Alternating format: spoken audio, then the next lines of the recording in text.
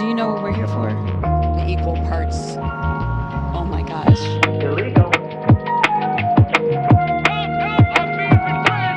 Too much, man!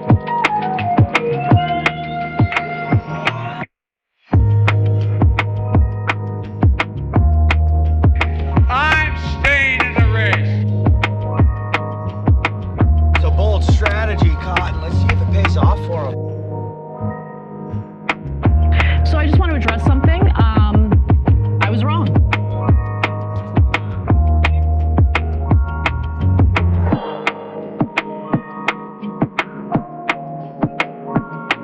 Not gonna do it. Wouldn't be prudent at this juncture.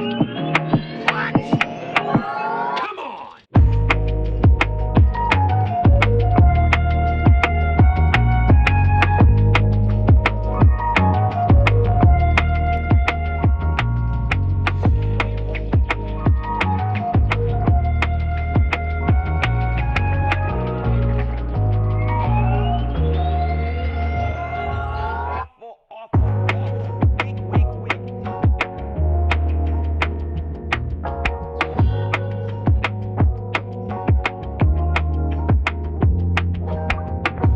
Arguably the greatest work of nonfiction of the 20th century.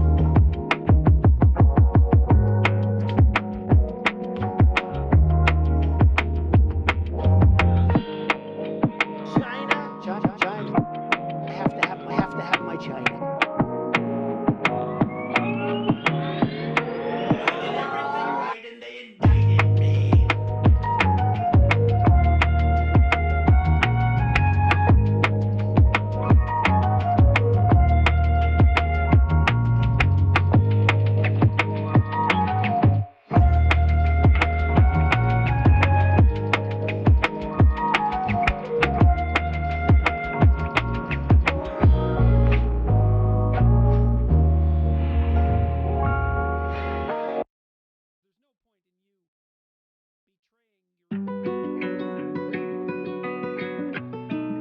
There's no point in you betraying your future self to gratify your present self. It's a stupid game.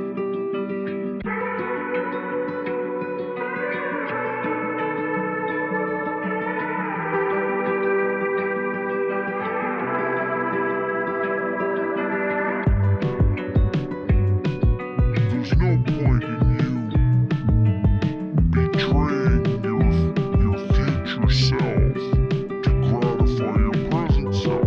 It's a stupid game.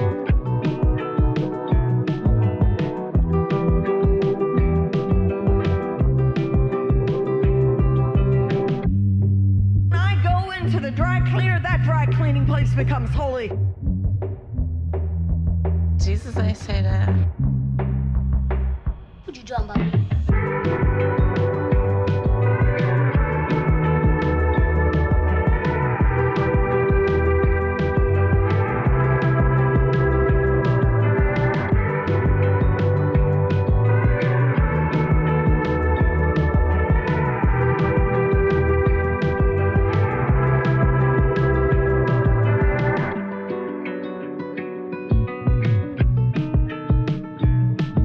Oh, never could.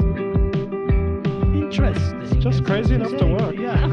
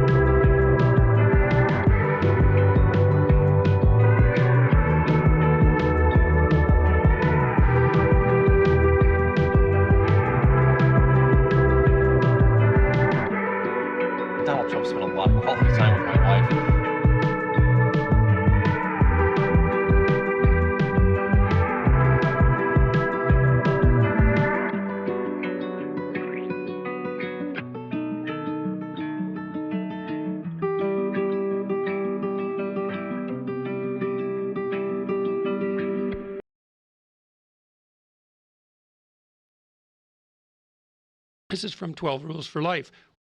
I don't want reality.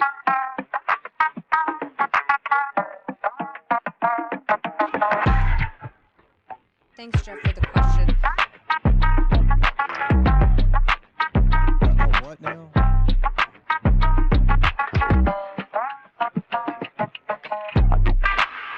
Break it down.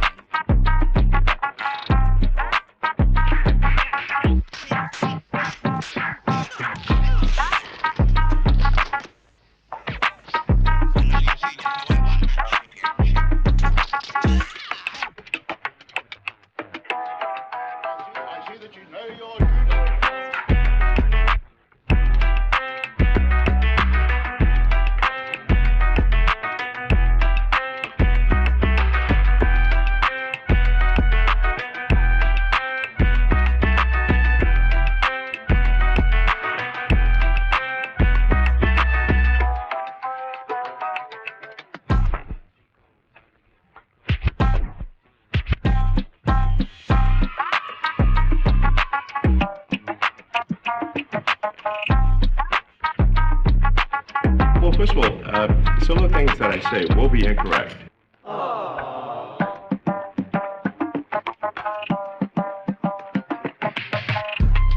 In the Ice Age, how much taxes did people pay?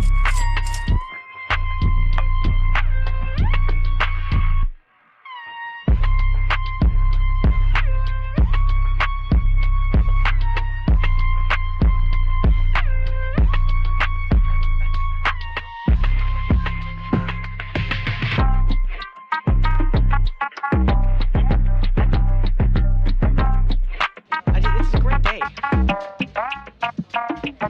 for being sad.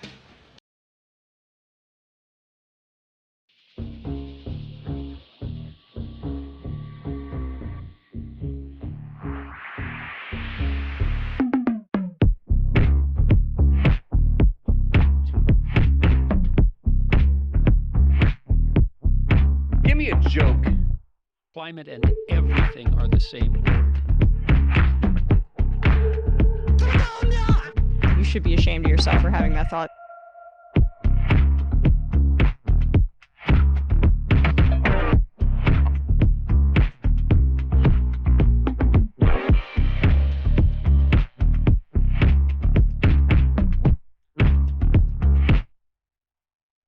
That's hot.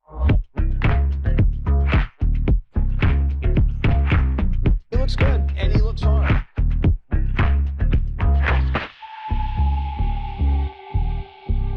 So hot right now.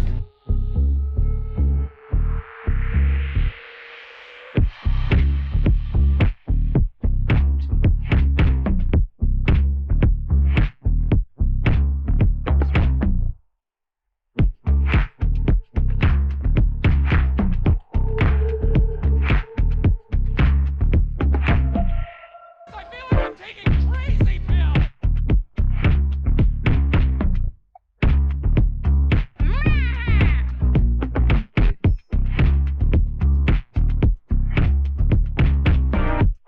Oh, girl, baby girl.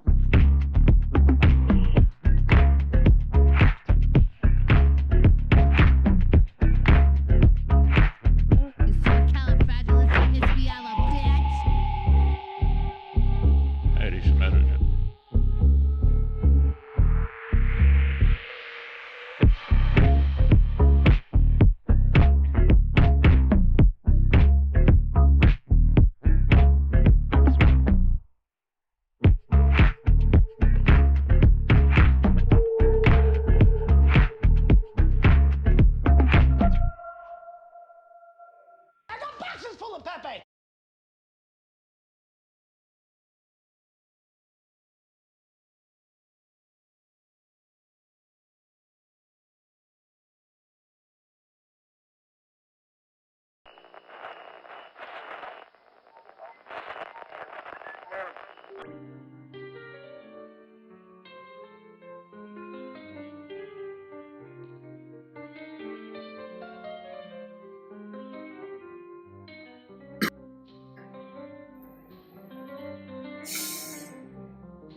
Well, here we are again, floating somewhere between Earth and space.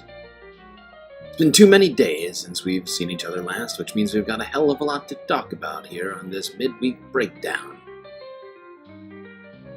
With that said, I suppose we gotta get right to it, chat, so buckle up those seatbelts and get ready for this space flight, as it may be dangerous and filled with peril. If you find yourself floating off into the abyss, please let one of the flight attendants know. We'll try to get you back in the airlock.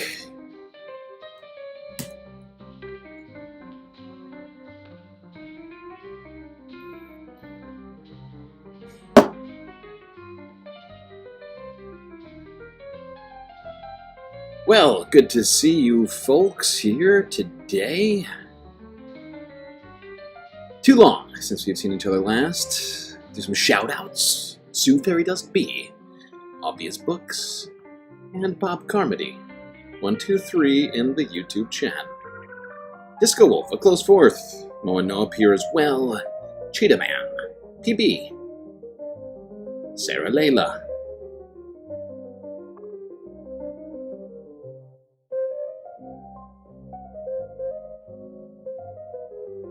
Rob Skelts. That's it. Aha, nobody was ready. Nobody was ready for a midweek report. I mean, That's too much, man. Sorry for throwing you all off, but yeah, we're doing it. A Wednesday evening stream. It's happening. It's happening right now. So prepare yourselves, space fams, as we've got a lot to talk about. It's been a crazy week, and it's only Wednesday. Who knows what the rest of the week will have in store for us, but we'll try and unpack at least what's happened already. We make some guesses about what'll happen in the future, but who knows how long any prediction can last.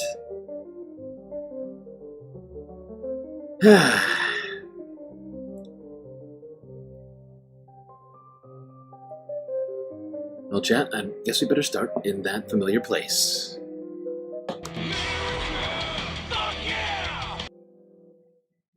The United States,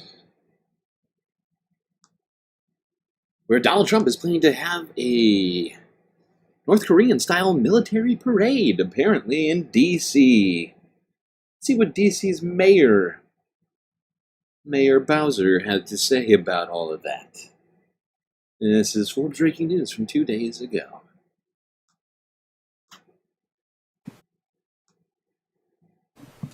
Good morning, Mayor. Adam Tuss, how are you? Good to see you. Can you comment on this report about President Trump wanting a military parade in the city between Arlington and D.C. this summer? First of all, can you confirm that report, that it's in the early stages? And then, if so, what do you think about that kind of plan? I don't know if it's been characterized as a military parade, but maybe it has. I haven't been directly involved in it yet. I understand that I think it was Homeland Security, maybe the White House reached out to our Special Events Task Force, which is what most people wanting to do a parade do in the district. So I would say it's at its early stages. Yes, they have reached out. I don't know if it's being characterized as a military parade. Previously, the first time that the president was in office, he had talked about military tanks running down Pennsylvania Avenue. There was some pushback from the city. Yeah. Would you have the same kind of pushback? Yeah, military tanks on our streets would not be good. If military tanks were used, they should be accompanied with many millions of dollars to repair the roads. And then just one final one. The other thing I'll note is... There you go.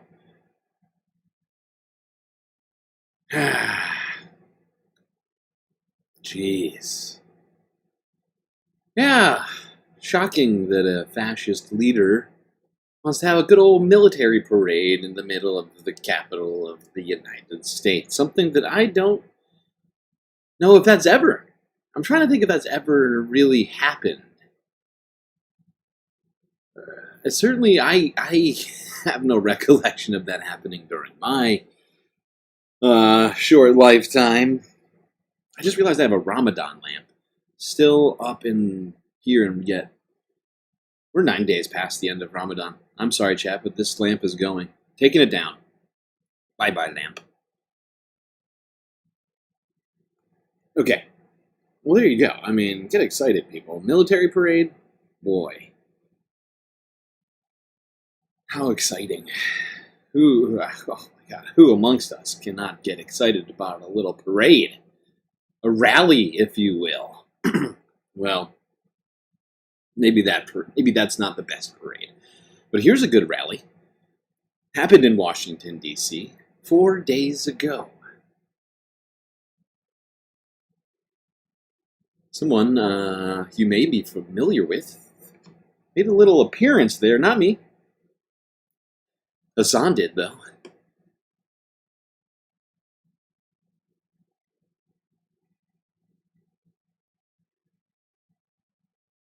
Bro, I asked you guys when we were in the hotel. You all said White House. That's not true. Yes, you did. He really doesn't ever accept accountability for anything. He's like, oh, I'm sorry.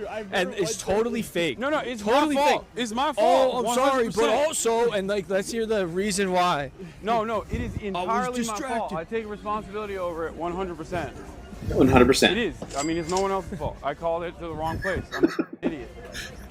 Yeah, just wait. Why is Will Neff's beard so red? Yeah. The rally's over there. Can anyone answer me this question? It's very confusing to me. I don't understand. Why? I called it to the wrong place. Why is Will Neff's beard so much redder than his hair? Is anybody else confused by this? I know this is completely unimportant, but I just noticed it. It's like there's like a shade. There's like shades of red. You start off with the with the Gafia fairy red. To the beard, slightly less red, but his hair is like brown, almost black. And I'm just confused. I don't know. This is unimportant. Idiot. Yeah, just wait. I just need answers. Yeah. The rally's over there. Now people are coming up and telling him where the rally is. Yeah. Thank you. Do you hear what he said? What did he say? He said, wait, can you repeat that into the microphone? Here, wait, hold on. Lolo carries the stream every time he's on. Thank you very much. Oh my God. Thank you. Hi. Where's our contact? Nice to meet you. What's up? How are you? I was the one texting you on Instagram. Oh, okay. In the beginning. Okay. Hi. So what's the deal? Do we? Yeah. What's going on? Nice to meet you, brother. How you Everybody wants to meet Hassan. Hi. Everyone wants to meet Hassan. I'm actually shocked that there isn't more of a crowd surrounding Hassan at this place. You gotta figure there's a lot of you gotta figure there's a bunch of Hassan fans at this thing. Oh, was I talking to you? Yeah. Oh, okay, perfect. So, what's the deal? Like, there's a lineup of speakers. You're coming up. Yeah. Oh, I am. Yeah. Okay. I mean, I'm gonna make it short and sweet. I'm not gonna yap. What's up? I gotta go speak.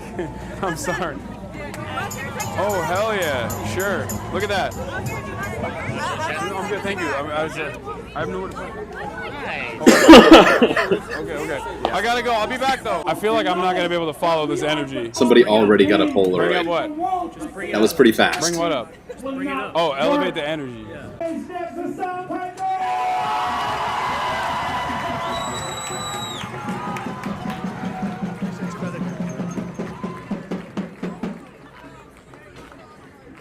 That's gonna be a hard one to follow. Wow. Love you too.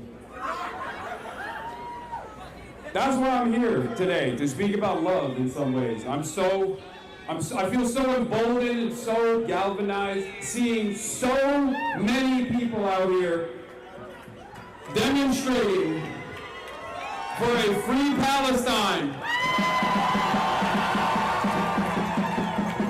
Something that I never thought I would be able to see so many people out on the streets. Now, I've spoken on this matter every single day, as have you, so we've said everything that must be said 1,000,000 times over. So I'm going to keep it short and sweet, also because I didn't really prepare for a speech, I'm sorry. What I want to say is this. Right now, this Trump administration has severely escalated the erosion of civil liberties for all Americans. Every single one of us. You have people getting black-bagged in the street, disappeared, illegal, for the crime of speaking the truth. And that is precisely the reason why you demonstrating here matters. We must never allow these fascists to take away our voice, even if people don't recognize, even if people don't understand that one day they might be the ones who get black-bagged and sent to a slave labor colony in El Salvador without due process. We will fight for them too.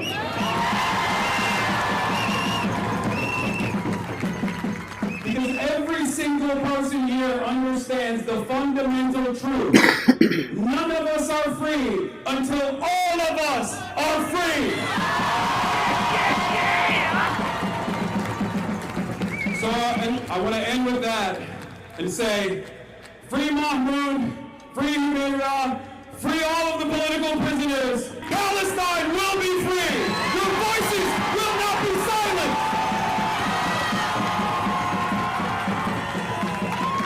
Speeches like that, Hassan for president 2028. You certainly had quite a reception here in D.C. My God, that was unprepared, but quite a fiery speech from Mr. Piker. Let's do a Hassan in Hassan, an H&H stream clip here. Hassan reacting to himself. I believe that, if I recall correctly, that's what this is. Oh, no. I did it. I did a thing. I messed up. I made a huge, tiny mistake. I made a huge, tiny mistake. I took the wrong one out. Why does that Hassan have to have so many YouTube channels in here? I deleted the wrong one. Which one is this? Oh, God, son of a... Oh, Hassanabi Archive is the one that got Hassan reacting to Hassan. Not the... Ah! Why? Why? I've been foiled. Foiled once again. By myself. By my own petard. Thinking I'm fancy. I'm like, I know which one it is. God damn it. It's the archive one, don't play it. Wow. Wow. Seems like people don't want to watch Hassan reacting to Hassan's own speech. I thought that was going to be fun. Just copyrights everyone. I don't get copyrighted by Hassan. I've never once been copyrighted by Hassan. Not one time. Or the Hassanabi Archive. Maybe they like the Galactic News Network more than everyone else. Maybe we're just that great. Aren't I a good guy? You have 32 likes. Okay. Alright. Well, before I move on...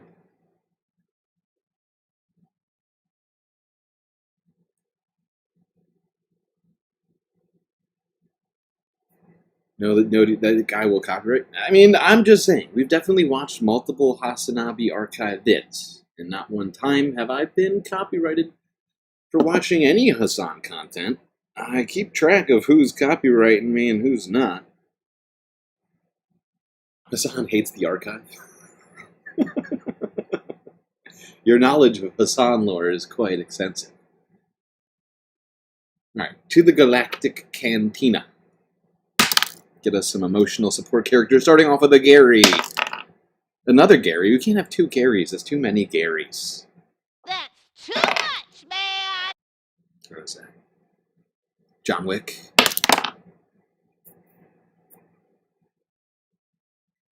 It's two John Wicks. Two. Cisco. Look it up.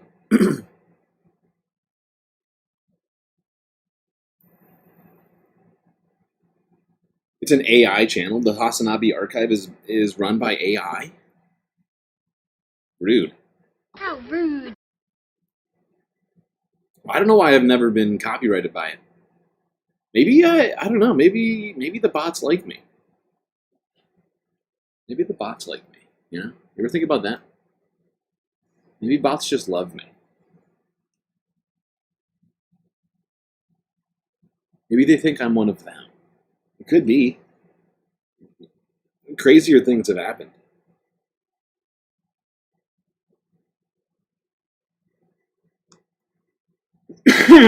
Okay. Well, since everybody seems to be adamantly against us trying to watch that Hassanabi archive video, let's go to some other rallies. Here, CBS News from 2 days ago. Opposition movement against Trump presidency emerging. No kidding. Americans around the country are out on the streets saying, no way. Well, we're not going to give up without a fight. If we don't stand up, we won't have a country tomorrow. We are fighting literally for democracy. Every issue from taking away people's social security. The sound of agitated Americans who took to the streets this weekend for what was called hands-off demonstrations. In all, more than 1,200 events occurred across the country, organized principally, but not exclusively, by Democrats to speak out against a wide array of Trump administration policies. I want to bring in Robert Costa, who spoke with Senator Bernie Sanders for CBS News Sunday morning about some of this tumult, some of the issues driving it, and where the protest movement or moment finds itself. Robert, great to talk to you. We have some sound from that interview I want to get into in a moment, but Bernie Sanders is no stranger to populist roiling in American politics. Does he have any sense of how this moment is or isn't different from those in his more recent past? Major, great to be with you. You recall when we covered 2017 and those early marches during the first Trump presidency, and there seemed to be at that time a galvanizing of the left, of many Democrats against President Trump. There's been a question in Washington and across the country in recent weeks: when would there be a resistance that made itself noticeable politically in this country? And the figure in recent weeks who has drawn more crowds, bigger crowds than anyone, is Senator Bernie Sanders, the progressive independent of Vermont. I also covered the protests over the weekend in Washington, Major. And if you couple together the weekend protests with what Senator Sanders and others have been doing on the road, you're starting to see an emerging opposition movement against the Trump presidency. It's been a little slower to action than we saw in 2017. But this time around, it's about getting working people back to the left, to not have that siren song to the right, as many Democrats worried happened in 2024. And you talked to the senator about the state of American democracy, and I want to play that sound for our audience. When we talk about America as a democracy, I think we should rephrase it, call it a pseudo-democracy. And it's not just Musk and the Republicans, it's billionaires in the Democratic Party as well. That's a serious thing to say as a U.S. senator, a pseudo-democracy, Yeah, well, not a full democracy. Look, you get one vote, and Elon Musk can spend $270 million to help elect Trump. Does that sound like a democracy? Immediately, if not sooner. Robert. Yeah, Bernie making a lot of good points here in that CBS News interview. Pseudo-democracy. This guy over here seemed shocked that he would suggest such a thing, even though all the signs point to yes, we do live in a pseudo-democracy right now, for multiple reasons. Where are emotional support characters? That's a great question. I completely forgot. I rolled for all of them and then completely forgot them. Now here's somebody who had a problem with things, who decided to, take things too far.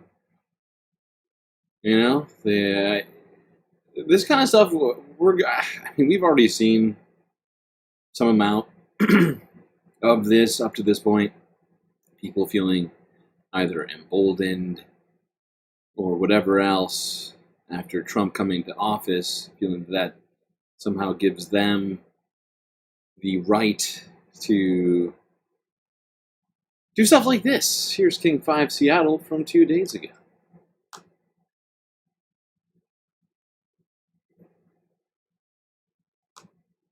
Okay, emotional support characters. I'm going to do it right now.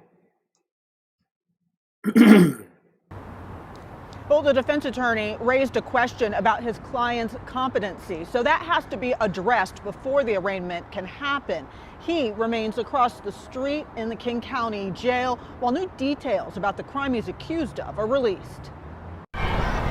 Outside of Queen Anne Elementary is where surveillance cameras captured a man taking down a pride flag, torching it, then writing hateful words on the flagpole. Wow. At the school on March 19th, classes had ended, but kids were at a nearby daycare, and people were passing by as the man allegedly yelled slurs targeting the LGBTQ community.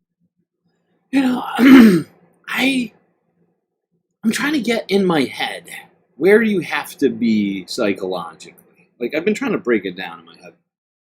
Because the more I see stuff like this, the more I'm like, what leads people to doing this? And I'm sure it's a variety of reasons, but what? If you're a straight, confident man, why do you feel it necessary to drag down a flag that's not for you, I would point out? Why do you feel, because it's not, because is it because not everything is about you? Is it because you feel your sexuality is somehow being infringed upon by the existence of other people's, perhaps different sexuality? Why is it that your identity is so fragile that seeing someone else's identity makes you do stuff like this? It just doesn't make a lot of sense to me. It's like, if you're so, like, you're so upset, where's the anger coming from, buddy? We don't have to bet. I mean, we can kind of tell that he is white. Look at his, skin. It's so strange. I don't understand it.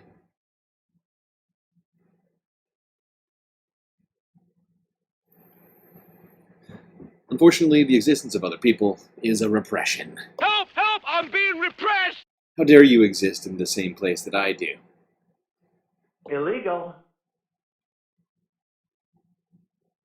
Well, let's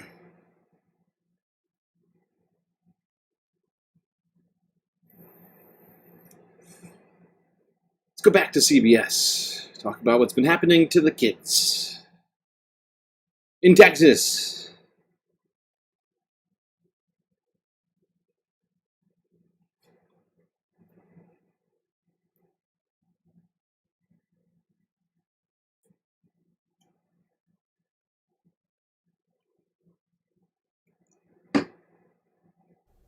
In the past decade, the population of rural areas of the U.S. decreased.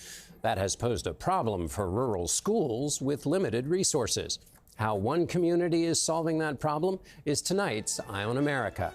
Here again is Janet Shamlian. Amber Garcia's passion is ignited in her high school welding class. But this isn't her high school. The 17-year-old travels to a different school district for the training, prepping her for a high-paying job. How many days a week do you go there? I go there every day. With small populations and tight budgets, these rural South Texas schools used to be able to offer only a fraction of the learning opportunities offered in urban areas. Okay, start your search there. But now, 5 high schools across 4 counties in several different school districts have partnered to offer specialty programs to each other's students. It sounds like an old-fashioned swap. We looked across the street, we looked around at close neighbors and said, what are you guys doing well, and what can we take advantage of as a school district? Michael Gonzalez runs the nonprofit Rural School Innovation Zone. Freshman Juliana Farias travels almost an hour to and from different high schools for a shot at her dream. They had this tag. To be a teacher. In the path I'm going, I'll graduate with an associate's degree. From high school? From high school, yes. Damn. It's a great opportunity, and I'm very lucky to have it. Students in schools that battle it out in sports are allies in education. We're locked arms, in bitter rivalry battle on the basketball court, baseball field, football field. But from 8 to 4, Monday through Friday, we're joined at the hips, we're going the same direction, and our kids get along really, really well. So. Here we go. Rural schools in Texas banding together to attempt to give the kids more education, more educational opportunities. Almost like a department. It's like working together somehow helps create more opportunities. I don't know. But I don't know. I just figured we'd watch that, considering we're dismantling the Department of Education. Immediately, if not sooner. Now, Tommy Tuberville and Republicans have decided to hold a hearing in... what committee is this? I can't remember what committee this is, but they're taking the kids' education very seriously. And, it's not like they have other stuff to do, okay? So they're focused 100% in on the kids. I wonder what it is they think is most important for kids to get a education. Let's go here. Forbes breaking news from 2 days ago. So they have great plans. Chairman, thank you, Doctor, for being here today. My former profession was working with students and kids. Was it? Traveled to hundreds and hundreds of high schools across the country in all 50 states, ate at lunchrooms. And the food in most of them were atrocious. 2010, we basically did away with, milk for some reason. I can't imagine. I've got a new granddaughter. I'm sorry. I'm sorry. We did not get rid of milk in schools, okay? Some schools stopped carrying whole milk. All right? This guy was also not an educator. He was, if I recall correctly, he was like some sort of a coach. No experience in education, but apparently school lunches were not good enough for Tommy Tuberville. But yeah, here we go. My daughter-in-law is breastfeeding. Okay. We looked at the formula. Yeah. That we could have been feeding my new granddaughter. Sure. We want to do away with something. We do away with that because it's nothing but sugar. And we're going. The Senate's going to get rid of formula. Is that the plan? Now we'll just have wet nurses. We'll just have governmental wet nurses come to your home. If you can't manage to breastfeed, we will send you this. I can't even finish that statement. Disgusting. Don't be creepy. Hey, it's not my idea. It's Tommy's idea. Okay, he's the one. But of course, I want to point something out to you if you're not aware. Public schools don't have formula because there's no babies in public schools. Just It's something that's so important to our kids growing up and their physical attributes of growing up to an adult. Okay. We're looking at possibility of milk being detrimental. It's mind-boggling to me, but I guess there's a lot more smarter people than me. I used to have a training table for players. All of our athletes. Wait, are you looking into whether or not milk is detrimental, or did you already get rid of milk? You just said the milk. No more milk. No one has seen milk in a school in a decade and a half. He just said, and now he's like, "Oh, was milk detrimental? I don't even know what exactly is going on right now." But we must have. The government's being dismantled, stock market's imploding. But it's most important that we hear and we try and get down to the bottom of this whole milk situation. Why can't the kids have whole milk? We should spend an entire day talking about this. Milk, and you put tea, you put water out there, they drink the milk. Athletes. And there's a reason that they look a lot better than a lot of our kids nowadays. But at the end of the day, we have to make a decision. What's better? I can't believe we... Who looks better? Professional athletes look better than children? Don't be creepy. Don't be creepy. But at the end of the day, we have to make a decision. What's better? I can't believe we're even getting involved in this. But, science improves and changes over time. We know that. Our nutrition standards should not be what they were in 2010. They have to change. Now, I listened to this entire discussion by Tommy Tuberville. He was incredibly upset about the lack of whole milk in schools. What Tommy's not as much upset, in fact, he didn't even once mention the fact that some kids can't even afford milk in school he didn't seem to bring up the fact that there's plenty of kids who, you know, whose parents can't give them enough money to buy food at school. You know, Tommy's focused in on one thing and one thing only. I mean, as long as the milk's there, at least the kids who deserve the milk, I guess, are going to get it. Like the rich kids, right? Or the kids who at least have enough money to buy their own lunch. But he didn't once mention anything about the necessity of ensuring that all children receive food at school. Something which every child needs to learn. But he's no. He's much more upset about the fact that they can't have whole milk immediately. Illegal. Rich kids, they deserve the whole milk, okay? Poor kids, they can drink some water from the tap in the bathroom. They'll be fine.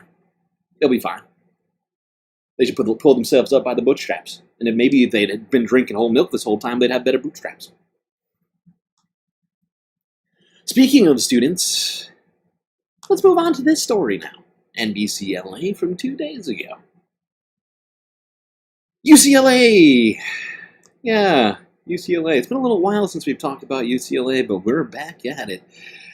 Because a dozen current and former UCLA students have had their visas revoked. Immediately, if not sooner.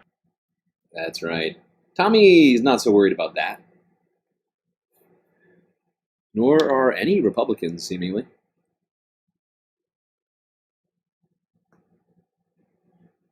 On the number of UCLA student visas that have been revoked. Hundreds of student visas were also terminated at other universities across the country.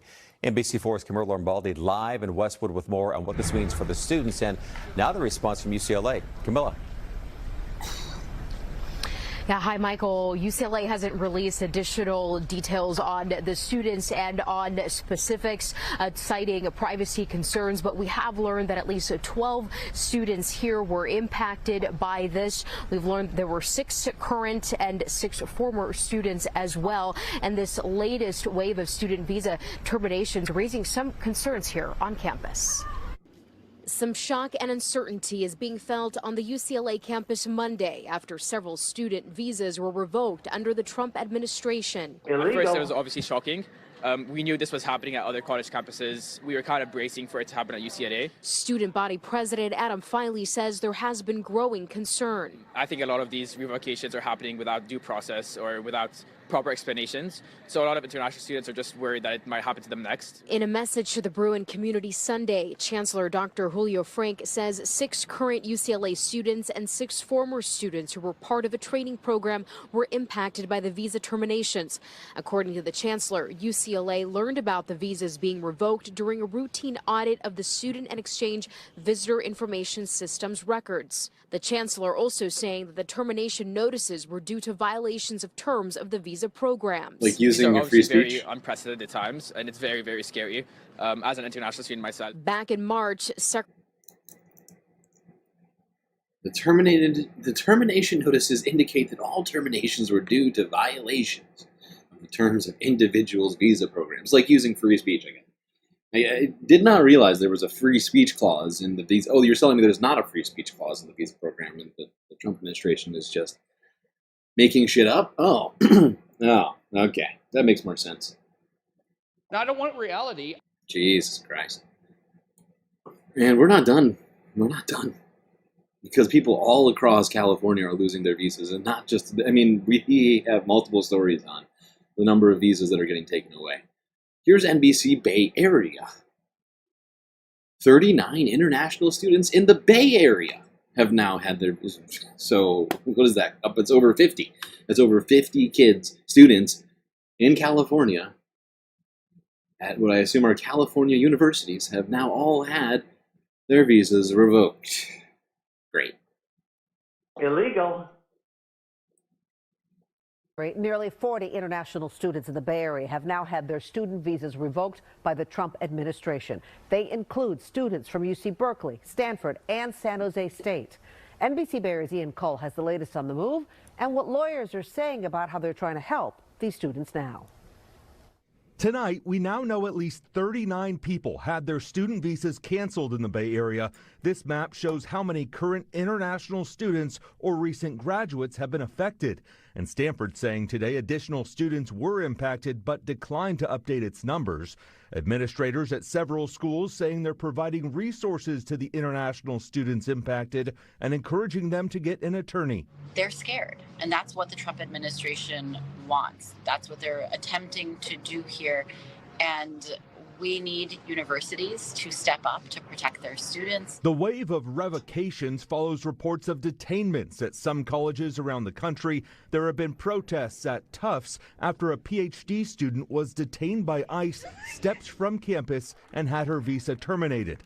U.S. Secretary of State Marco Rubio accusing her of supporting Hamas. And some activists claim the wave of canceled visas appears to be targeting foreign-born students who participate in political activism. Once you've lost your visa, you're no longer legally in the United States, and we have a right, like every country in the world has a right, to remove you from our country. Yeah, but it's not like they lost their visa for a justifiable reason. They just used their free speech privileges as being, since they're residing inside the country.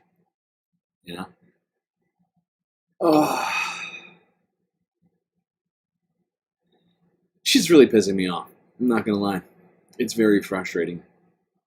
And it's pretty scary. And I'm sure it's much more scary for people that aren't from the country who are now here.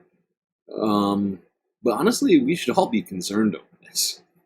This is, beyond horrifying. And the thing that I find most fascinating about this, even though it's really not very fascinating, it's just more terrifying, but the free speech president, the lovers of free speech, don't seem to be concerned about this whatsoever. The free speech, the guy who's going to bring back free speech is getting rid of people for the free speech. The guy who said he was going to make your egg prices lower, who's never been in a supermarket, who said he was going to bring inflation back down because the Biden administration had completely ruined the country, is now artificially raising prices. That's the opposite of bringing inflation down, I point out. If you artificially raise prices with tariffs, which are still in place, by the way, some of them, I don't know if you've heard, some of them have been halted, but there's still a bunch of tariffs out there, which are definitely going to cause inflation.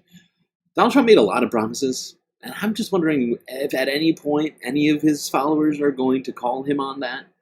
We're not done talking about the students. Let's go to King 5 Seattle from yesterday. University of Washington. 9 UW students have had their visas canceled by the Trump administration. Illegal. At least, if anything, they're consistent about their inconsistency.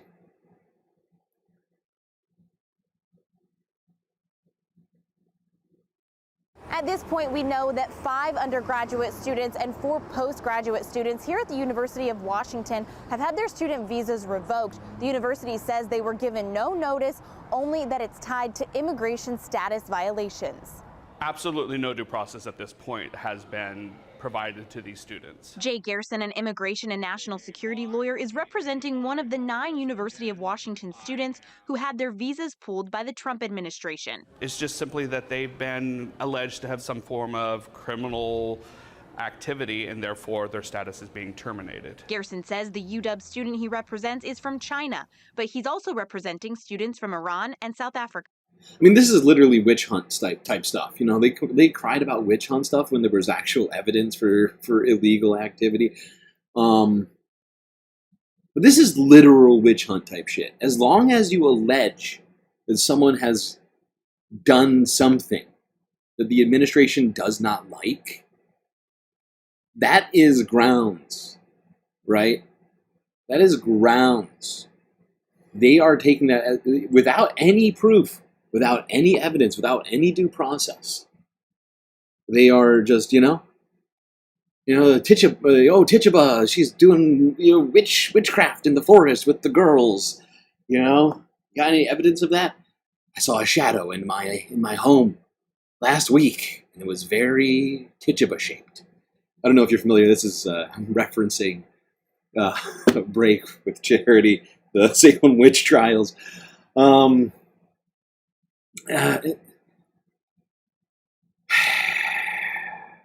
It's just insane, okay? We're going back to, like hundreds of years in terms of how our society functions. And it should be genuinely terrifying. Because who knows what happens in the next 4 years, right?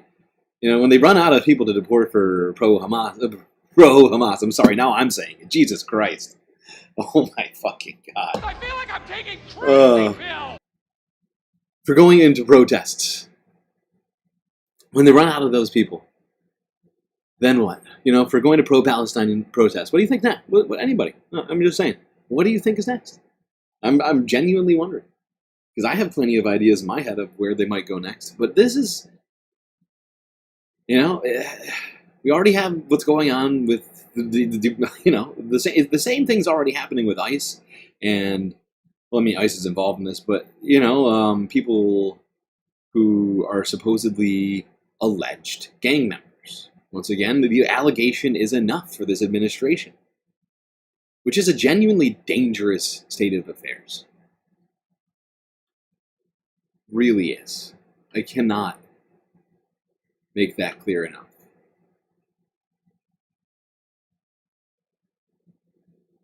Now, I'm sure some people will be afforded due process in other circumstances, but at what point will due process just go away entirely? As long as you're a certain person, maybe it's justifiable to put you in jail or throw you to a different country. And they, like I said, they got 4 years of this. And at some point, they're going to run out of pro-Palestinian visa holders to deport. And then who do they turn their sights to? Who do they start going after? And I say we have to start preparing ourselves for that.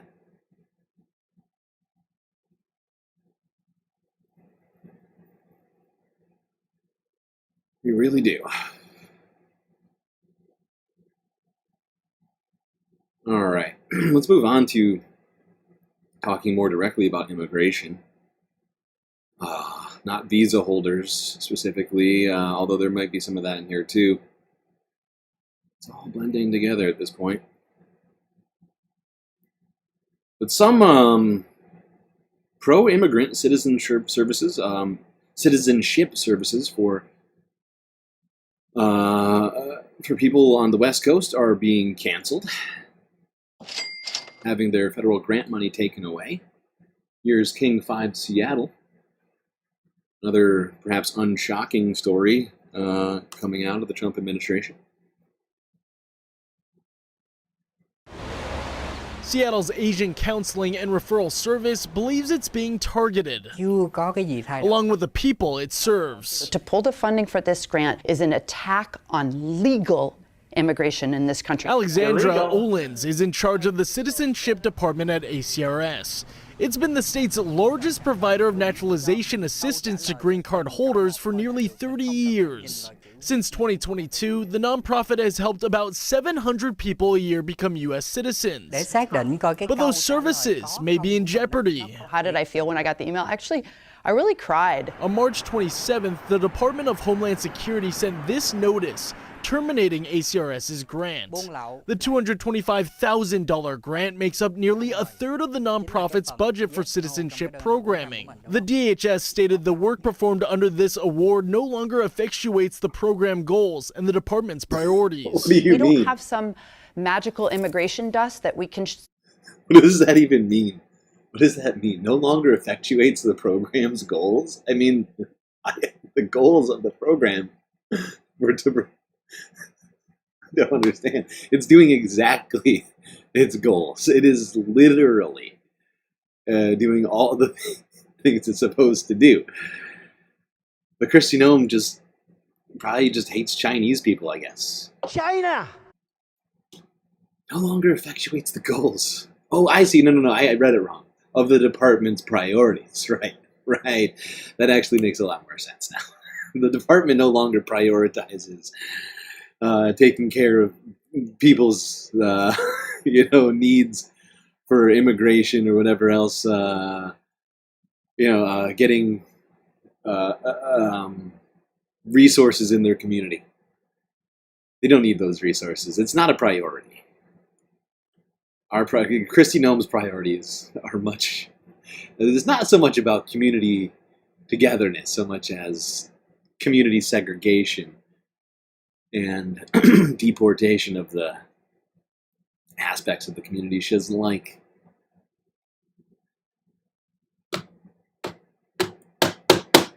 This is where we're at, people. All right, let's go to Philadelphia, all the way across the country on the East Coast now, where one woman is worried about her husband, who has now been picked up by ICE. For what? Oh, I'm sure it was a horrifying... We've been told they're all criminals, so I'm sure this is a horrifying crime. Prepare yourself. Probably content warning necessary for this one. They were already gone. They already took him.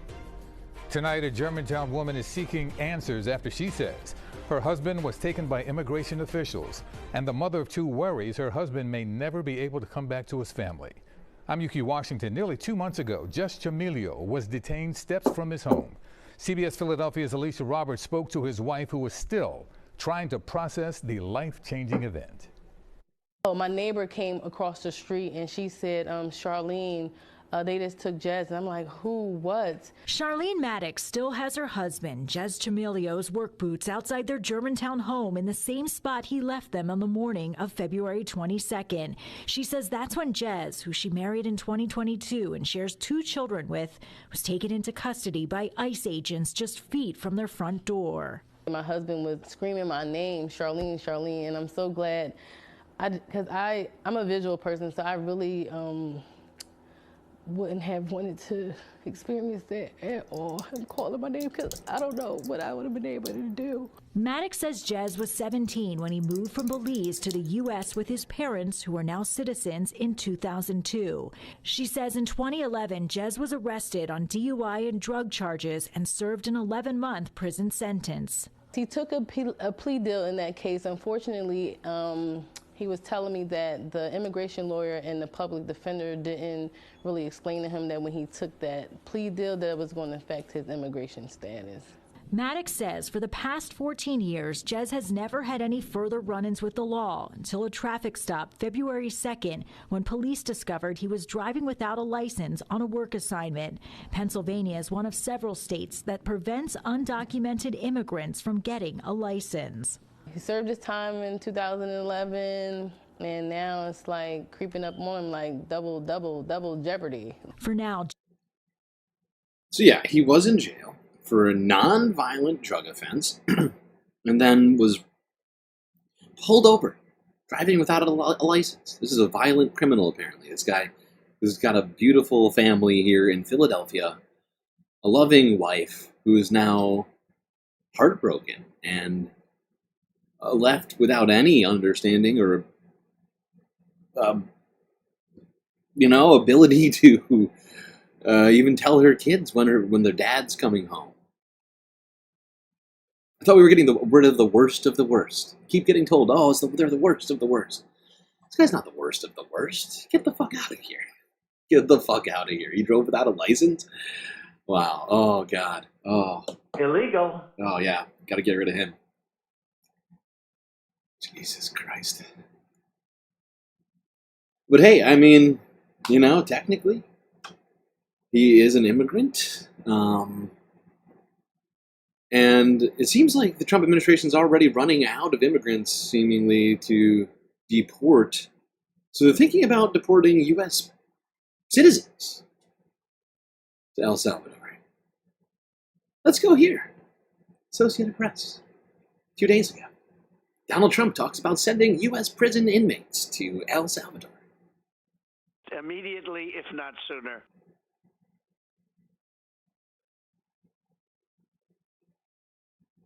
Speaking of the border, have you talked to Attorney General Pam Bondi recently about the cases going on with the deportations? Yeah, sure. It's really sad when you think that it's really sad. Biden allowed millions of people to come. Oh, that's what's sad. And if they find one, now I will tell you.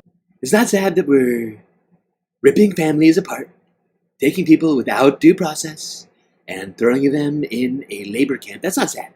That's totally fine, actually. I sleep perfectly fine at night. But guess what? You know what's sad? Joe Biden letting all the immigrants in. That makes me cry.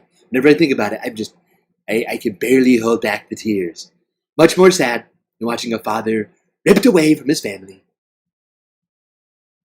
Somebody said he's a member of MS-13, not trend. Somebody said that, and then it's like, that's good enough for me. As long as they say they're in a gang, that's all I need to hear.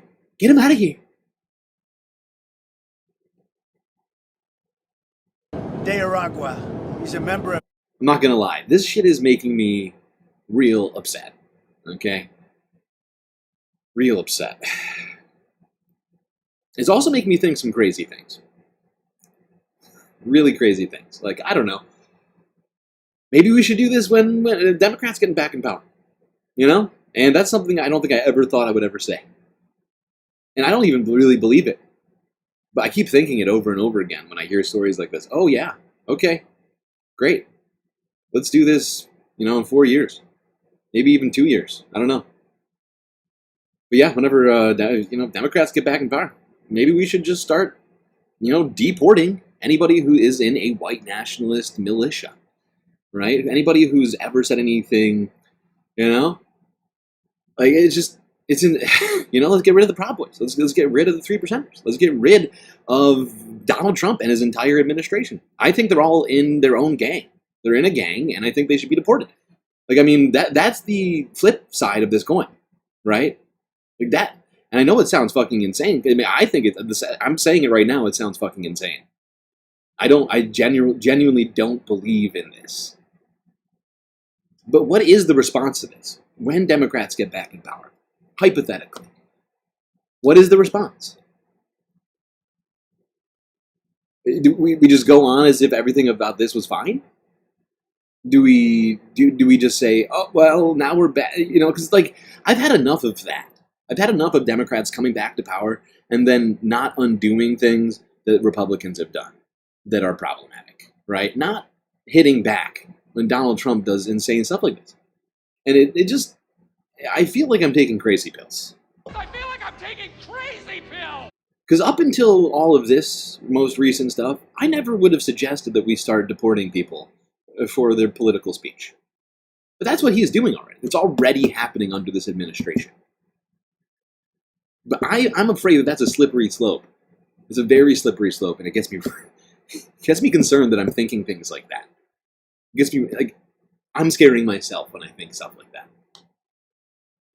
MS-13, and therefore he should immediately be brought back. Well, MS-13 is just as bad as Tren de Aragua. El Salvador's president said on X that he'd been invited to the White House on April 14th for a working visit. In their system, their prison system, they spend a tiny fraction of the money that this country spends. So, but he is coming in, I don't know when, but he is coming in sometime over the next couple of weeks.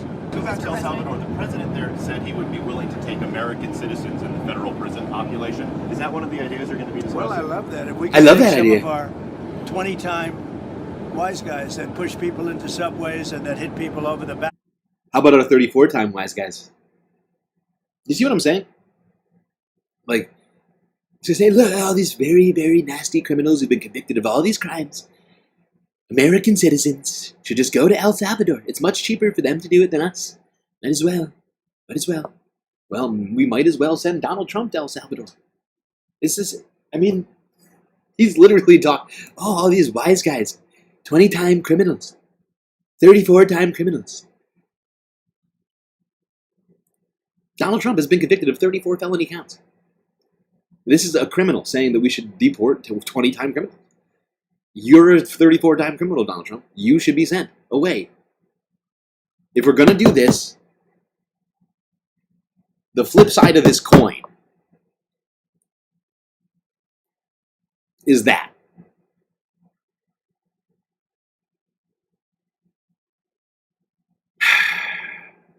This should be the most troubling of all of the stories, I think.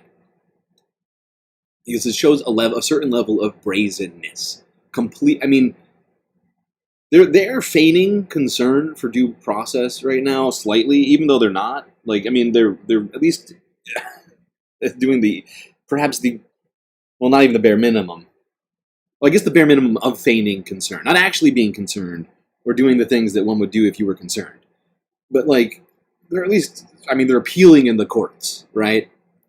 That's what I'm talking about. They're appealing in the courts. Some of these things the judges have been trying to stop them with these extrajudicial deportations. That's all. I mean,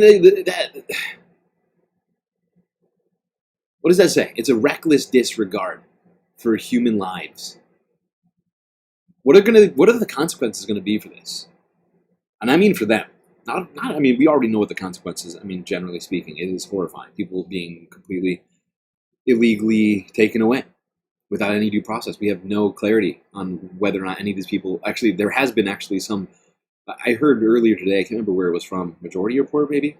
Supposedly 90% of the people who have been deported so far to El Salvador had no criminal record.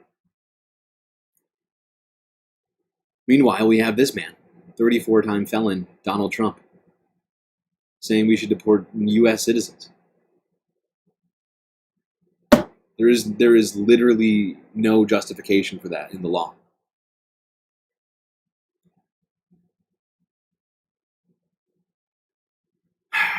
Let's go to the Ministry of Truth. See what Caroline Levitt had to say.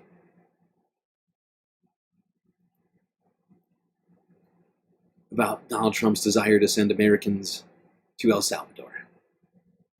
I'm sure she'll tell us how great of an idea it is, I'm sure. Go ahead.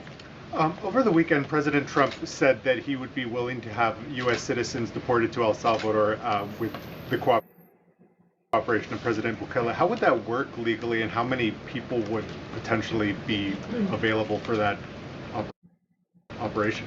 So the president has discussed this idea quite. What is happening?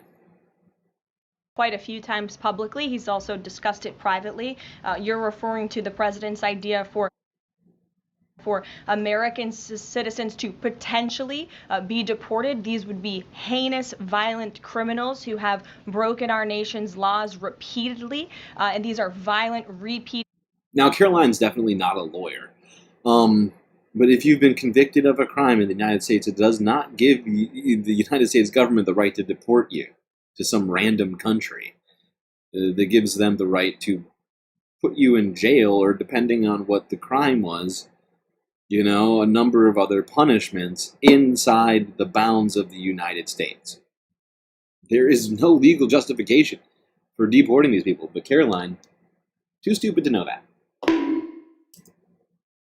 Or too ideological to give a shit. Who have broken our nation's laws repeatedly, and these are violent repeat offenders in American streets. The president has said if it's legal, right? Proof. Give us proof. They keep claiming all this stuff.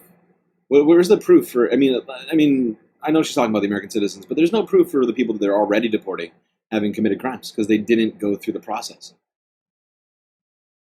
And what's the bar going to be? She says heinous. We'll think about deporting the really bad ones, the most heinous criminals. What counts as the most heinous criminal? And this is the kind of stuff that makes me think to myself, okay, relegate. 4 years from now, we'll make an arbitrary decision on who's the most heinous. Whether it be you for all your lies. I find what you're saying right now to be pretty heinous. Maybe we can deport you for that. I mean, that's basically what's happening right now. I know it sounds like I'm joking. I wish I was, but like, they're doing the same thing I'm doing right now. Like, well, we have arbitrarily decided some people are very heinous criminals, even if there hasn't been a whole bunch of evidence for it. And the arbitrary nature of this shit should be the most concerning about this, right? Like the fact that they don't seem to have any concern for the law, and that they are just deciding ideologically, person to person, whatever thing it might be. And it is problematic. It is the destruction of this stuff is the destruction of our society. of the rule of law. The people who supposedly care most about the rule of law. Republicans have been screaming about the rule of law for so long. My head hurts. And yet now they are just completely circumventing it and doing whatever the fuck they want with the law. And I'm just wondering to myself, why do they think that any of this is a good idea? Are they thinking about what the future holds? Do they think that this will ever be turned around on them? American citizens being deported, right?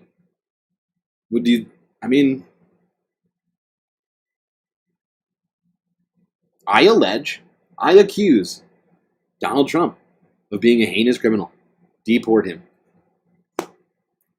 Enrique Tarrio, go to El Salvador, bud. We could go down the list. All these people should be deported. They're problematic to society, in my opinion. And this is all opinion-based. And that's the problem, right? It's not about the legality of anything. It's just about how they feel.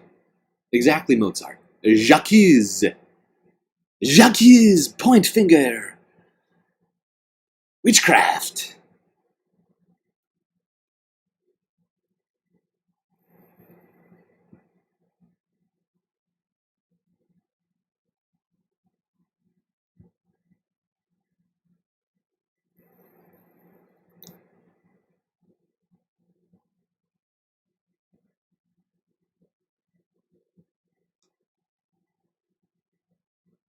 All right, let's talk about one of those people who was wrongfully deported to El Salvador. Here's CBS Evening News from 2 days ago.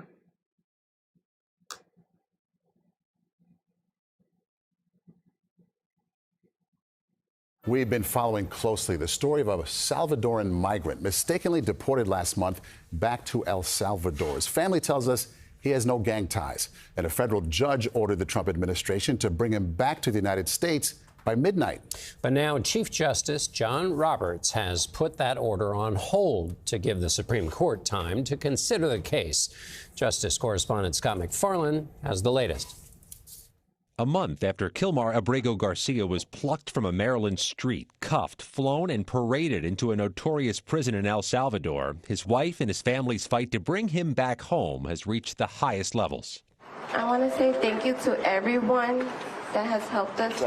The Trump administration acknowledges Abrego Garcia was deported by mistake, but Attorney General Pam Bondi argued they're powerless to get him back from another country. We should be concerned about the victims of these crimes here in our states more than these defendants. Before the Supreme Court stepped in, a federal judge had ordered Abrego Garcia returned by midnight tonight, calling the deportation without due process lawless and a grievous illegal. I just came up with a great plan.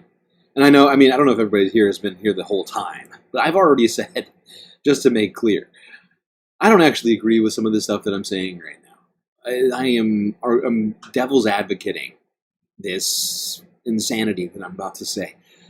But I think that anybody who's been in the Trump administration, who's had their hands on this, Tom Homan, any ICE agents who've facilitated any of these, I think we should round them up, put them in internment camps, and we'll make a bunch of internment camps. We'll be one per farm. Okay, now hear me out. So you go farm by farm. You figure out how many immigrants have been deported that worked on this or that farm or this or that business, right? And we replace them with slave labor, right? Republican slave labor. Okay, once we come back to power. We take them all, put them in little internment camps from farm and here, right? And then, we'll solve the inflation problem, right? We'll solve it. We'll solve it because, they're getting rid of all the people who are, picking our food, things like that. This is killing two birds with one stone. I'm just going to point that out. I feel like I'm taking crazy pills! This feels like it's suddenly bigger than just this one man's deportation. It is. This case, I think, has taken on a much larger significance. Tom Dupree was a Department of Justice official in the George W. Bush administration. The fight between the executive's attempt to act with muscular, powerful, aggressive authority and whether or not the judges are going to try to constrain the president, rein him in, insist on the enforcement of law. An investigation by 60 Minutes correspondent Cecilia Vega has revealed questions about others deported on those flights March 15th. And found that of the 238 Venezuelan migrants sent to El Salvador, there were no criminal records available for 75% of them. Wow. 3 in 4 people sent to El Salvador.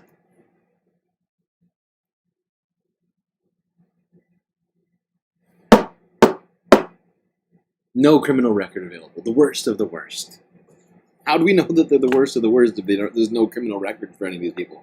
Once again, this is more witch huntery, okay? This is literally what we're doing here. Yeah, no, and PB is right. Now supposedly it's up to 90%. And that's what I heard last myself. I don't know where I heard that once again, but I have no reference for that number right now, but yeah. 75 should be concerning enough. 90%? I mean, we keep being told merit and competence and all this stuff. This is the opposite of that. This is a fantasy, nightmarish reality that we are living in, where people who we have zero evidence for having done anything wrong ever, aside from entering the country in an undocumented fashion or are now undocumented. Because some of them came here on visas. Some of them did get documented. Some of them did talk to either asylum, immigration courts, or whatever else, right? And were supposed to be here.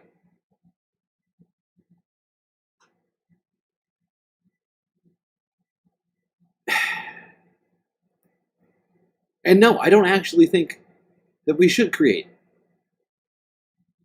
internment camps. But we already have.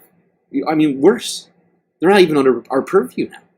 It is worse. I know it's a very, very slim distinction that I'm making here, but it is in fact worse that we have decided to take them out of the country, just send them out of the country, where we have no control over them, where we have no ability to undo these mistakes ourselves, that we have to now speak to a foreign government to do anything about any of these, what appears to be just a myriad of mistakes.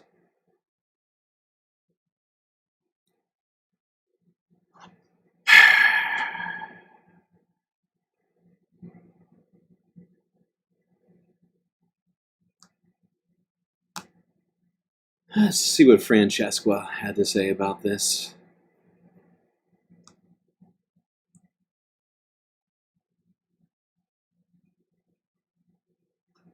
This ProPublica report is pretty terrifying. So we know that there have been deportation flights. We know that they're wildly expensive. They cost millions of dollars to the taxpayer.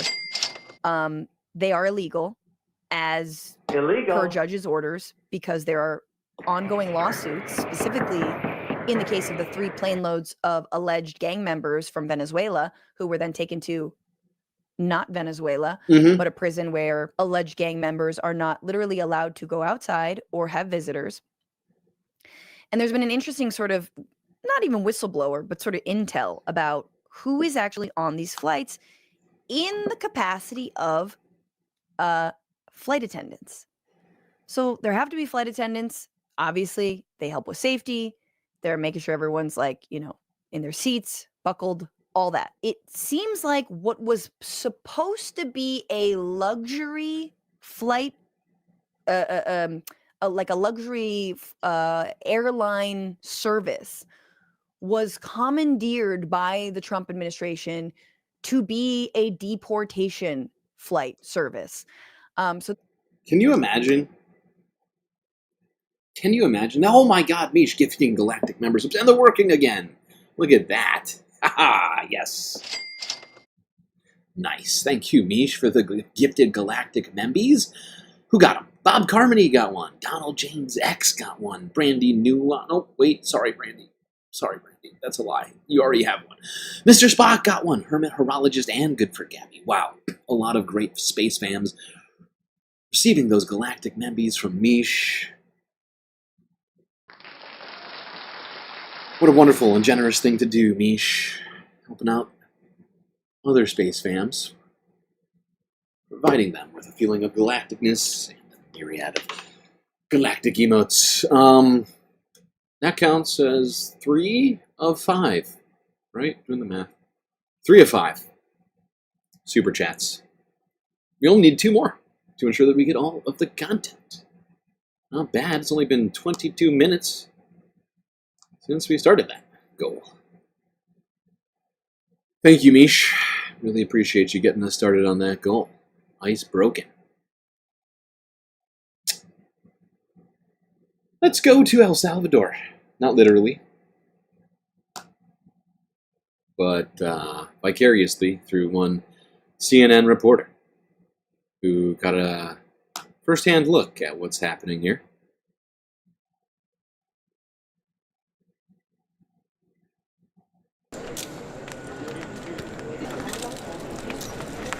When we first walked into these halls, Secot was a powerful symbol across Latin America.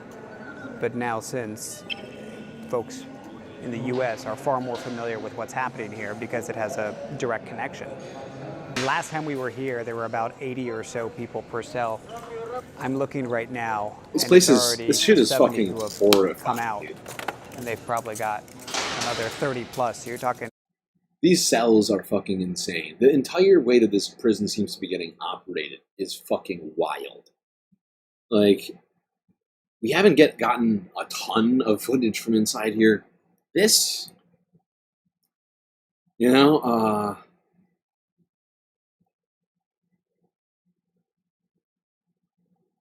the fact that the U.S. government was fully aware of what this prison camp was like and still thought it was good to send people here is insane.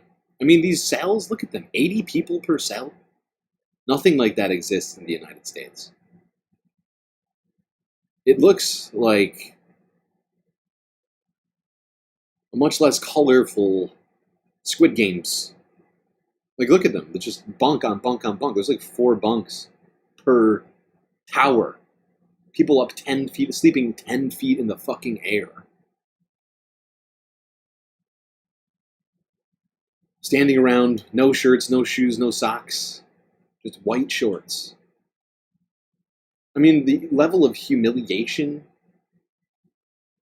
people are going through who have not even had the chance to prove their innocence are just here indefinitely till the U.S. government decides to care about the mistakes that they're making. They're not going to, by the way. And that leaves us to question the legitimacy, in my opinion, of this government. Because they seem to be just violating the Constitution so blatantly at this point. I don't think the U.S. government, current administration, is at all legitimate. More than 100 people in some of these cells now. And the director has told me they've increased the prison population because more arrests have taken place within this country. Built to isolate El Salvador's most dangerous criminals, the Center for Terrorism Confinement, or SECOT, opened in early 2023 as the centerpiece of President Nayib Bukele's anti-gang crackdown. Buenos días. Why are there more people here? El régimen de excepción no finaliza hasta que el último pandillero que está en la calle sea capturado. He says the state of exception, essentially the state of emergency that's been declared under President Bukele going back 2022, will not end until the last gang member has been taken from the communities and brought here to Secot. This is a court hearing that's playing out right now.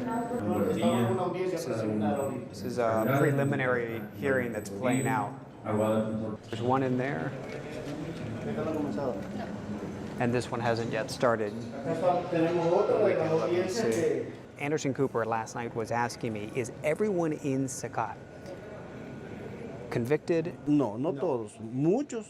Garcia says many here have been convicted, but others are still going through the judicial process. And when we ask, he does allow us to sit in on what appears to be court hearings underway. I hear you when you say that there are people who have done horrible things, but is it possible that there are people who are innocent as well in here? Toda la gente que está acá. Garcia claims every person in Secot is an active member of a terrorist organization. Oh, I love that. This warden making the distinction himself. He says every single person here, even though he just admitted that some of these people are still going through the judicial process, he is ruling from inside the jail. No, they're all gang members. Yeah. What you talking about? Rule of law. Rule of law.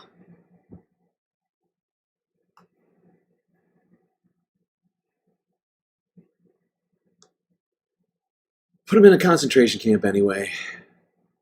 I'm from Venezuela. Jesus Christ.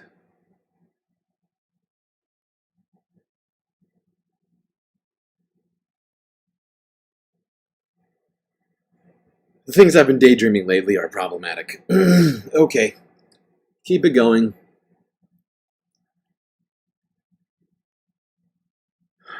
Trying to avoid saying things that are going to get me taken out myself. Alright, let's go here to CBS New York from 22 hours ago. Hey, ICE might have a new place to send people. Rikers Island. That's right. ICE is now taking over Rikers in New York.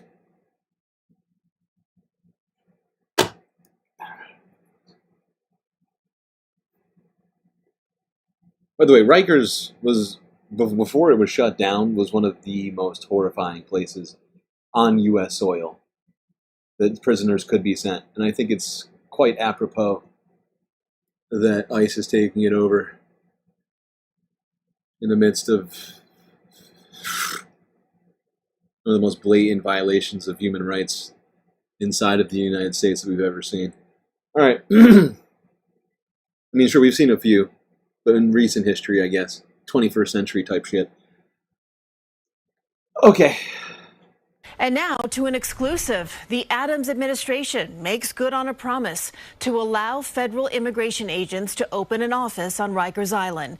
This executive order coming from Deputy Mayor Randy Mastro, whom Mayor Adams delegated power in an effort to maintain public trust. And only political reporter Marsha Kramer spoke with the deputy mayor about these plans. Mayor Adams has had a number of high-profile meetings with the Trump administration's hard-charging border czar, Tom Homan, about ways New York City can legally assist in cracking down on violent criminals from other countries who are here in New York. Now, a new development. As first step. CBS New York doing a great job. Suggesting that ICE is only deporting illegal criminals. Is that what she just said? About ways New York City can legally assist in cracking down on violent criminals from other countries who are here in New York. They're not doing now, that, though. A new development. They're not doing that. I, as first deputy mayor, have entered an executive order that will reestablish office space on Rikers Island for federal law enforcement authorities to be able to coordinate directly with correction investigators on criminal investigation. This guy needs to be out of here immediately. Him and Eric Adams. Mastro and Adams, write it down. Do not vote for these assholes if you're in New York. Reestablishes immigration agents, ICE, at the prison after a 10-year hiatus. Mastro says the executive order is carefully written to comply with the city's sanctuary city laws, which allow the city to cooperate with criminal investigations into 170 crimes, including murder and rape. City officials are prevented from cooperating in deportations, which are considered civil matters. A particular target will be international terrorist organizations like MS-13. PB with the super chat. Starting a little sour hour action over there, I see. Thank you, PB. Brings my mood up slightly. This whole thing is making me real upset. And others. Will it mean that they will be able to target people who are already in prison at Rikers Island? To be crystal clear, this is about criminal investigations and law enforcement. This does not involve civil matters at all. Master says he did his own investigation, meeting with people on Rikers before signing the executive order. These are vicious killers. Bullshit. And the worst. Bullshit. They are not all vicious killers. That is a fucking lie. We already know that 75% of the people who are in El Salvador right now who have been deported by the United States. I mean, maybe they'd kill somebody, but there's no evidence for it because none of them have gone through any sort of legal proceedings. So, the fact that this guy wants to sit here and claim this shit, it's fucking insane. We gotta start writing down lists of people who need to be taken out of office.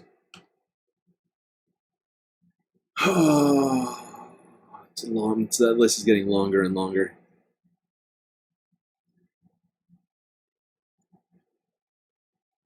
Let's talk about one guy who's in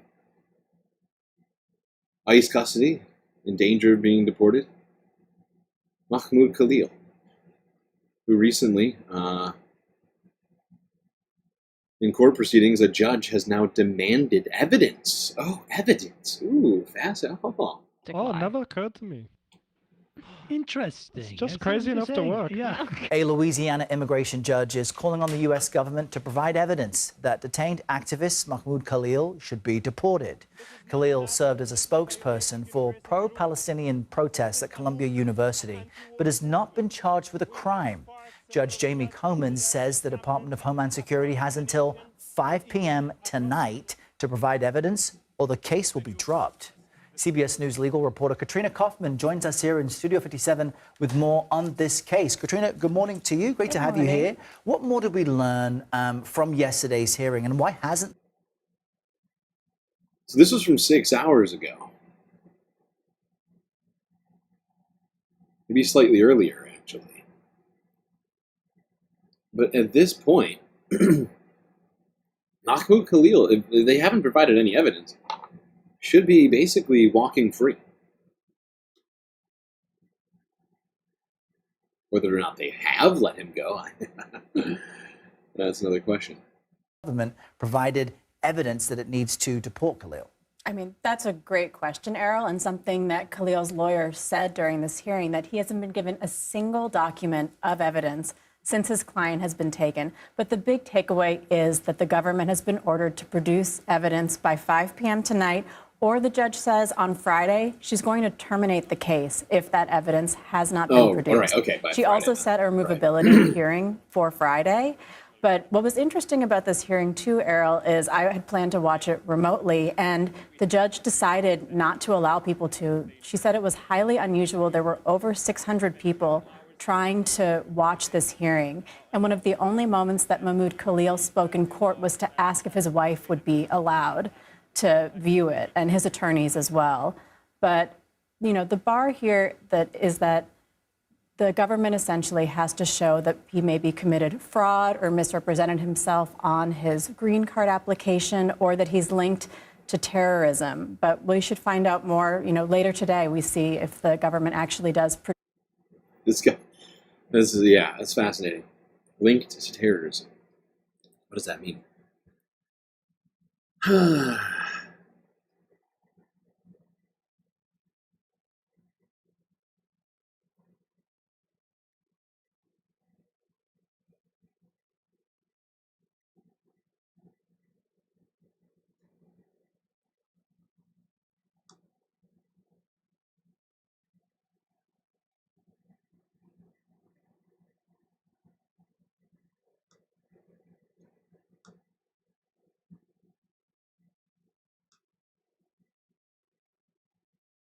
All right. Now, the people who are supposed to be defending those who are being, threatened with deportation might be familiar. Called a lawyer. That's right. Lawyers are the ones who are supposed to be defending these people in court, who are not even getting, in many cases, court hearings. But don't worry, lawyers are actually probably going to be a thing of the past soon. Here's Forbes breaking news from 2 days ago. Former pardon attorney details efforts by Trump administration to prevent her testimony.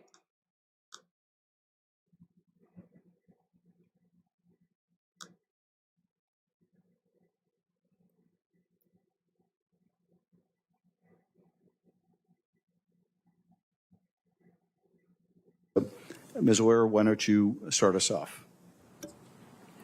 Thank you very much. Exactly 1 month ago today. Can you turn your mic on or bring it close? Can you hear me now? A little closer, if you would. How's that? Better. Thank you. Thank you for having me. Exactly 1 month ago, I was terminated from my job as the Justice Department's pardon attorney. The pardon attorney is a non-political position that is entrusted with advising the president about the exercise of his constitutional clemency power. When I was fired, there were over 6,000 applications pending from ordinary Americans around the country who were seeking the president's mercy and second chances through clemency. I had planned to talk today about the events leading up to my firing, but some more recent developments have persuaded me to focus my time on the callous cruelty with which DOJ leadership is treating dedicated public servants like myself. For me, this began with my abrupt firing. It was 2 o'clock on a Friday afternoon. I was in a conference room meeting with colleagues from several different DOJ offices. We were brainstorming about how to implement a priority of the Attorney General.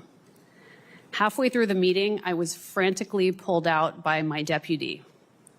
In the hallway, she broke the news to me that security officers were waiting for me in my office to serve me with termination papers and escort me out of the building. I rushed back to my office. There, I was handed a 3-sentence memo signed by Deputy Attorney General Todd Blanche, firing me effective immediately. I had never met Mr. Blanche, and I received no explanation for his decision. That afternoon, I walked out of the building for the last time carrying a grocery bag filled with my personal effects. I had no time to say goodbye to my team. I was in shock. Everyone I passed on the way out was looking on in shock and horror. I want Deputy Attorney General Blanche and Attorney General Bondi to know it is traumatic for everyone in an entire organization to see a beloved colleague and leader treated that way. My heart aches for my colleagues who had to go back into that office on Monday with no explanation from DOJ leadership. Anybody here shocked that Donald Trump and his personal lawyer, Todd Blanche, who is now the Deputy Attorney General, but also Trump's lawyer, getting rid of the people, such as this woman, who are supposed to tell them whether or not the things that they're doing with regards to immigration or any of these other sorts of acts they're taking is constitutional? Is that shocking to anybody? That they don't want to know whether the stuff they're doing is unconstitutional? You know, it's sort of like, what do you call it? Like they're just trying to build, from my estimation, right? Because I think they know full well that everything they're doing is illegal. This is one of those, plausible deniability things, which of course would never stand up in an actual court of law. But, you know, just trying to be like, well, we didn't know that we weren't supposed to do this because we didn't have the lady here who was supposed to tell us whether or not the stuff we were doing is illegal or legal. And no assurances about what the future holds for them. They are good, dedicated people, and they deserve better. After I was fired, I chose to speak publicly about the events leading up to my termination. I felt that it was my obligation to share my concerns about the reckless and unethical use of department resources to accomplish political objectives, including favors for loyalists and friends. Shortly after I did so, Mr. Blanche contacted the media to accuse me of lying.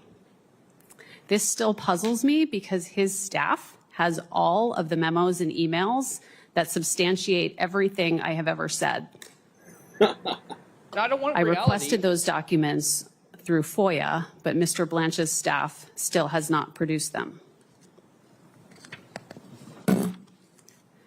I have made some other simple requests of the department since my firing. One was for my annual performance evaluations, which show that I received outstanding ratings every year. One was for personnel documents that I would need to file for unemployment. DOJ responded to me that these were complex requests and I could not expect a response in any reasonable period of time. Wow. For weeks after my firing, DOJ also refused to provide me with documents about my benefits, including my health insurance and including my retirement plan. Wow. Finally, on April 2nd, after my requests got some media attention, I got an email advising me that my health insurance would expire in 5 days. This is wild. I learned that to extend my coverage, the cost to me and my family would more than quadruple. Jesus Christ. I was told that to keep my family members covered, I would have to prove my familial relationships with them. I was told that I would need to provide my marriage certificate, the birth certificate of my child, and proof of a common residence or joint tax filings with my spouse. What are we talking about? Why? Perhaps the most personally upsetting part of the story is the lengths to which the leadership of the department has gone to prevent me from testifying here today. On Friday night, around 9:15, I learned that the Deputy Attorney General's office had directed the Department's Security and Emergency Planning Service to send 2 armed Special Deputy U.S. Marshals to my home to serve me with a letter. The letter was to be served at my home between 9 o'clock and 10 o'clock on Friday night. I was in the car with my husband and my parents, who are sitting behind me today, when I got the news that the officers were on their way to my house where my teenage child was home alone. Fortunately, due to the grace of a very decent person who understood how upsetting this would be to my family, I was able to confirm receipt of the letter to an email address, and the deputies were called off. The letter had been...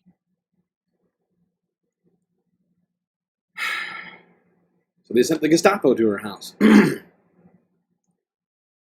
Armed Gestapo there to tell her...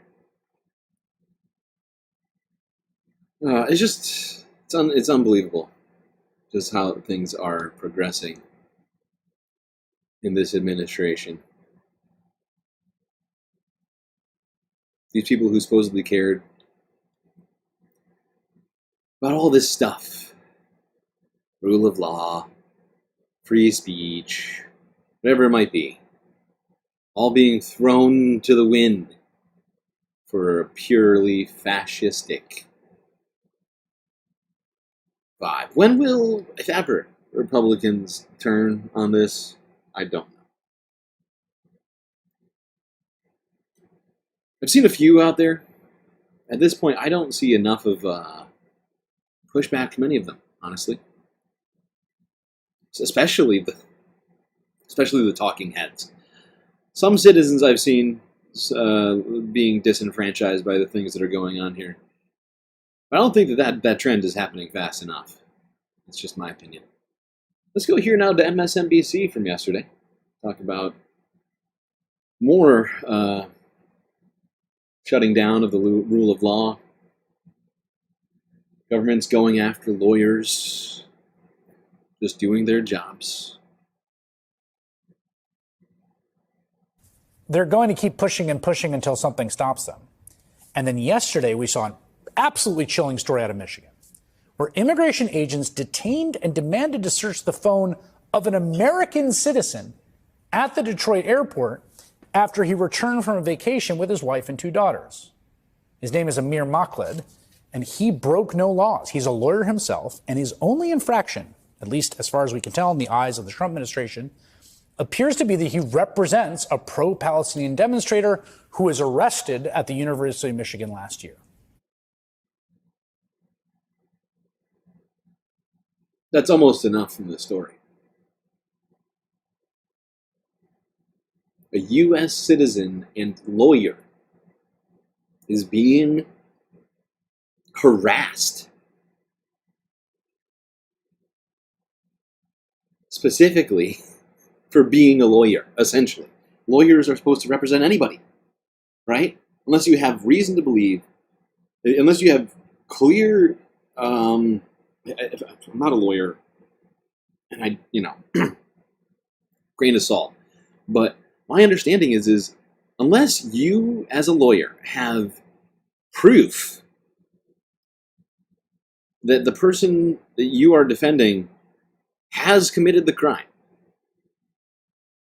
then you have essentially, I mean,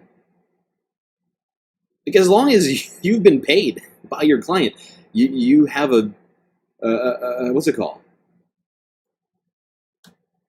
A duty, a legal obligation to that person, right? And the fact that the Trump administration feels that going after lawyers who are representing people, I mean, this should also be incredibly terrifying to people, okay? Because, I mean, maybe you're not a green card holder, visa holder, whatever else. Probably an American, but not necessarily. I know that we have chatters from all over. But what if they don't like you? What if the Trump administration doesn't like you and they start harassing your lawyer? What if they arrest you and try and deport you and your lawyer is getting harassed by the government to provide information on you to them? Illegal. Which, of course, they have no obligation to do. In fact, the opposite. Unless it can be considered, and this has to go through a court of law, not just at a terminal in an airport, right? Like, rule of law. Like, if the court believes that the defense is withholding evidence, okay, there can be some sort of proceeding around that, but. This is just a flippant disregarding of any sort of rule of law. Like they're always talking about. They love the rule of law. Well, guess what? They are undermining the rule of law themselves. So when it comes back to hit them, when the lack of rule of law comes back to hit Republicans, I don't want to hear any crying from these pieces of shit. Going after lawyers for representing people?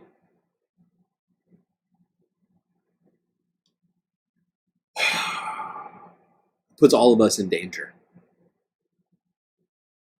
Do we have 53 likes? Okay, I'm going to pause it here and give you some more emotional support, because I think I need the emotional support right now. Oh.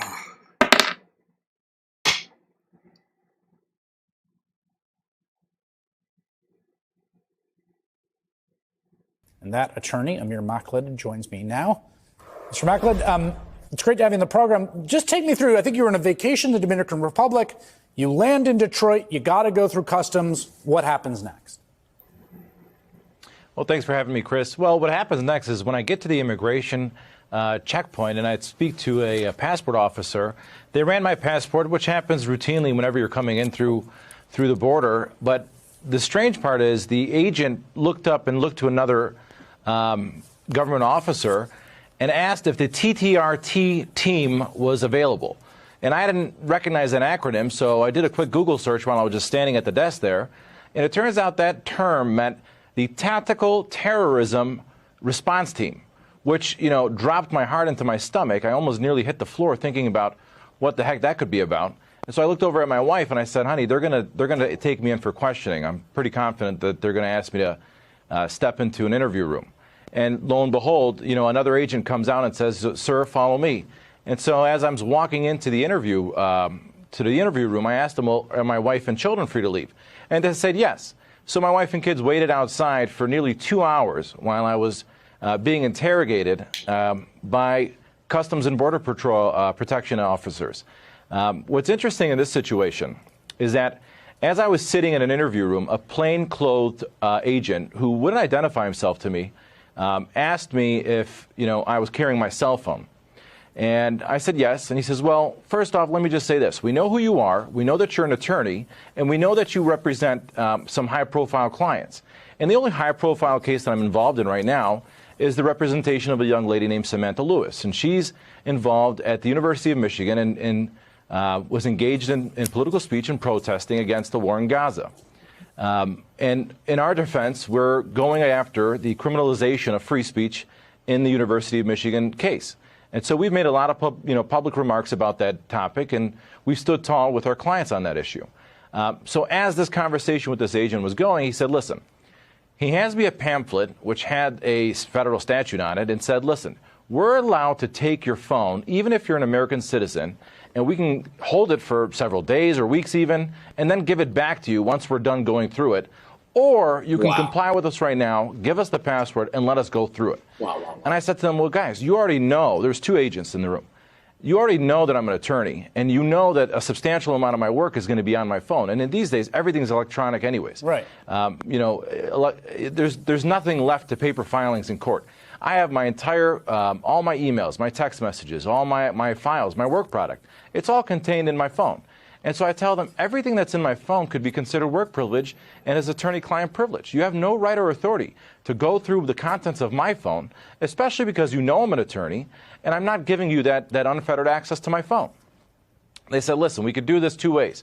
Either we could take your phone, and you're not going to have a phone for several days, or you can just give us the access. I said, I'm not giving you the access when I have privileged communications on my cell phone.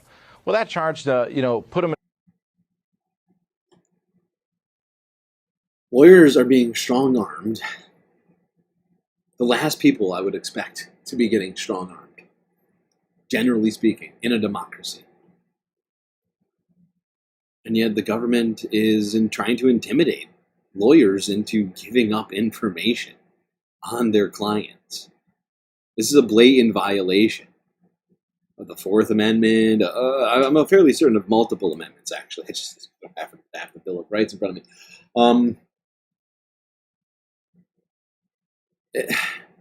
This is insane. This is fucking insane. I'm at a loss for words. You combine these stories together. Donald Trump wanting to get rid of U.S. citizens who may be in jail, send them to El Salvador, sending migrants out of the country without any due process. Turning Rikers into an ICE facility.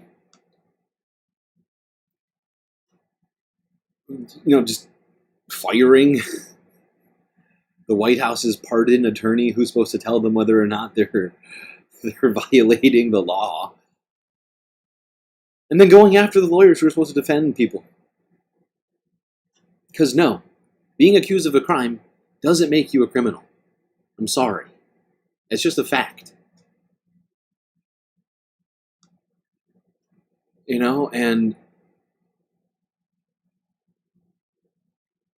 But that's where we're at now. It's just the accusation is enough.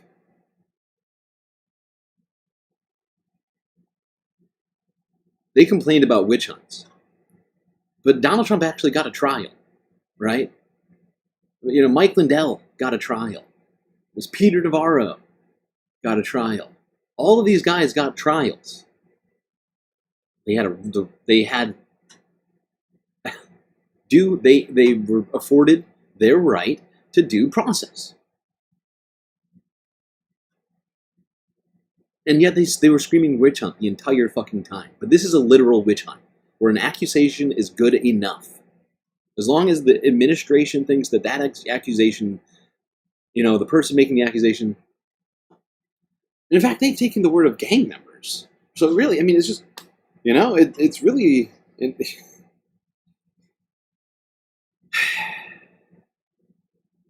the rule of law no longer exists. Okay, if this can be going on, then it is my assertion that no laws, as long as this can happen, then why should any law be followed?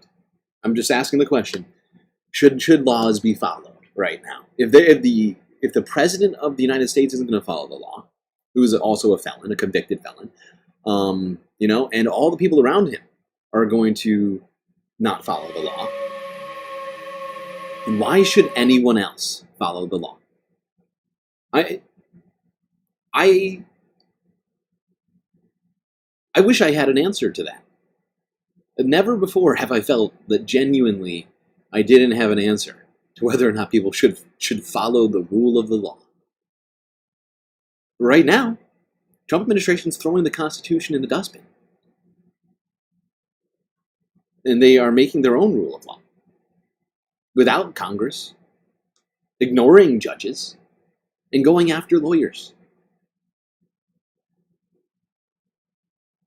If there was a line, they've crossed it. They've genuinely crossed it. I don't know if we can tell, but this has been a stressful week already for me.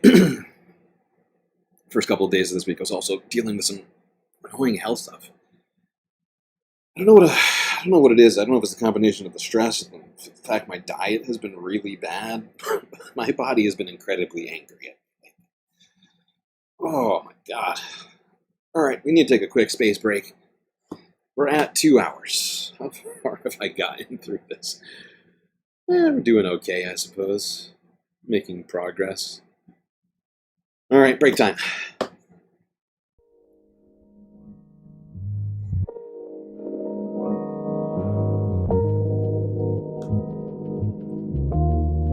Well, I hope everybody's been enjoying the show so far. If you haven't already, hit the like button. And don't forget to subscribe. Hit that little bell icon too, so you can get the latest galactic notifications and you don't miss a single episode of this spacecast. Anyway, while you're doing that, do consider contributing to the Galactic News Network, as we are completely funded by viewers such as yourself. So many great ways for you to show your support, of course. YouTube, Super Chats, Super Stickers, memberships, Twitch, bits, subscriptions, on-screen celebrations, Cash App and PayPal. If you'd prefer to make sure every single penny of your donation goes directly to funding this stream, rather than having YouTube or Twitch take a big old cut. But of course, the best way to get the most space benefits for your Earth dollars is to become a galactic patron on Patreon. Only $3 a month will get you access to a cornucopia of galactic bennies unseen by the rest of the Milky Way galaxy. Stuff like getting an avatar on the stream. You know, all the people hanging around the pool with me, they're not just there for no good reason. These are the patrons hanging out, enjoying themselves. Taking a little space dip. Relaxing. Maybe you want to hang out by the bar. Or maybe you want a little boat which you could ride in the galactic lake. It's really up to you. Just become a patron and let me know in the messaging portion of Patreon what you want to be. And I'll make it happen. Anyway, chat. It's only one of the space benefits, by the way, of being a patron. You can get shout-outs and much, much more. Alright. Space break incoming. Grab yourselves a drink, maybe a snack. And I will be right back.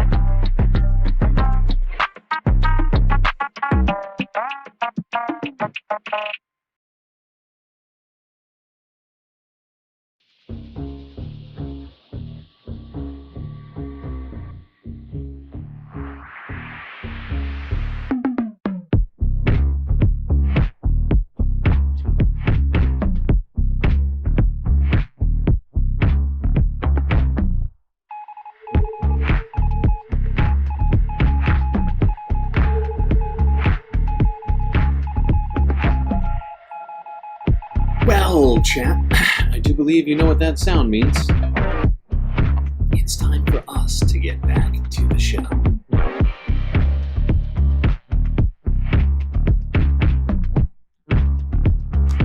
So get back in those seats. Otherwise, you're going to miss the latest galactic content.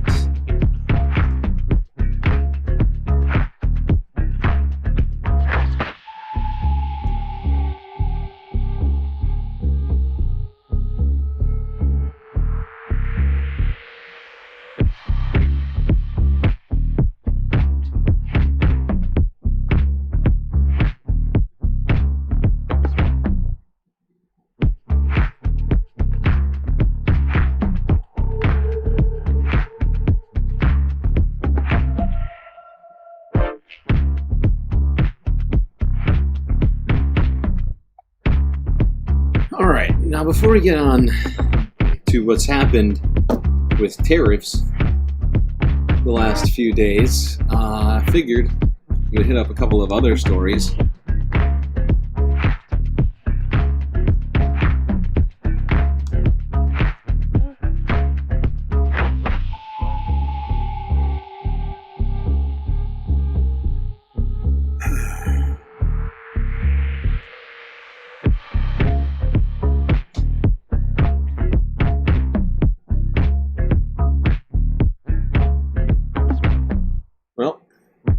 Donald Trump has been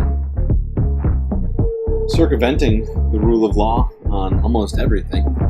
There are some things that him and his administration still take very seriously. The FBI is investigating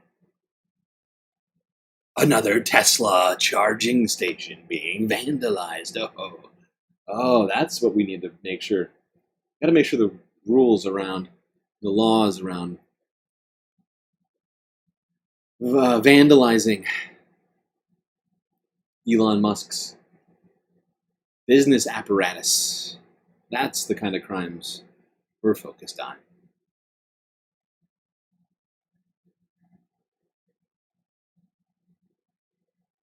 We were at a Target shopping center parking lot in Lacey where a Tesla supercharger station seemingly exploded. We've been watching all day today while FBI investigators and Lacey police marked the entire scene for evidence, trying to figure out what happened, perhaps determine if this was politically motivated. We drove by, I looked at my little brother and I was like, oh my God, that's crazy. Tuesday morning, Target shoppers were shocked to find yellow tape and dozens of law enforcement officers scouring this Target parking lot. Oh, that's the FBI? Oh, geez, this is a bigger deal than I thought. The explosion sent shrapnel hundreds of feet away, some even reaching close to the Target entrance. Big question today, did someone cause this? Many shoppers believe this was to protest against Elon Musk's position within the federal government, cutting jobs and departments. Ooh, the shoppers think so. Oh, good. Glad to know. That sounds like evidence to me. People think they're thinking things? The horror.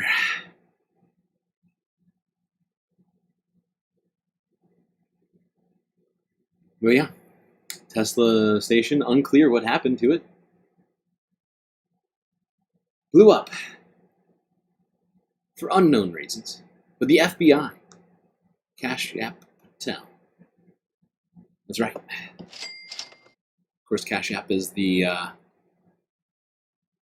current director of the FBI, and also a great way to donate to the Galactic News Network, because we do have a Cash App. Links in the bio on YouTube and Twitch.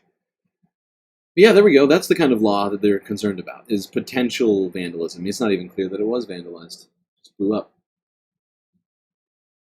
And it's not like we haven't seen batteries explode of their own volition in the past. There's no way that that could happen. Oh wait, you're telling me it does happen. It happens a lot. You're telling me that lithium-ion batteries are, depending on how they're made, potentially or maintained, stored, can be incredibly explosive? Oh, okay. So we don't actually know. Well, thank God we have the FBI to find out other serious stuff Trump has been focused on. Hanging out with ballers, specifically baseballers. KTLA 5 from 2 days ago. Trump honors World Series champions. Our Los Angeles Dodgers visiting the White House today, celebrating their 2024 World Series championship. And it's such a great morning. KTLA 5 Samantha Cortese live in our news center with some details. Hi, Samantha. Hi, Glenn. I love it. They didn't even win this year, of course, because the baseball season's just getting started. Trump is celebrating their having won last year when he wasn't president. Love that. Our World Series champion Los Angeles Dodgers were honored at the White House this morning, and they spoke about unity. That's despite some calls for the team to stay home. More on that in a moment. But They the should team have. gathered in They the should have East stayed Room home. of the White House. Also, Shohei Ohtani snuck in a picture next to Fuck every single one of these pieces of shit who accepted this fucking invitation, all right? You are now complicit. You are now complicit in having bolstered Donald Trump. Enjoy that. Enjoy the boycott. Everybody should boycott the Dodgers. If you're a Dodgers fan, I'm sorry, but you should stop going to the games and watching them. All right? Sports aren't that important. And these pieces of shit decided to come glad hand with the Trumpster. Declaration of Independence in the Oval Office. Dodgers manager Dave Roberts called the occasion a huge honor. President Trump spoke highly of the team and praised their World Series victory. The scouting report at the start of the series said that the Dodgers could win by focusing on the fundamentals, and that's exactly what they did. You showed America that it's not about individual glory, it's about the team digging deep. And baseball has never been about individual glory. It's a team sport, stupid. What are you talking about? sprinting right through first base, and you did that all the time. Superstars, Mookie Betts, oh, is he good? The president mentioned there it's not. Fuck these guys.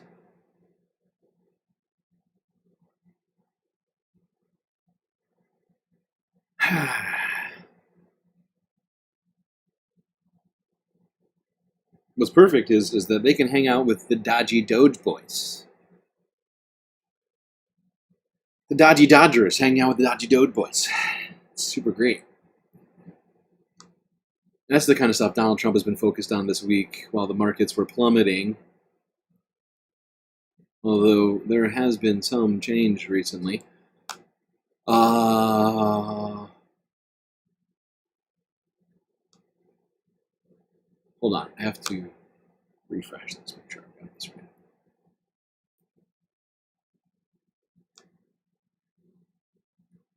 All right, let's talk about one quick health-related story here that I've got.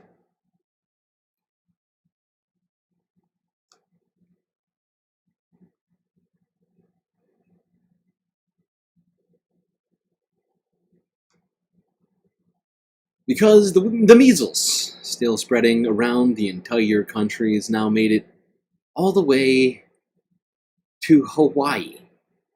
Kayhan 2 News from a day ago. Who could have guessed this one? Unvaccinated Oahu child contracts the measles. What? Would you jump up? How's that possible? Well, good afternoon. Hawaii health officials are sounding the alarm about the first measles case of the year.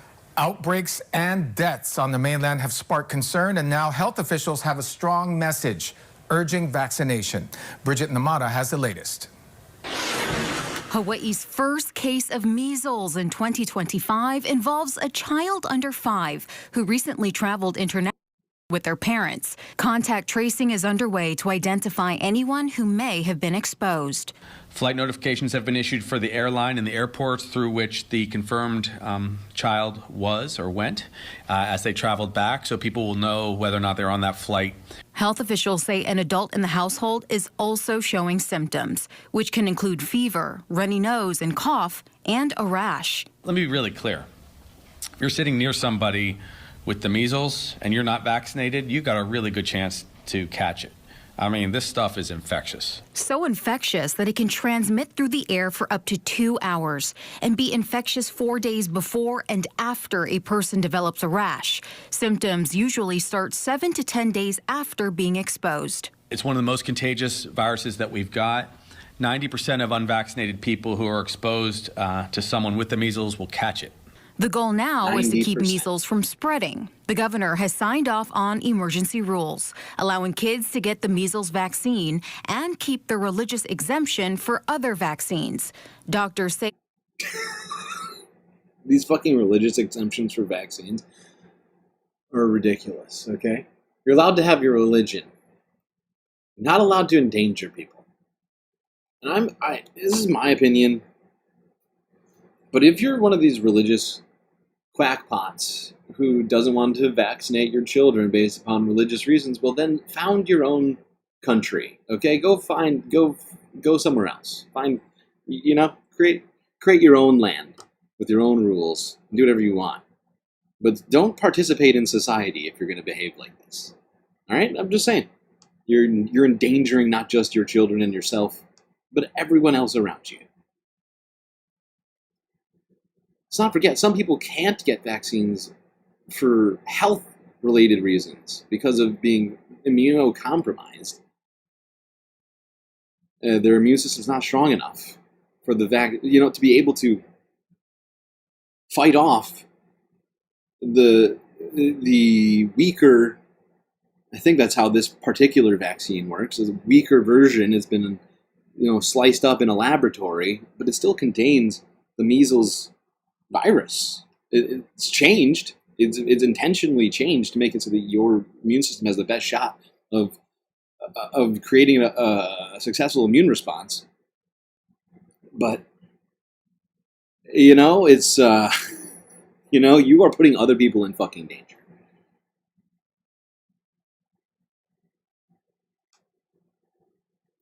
Ooh, new idea. Considering that we are,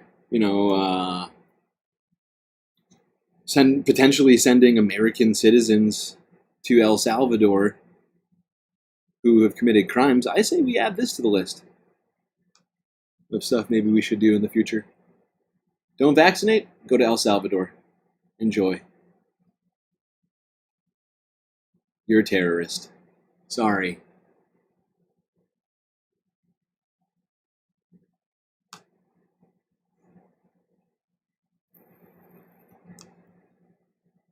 Here's another piece of judicial news that may or may not be followed by the Trump White House.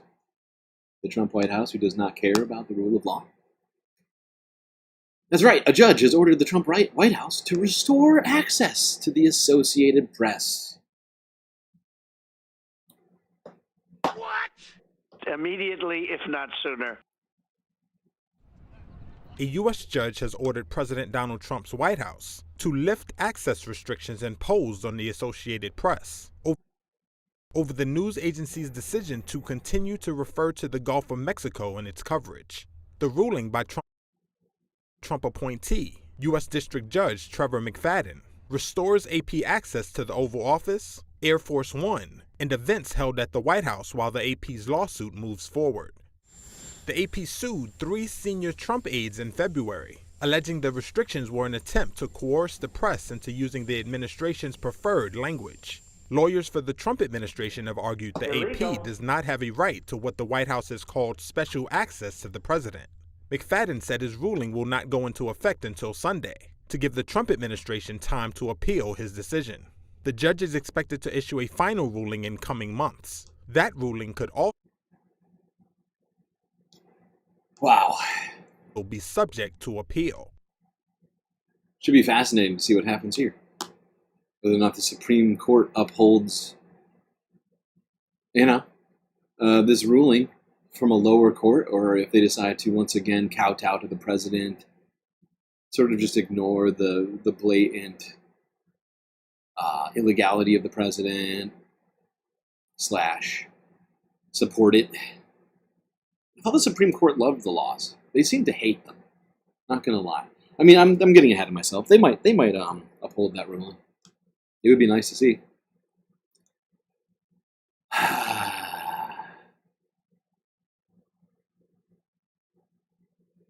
To some degree, up until this year, I had some faith. I had some amount of faith in our institutions, regardless of how whatever, naive or whatever you want to call it. It might have been. But Donald Trump's destruction of our institutions really, it is making me question how I view not just this country, but the world. You know, and the fact is the United States has been at the forefront of everything in the world, whether we like it. A lot of times I would prefer we weren't. But this upending of absolutely everything that up till now I've understood to be true seems to all being put into question in about 3 months. And it's horrifying to me, honestly. It really is. Okay, time for the tariffs, which I'm sure people have heard. There's been a lot of news around the tariffs recently in the last 12, 24 hours. A lot of news. But let's just go through things, a little chronological order here. Let's go through what's been going on as it relates to the tariffs this week. Start with Monday. BBC News 2 days ago. Trump defends tariffs after stock market turmoil. Now, Monday, the market was already down massively at this time. Every single stock market index in the U.S. was in bear market territory. In some cases, I think the NASDAQ was down almost 25%. Others down closer to 20%, like the S&P. But yeah, everything was imploding. And I was like, actually, the tariffs are great. Stock market doesn't matter. How far are we from meeting the goal? 1 super chat or super sticker away. Or 2 memberships. We start with the continuing turmoil in the financial markets. In the last hour, stock markets have opened in Europe. The DAX in Frankfurt is down more than 6.5% currently. The FTSE 100 down around 5%. And the index in Paris down nearly 6% in early. Well, that did it. That did it there. Rob Skeltz gifting 5 Galactic News Network memberships. Who got them? Jeff P., Series, Donald Duck, Omega Star, and Felix Cologne. Awesome. That's awesome. I appreciate you, Rob. I'm sure all of those people also appreciate the free Galactic membership. I don't see any of them in the chat right now. I'm sure they'll show up at some point. Where's Donald Duck? I mean, Duck shows up. Duck shows up in the UK mornings, if I'm not mistaken. Never here for the beginnings of streams. I assume, you know, we start the streams at like 10 o'clock EST, and that's like 3 a.m. GMT. So, you know, I'm just assuming Duck is sleeping at that time. I feel like I see Duck show up around like 3, 4 in the morning, maybe.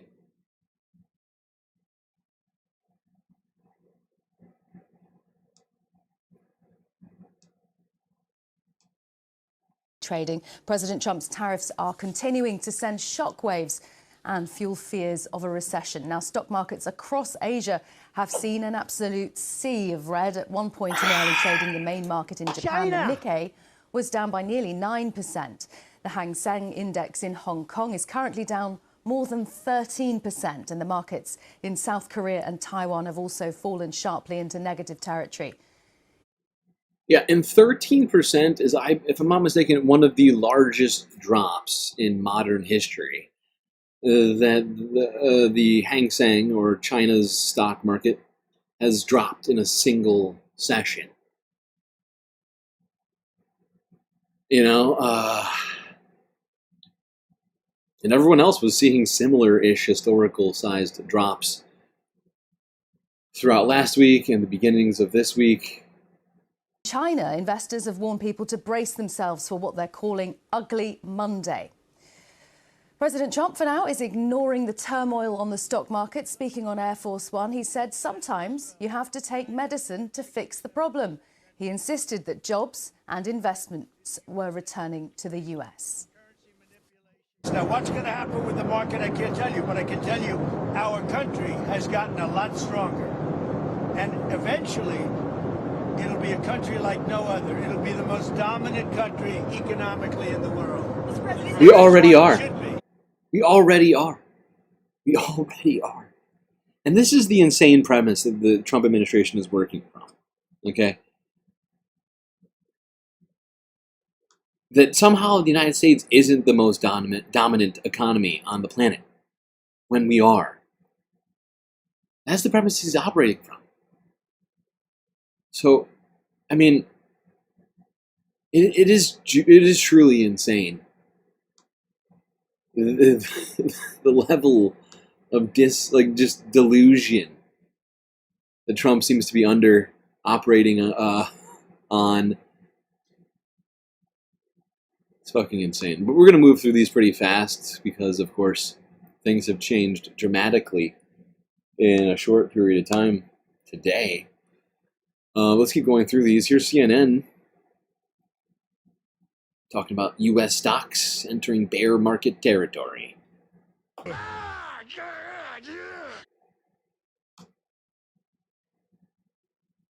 This is CNN Breaking News. And we begin this hour with breaking news. Another white-knuckle day is already unfolding up on Wall Street. Right now, the Dow is down about 900 points, a little bit more than 900 points. Fear of a global recession. Those fears are alarming investors here in the United States and indeed around the world, even as President Trump's advisors try to downplay the growing concerns. There's no escaping the fact that business leaders are really losing confidence, given the fact that, there doesn't appear to be any reversal happening here on negotiations. President Trump telling American businesses instead to hang tough. How can businesses plan when they don't really know where all of this is going to land? Yeah, Christina, that is the big problem. They don't know what the cost of their goods is going to be, and so they don't know right now, should they be hiring workers or should they be firing them? Should they be retreating or should they be expanding? I mean, it just creates mass confusion. Now, you look at the markets right here. The Dow is up by almost 1,000 points, 2.5%. The S&P 500 down by 2%. Earlier, the S&P did enter bear market territory, which signals a 20% decline from a previous high. Now, the S&P is trading just above that. The key number to watch is 49.15. If the S&P closes below 49.15, then this would be the second fastest bear market in history, second only to COVID in 2020. Of course, then it was a deadly virus. Now it's a self-inflicted trade war.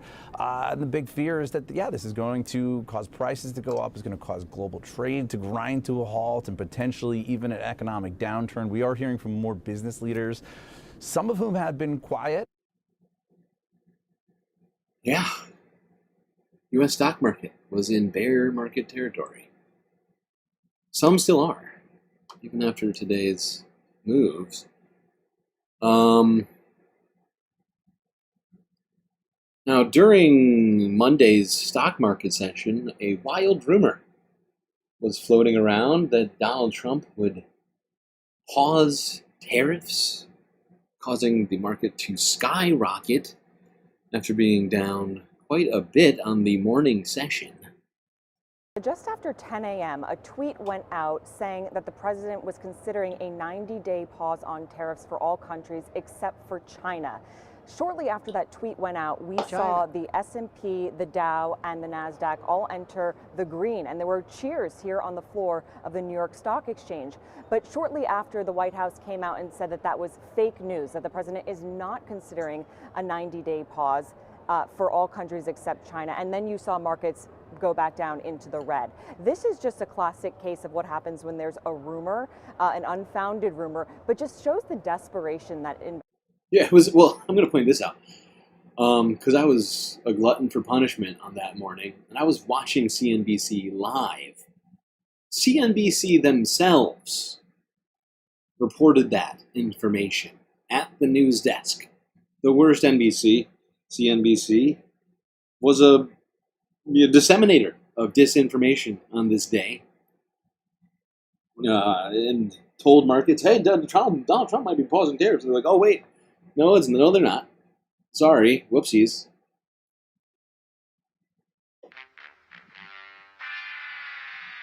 Now, the market action on Monday was insane. Before this tweet came out, the Nasdaq was down 4.5%. After this tweet went out, it went up 8% to being in positive territory to the tune of 4%. Then, when it turned out that they were wrong, it went back down another, whatever, I don't remember, I'm losing all the numbers in my head, but it went down like another, like almost back down to where it was. So, it, like, just for clarity here, down 4, up 8, down another 6 or 7, whatever it was. I mean, we're talking about a 20% intraday swing, right? I mean, this is, the level of volatility, which is, basically the certainty and uncertainty measure in the stock market, is just been doing utterly wild things. Stuff that hasn't been seen for years. Of course, there's been so much going on with this. We got to keep moving. Or I feel like we're just so far behind. If I take any time off these days, it feels like everything I was planning to talk about becomes irrelevant. Let's get back to Leslie Picker with more from Larry Fink. Les? Hey, Scott. Yeah, he's talking about the economy and said one thing I would say for certain is the economy is weakening as we speak.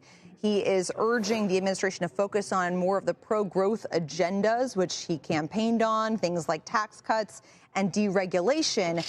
And then Eric Schatzker, who's the moderator there from Bloomberg, he followed up saying, are we in a recession? Are we headed for a recession?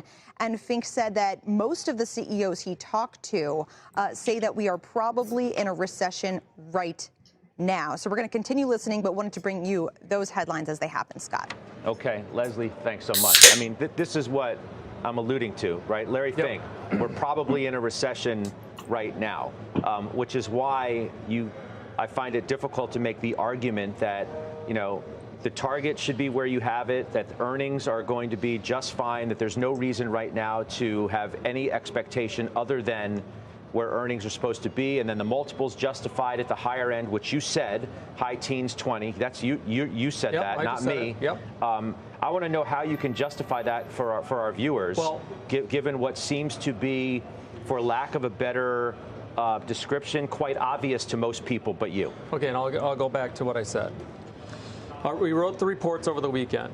We said that historically, when you've had these types of days, it's very rare. And it's not just because the Fed punched a bunch of liquidity since 1950, 12 months out from days like this and corrections like this. It doesn't matter if it's a correction or it doesn't matter if it's a bear market. The market's up on average. Okay, yay, the market's going to be up. That's good. But, I mean, technically, that quote from Larry Fink about the United States being in a recession already, is very much likely to be true. I mean, the fact is people have slowed down everything, whether they're business leaders or people. Just everyone has been pulling back on their spending, their investment, and everything else. And when we're talking about recession, we're just talking basically about GDP. And unemployment, and we've got people losing their jobs all over the place, and we have, the likelihood that GDP is going to go down.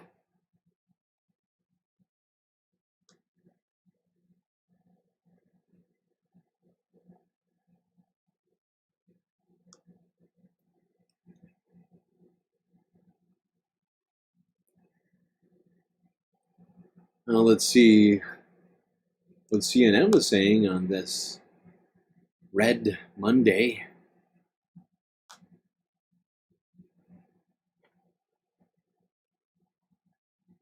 Volatility and whiplash on Wall Street amid deepening economic uncertainty and growing global anxiety. Yeah, U.S. markets opened deep in the red once again following Donald Trump's escalating trade war, but they have been fluctuating wildly for the past several hours. Here's a look at where things stand right now. The Dow down about 700 points or so. We actually saw it briefly in the green, up about 800 points at one point today. That was because of an unfounded rumor, but now obviously solidly in the red. And it's been red arrows all day for European stocks as well after Asian markets closed down sharply earlier. But the president is showing no signs of retreating, urging Americans not to be, quote, weak or stupid and panic. And he's now threatening to impose new 50% tariffs on China following Beijing's retaliatory tariffs last week. The White House, meantime, is downplaying the growing economic concerns. The market will find a bottom. It will be soon. And from there, we're going to have a bullish boom. There doesn't have to be a recession. Who knows how the market is going to react in a day, in a week. You need to reset the power of the United States of America and reset it against all our allies and our enemies alike. It's a strategy to create a golden age in America for the American worker. That's his strategy. A strategy with no details. All these advisors seem to be talking past each other. Look at his face. Richard his head buried in his hands, literally. And it's only Monday. There doesn't have to be a recession, says the U.S. Treasury Secretary. He's right. There doesn't have to be a recession. The only problem is economic circumstances have now been put in place that most Wall Street economists of senior note say are likely to cause a recession. Goldman and others now say it's up to 60%.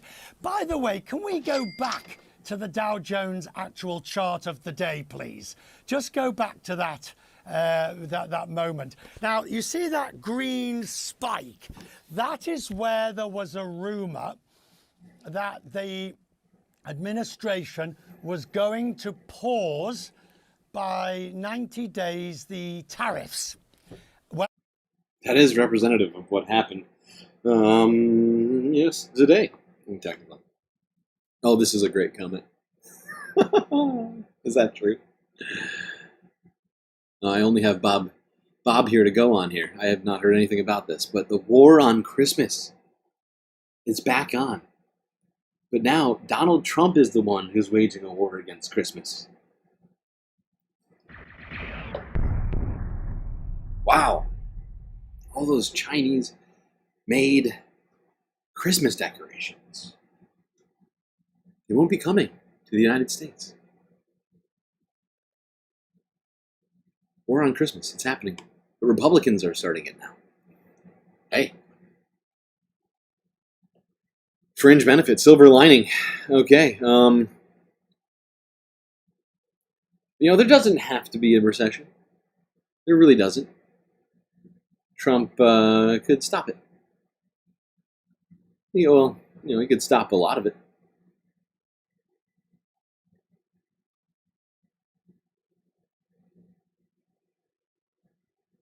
All right, let's see what Speaker Johnson had to say earlier on Monday about Trump's tariff policy.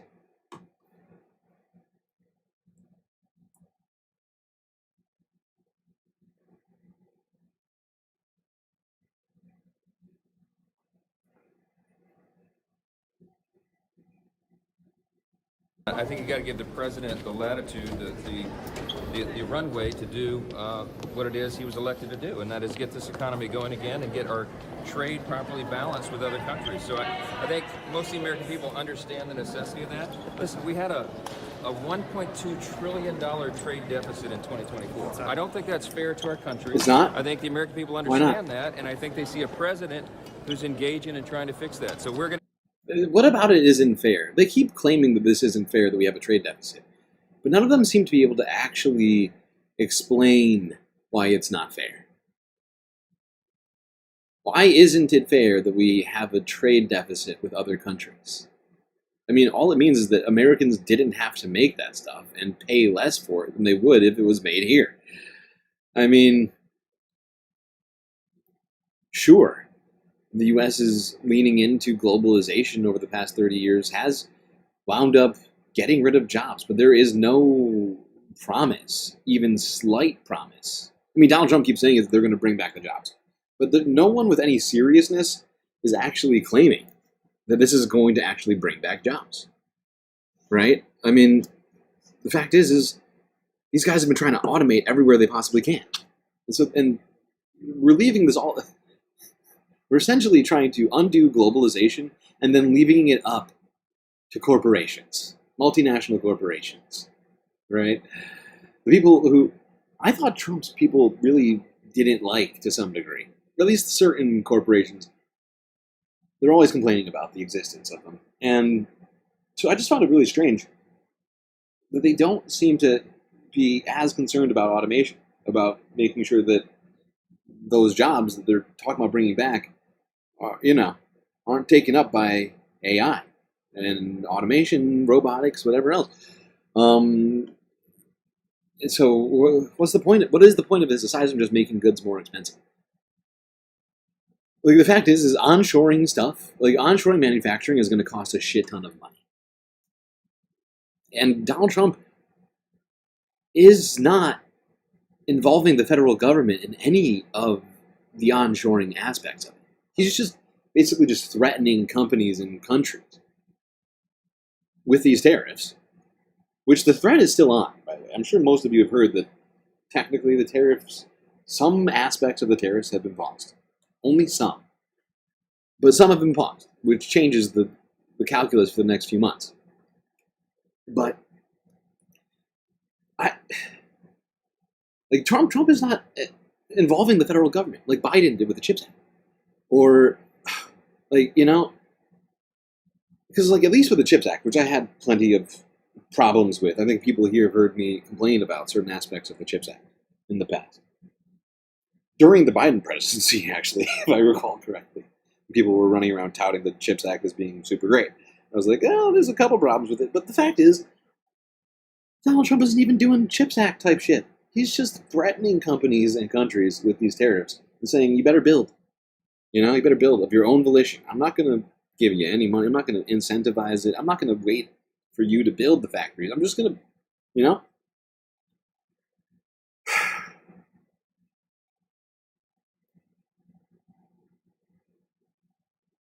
And it's just sort of flippant disregard for how economics works. Because Donald Trump doesn't understand how economics works. And has some sort of a 19th century understanding. It's like agrarian, agrarian economics or something. And it's fucking insane. It is genuinely fucking insane. And the fact is the United States has been trying to increase wages, right?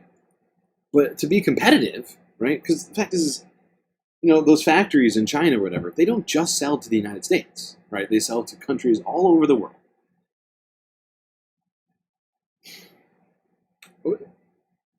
I guess what I'm trying to say is the equation of this, essentially, is if we onshore factories here, it's going to cost us more for about 17 different reasons. Okay, let's go through at least a few of them.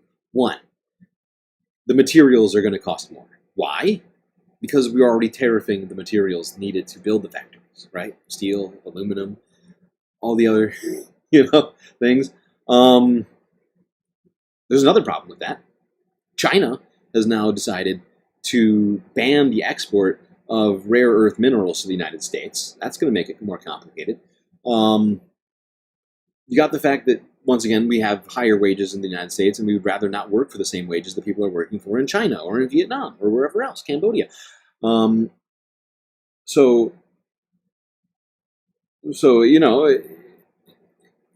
Considering right now factory jobs probably pay somewhere between $15 and $25 an hour for, newish employees. Suddenly your shoes, your iPhones, whatever else being made by the United States workers from America are going to be, just think about it. If you're paying someone in Cambodia $5 a day to make Nikes, and you bring Nike manufacturing back to the United States, right? where people are making $15 to $25 an hour to make those same shoes, what is that per day? If you're working an 8-hour day, you're talking about, what is that? 120 to, what did I say? Like 120, like $200 a day, right? So that increases the labor input costs. And sure, I might be wrong about the exact amount people are being paid in Cambodia. I'm just going off of what I last recall about what people are making over there. Talk about increasing the input cost.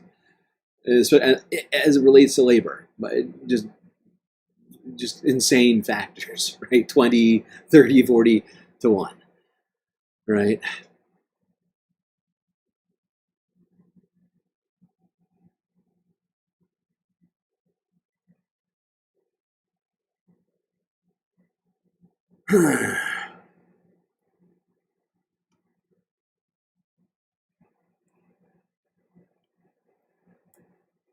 But none of these guys are promising that people are, that this is going to actually, you know, like they know, like they can only promise one thing at a time right now. And the fact is even on those things that they promise once at a time, like, because the fact is, if they were to try and promise all the things they're saying at the same time, people would know, no, there's no way that happens, right? And they refuse to promise that these factories that they talk about coming here, which there's no mechanism to force these companies to actually build those factories here. There's no promises that those are going to be filled with workers and not robots. You know, that there's going to be, you know, like a certain number of jobs. No one's actually put a number on the figure of how many jobs are actually going to be created. I've heard Donald Trump say lots of stuff. Oh, we're going to bring back all the jobs. What does that mean? Bring back the jobs? Which jobs? I mean, the jobs that existed 30 years ago? It's all fucked. It's all completely fucked. And this has been such a slapdash, haphazard implementation of these tariffs. Like, even with this pause that we've been talking about, which I should shut up about, because I'm still back 2 days. It's hard right now, because everything is just fucking gone up, just up in smoke. Let's just go see here, Reuters from 2 days ago. Jamie Dimon, Bill Ackman, warn on tariffs. Oh, no. Immediately, if not sooner. Wall Street leaders are sounding the alarm on U.S. tariffs. JP Morgan Chase CEO Jamie Dimon warned they could have lasting negative consequences. In his annual letter to shareholders published on Monday following a rout last week that wiped off trillions of dollars from global stock markets, Dimon expressed concern about how the tariffs would impact America's long-standing economic alliances and the global economy. I love this. So the fact is Bill Ackman, Jamie Dimon, they've been pretty outwardly pro-Trump, you know? Maybe not as much as other people out there, but they've certainly been basically, like, pretty stoked about Donald Trump coming. They think that, you know, if I recall correctly, Jamie Dimon said that it was going to usher in a new, just an incredible era of U.S. capitalism. The bank chief said, quote, "We are likely to see inflationary outcomes, whether or not the menu of tariffs cost." Can I turn the volume up? Yeah, I can turn it up a little bit. It's almost cranked up to the max, but I know they changed the volume on us. As a recession remains in question, but it will slow down growth. Economists at JP Morgan raised the risk of a U.S. and global recession to 60% from 40% after Trump unveiled the tariffs. Meanwhile, hedge fund manager Bill Ackman warned the country was, quote, heading for a self-induced economic nuclear winter. The billionaire who endorsed Donald Trump's run for president said business leaders were losing confidence in Trump. Ackman also... I hate going to Jamie Dimon and Bill Ackman for anything. Both of those guys are so garbage. I mean, Bill Ackman is even worse, in my opinion, because of his political activity. You know, if you don't know who Bill Ackman is, I want you to think back about a year ago today. Bill Ackman was the guy paying for billboards on university campuses like Columbia, billboard trucks, which were showing the faces of protesters, pro-Palestinian, because of course he is a massively pro-Israeli public figure. His wife is an Israeli. He's just a piece of shit. Billionaire piece of shit. 104%? Yeah. Actually, it's higher than 104% now. Those are old numbers. Those are old numbers. 104% slow now. We'll get to that in a little bit. But yeah, let's go here now. 2 days ago, Donald Trump said, according to the Associated Press, he's not going to pause those darn tariffs. Not going to do it. Wouldn't be prudent at this juncture.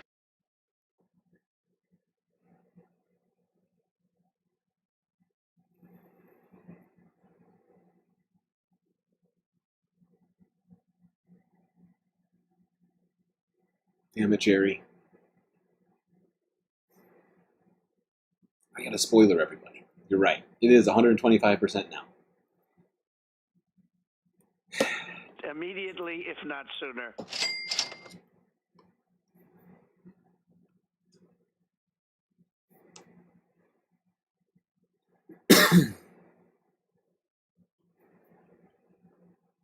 Would you be open to a pause in tariffs to allow for negotiations?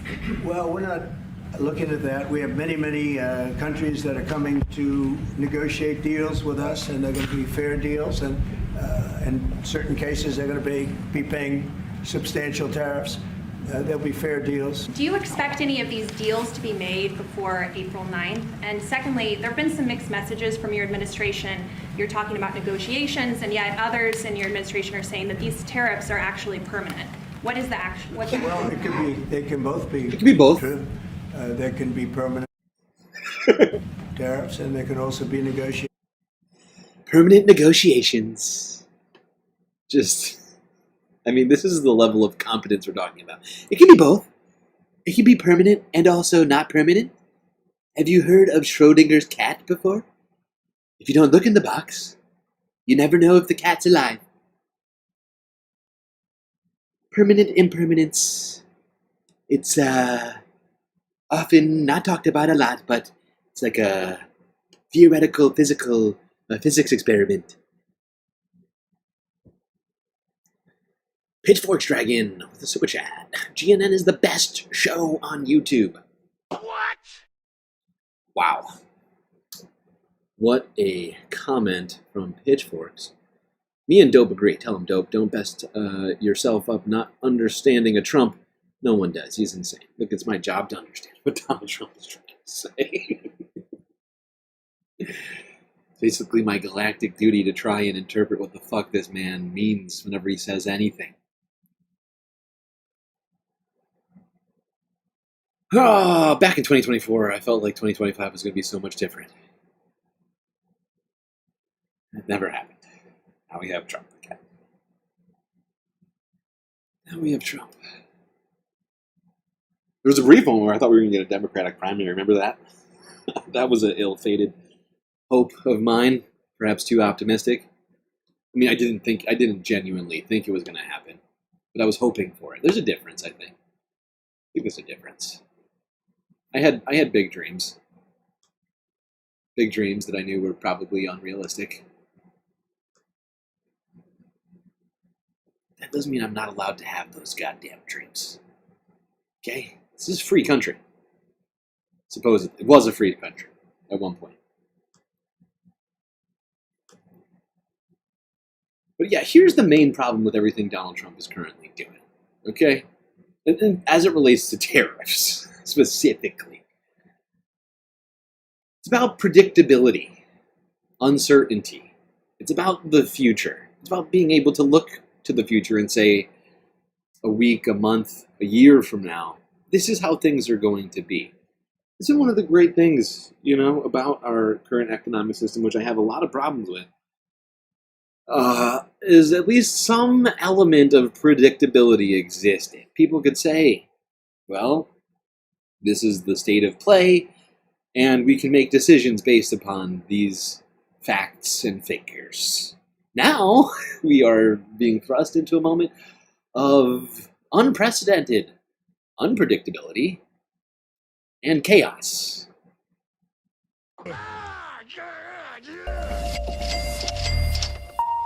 This is apropos. Well, US stocks have been plummeting after Donald Trump threatened to crank his tariffs higher on Monday. The EU says it's offering 0 for 0 tariffs on some of the goods it exports to the US in a bid to avert a trade war.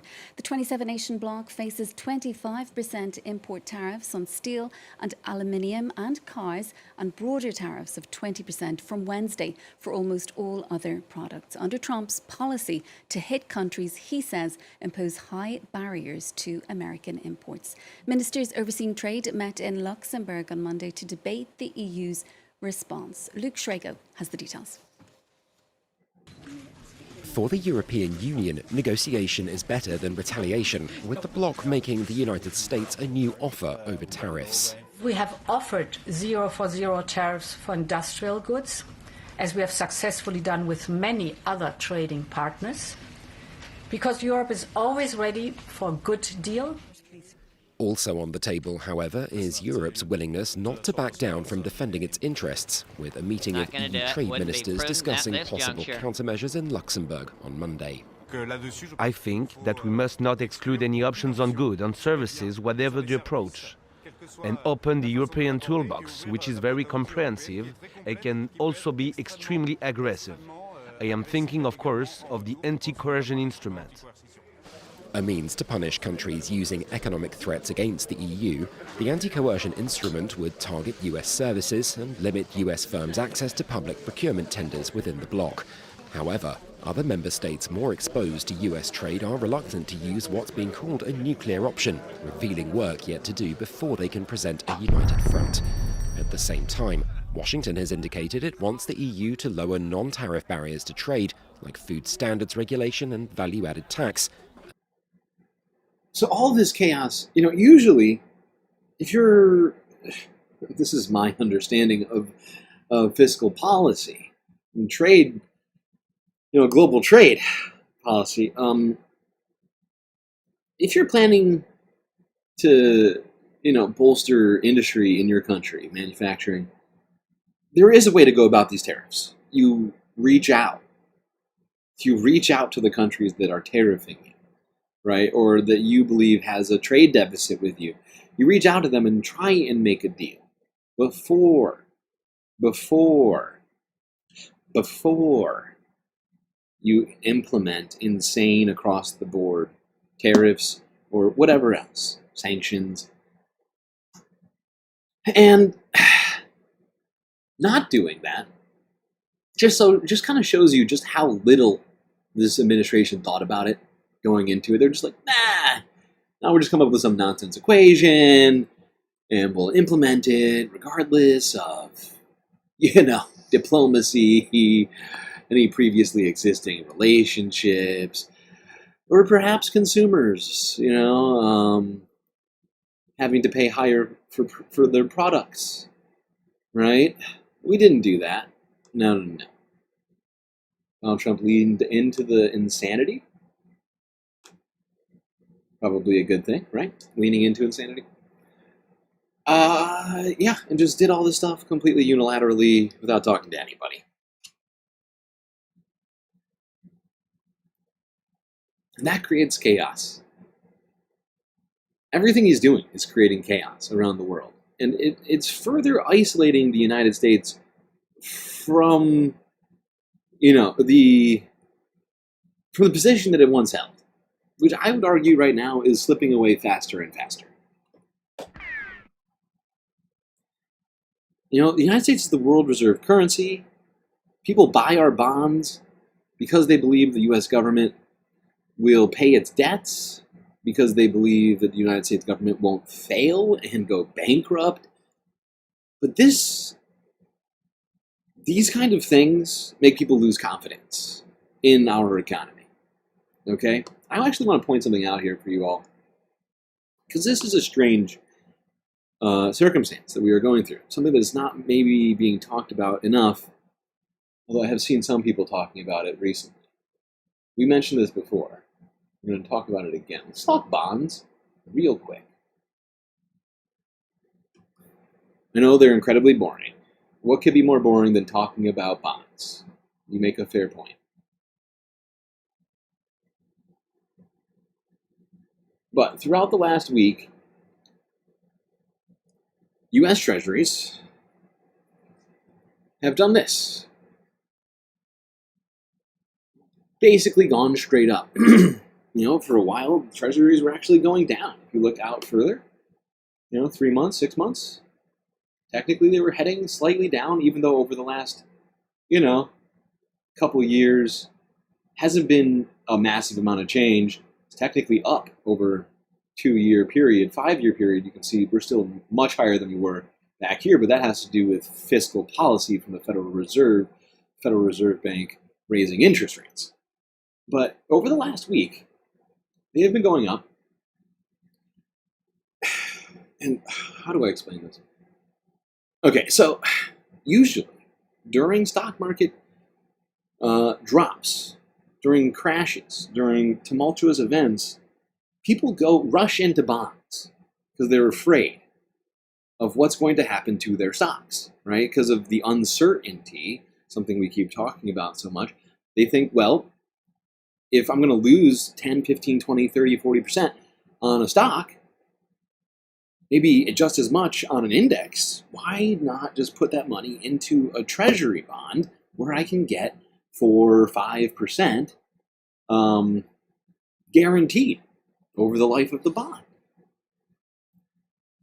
Instead, those bonds have been going up while the stock market fucking plummets. And that is completely contrary to what economists genuinely, it's almost rote. Like, it's from my understanding, economists believe this is almost like the Bible, right? It's like you sell stocks, you buy bonds, right? But in this moment, those bonds are going up. Now, there may be multiple reasons for this, but at least one of those reasons is because investors did not feel that buying bonds was good. Now, bonds have an inverse relationship. Price, like the way the stock market goes, you buy more stocks, price goes up, right? It's the reverse on bonds, right? You buy more bonds, the more that the headline, or the, what do you call it? The face value of the bond goes, well, I'm saying it wrong still. I'm sorry. The rate, like the rate on the bonds, right? Because that's what we're talking about when we're talking about this. Because back here on the 4th of April, the 5-year bond was trading at 3.5%. And by here, it's at 4.1%, right? And that is because the less people that are buying bonds, the more the Treasury has to essentially, like the way right? Like, it's just the way the market's set up. But the more people that aren't buying bonds, the more that you have to offer them to buy the bonds, right? If nobody wants to buy them, well, God, we got to raise the rates, right? But I mean, it happens. Like, Treasury isn't manipulating prices or bond yields right now, right? But so this has happened completely just of the market, which means people are selling bonds. And one thing that I have been hearing is that China has been selling bonds hand over fist, and not just China. Some other countries are also losing faith in the U.S. credit, right? And that is a bad sign. It's a very bad sign, because the fact is bonds are how we deficit finance the government, right? When the government needs to raise money, right, we do bond auctions. We sell bonds to other countries and to U.S. citizens and whomever else, hedge funds. By the way, my understanding is that Howard Lutnick's hedge fund is long on bonds, which means that Howard Lutnick all week for the last 5 or so days has been losing money big time, because they believe that the Federal Reserve is going to lower rates. And if they lower rates, they'll make a shitload of dough. If you got billions of dollars in bonds, suddenly your 4%, 5% handle on your bonds, if it's back down to 2%, suddenly you can sell those for a huge premium, right? It's like, you want a 2% bond? You want 5% from me, right? And so if you're holding billions of dollars in treasuries, and suddenly, rates go down, you make a boatload of cash. But throughout all of this, Howard Lutnick's hedge fund has been losing an enormous amount of money. I can't calculate it because I don't know what their holdings are, but some massive amount. This is the 30-year right here. I mean, and the fact is, this is bad. 30-year is almost at 5% right now. And the 30-year is what is used to calculate mortgage interest rates by banks. And so that's going to affect people's interest rates immediately, right? Regardless of what the Fed does. If treasuries are at these levels, if they continue to go up, your interest rates on your credit cards and your variable rate mortgages, your car loan, are all going to go up. And that's bad. That's very bad. It's going to make the cost of living more expensive. Force people to consider whether or not to spend money on that credit card. And the fact is if this trend continues enough, it could very well bankrupt the government, right? But like I was saying, we deficit finance by selling bonds. And if we can no longer sell those bonds, suddenly there's a massive hole in our budget. And that's when people start really getting hurt. I mean, people are already getting hurt because Donald Trump's trying to slash the things that deficit financing is supposed to pay for. But now, we may not even have the money to do it if this continues. I mean, right now it's okay. We're not in some crazy territory yet. But if this trend continues, that's when we really do have to start, honestly, that's why I'm talking about it now, before it happens, before it really breaks out to the upside. Because we have to be aware of these things, in my opinion.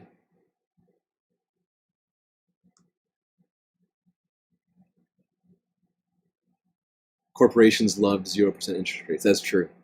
They sure did. They sure did. Well, that's one of my biggest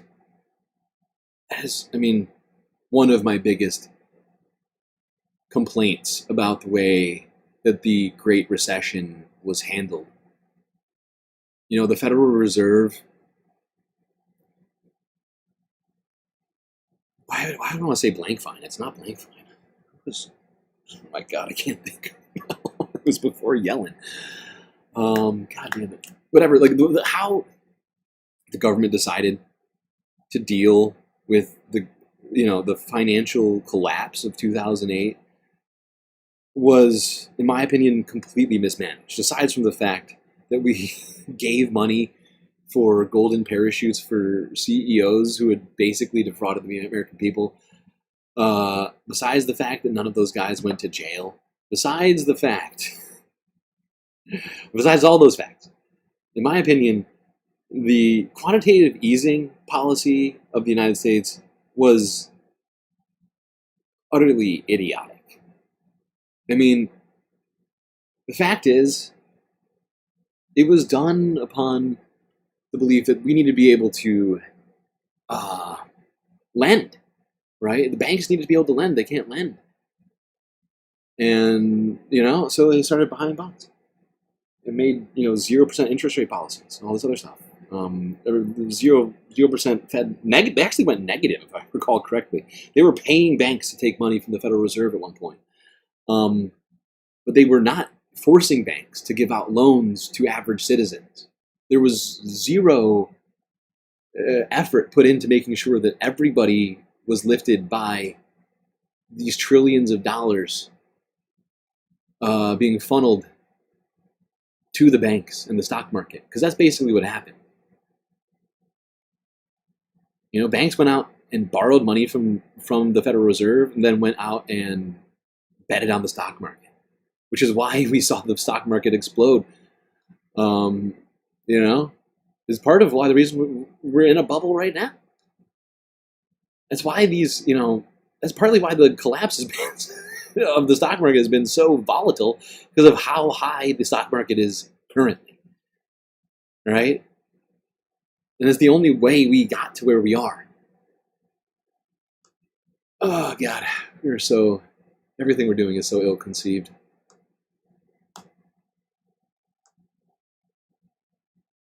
All right, let's go here.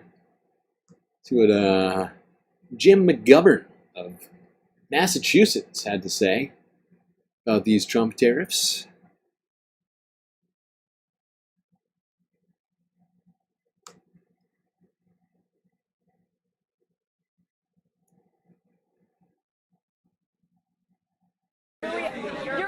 Your reaction to the markets today, and would you be open to a pause in tariffs to allow for negotiations?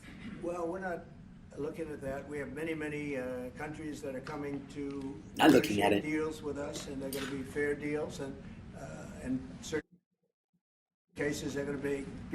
So yeah, that was Donald Trump on Monday saying they're definitely not looking at pausing the tariffs. Okay. Give me a joke. Another lie from Donald Trump. I just realized I went to the wrong video. This is now Jim McGovern in the Senate. God damn it. Take two. I made a huge, tiny mistake.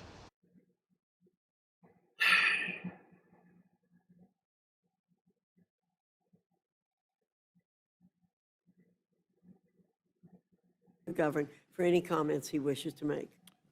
Thank you, Madam Chair. And I've said it before, and I'll say it again. This Republican leadership is running this House of Representatives like an authoritarian regime, iron-fisted, closed-doored, and absolutely terrified of open debate. For those that missed it last week, House Republican leadership lost a rule vote. Why?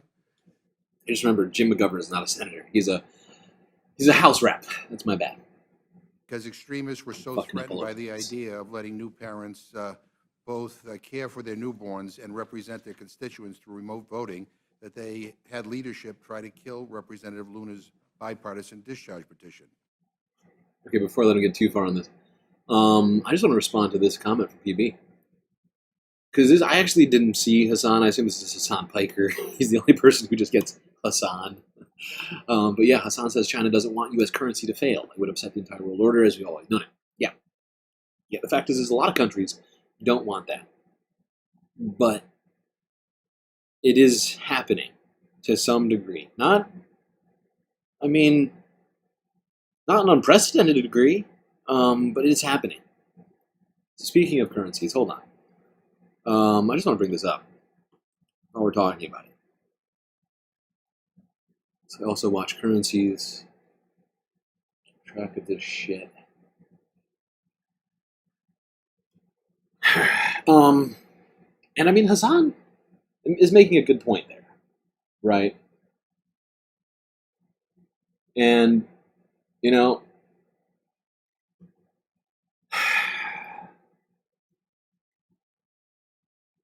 he's right. And to some degree, I mean, especially as it relates to their exports business, China does not want U.S. currency to fail.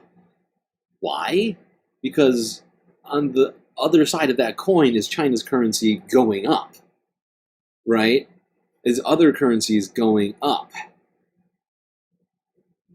And I should have a yuan US dollar. I just realized I don't have it on this. I should add it. But this is what happened to the euro versus US dollar trade today. You know, it had been staying around basically parity, and now just exploded to the upside here by over 10% in like a week. The same thing for the Great British Pound. And it's not good.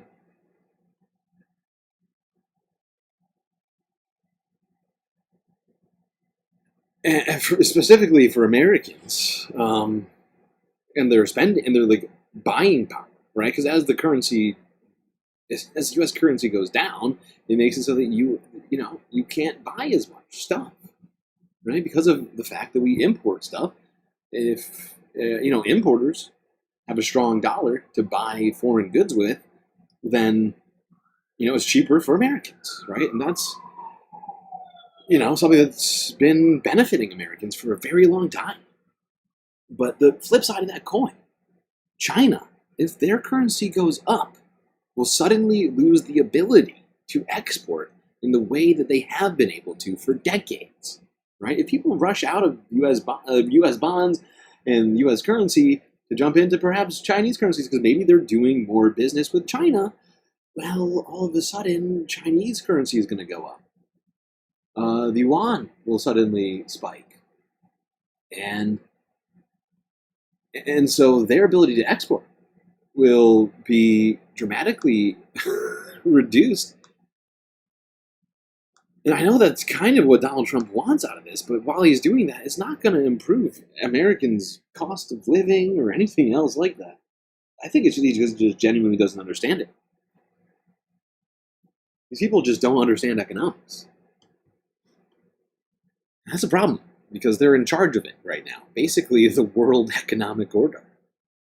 And they're just sort of haphazardly swinging a hammer around everywhere. All right, back to Jim McGovern. That's a good comment, though, PP. I appreciate it. It's going to be one of the possible downstream effects of all this. Think about that. A supposedly pro-family party worked to block a simple common-sense policy that supports working moms in Congress. It was a move that was unprecedented, and thankfully a majority of members in our chamber pushed back.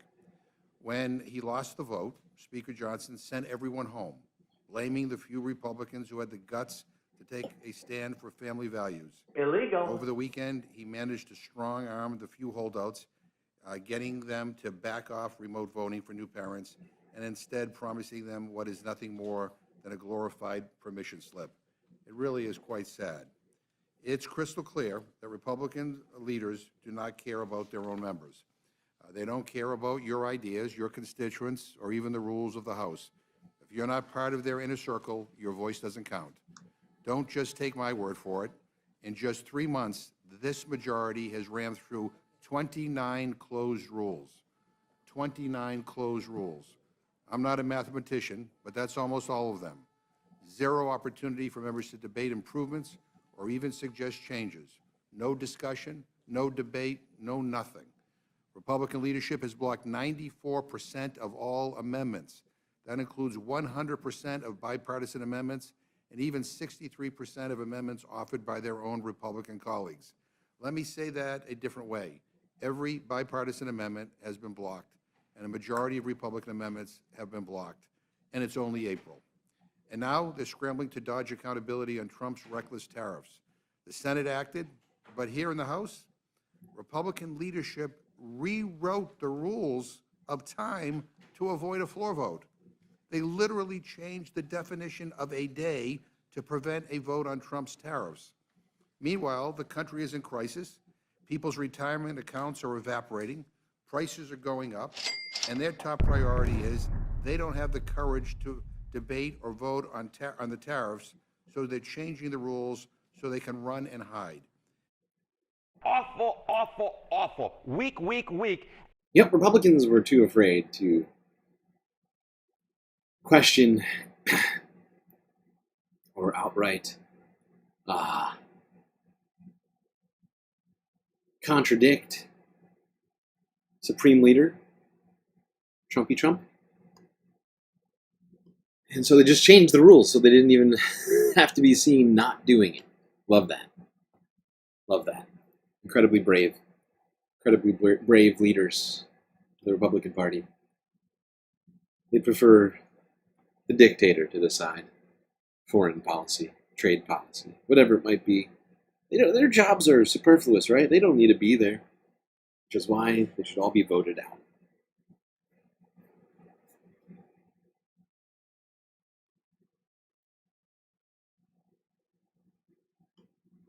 Okay, now let's go and see what some business people regular business people have to think about all this.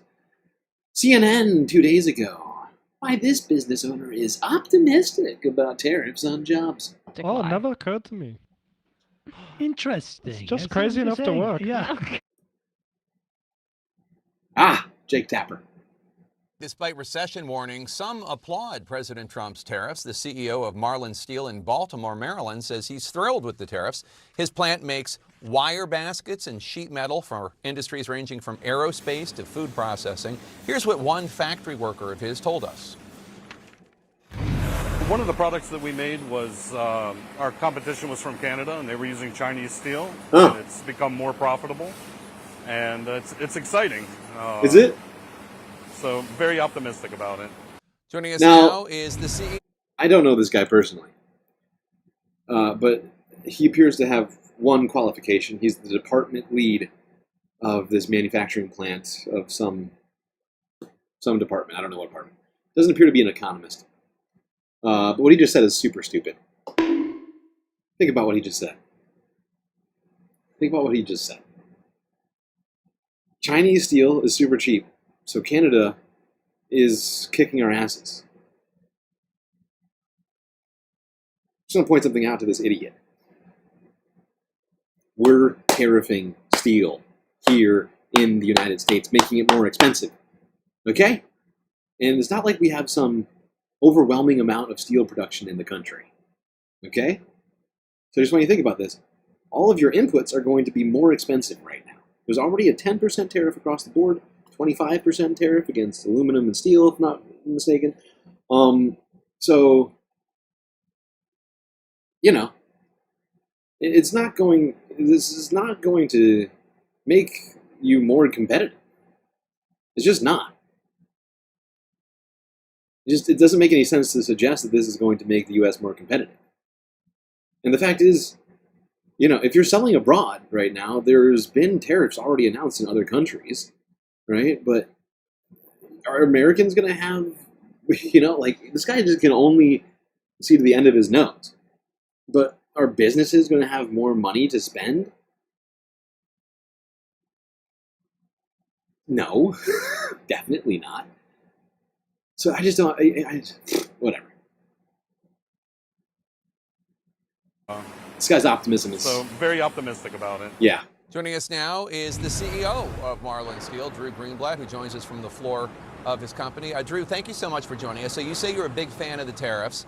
Your company exports to dozens of countries, including China. Chinese leaders now say they're prepared for a full-on trade war with the United States. If China stops buying Marlin Steel, how much of a hit will your business take, or will the tariffs help you in other ways that make up for it?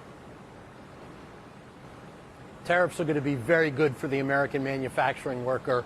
We're very excited about this new leveling of the playing field. Right now, when we export, for example, this basket to Germany, right here, it's a precision medical basket, a medical device basket. When we ship that to Germany, the German government taxes our clients $128.95 per basket. If a German competitor ships it to America, it's $1.25 per basket. It is so unfair what's happening to the American worker. What is this guy talking about? Sorry, I gotta hear that stupidity again. Our clients $128.95 per basket. When we ship that to Germany, the German government taxes our clients $128.95 per basket. If a German competitor ships it to America, it's $1.25 per basket. It is so unfair what's happening to the American worker. They can't compete when you have that kind of unlevel playing field. We're talking about an opportunity finally to create a lot of millions of American jobs. This guy's an idiot. I mean, Jake Tapper just got done explaining this guy's business ships stuff all around the world, right? So it's not just a U.S.-based business. They're not just selling to American companies. So what is stopping other countries? from just buying from Germany? Nothing. There's literally nothing. And in fact, there's more incentive now to buy from them than there is from us. This is insane. By the way, the United States only produces about 2% of the world's steel, which means that we import a massive amount of steel here, okay? Because we are one of the big manufacturing hubs in the world, technically. And so most of our manufacturing uses steel from outside of the United States, which is being tariffed right now. So, you know, it doesn't seem to be a foundry in here. It's just a manufacturing plant. He's not making the steel. And do you think U.S. steel producers are going to charge less or more knowing that steel coming into the country is going to cost more for people to buy?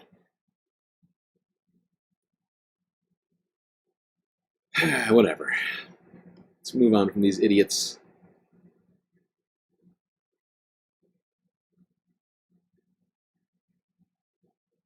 You know, I would accept these premises if this was a business that sold only to the United States, right? These arguments would make sense only if this company sold to U.S. consumers and businesses. But they don't. So this argument is completely idiotic. The fact is China has already put in place even more tariffs on U.S. goods. They've actually embargoed? They've basically made it so they will not be, they won't be selling us a bunch of stuff now. Not because of the tariffs, but because of other legislation that they put in. Like I mentioned, you know, rare earth minerals will no longer be coming to the United States from China. That's it. Immediately, if not sooner. And unless Donald Trump stops disrespecting them, unless, Donald Trump, and his administration stops this trade war, I mean, China's just going to keep pushing forward and trying to work with other people. All right. Let's see what Donald Trump had to say. This was also during that White House Oval Office presser from Monday. Donald Trump asked, can countries negotiate to get below 10% on tariffs? Good question. 6 emotional support characters? God damn, it's a lot of emotional support. Okay, please hold. Please hold.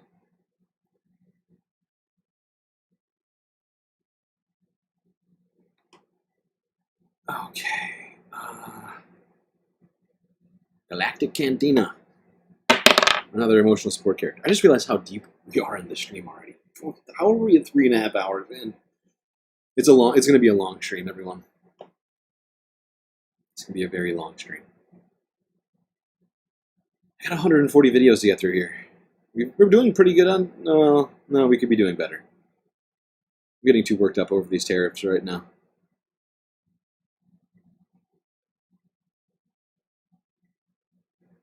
Horrible thing. Mr. President, Israel. Can countries negotiate to get below 10%? In terms of tariffs? In terms of tariffs? Look, we've been ripped off and taken advantage of for 40, 50, 60 years. And the reason we got ripped off and the way they did it was tariffs.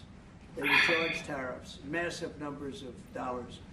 And when you look at China, when I took over, He just keeps repeating the same shit over and over again. We've been charged massive tariffs, even in the places where there aren't tariffs, because tariffs are the same thing as a trade deficit. It's science.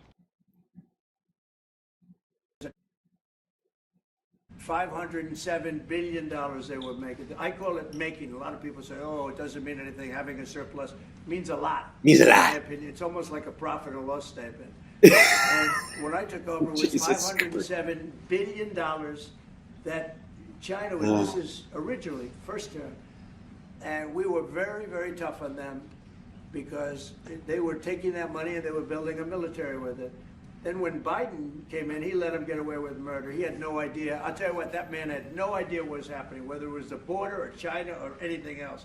He had no idea what was going on. And Joe Biden knows nothing about anything, and meanwhile I say tariffs, trade deficit, same thing. I know all the things about stuff.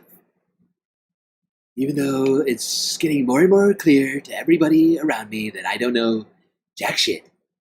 But they can't say anything, because I would have them shot outside the White House for disagreeing.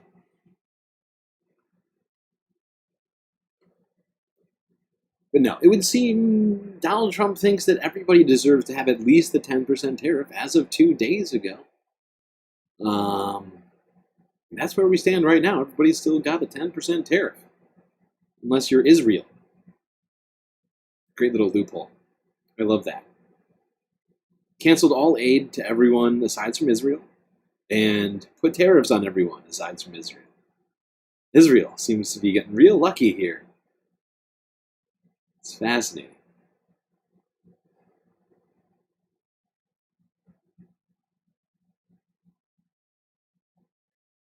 Trump tariff. Economists expect prices to go up on everything. 6 ABC Philadelphia. I thought weren't the businesses going to eat the costs of the tariffs? I thought they wanted to make America great again.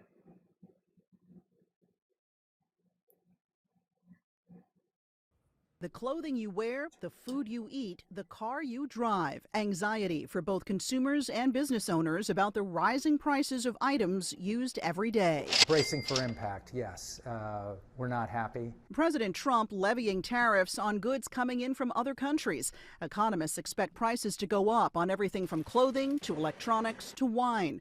A Phoenix toy store owner says shoppers will face some sticker shock with the majority of toys made overseas in places like China and Vietnam all hit with tariffs. I think your $5 toys are easily going to become $10 toys. According to the American Apparel and Footwear Association's most recent data, about 97% of the clothes and shoes bought in the U.S. are imported.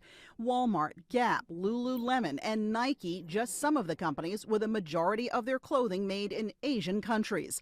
One estimate shows work boots made in China that now retail for $77 would go up to $115. Running shoes made in Vietnam, priced at $155, would cost $220.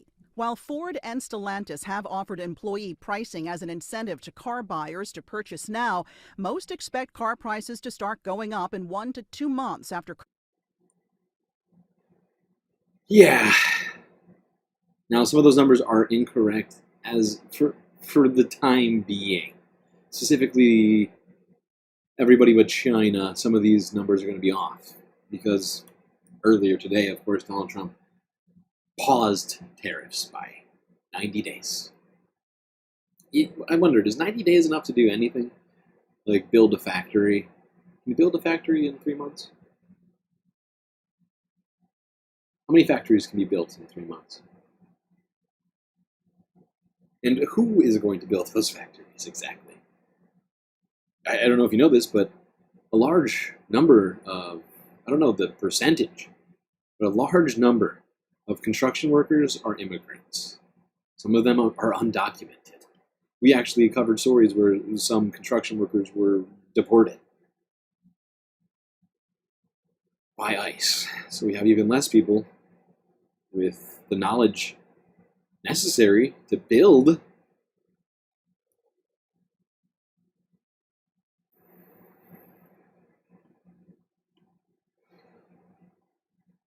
But for now, those Vietnam numbers are at least different. Cambodia, whatever else. But the China thing is going to be even worse because now it's actually 125% as of earlier today rather than 104%. So instead of 115, you're going to pay, what was it, 50, 100, my brain just broke, 140? My brain, goddamn, moved on already. Moving on. Now, Donald Trump said earlier this week, where when legislators were suggesting, at least on the Democratic side that the Senate should curb Donald Trump's tariff power. He said that he would veto it.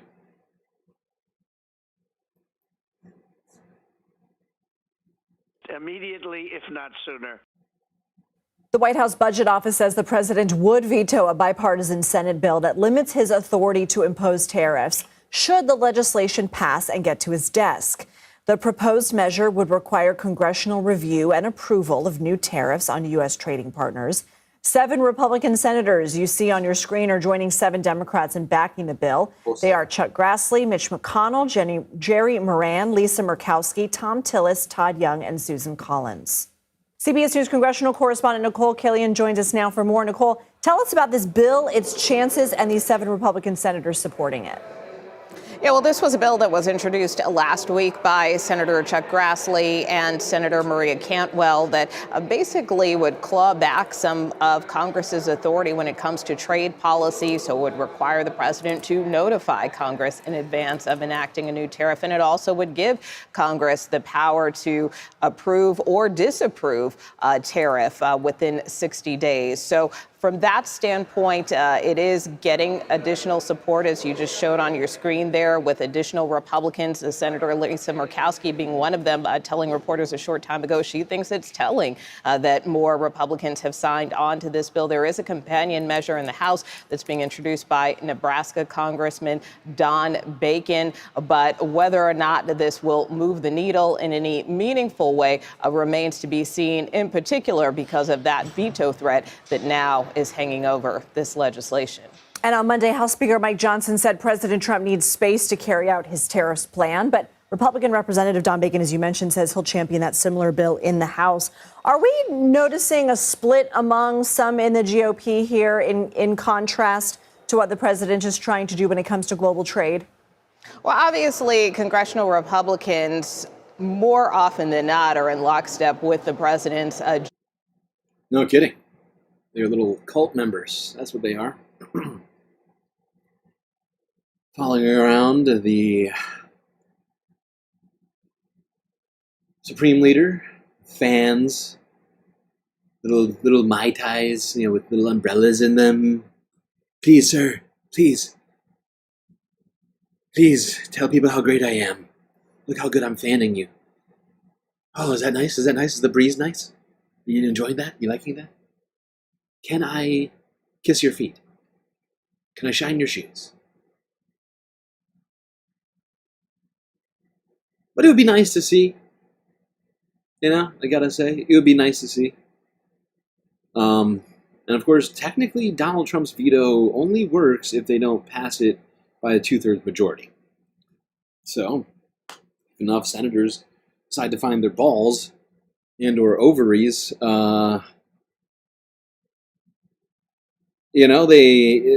maybe they'll actually do something about Donald Trump's taking away their power. But for now, they seem to be fine with having the president take away their power, which I find fascinating.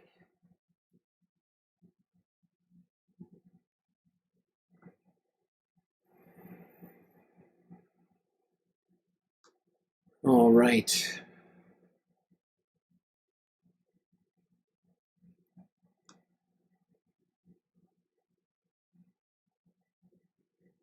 Oh, sorry, I gotta rearrange some stuff around here. I just realized I've got a little bit of a problem with my order of things.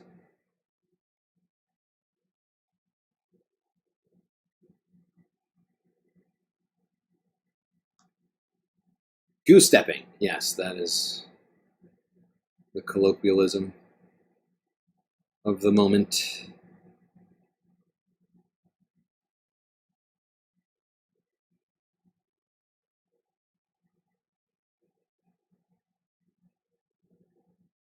All right, let's go here. NBC Bay Area from 2 days ago.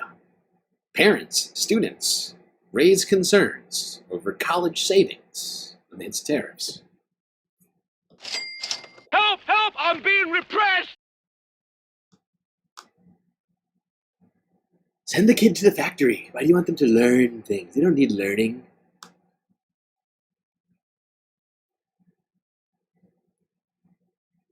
Now, those Wall Street swings are triggering Main Street concerns. Many are concerned about the impact on their 401 and college saving accounts known as 529s. Tonight, NBC Bay Area's Sergio Quintana looks at the hit those accounts are taking and what financial advisors are recommending. At the University of San Francisco, it's the time of year when parents and prospective students are touring campus. And of course, they're thinking about how to pay for it. My dad's a mechanic, right? Like, he doesn't have like a massive 401k, but it's something he's been building for a long time. And he opens it and it's down and he's freaking out. It's down significantly. Is it rough?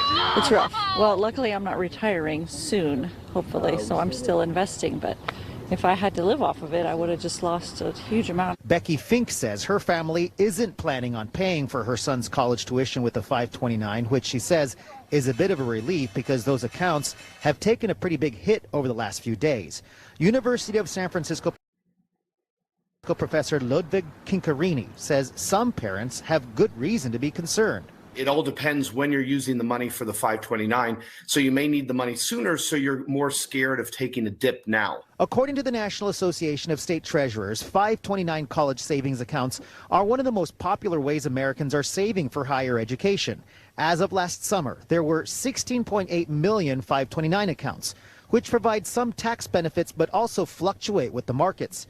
Those accounts contain more than $500 billion in assets. It's not yet clear how big a hit those accounts have taken in the past 3 trading days, but experts say it's going to be significant. Yeah, I mean, I would say it's somewhere between 50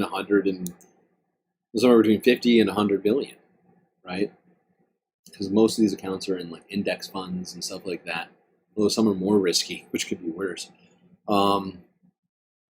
But you know, with like the S&P down almost 20%, you know, somewhere between 50 and 100 billion would make sense. It could be worse. I honestly don't know. But things have changed slightly in the last 24 hours, so I'm not going to focus too much on the numbers of it. But yeah, people have been saving either for retirement or to pay for their kids' educations, and now, you know, that money is taking a huge hit. Yeah.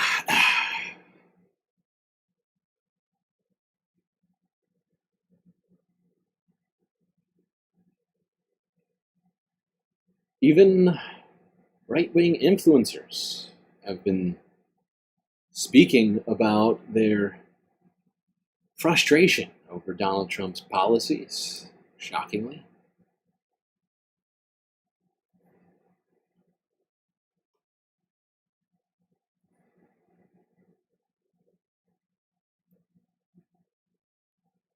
I got you down as a Trump guy, Dave. Are you? Are you prepared to say out who you are? Yeah?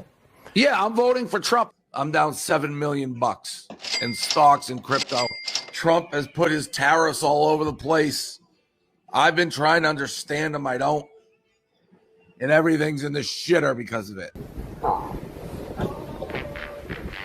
People are getting killed. Me too. Yeah, we all are. You look at your shit? Bro, holy f***, it's so bad. Nah, I mean, that's... How much you lost? Be honest. 8 figures. It's almost... Damn. Yeah. You over here like, if Kamala come back to me. You over here singing the song like the Kanye Bianca song. That little look from Aiden was hilarious. You over here singing... That little look from Aiden was hilarious. It almost seemed like he's got regrets there. He's like, maybe I should have voted for Kamala. Maybe I should have used my massive platform to, I don't know, push for good things rather than nasty, terrible things. Oh, boy. So sad. 8 figures. That's at least $10 million, people. It's a lot. I don't know what Aiden Ross was invested in, but holy fuck. How much money is this kid making? Aiden Ross had $10 million more. I mean, if he lost $10 million, how much money does this fucking kid have? And why? Why are people giving him so much money? I don't understand.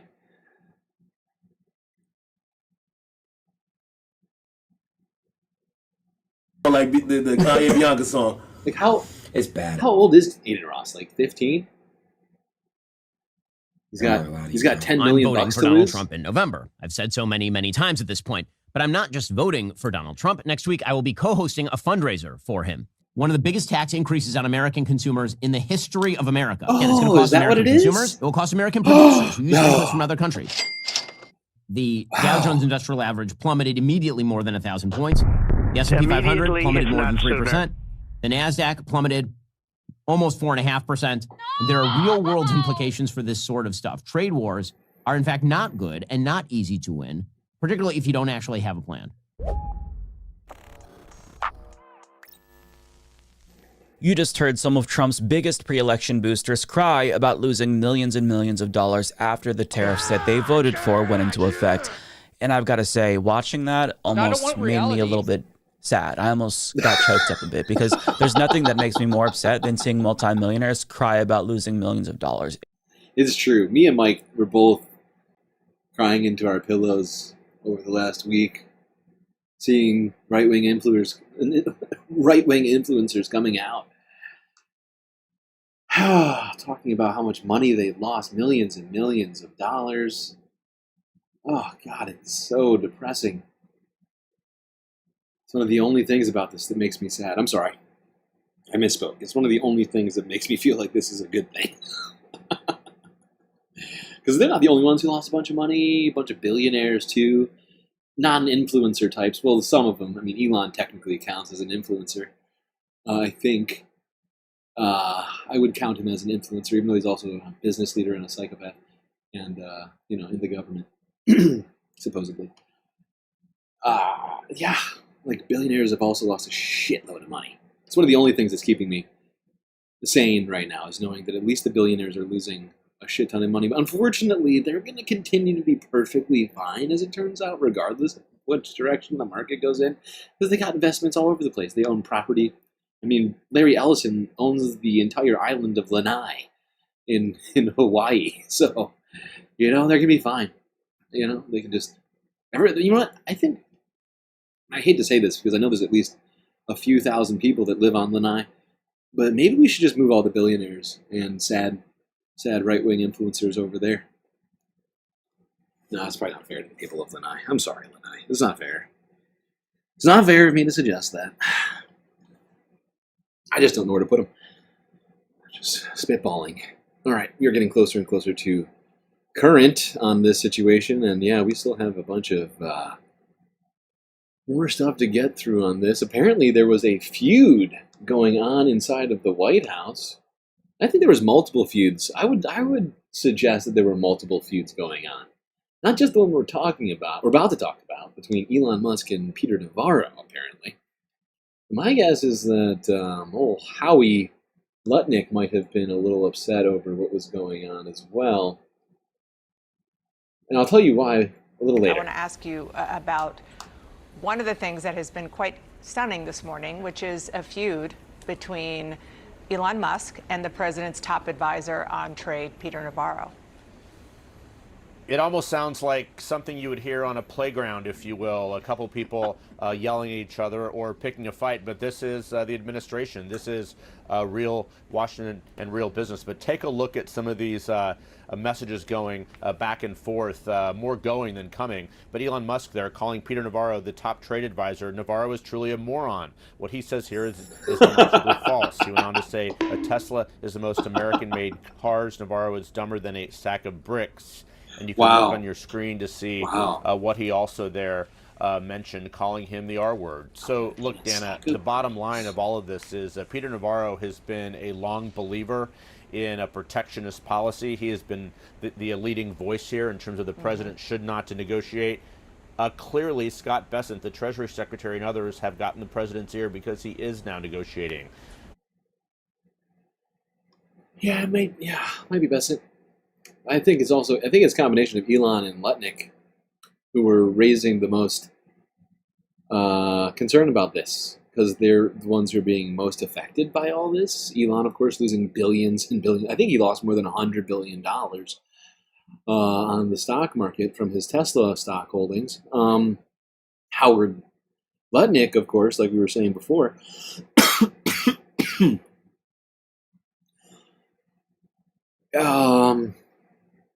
his hedge fund is heavily invested in bonds, and as long as bond rates keep going up, they lose money. Every time bonds go up, he loses a bunch of money. So they're both, heavily compromised by their own personal wealth. And so I'm sure they're upset by all of that loss. The fact is Howard was not invited to the press conference where they talked about this.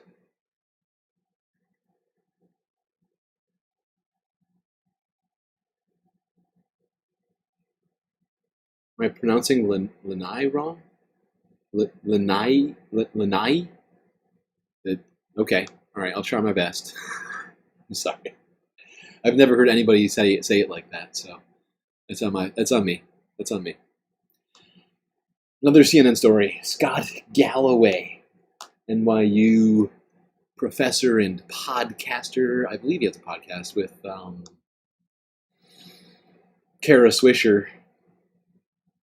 Went on to CNN, talk about the stupidity of Trump's tariffs yesterday. We're now just a little more than 3.5 hours away from a big escalation in what has developed into a trade war between the world's two largest economies. An extra 50% tariff on Chinese imports on top of the 34% extra imposed last week, in addition to the 20% originally, 104% in all. Perspective now from Scott Galloway, NYU professor, host of the Prof G podcast, and co-host with Kara Swisher of the Pivot podcast.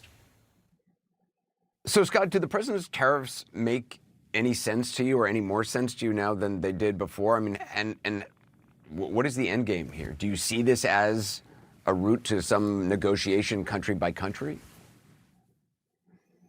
It would be difficult to think of a more elegant way to reduce prosperity globally than these levels of tariffs. These are more than 10x the levels of tariffs in the first administration. On a gross level, they're actually greater than the tariffs levied in Smoot-Hawley that led us into depression, where we lost a third of our GDP and unemployment was at 25%. If we're looking to alienate the largest trading partners in the world and shove them into the hands or the arms of China, Japan, South Korea, and China are having talks for the first time in a while. If we're looking to reduce our purchasing power, our prosperity, take our markets down, this is literally the most elegant way I could think of doing this. I used to Anderson in graduate school, I was a graduate student instructor in macro and microeconomics. And we used to talk about tariffs the way I imagine they talk about leeches in medical school, saying, can you believe they ever did this? So I don't know what the end game is here, other than somebody who believes he's a great deal maker and can go country by country and figure out a better deal. But we've lost so much credibility that I think the structural long-term damage here is really significant. Beyond tariffs, the structural long-term damage to America's reputation, to faith in our economic system? The reputation of America means risk, innovation, IP, great universities. It also means consistency and rule of law. And in literally the last 10 weeks, rule of law has been thrown out the window, whether it's defying court orders or having essentially a used car sale on the White House lawn. It appears we're no longer engaging or holding up rule of law, and we seem totally inconsistent. The tariffs are on, they're off, they're on, they're off. Global trade has been this enormous unlock for the U.S. economy and our prosperity. And anytime we take it down, we get especially hurt. This is the definition. Yeah, I mean, this is why stock, like companies, right, who have stocks, project their numbers ahead of time to create more certainty, right? Like every, what do you call them?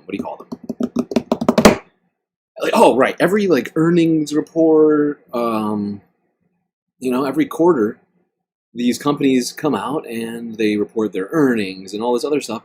They also report their future expectations, right? Whether it be on revenue, profits, or whatever else. We're going to build a factory here. We're going to hire a job. We're going to make, do some sort of investment in hiring. We got whatever this plan here and there, right? Build a factory in New York, whatever. Same thing for governments, even more so, but it's different, right? They don't have earnings calls or earnings reports, but they are looking to the future, right? Because, you can't just expect to have something immediately when you need it. You gotta plan ahead, right? You gotta think about, okay, well, all right, are we gonna have enough oil for the economy? We're gonna have enough, we're gonna have enough power to, power the grid. Are we gonna have enough food? Are we gonna have enough whatever input, cotton to make clothes? All of these things are important things. I know seems sort of simplistic, but the fact is like there's a complex structure that our entire economy is built upon. Is intended to keep the flow of goods flowing, keep people with as much food or clothes or shelter or whatever else in those people's hands, right? Or I think people get what I'm saying. Expectations are a huge aspect of the global economy. And if countries across the world decide the United States is no longer a dependable trading partner, they will work together, like Scott is suggesting, and had said earlier in this. Like, other countries are going to start to work together. South Korea, China, and Japan all getting together and trying to work out their own trade deal. Something that, like he said, hasn't happened in quite a while, because they've been so focused on the United States. And South Korea is a huge ally to the United States. Japan, huge ally to the United States. I mean, both of those places, I would point out, have U.S. military bases on them. They're huge trading partners. And now suddenly they're like, maybe China, they're a lot closer. And they seem nicer than the United States right now. They seem more dependable than the United States right now. They start making those calculations, and suddenly, global world order will be thrown up on its head. Of stupid is doing something that hurts yourself while hurting others. This could not be more stupid. And so to the... Exactly. And I have my own sort of issues with Scott some days, but he's utterly, 100% right about his analysis of this, in my opinion. Doing something that hurts both yourself and everyone else, it's beyond self-destructive. It's sociopathic.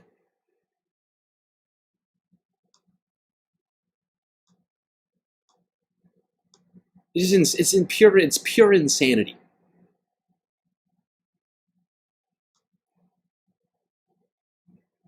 All right. Well, here's Donald Trump yesterday at the what's this called? The Republican National Convention, Congress, whatever this shit is.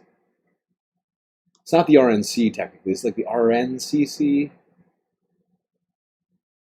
Some of you work for NRCC. Companies are peanut. The NRCC, whatever it is. National Republican Congressional Committee dinner. And he had a bunch of shit to say.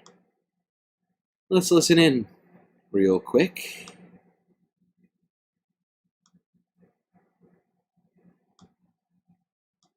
Some of you work for companies. Your companies are peanuts. I don't care how big they are. This is the largest transaction in the history of our country. And don't let some of these politicians go around saying, because... What's the largest transaction? What is he even talking about? The largest transaction? Who's buying stuff from us right now? What the fuck does he mean by that? The largest transaction in history?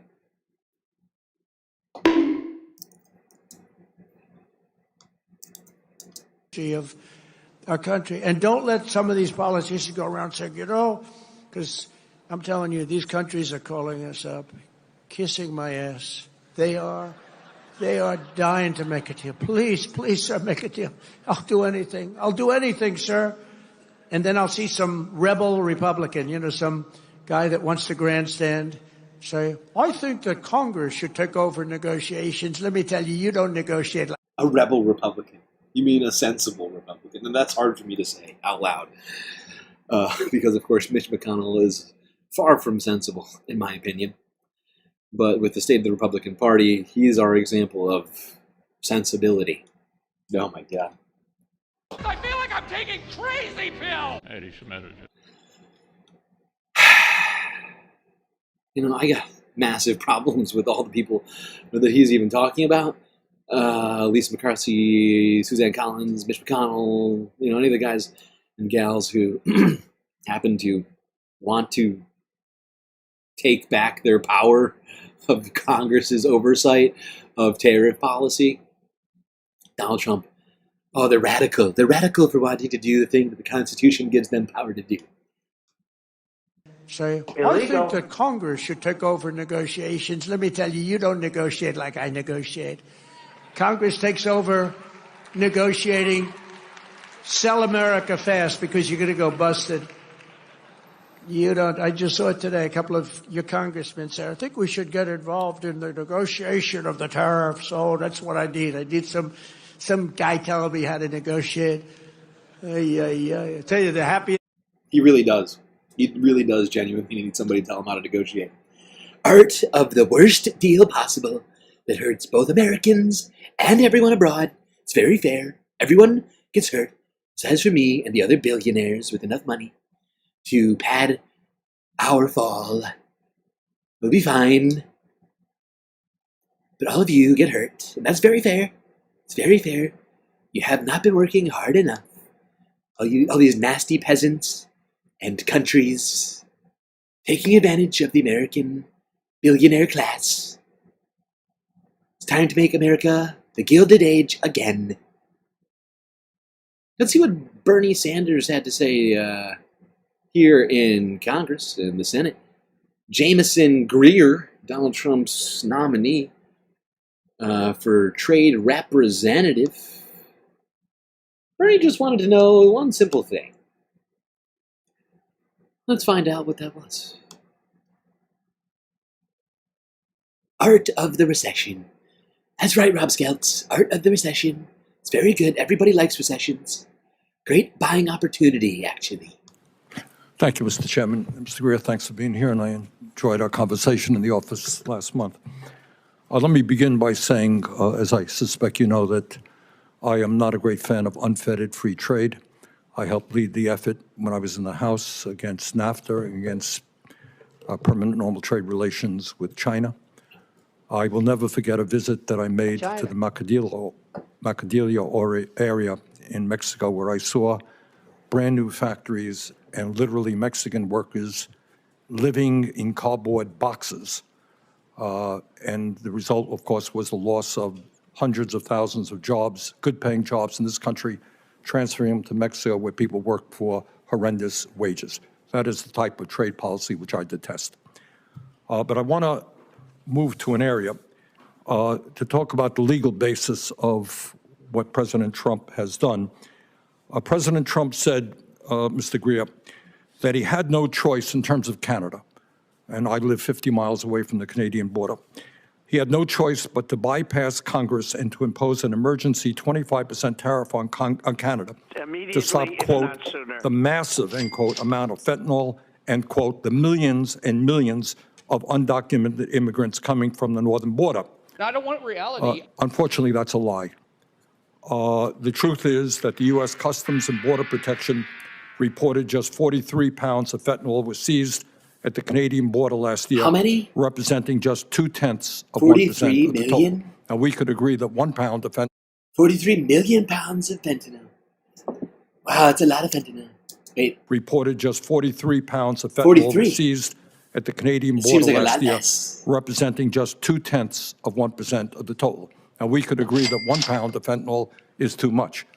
But if 0.2% of 1% constitutes an emergency, my guess is illegal drugs are coming in from every country in the world. And that gives the President of the United States incredible power to determine tariffs. Further, he said he talked about millions and millions of undocumented immigrants coming from Canada. In fact, last year there were 24,000 people, not millions and millions. First question, really, we can argue about tariffs, but why does the president have to lie all of the time in order to make his point? So, Senator, I would just refute that when the president is talking about the nature of the emergency we have. I mean, Could you talk a little bit closer into the mic, please? Certainly. Senator, I would just say, I think you need to look at what the president issued in terms of the order for the legal basis for what we're doing, right? I mean, the president very rightly hit on this issue of fentanyl migration coming from northern southern borders, and it's a real emergency. Drugs are a real emergency. 0.2%. You can then argue illegal drugs come from every country in the world. If you declare that as an emergency, you're giving the President of the United States unbelievable power. Let me go on that point. Yeah, Senator Sanders makes a great point. If 0.2% of the drugs, of fentanyl specifically, coming to this country are coming from Canada, well, then it seems like we need a tariff every single country on the planet, because there's drugs coming in from most of them. And I just find it strange, very, very strange, that Donald Trump's new trade representative thinks that 0.2% is an emergency, when he would push back on Bernie Sanders suggesting that it's a lie, that millions of pounds. I mean, this is the kind of sycophant that is getting put into the Trump administration, even though I'm presented with the facts. Sorry, let me try this voice. Even though I'm presented with the facts, actually, I would like to push back on the facts and say Donald Trump makes the facts, and whatever he says goes, and that's the kind of trade representation I will do for the United States. Okay, let's go here now to the Associated Press from 22 hours ago. We're making a fortune with tariffs. Who said it? Can you guess? Making a fortune with tariffs. Who would say such a thing?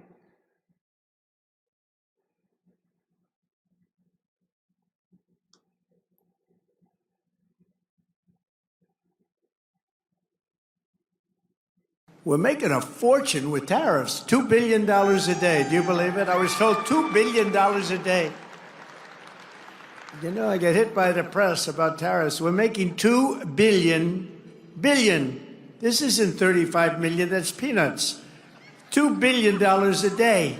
And I really think we're helped a lot by the tariff situation that's going on, which is a good situation, not a bad. It's great. It's very good. It's going to be legendary. You watch. Legendary in a positive way. You watch how great it's going to be. We're going to make trillions of dollars. No one's ever seen anything like it.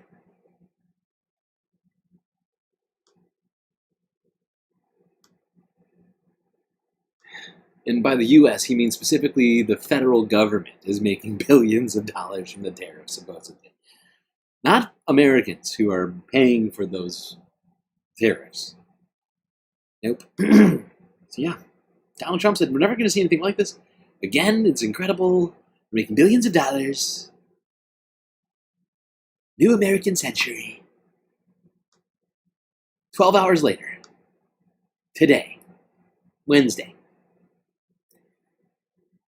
Press conference outside the White House. What could the news possibly be? How much more money we're making for the tariffs? I wonder.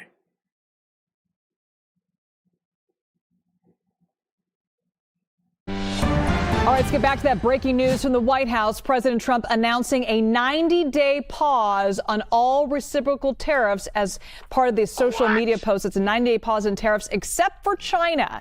This is what the president posted online just now. I'm hereby raising the tariff charge to China by the United States. Actually, let's get to the press secretary. She is talking right now. Let's listen in. Ministry of Truth. From around the world reach out to President Trump and his team here at the White House to negotiate better trade deals for the American worker. We have been overwhelmed with the amount of requests from countries around the world. I'll let the secretary speak to that.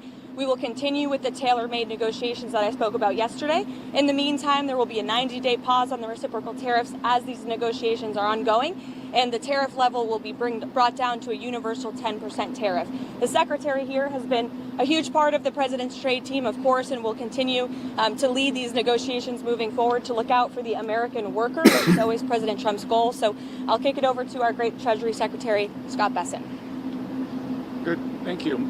And we saw the successful negotiating strategy that President Trump implemented a week ago today.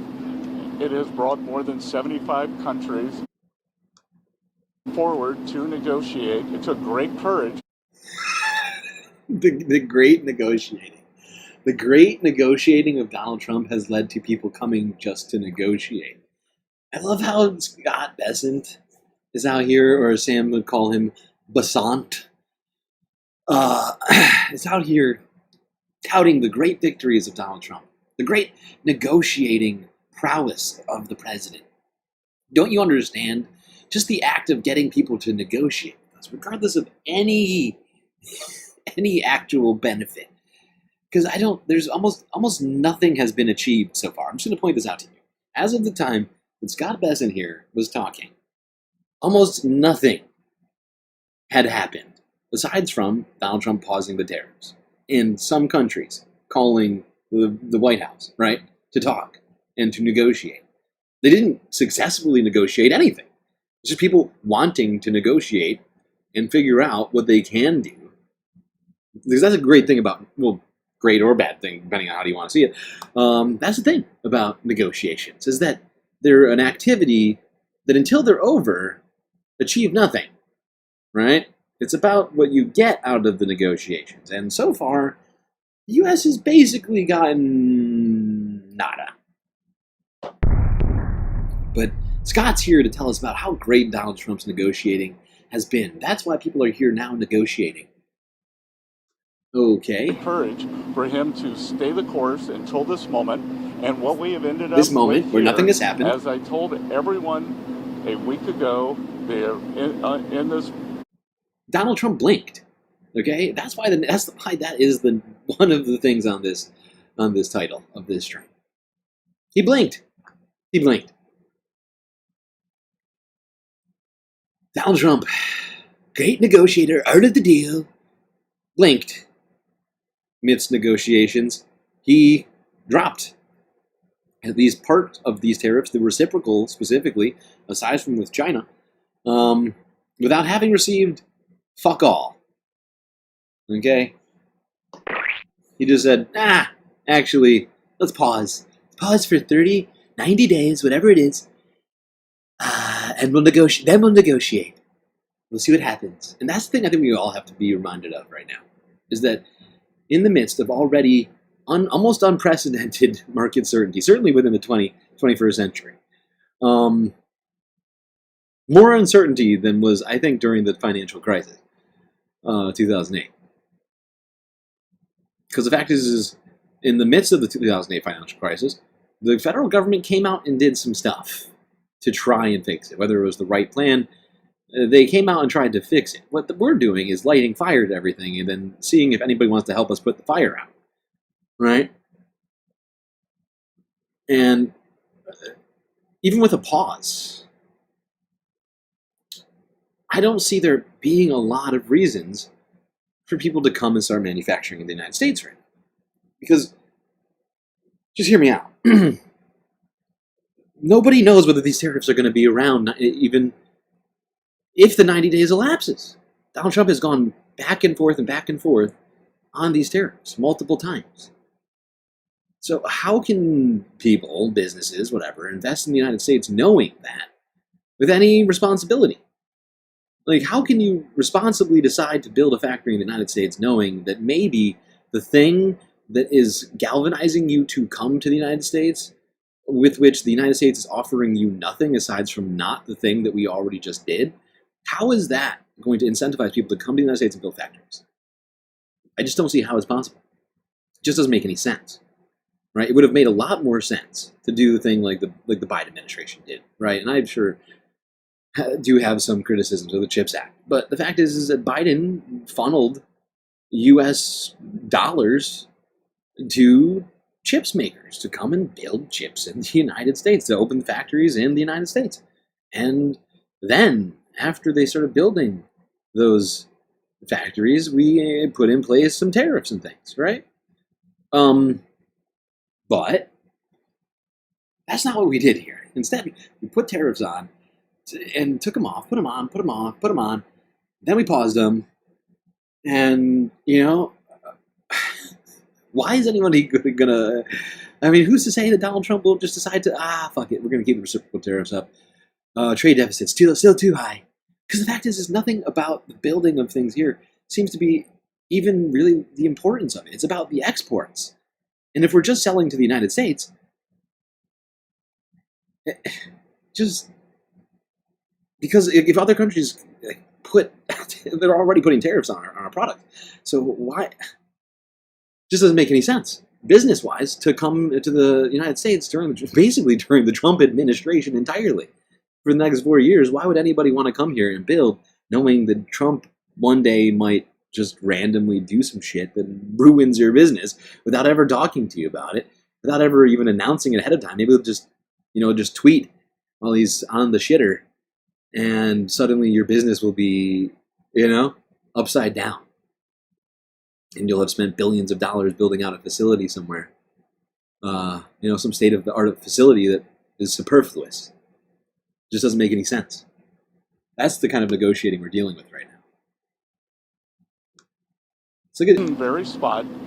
Basically like a high school bully who's stolen everyone's money and then sits on like the jungle gym and says, "All right, everybody, now that I've stolen all of your money, you can come here and propose different things you can do to maybe get some of your money back. I can't promise all of it, but if you please me enough, maybe if you chortle loudly enough or suckle on my big toe, I'll give you back half of your money." Do not retaliate, and you will be rewarded. So every country in the world who wants to come and negotiate, we are willing to hear you. We're going to go down to a 10% baseline tariff for them, and China will be raised to 125 due to their insistence on escalation. Ed, go ahead. Secretary, thank you for doing this. Let me ask you 3 quick things, if I could, just for the sake of clarity, because the markets are open and they're wondering. First of all, Mexico and China, are they part of this 10% universal? China, Mexico and Canada, are they part of the 10%? Yes. Okay. Second, given then that you have the rest of the world essentially calling it, it's not China, is this now just all about China? Well, it's about bad actors, and what we will see is some of the very early countries are all these bad actors selling us things. It's very rude. Stop selling stuff to America. How rude. It's very nasty. America doesn't want those things that they're buying. That's why they're spending money on it. They hate buying things from other places. It's very bad acting.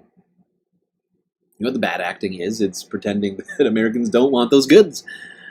As if somehow selling things to the United States is bad acting. It's not. It just isn't. There's no way to actually argue that.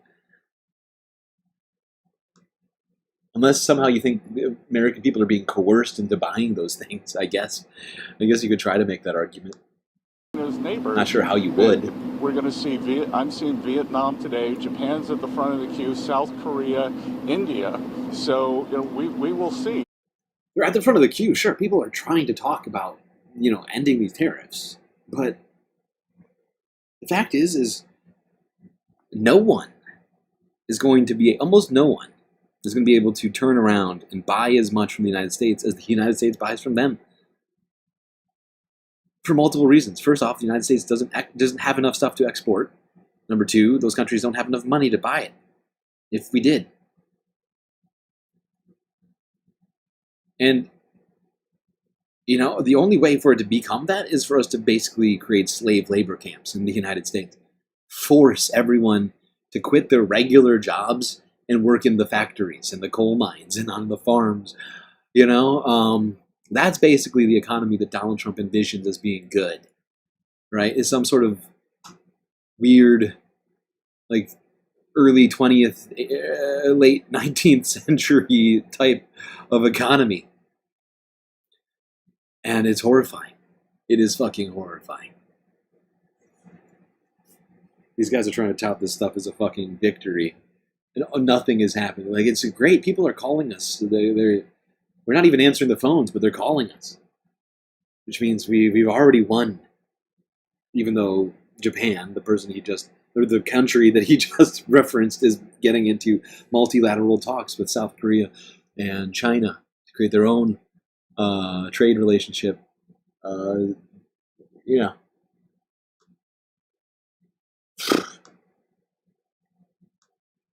And as I've repeatedly said, and President Trump has been saying it for years, China is the most imbalanced economy in the history of the modern world, and they are the biggest source of the U.S. trade problems. And indeed, they are problems for the rest of the world, because what we've seen is that as the U.S. announced the tariff wall last week, many of those goods have already started flooding into Europe. So as you see it now, this Yeah. Now Europeans are getting cheaper prices because China's looking to sell them stuff since the United States isn't going to buy it anymore. Because the fact is, it's just no longer financially responsible to buy anything from China if you live in the United States. And so they're going to sell goods to other people. And it's idiotic. It is fucking idiotic what we're doing right now. The fact is, a massive portion of our imports come from China. Not all of them, not even a majority of them. But like, I think it's like 20% of U.S. exports, something close to it. I mean, imports are, are from China.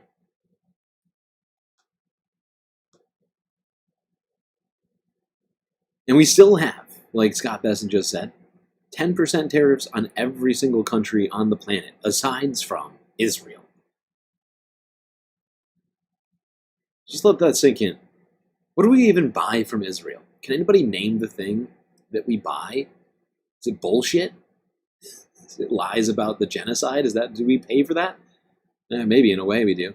I don't think it's being counted in GDP when they sell us bullshit stories. Not officially an economist, but fairly certain. So that's great, with no tariffs on Israeli goods. We're buying so much. Man, we're always buying so much stuff from Israel. So much stuff. It's overwhelming how much stuff we buy from Israel. What's that? We buy almost nothing, besides from military technology. Actually, let me look up exactly how much.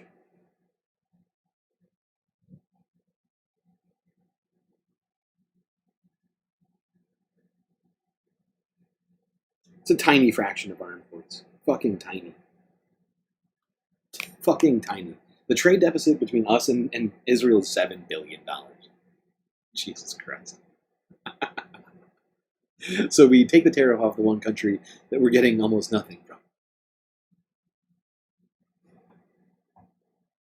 $7 billion. Wow, how great.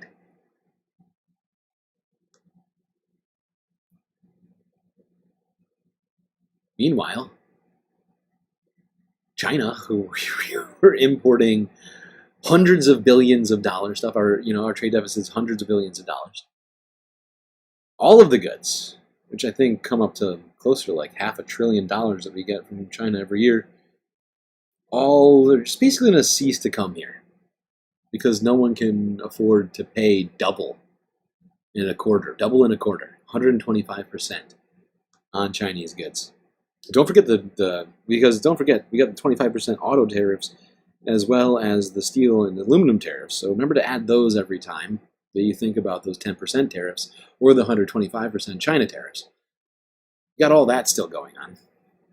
So I don't know if you wanted to import a steel and aluminum vehicle from China. I guess it would cost 160% or something like that on top of what the normal price would be.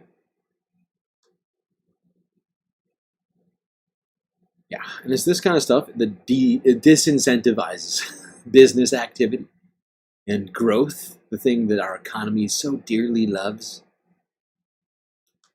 But after this announcement, this 90-day pause, the stock markets were utterly enthralled, overjoyed. Let's go here to CNN. 11 hours ago. Oh my God, what have I done? Oh my God. What have I done? Oh, how and why have I done this? Hold the phone. 4.5 hours in, I didn't take a second break, did I? Right, chat? Did I take a second break? Don't lie to me. Did I? I don't think I did. Now that I'm like a half hour into the break. Oh my god. I blew through it. I blew straight through it. How did we do this? What is this, the majority report?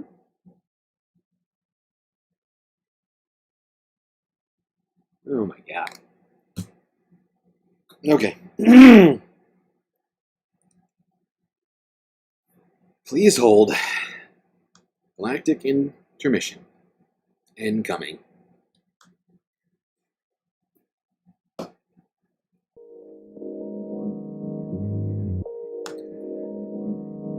Well, I hope everybody has been enjoying the show so far. If you haven't already, hit the like button and don't forget to subscribe.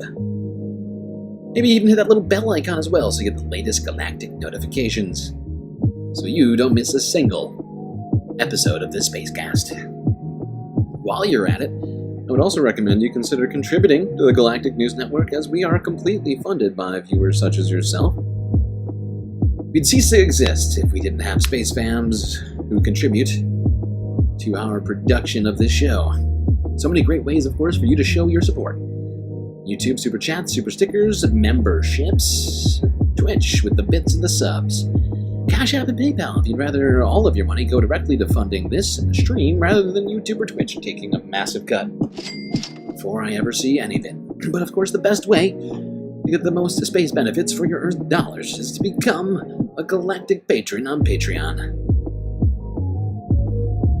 where a myriad of benefits await you. You can get an avatar on stream, hanging out in the pool, doing whatever, really, as long within reasonable limits, of course. But yeah, that's one of the benefits some people seem not to know.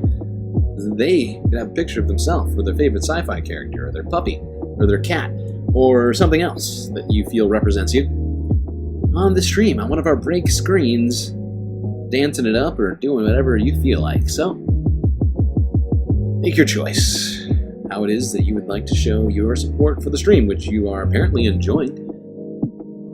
Anyway, chat, enjoy this short space break. Grab yourselves a drink, maybe a snack, and I will be right back.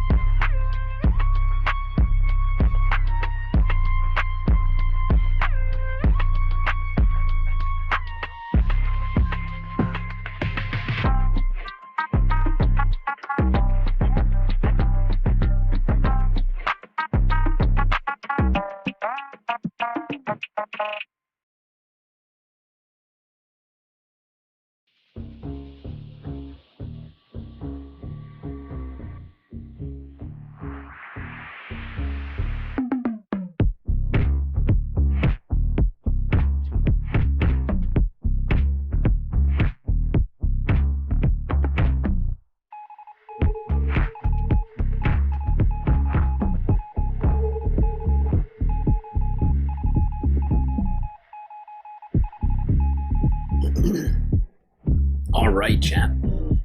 You know what that sound means. It's time for us to get back to the show. So you better get back in those seats, otherwise you're gonna miss the latest galactic content.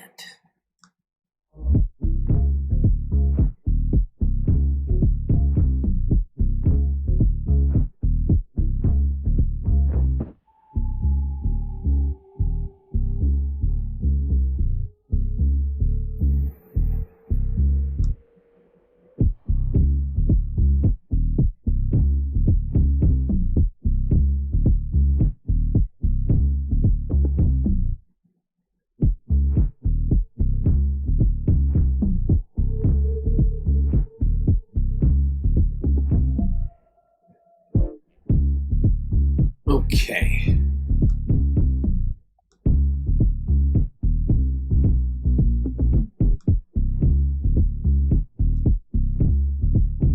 Alright, we're gonna get back talking about tariffs. We're almost done with it. Well, for now. We'll be getting to talking about the global aspects of all this later. I'm gonna wrap this up here shortly. It's the what's been going on here. The tariffs. Let's go here to CNN. Talk about what happened over Wednesday's trading session after Donald Trump announced these 90-day pauses on certain aspects of the reciprocal tariffs, aside from China. China! We have major breaking news into CNN on the global trade war. President Trump just truthed out saying, quote, I have authorized a 90-day pause. The president here announcing a 90-day pause on tariffs, though it's not clear specifically which countries this pause. You know, I've decided just now, this guy just inspired me. Not like well, I'll explain. I think from now on, I'm going to start calling Truth Social Lie Social. He lied out a whole bunch of stuff. Okay, I get to call it whatever I want. So yeah, Lie Social did a lie. I did a very, very good lie. Saying, quote, I have authorized a 90-day pause. The president here announcing a 90-day pause on tariffs, though it's not clear specifically which countries this pause is going to apply to. The Dow right now shooting up over 2,000 points. Look at that as this announcement comes through, a giant spike in the Dow Jones Industrial Average. This is important as part of the messaging around this post. The president saying that this is based on the fact that more than 75 countries have called the U.S. and try to work out deals with the administration and not try to retaliate for his tariffs. Notably, though, the president is raising the tariff applied to China from the United States to 125% effective immediately. So this pause applies to other countries, not China. That's right, a 90-day pause on new tariffs except for China, which again goes to 125%, and the markets obviously ebullient they are as they are hearing this news. Let's go to Jeff Zeleny. He is live for us at the White House. This is what they had been hoping for, the markets. They actually kind of imagined it the other day and had a little bit of a jump into positive territory. But this is the announcement from the president, Jeff. Well, Brianna, that was certainly a test run, but certainly not an intended one to see the markets go up when there was a false report of a pause. But now we are hearing from the president for the first time during this escalating trade war saying that he is putting a 90-day pause. And you can just see to the right of our screen there what the markets are doing with this. From a policy standpoint, it is a bit more murky. The White House has not filled in any details of this, but we are getting this from the president on social media, as you were reading there. And he is explaining it as adding more to the China tariff pot, which is really growing day by day here, adding another tariff to China, even as he is praising the countries who he said have not retaliated. And those, of course, are the countries who are lining up to have discussions with the Treasury Secretary, with the White House, with the administration on trying to renegotiate. So the president is saying, and let me just read it to you here. He said, the countries who have not, at my strong suggestion, retaliated in any way, shape, or form against the United States, I have authorized a 90-day pause and substantially lowered reciprocal tariff during this period of 10%, also effective immediately. So what this would seem to be, and again, we will have to fill in the blanks here, what this would seem to be taking all the countries back to that baseline 10%, if you will, which went into effect last Saturday for most countries. And then, of course, the reciprocal tariffs went into effect at midnight. So the president is putting a pause on those. Of course, this is adding to the policy uncertainty, but you can see what the market is doing. It's adding a bit of certainty to the market. So we're expected to see the president in the next hour here at the White House. We will see if he adds any meat on this bones here, but certainly a significant reaction from the White House. They've been reeling here, watching the financial markets really have a deep negative effect on this. The president has long said, at least during this period, he's not watched the markets. We know, of course, watching him for a long time, he does. And clearly, this is something that he's been hearing from Republicans on Capitol Hill, Republican donors, really people who are supportive of this policy, saying it's time for an exit ramp. So that's what it looks like this will be, at least for now, a 90-day pause on those reciprocal tariffs. Boris and Brianna. Jeff, please stand by. We've just learned that the Treasury Secretary Scott Bessent will be speaking publicly soon. Okay, so I just want to point something out right now.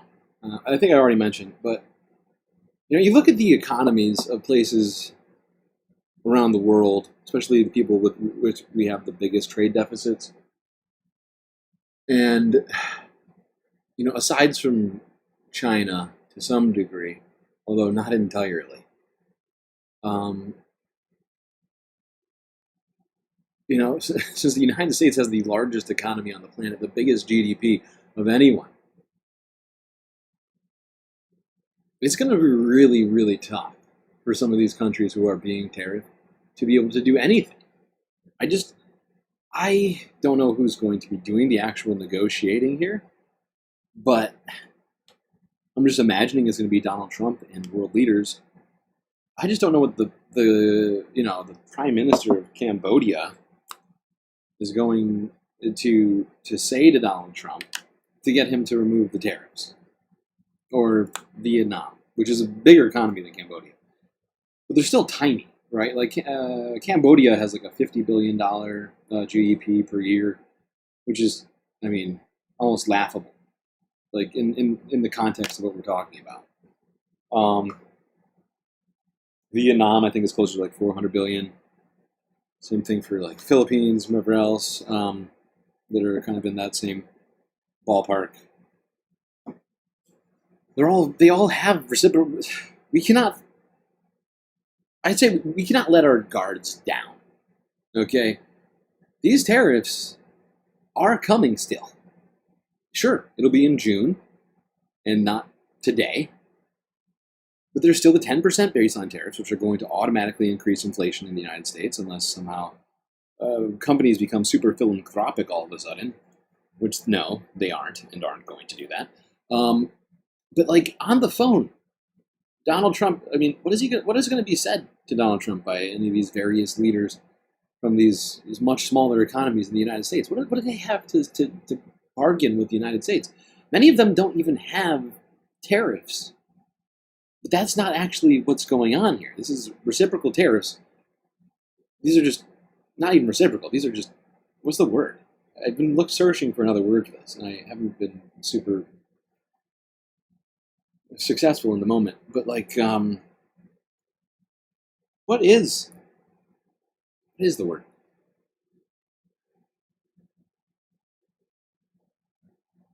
Just retaliatory, not reciprocal.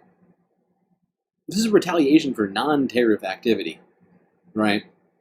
So in many cases, these countries have been tariffed. Australia, for instance, has no tariffs on U.S. goods. And if you actually look at the numbers, most of these countries have, if they have tariffs, they're very small. A few percent here or there. Not 75%, not whatever Donald Trump was claiming outside the White House. And so what is going to be their negotiating power in these meetings? In the next 3 months, what will any of these countries be able to say to Donald Trump to change it. Of course, first off, the EU is not going to stop having VAT. It's how they fund their governments. It was not entirely how they fund their governments. Of course, they have income taxes and other things. But what, the European Union is going to suddenly vote as a body to remove something that is funding themselves, funding the governments to stay open? I don't think so. And it's on all goods. It's not just on the US, it's on any country. So it's completely fair, right? VAT isn't like specific to a country. It's every country in the EU has the same VAT.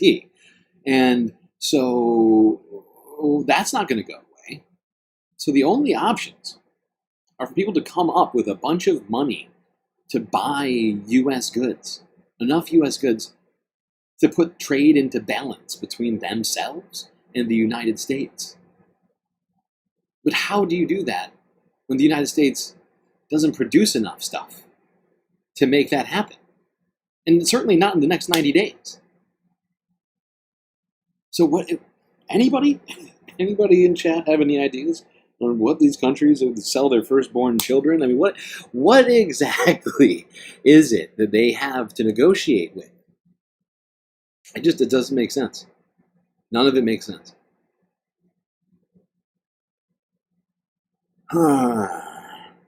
And so by June, I expect that a lot of people are going to have these reciprocal tariffs put on them. Meanwhile, we're going to have 10% tariffs across the board, plus the steel tariffs, plus the auto tariffs.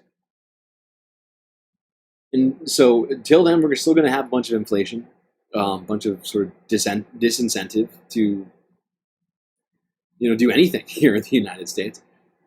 And I just don't know. I just don't know what's going to happen. Punitive, yeah, sure, that's a good word, but it's still not the one I was looking for. There's one that it's like on the tip of my tongue. I just can't find it. That's a good one. That's a good one. It's close. It's a close synonym, I suppose.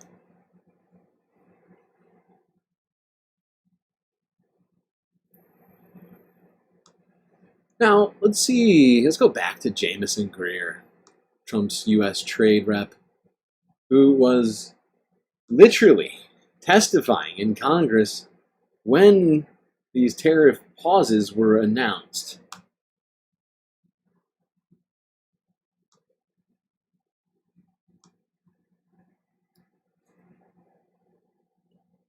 Mr. Trade Representative, are you aware that the tariffs have been paused?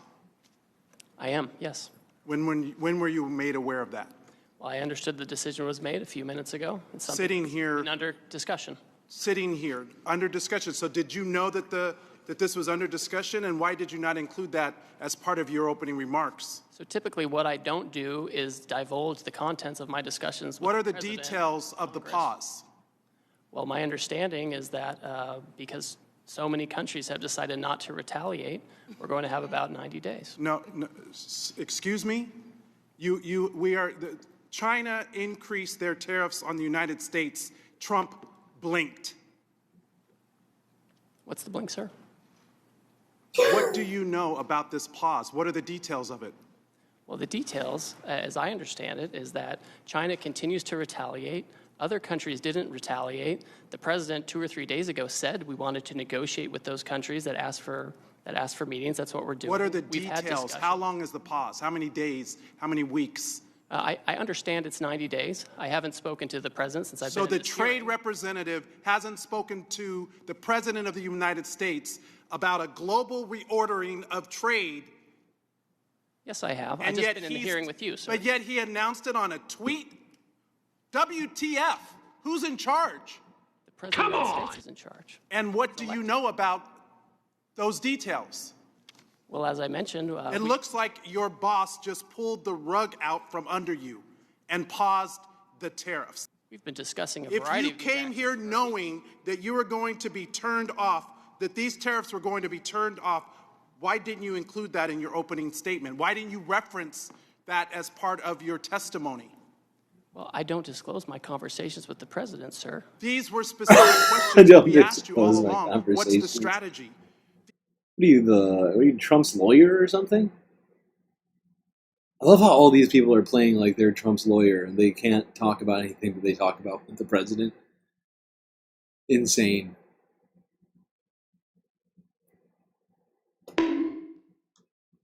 These are real consequences for the American people and small businesses. I had a group of small businesses in my office earlier today talking about the impacts of these tariffs on aluminum and steel. This is amateur hour, and it needs to stop. What does this even mean for your negotiating strategy? How are you in charge of negotiation if the president is tweeting about this from wherever the hell he is? On the toilet? The president was elected, and he runs the trade policy, and I advise him and execute his Who trade executes policy. the trade policy? I execute the trade Did you policy. know that this was happening? We have been discussing all kinds of And there's another member of the cabinet, Besant, who just canceled coming to the Hill to avoid talking about the market because it's in turmoil. This in just days because there was no strategy, there was no plan. The president chose to take actions that he didn't even have the authority to take. He's put our economy in disarray and near collapse. We have small businesses and Americans who are concerned about their well-being, people's retirement, people's 529 accounts went down because of this administration. Yeah, I mean, everybody's retirement accounts and or investment accounts have gone down pretty much, unless you were sitting there shorting the market the entire time. And yeah, it is crazy. And, you know, I keep talking about Jamison Greer as if he's the nominee. He was confirmed, if I'm not mistaken, already. It could be, hold on, let me make sure. I think at one point I suggested that he was a nominee, but I think he's already been confirmed.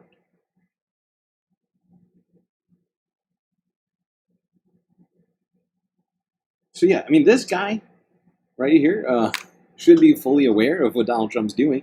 He's the one who's supposed to be enacting trade policy on behalf of the president, and seemingly either had no idea about what was about to happen, or I guess decided to lie to Congress for quite a while during this hearing that they were having. Well, both don't look so good. We have people that are planning to send their kids to college this fall. People who are retiring whose benefits have declined. Is this market manipulation? No. It's a great question. Why not? If it was a plan, if it was always the plan, how is this not market manipulation? Yeah, it's a great question. It's not market manipulation, sir. Well, then what is it? It's not market manipulation, sir. This guy is way off on the back foot here. He seems like he's about to fall over. He had nothing. It's not. Sure is not a strategy. We're trying to reset the global trade system. Reset the global trade system. There's no button on the trade system to reset it. And the fact is it's absolutely market manipulation. It's also a situation in which Donald Trump benefits greatly if he can take advantage of it. Fact is though, he was losing money hand over fist. Donald Trump's social media company, Lie Essential, DJT Media, was hit a all-time low earlier this week, on Tuesday, before any of this happened, right? Elon Musk's Tesla was plummeting. Scott Bessent's investment in bonds also having a lot of struggles. You know, all these guys have fucking financial interests in a number of things that makes it, you know, pretty fucking insane that they actually have their hands on the till and can just do all this stuff without letting anybody know ahead of time while they're scheming in the back room.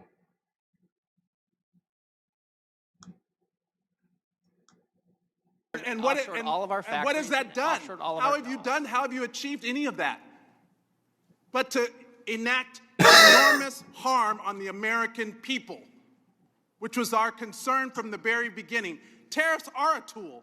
It can be used in the appropriate way to protect U.S. jobs and small businesses. But that's not what this does. So if it's not market manipulation, what is it? Who's benefiting? What billionaire just got richer? And all the while, there are not even any Republicans left in this hearing. They all left because they don't even want to defend this. But meanwhile, the Speaker is rushing to the floor to pass a budget reconciliation to screw America by passing the biggest tax cut in history on the backs of the American people. WTF? Who's in charge? Because it sure doesn't look like it's the trade representative. You just got the rug pulled. He certainly did. I just want to show you this. This is what happened to the markets today. I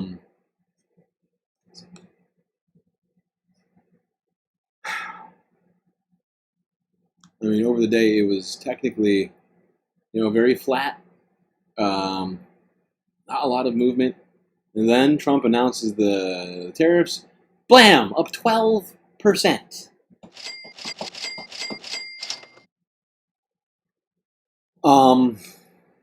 And this genuinely feels like market manipulation. Like it was an opportunity for some group of people to go in and buy at low, low prices. And then everybody who may have sold left behind for good. I mean, look, back here, right? This is April 2nd, right? This is when the tariffs came into place. Bloop down, quick bloop up, back down, and then boop, 12%. I mean, 12% in a single day on the entire market is fucking insane, okay? Whether it's, the S&P up 10%. I mean, it is pretty insane just how V-shaped this trade was. And now I don't have any proof that they were emptying their bank accounts into the stock market during this time. But I'll be keeping my eye out for, anything that comes out on that. But it does have very weird vibes. Donald Trump was saying over and over again, like we listened to him say from Monday, that he wasn't even considering a 90-day pause. And then 2 days later, there's a pause? A 90-day pause? It sounds very fishy.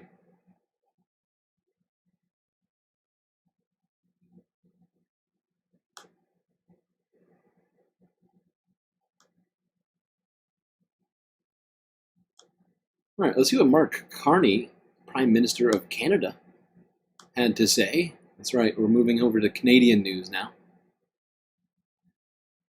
Mark had a bunch of stuff to say about Donald Trump's tariffs. Let's go here. CTV News from Monday.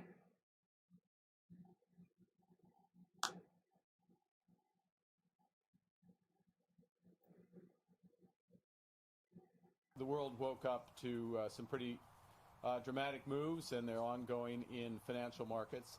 So before I get to the main subject at hand, I want to spend a few moments talking about what that means for us in Canada. And I think the first observation is what's going on is a direct consequence of President Trump's unjustified tariffs against Canada, tariffs that were first levied on Canada, and Mexico, and then on the world. And those measures are going to hit a lot of people's savings, including their retirement savings. And as much as this is unfortunate, it was not unforeseen. This is what we have been concerned about. And indeed, this is what we've been trying to warn the President of the United States about. And I'm not going to sugarcoat it. There may be some tough days ahead for Canadians, but I also want to reassure that we are prepared. We foresaw this.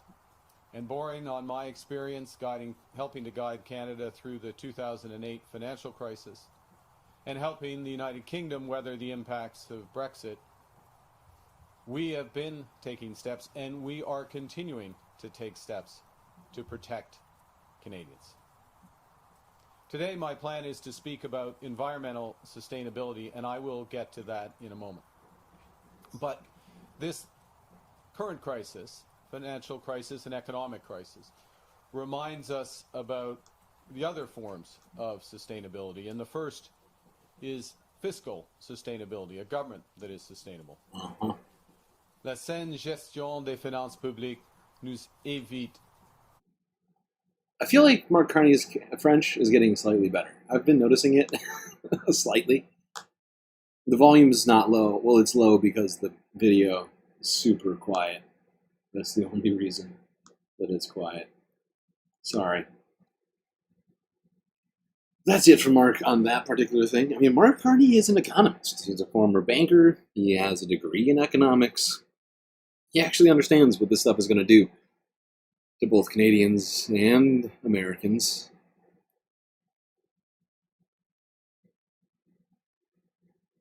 Violet Quinlaw. I think it was a dead cat bounce. You have them in every bear market. Technically, you could be right. I guess we'll find out. I mean, already, markets are... The European markets are up, but if you look in the... What do you call it? Like the futures market right now? U.S. futures are trading down again. I think the NASDAQ's already down 2%. Columbia Rican, New York. The super chat. Check minute 4 of Kyle Klinsky's video titled CNBC Tells Truth About Trump. It's a video from today. It's related to what we were watching. Okay. Good to know. We might have to do that tomorrow. Or Thursday. Just because me trying to find a video amidst all this, throw it in here, a little much. Especially because I've got 140 videos to get through. I'm sure the news will hold till tomorrow, right? Right? Give me a joke. I'm going to try it. I mean, I get it. I get it. But, I mean, yeah, we will check out that. I mean, I was watching CNBC yesterday and today and Monday, just because of everything that's been going on. I've been trying to keep up with them. It's been fascinating to see a bunch of people who have, up until now, been almost entirely supportive. I mean, CNBC is the worst NBCs. And practically every single person that comes on there loves Donald Trump. And will say anything they can good about Donald Trump. They all seem to believe that he's going to be their savior. They all thought he was going to be their savior. Saving them from all-time highs in the stock market or whatever, I guess. But, yeah, now I've been hearing a bunch of complaints over there on CNBC recently. Either way, thank you for the super chat. Oh my god, another super chat from Columbia Rican. Kyle plays a Trump recording that proves he did all of this intentionally. Really? Ooh, that is very interesting. That is very interesting. Columbia Rican coming in with some very good suggestions here, I think. I'll try and find that. That actually seems like something. We're already doing all this tariff talk right now. So I'm about to break ranks here and do something unprecedented. I am going to take a suggestion in the middle. I don't think I ever really do this. It's not been my thing, mostly because I usually have these things set up so stringently, trying to keep it from topic to topic or from country to country. But since we're just in USA/Canada news right now, still talking about the tariffs, well, this seems like an opportunity. Oh my god, Sasha G! With a celebrating Moodang super sticker. Wow. Look at that. Moodang seems very happy right now. Gotta love those Moodang super stickers. Some of my favorites. I mean, Moodang is just so great. Can't lie. And of course, yes, all hippos are Moodang. I don't care what you say. They are all Moodang, and that's a fact. Write that down. Okay. I assume it's this one. I actually didn't see this. I did not see this one.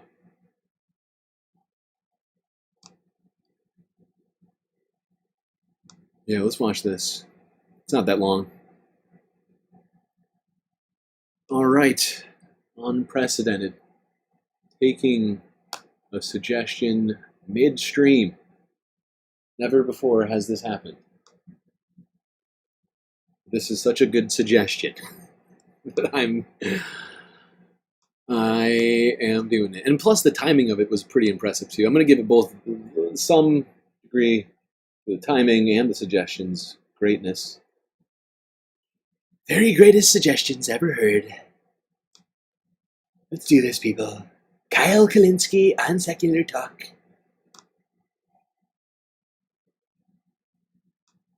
Now, one of the many benefits of this show is that there's no filter. And I've never had a conversation with an advertiser. I've never done an ad read. I'm not beholden to anybody. So you really get to hear exactly what I'm thinking, right? And sometimes it gets a little wild. Sometimes it gets a little edgy. But when you have no masters, you have no bosses, you get to let it all hang out, right? But in this moment, you know things are disastrously bad when run-of-the-mill, vanilla-ass CNBC hosts are starting to sound like me. Yeah, yes, that's actually... The market is tanking so... That is a phenomenon which has been occurring all week, actually.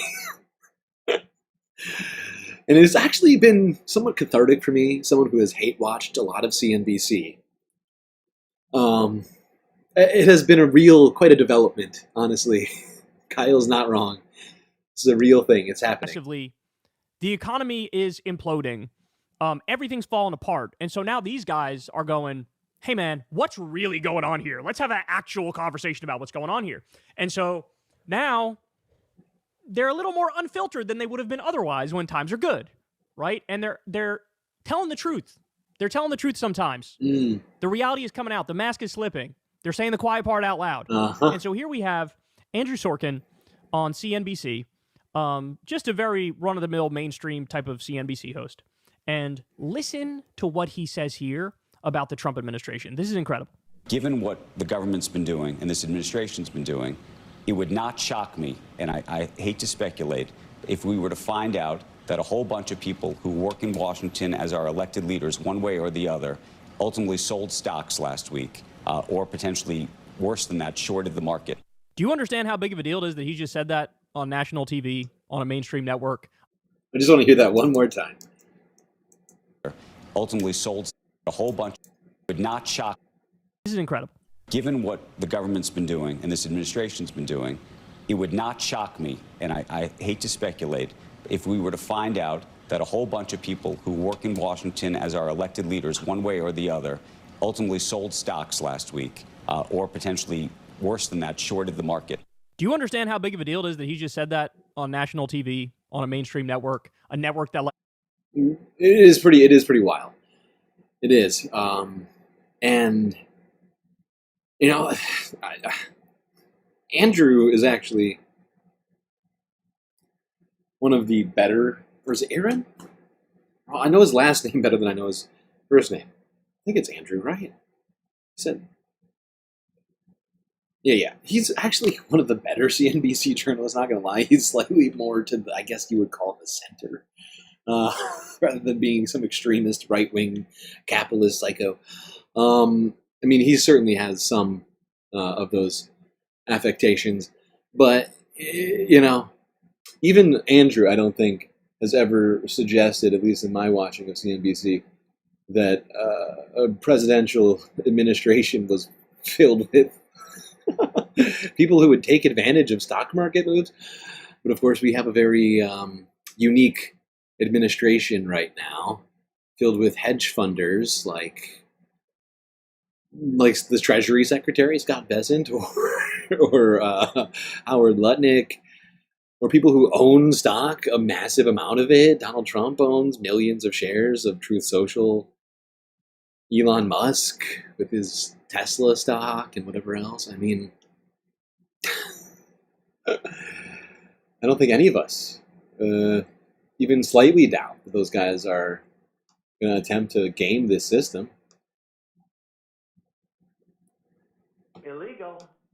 My mom watches the independent, apolitical swing voter, my mom. And this dude's out there like, hey, man, it's starting to look like maybe they were doing insider trading and selling before they knew the market was going to go down. And maybe it goes even further and they're shorting the fucking market to get rich off of everybody's misery. That's definitely one of the things that's going on. That is definitely one. In fact, was it Bill Ackman, I think, a Trump guy? He accused Howard Lutnick of, I think this guy's making money as the market goes down. That's what he said. Now, he came out and apologized after that. Oh, I went too far, I overreached or whatever. But this is now what people are thinking because it's hard to logically explain how we are where we are now, right? And that's the other thing. This is the part. I haven't heard anybody say this yet on TV, but I think it's true. To the extent there's going to be any negotiations and any exemptions to the tariffs, Trump acts like a literal mafia boss, right? And I have no doubt it is within the realm of possibility for him to say, you want a deal? You want me to lower the tariffs? Fine, I'll lower the tariffs. I'll take them from 10% to 3%. But one of those percentage points are mine. He could ask for a flat rate. Oh my God. He could ask for a percentage. Oh my but God. The corruption is so out in the open. That would so be brazen, wild. He feels like he can get away with anything. He did. He got away with. That would be fucking wild. If Donald Trump literally enriched himself off the tariffs like that, I mean, the insider trading is one thing. That's quite a suggestion from Kyle. I hadn't even considered the possibility of anybody doing anything like that because it's just so insane, so wildly corrupt. Just wild. Oh my God.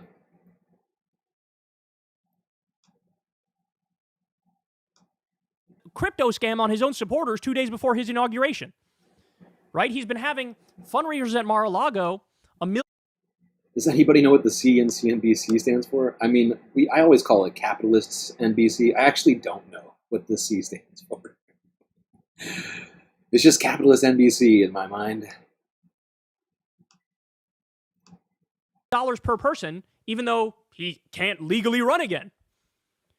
The corruption is so clear and so obvious. The watches he sold, which weren't even created, where it's $100,000 a pop, which allows foreign governments and foreign billionaires to pay him and get favors, right? Like, all this stuff is going on. Why wouldn't he do something like that? And now they're even talking about it on CNBC. Why? Because they're looking around going, hold on, you just sparked a global trade war based on fucking nothing. Prices are going to skyrocket. People are going to get laid off. 401ks are being wiped out. The dollar is now being devalued when it should get stronger in an economic all of those downturn. things. Everything's falling apart. What fucking explains this? Either you have the most rigid ideology and you're the most irrational person in the world who can't adjust to new information and new evidence, or you're a total fucking idiot, or there's also corruption going on here and you guys are personally profiting off of it. Illegal. And that's exactly right, man. Now, by the way, quite a find somebody made. Trump, over the years, he's been in front of the cameras a lot, so he's had some moments where he accidentally says the quiet part out loud. This is before he was a political figure, but listen to what he says here. This should really, really disturb you. Ready? Here we go. Find that I do better in bad markets. I buy things in bad markets. And you can't do that in a great economy. You can't buy it. Either you're going to buy it very expensively or not be able to buy it at all. So there's a lot of opportunity I find in the bad times. So what he's saying is, when everything goes to shit and everybody's struggling, and like medium-sized business owners and small business owners lose everything. Oh, look at that cute-ass dog. Kyle's puppy just came out to play. But that's the old billionaire playbook right there, right? When there's blood in the streets, you better have some dry powder. Start firing off. You know? I'm trying to remember who it was first. And Warren Buffett has said this, but I think he took it from the the Rockefeller playbook? I can't remember who it was. But some old, like, Gilded Age billionaire was quoted as saying this. I cannot remember which one it is. Might have been the Vanderbilts. I genuinely cannot remember. But that's a thing. This has been going on for over 100 years. More than that. Because when there's blood in the streets, those with all the money can go out and just start buying up everything. Blood in the streets, send out the sharks. I don't think that's quite the phrase, but yeah, that's basically it. That's basically it. You know?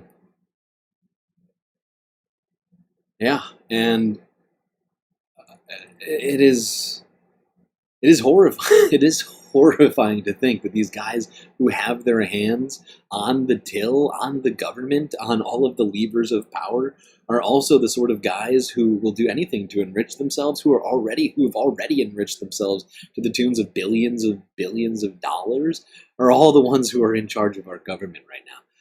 And you know, how people didn't see something like this coming, I don't know. I'm not gonna postulate on that, but you know, it was short-sighted, and I didn't quite think it would be this blatant, but it really has become pretty evident that they're doing things to enrich themselves.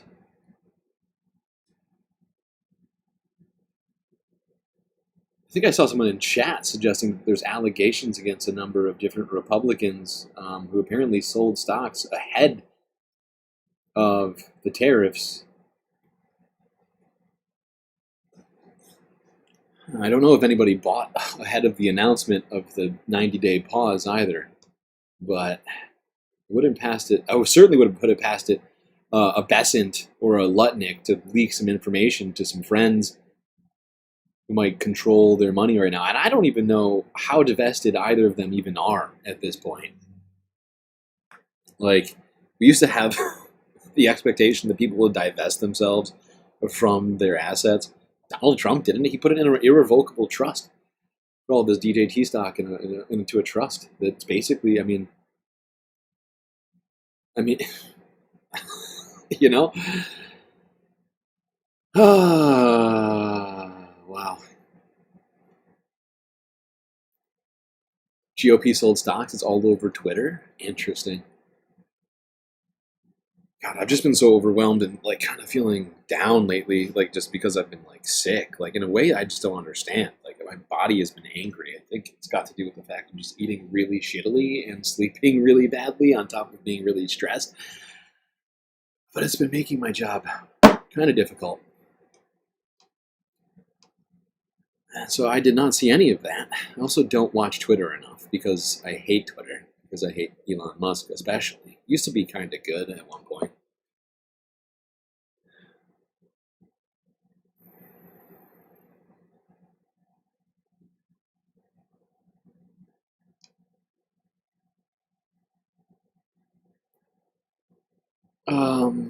Sorry, I lost my place because of the Kyle video. Thank you for the suggestion. Oh yeah, let's go here. CTV News back to Canada. Although this is about America. I just figured I'd stick this here. And I actually put these in the wrong place, didn't I? I meant to put this above the other one. God damn it, this was supposed to be my transition video to Canada. CTV News from 2 days ago. Support for Donald Trump in free fall.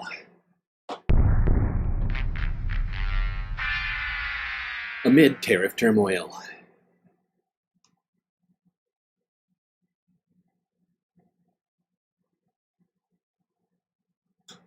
With me now to discuss what we have seen happening this morning on the markets is CTV News U.S. political analyst Eric Ham.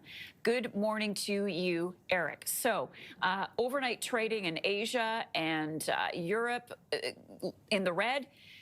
Trump defending his tariffs. North American markets are plummeting once again. What do you make of where we are in this moment? This is a free fall, not just with the global markets, but we're also seeing many of those who are supporters, ardent supporters of Donald Trump, now beginning to lash out at the president. We know billionaire investor and supporter Bill Ackman is now saying that it is time to end what he calls a nuclear winter.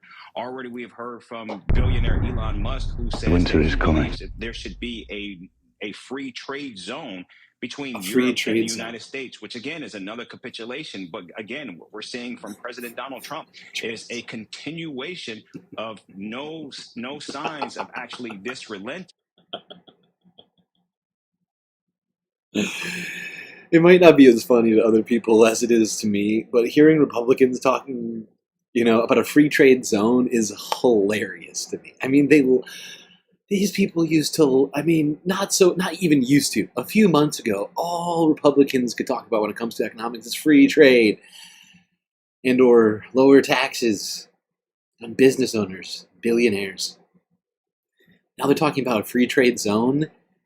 Oh, yeah, well, we don't like free trade that much. It's fine. I guess we'll just do a zone, like a little area of free trade.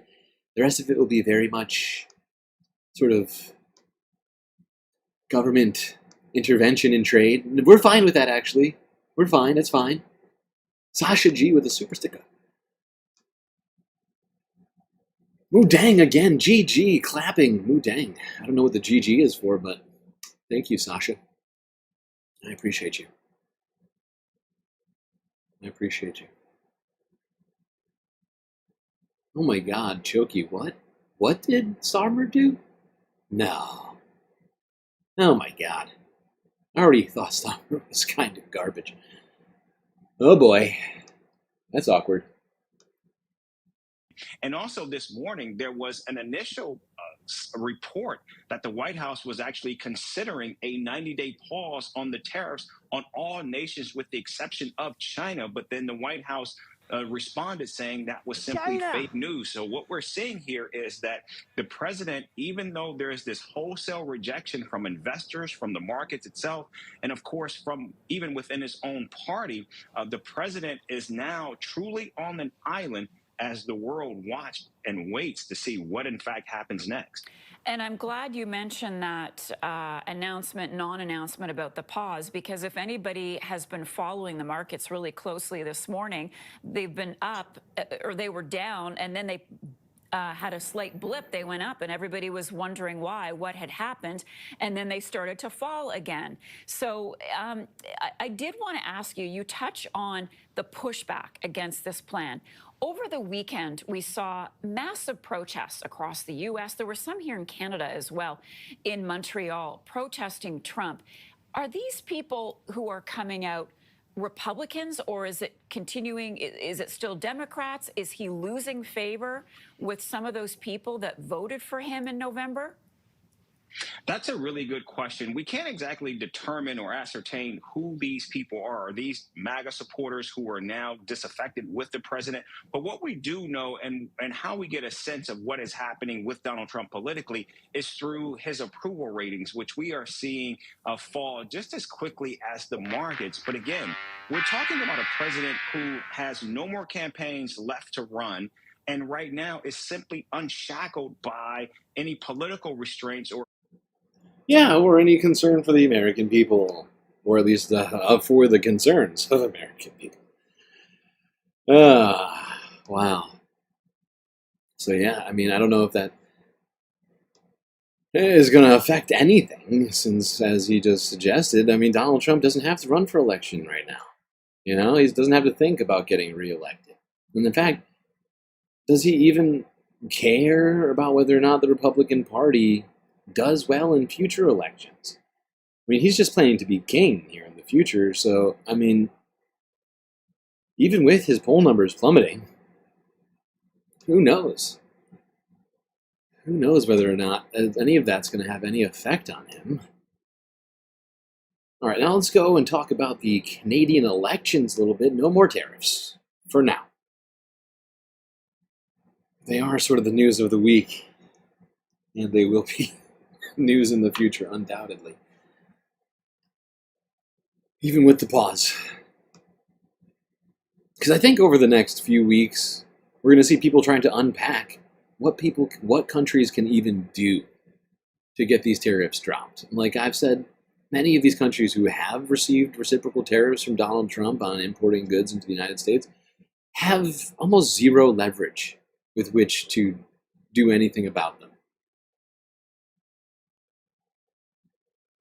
You know, like, here, let me just let's just play this game, just real quick.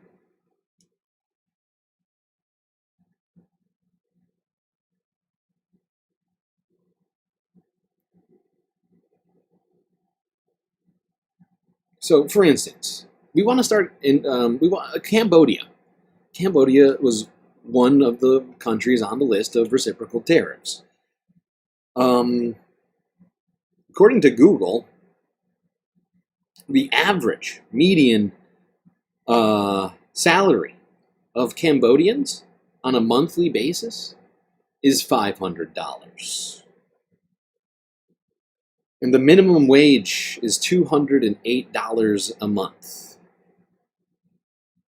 People making somewhere between 75 cents and $1.50 an hour for unskilled labor in Cambodia. How do you expect people in Cambodia making $500 a month to increase their spending on U.S. goods? It can't happen. It's not going to happen magically. What do they get? How? What? How? The math ain't mathin'. It ain't. All right, that's enough tariffs. So now, officially, let's go. Let's go talk about Canada's elections. We'll start talking about the NDP, which, of course, their support has been waning quite drastically, unfortunately, for leftists in Canada. They are trying to do what they can to bolster support. Jagmeet Singh made an announcement here 2 days ago at a press conference on what they're going to do about affordable housing if elected. Actually, this might not even been as a relation to... hold on. Let's just go. Can't remember. Our plan is to build 3 million homes in the next 5 years. Not just build those homes, but build homes that people can actually afford. We're going to lay out the plan to do that. And as we laid out yesterday, all of this money that we're talking about was going to come with a condition that's going to require that municipalities and provinces put in place laws like rent control, banning fixed-term leases, banning rent evictions and dem evictions, empowering tenant unions to negotiate with landlords. We want to ensure that all the money we're going to talk about today is tied to conditions to make sure that these homes are affordable. So to achieve the 3 million homes in the next 5 years, here's our plan.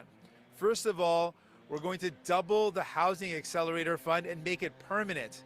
We're going to call it the Canada Homes Transfer. This is a transfer that's actually going to give the power to build more homes in communities across this country. It's going to speed up the process. It's going to support municipalities. It's going to help build more homes that people can actually afford. And then we know with a lot of homes or a lot of municipalities to build those homes, they need the infrastructure in place, the sewage, the water connections. So we're going to put in place a Community First Fund. This Community First Fund is a fund that's going to support the building of the infrastructure needed to build these homes. We can get this done. It can be achieved if we make it a priority. And again, for us, we want to build homes that people can actually afford, and that's why we're going to tie all of this funding. It's going to be in total $16 billion of funding. It's going to be tied to conditions that municipalities and provinces have to make sure that these homes are actually going to stay affordable. Hey, big into that. Seems like a good plan. 3 million new homes in Canada should certainly put a dent in the housing shortage. All right, let's bring in Sharon Carr. She's a liberal. So long as billionaires don't come in and buy it all up. Hopefully that's one of the conditions, that regular people buy these homes rather than investors.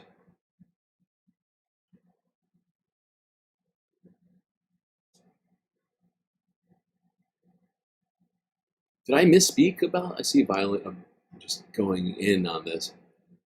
Did I misspeak about what I was saying about it? I don't think I didn't intend to suggest. I wasn't suggesting that the tariffs disadvantage. Yeah, no, I get. No, I was. It disadvantages the United States undoubtedly. But what I just meant in terms of the negotiating down of tariffs. A lot of these countries that have been tariffed don't have a lot of levers to pull, if any, to negotiate, as Donald Trump is talking. The art of the deal. No levers, very weak. No cards. We've got all the cards. And yet we're telling them, come up with some cards and then give them to us as well. Can you find another deck and give us that deck of cards as well?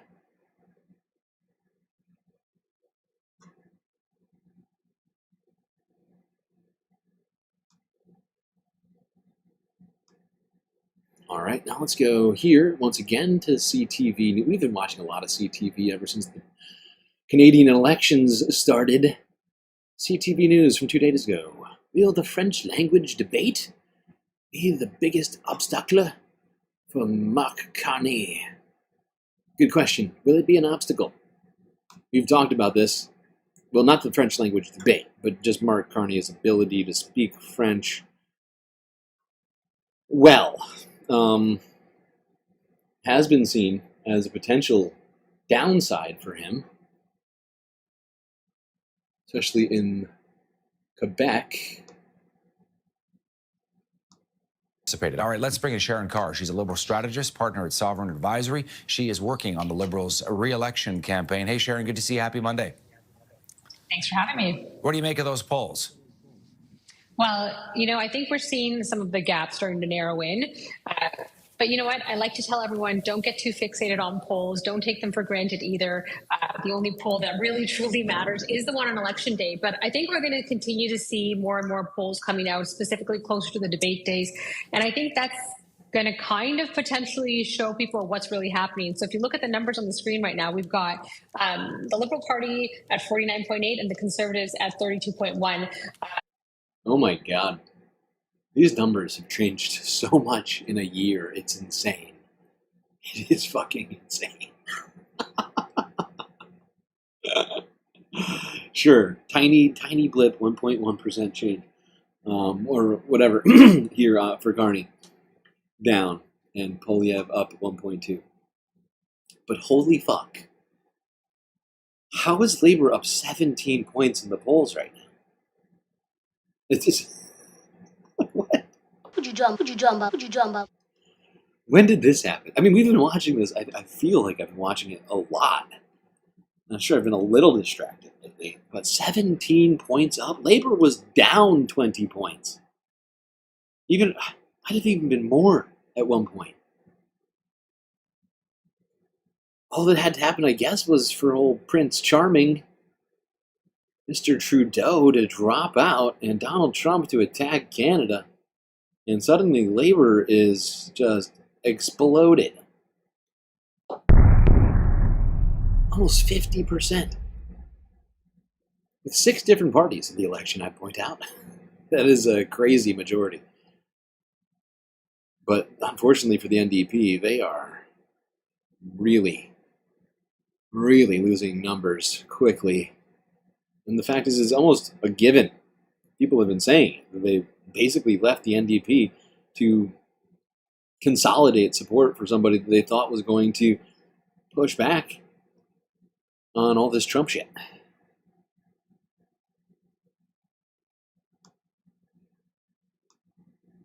And I think one of the most interesting parts of this poll is how low the NDP has gone. So this is really, truly turning out to be a race between the Liberals and the Conservatives. And I think the message that we're seeing resonate with Canadians a lot here, at least on the Liberal campaign, is what someone like Mark Carney can do with Donald Trump. And we've seen the tension de-escalate. We've seen all of that happen. But what we're also seeing today is pretty shocking and terrifying for a lot on the stock market. So I think a lot of things can change. We still have this debilitating auto tariff that is going to truly impact the auto industry in a way that's going to be quite consequential. So I would say let's continue to watch the polls, but I think the Liberals are pretty steady in what they're doing and what they're saying at this point. I've had a number of people approach me, Sharon, just anecdotally, to say that they are skeptical with some of the polling they're seeing that shows that huge gap, or what was a huge gap, between the Liberals and the Conservatives. And again, Mark Carney way ahead of Pierre Poilievre in terms of preferred prime minister. And they point out to, polling being wrong in previous elections, including in the U.S. and whatnot as well. You're also talking about those debates, and there's a lot of focus on Mark Carney and his ability or inability to speak French. Is that overblown, or do you think that's a real vulnerability for him?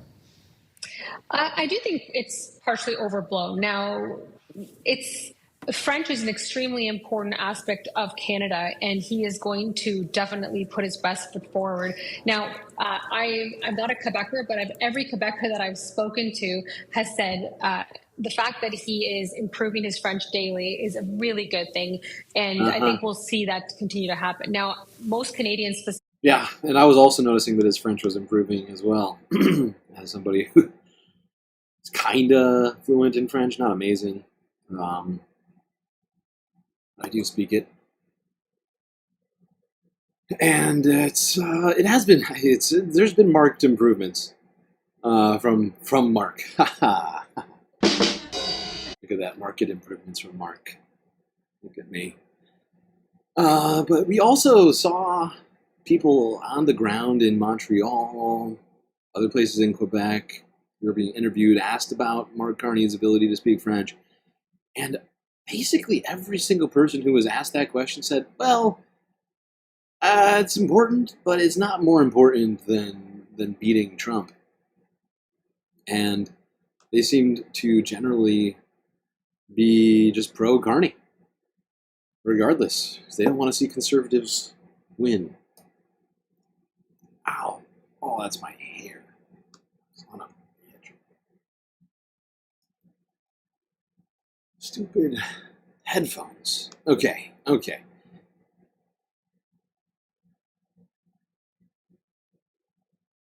All right, let's go here. This is actually some tariff. God damn it, more tariff news. It's infiltrated absolutely everything. Let's talk about one of Canada's planned ways to fight back against Trump's tariffs. This was announced 2 days ago on Monday. CTV News. Again.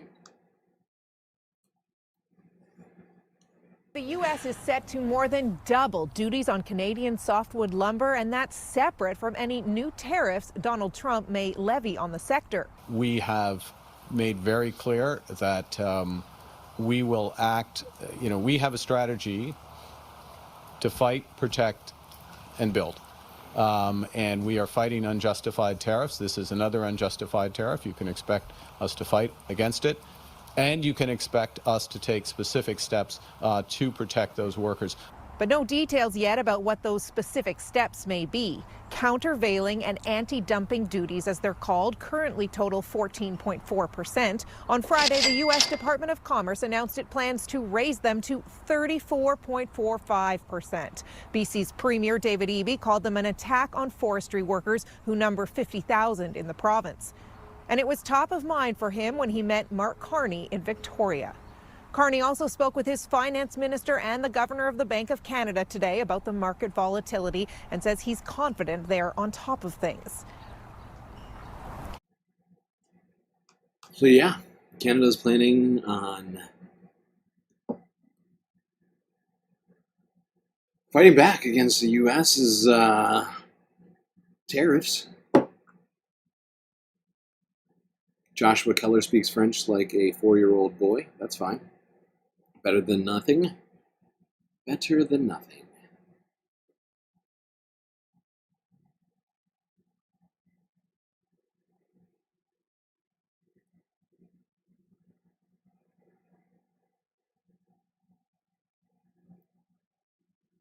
Now, one minister by the name of Danielle Smith is very upset.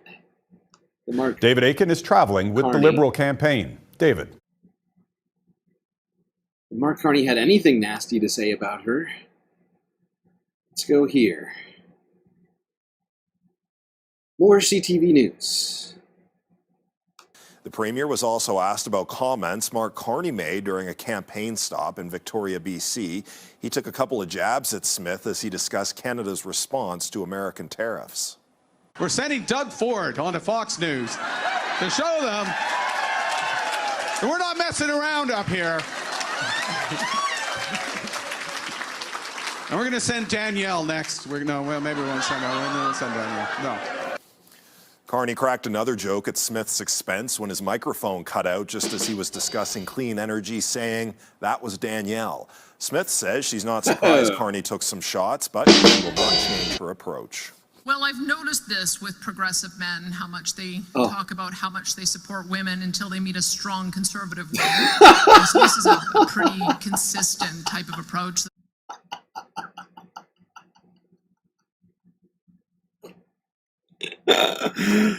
Oh, I love that. I love that. I love that from Danielle. Yeah, conservative women everywhere, making people rethink feminism entirely. Maybe we should do, no. I'm just kidding.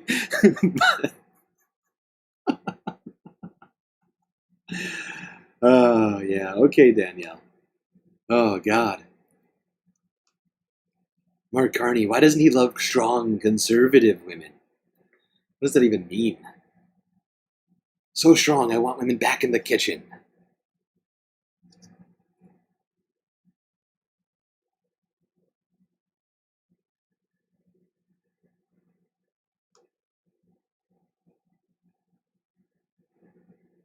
Ay, ay, ay.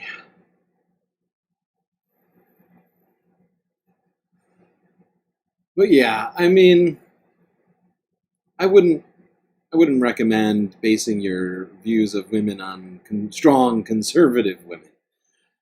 They don't seem to even be that concerned about women. Unless, of course, we're talking about high school sports, and then, yeah.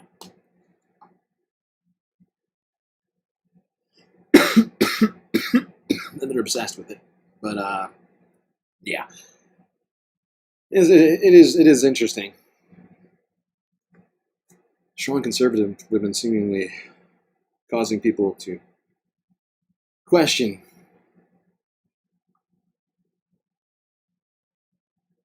That's a great point, Choki. Did she ask her husband's permission to say that? That's a good point. Hopefully, I'm sure she did. I'm sure she did.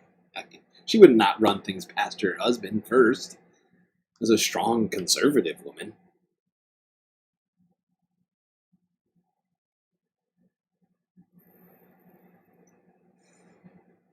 Okay.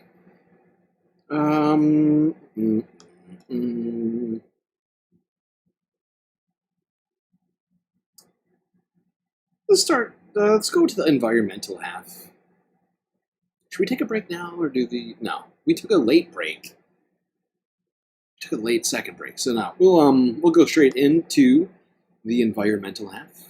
Donald Trump recently decided to sign an executive order intended to boost something he calls beautiful, clean coal. The cleanest coal you've ever seen. Doesn't pollute at all.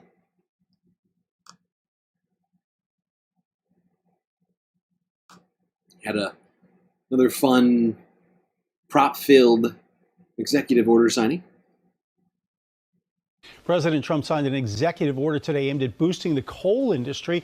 It comes as his new reciprocal tariff policy is set to take effect tomorrow. Erica Brown joins us live from Capitol Hill. A lot going on there, Erica. Good evening.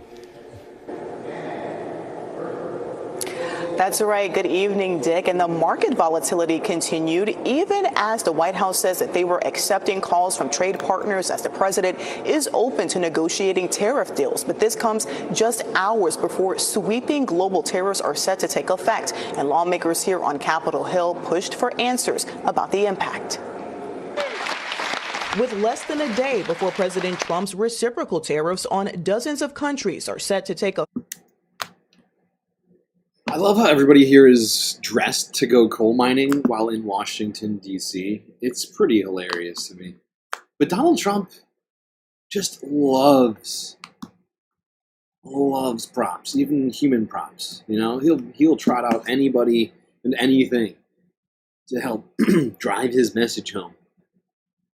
I feel like Democrats could really learn a thing or two from this kind of showmanship. I mean, is it a little too much? Yeah, it's always a little too much with Donald Trump.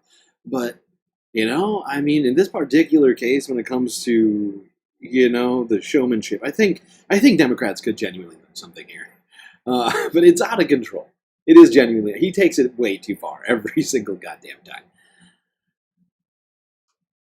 We can do the same thing. Less than a day before President Trump's reciprocal tariffs on dozens of countries are set to take effect, the White House says he's open to negotiating with trade partners. These are tailored, highly tailored deals. Right now, Japan is flying here to make a deal. South Korea is flying here to make a deal, and others are flying here. The Trump administration also says a 104% retaliatory tariff against China will take effect at midnight, making good on the president's threat to punish Beijing unless it withdraws retaliatory tariffs against the U.S. China responded, saying it will, quote, fight to the end. Countries like China, who have chosen to retaliate and try to double down on their mistreatment of American workers, are making a mistake. President, How dare you? how rude. How dare you retaliate against Donald Trump's attacks? Self-defense is illegal. Illegal. Has a spine of steel. Here on Capitol Hill, Yes, it's President fine. Trump's trade chief defended the administration's sweeping tariffs during a Senate hearing as lawmakers pressed That him was on funny. the impact. That was genuinely The hilarious. president's strategy is already bearing fruit. Nearly 50 countries have approached me personally to discuss the president's new policy and explore how to achieve reciprocity. U.S. Trade Representative Jamieson Greer told senators that negotiations to lower the reciprocal. Okay, all right, hold on. We're going to stay on the same story, but move over here to, I think, The Guardian. Here's some of that.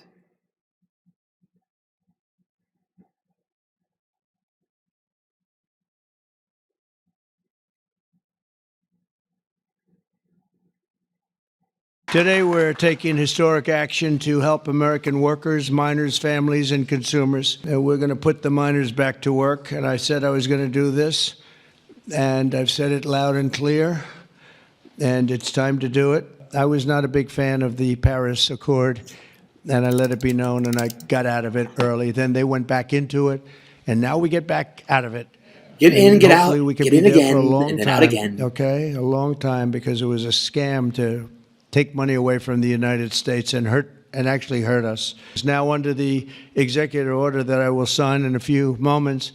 We're slashing unnecessary regulations that targeted the beautiful clean coal. Very beautiful, very We clean. will rapidly expedite leases for coal mining on federal land, and we'll streamline permitting. We will end the government bias against coal, and we're going to unlock the sweeping authorities of Defense Production Act, the Defense Production Act, to turbocharge coal mining in America. What? Why is he using the Defense Production Act to mine coal? What is this guy's deal? Why? He keeps using things that are intended for literal war times, right? Alien Enemies Act, Defense Production Act. We're not under invasion. We're not in the middle of an actual war, unless you count, the extended military operations we're still doing in the Middle East. But that's not what he's talking about. He's talking about, of course, like the invasion of our country, supposedly by Venezuela or by Chinese goods that Americans are being forced to buy. Illegal. But I guess we're gonna go back. Everybody, get ready. Get your little coal mining hat out. Get ready for some of this right here, baby.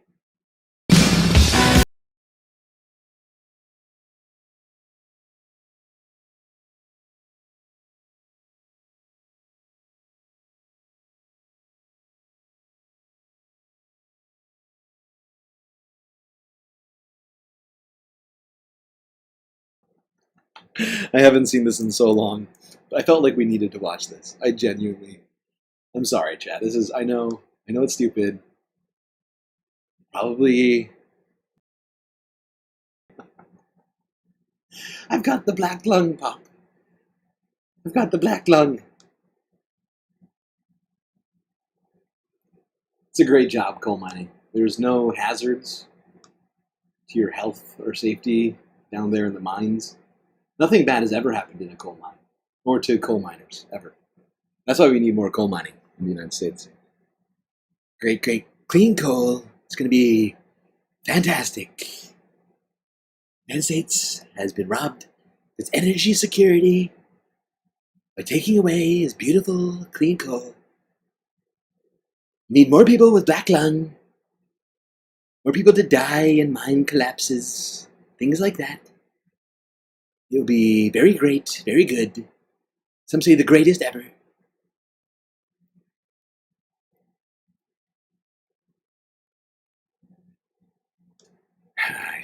So stupid. One of the dumbest plans ever. All right, let's go to Hawaii. Something hot is happening on Mount Kilauea. That's hot.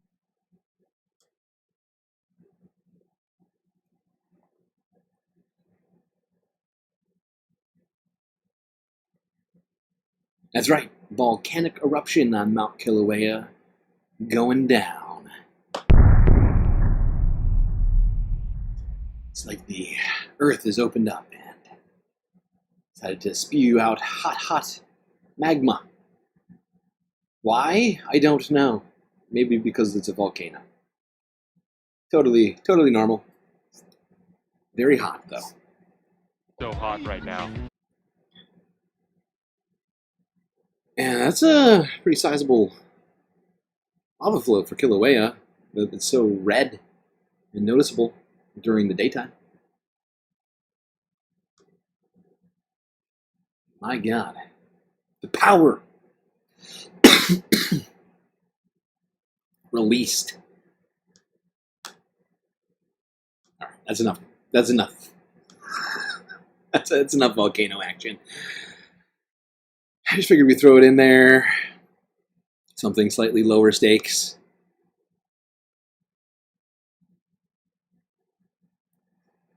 Hey, even though there's a lot of emissions from volcanoes, it will not nearly get close to coal, burning coal now as our supposed new great fuel of the 21st century. I mean, I think it's kind of fucking insane to suggest we should go back to mining coal. And it's maybe one of the dumbest things I've ever heard. But that's what Donald Trump wants to do. He's excited about it, actually. Because he still thinks it's 1930 or something. It has been erupting for most of your life. It's actually been erupting less recently. Are you checking me on my volcano knowledge here, Sticks? Okay. Well, I appreciate the correction. I really do. Honestly, I just throw these volcano stories in here as sort of filler material. It's not the most important, but it gives us, something to talk about that's not super high stakes, still environmental. But yeah, I appreciate that. I appreciate that, Sticks Dragon. Hot magma on magma action. Exactly, Shane. Exactly. Very hot magma. Hot magma on magma action. It's getting very sexy in here right now.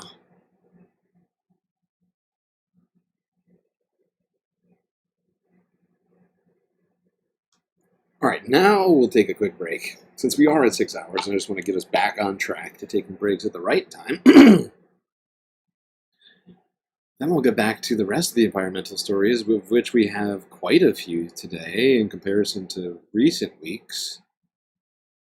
So there's a lot going on. But before we do any of that, some galactic messages for you folks.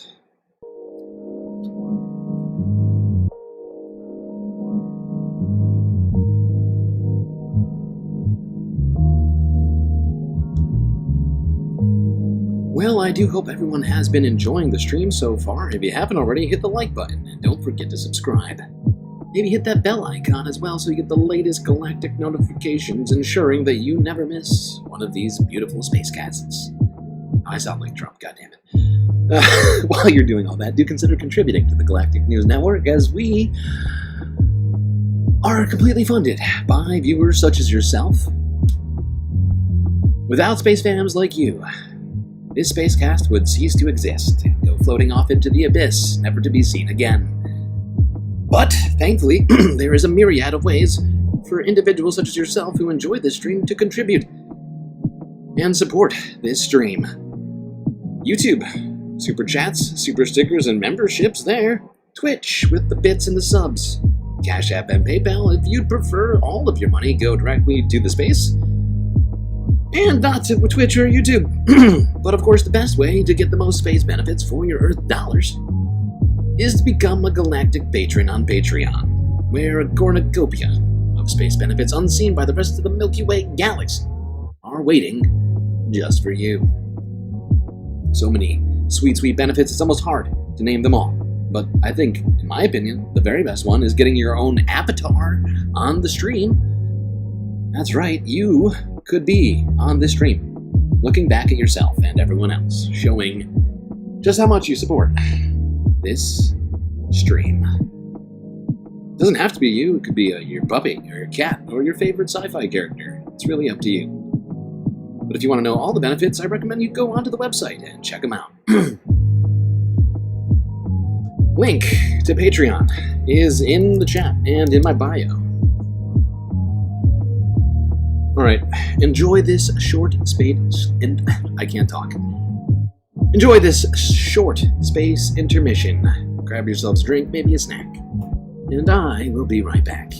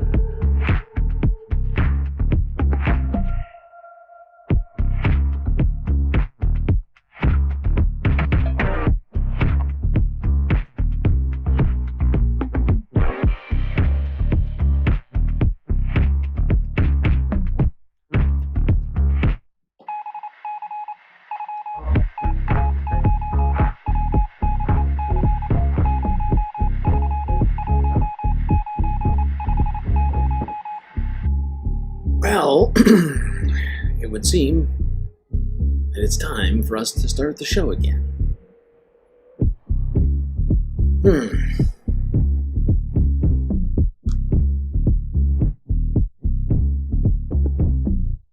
What do we got to talk about here next?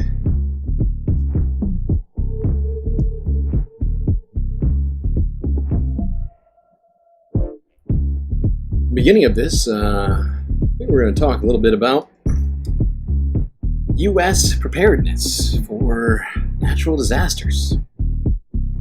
They seem to be getting more frequent and much worse year by year. Let's go to King 5 Seattle from yesterday, where apparently they may be losing their FEMA grants.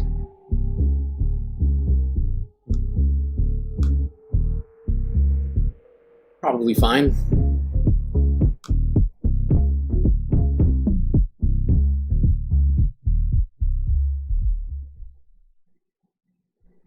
Folks who live here in Grays Harbor County are no strangers to natural disasters, whether it's extreme weather or tsunami risks. Plans to build a tsunami escape tower here in Westport and protective levees in Hoquiam and Aberdeen could be in jeopardy because FEMA considers those projects wasteful.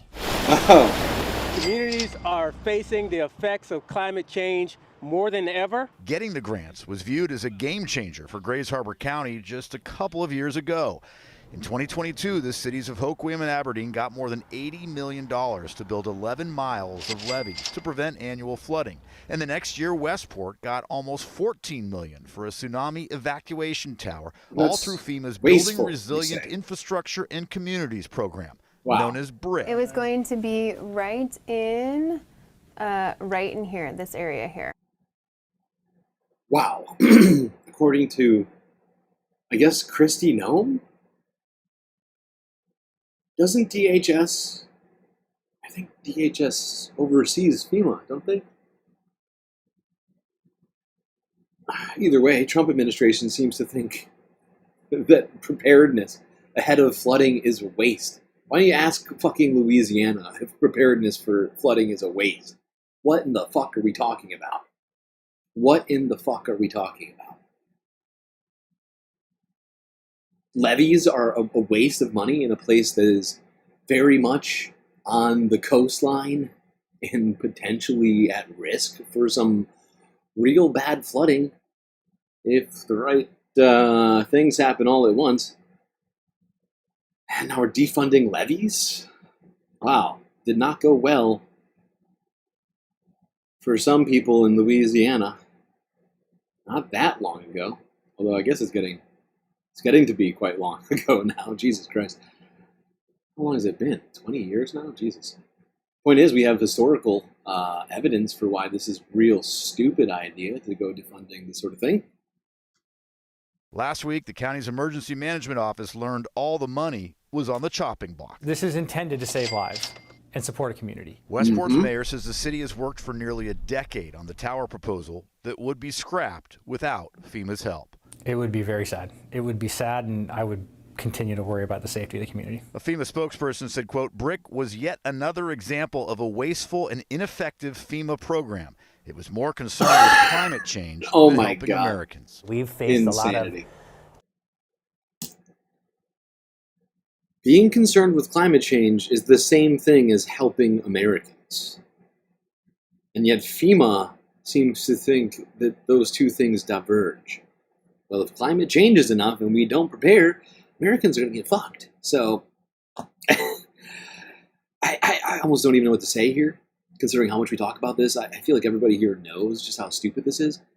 But it is insane to suggest that being concerned with climate change is somehow separate from helping Americans. It's part of a larger group of things that can and should be done to help Americans, and yet somehow we're in this moment where they're getting rid of all this stuff. I wonder, maybe you should ask North Carolina whether they need any help. Whether, Florida, maybe we should just, I mean, what the fuck are we talking about? We're about to head into storm season. They're like, nah, fuck it. No big deal. He was more concerned with climate change than helping Americans. We've faced a lot of challenges over the years, things like the spotted owl, losing a lot of mills and industry. But to lose this grant funding, if we do, it'll be the biggest gut punch ever. Hoquiam City Administrator says the levees won't be built without the grants. Those who have to respond to disasters here wish they had more help preventing them. This is the way we move forward, and to have that taken.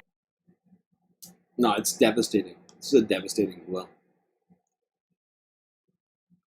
It reduces the level of preparedness for the future for all of Seattle.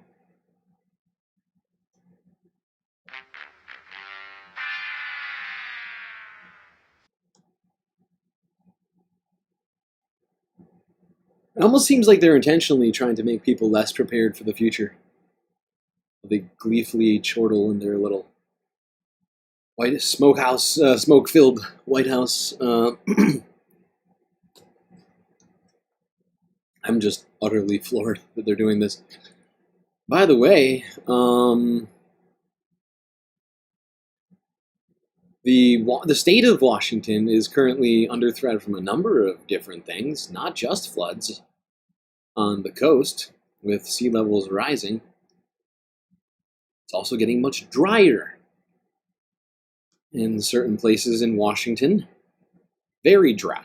So dry that 3 counties in Washington state have now declared drought.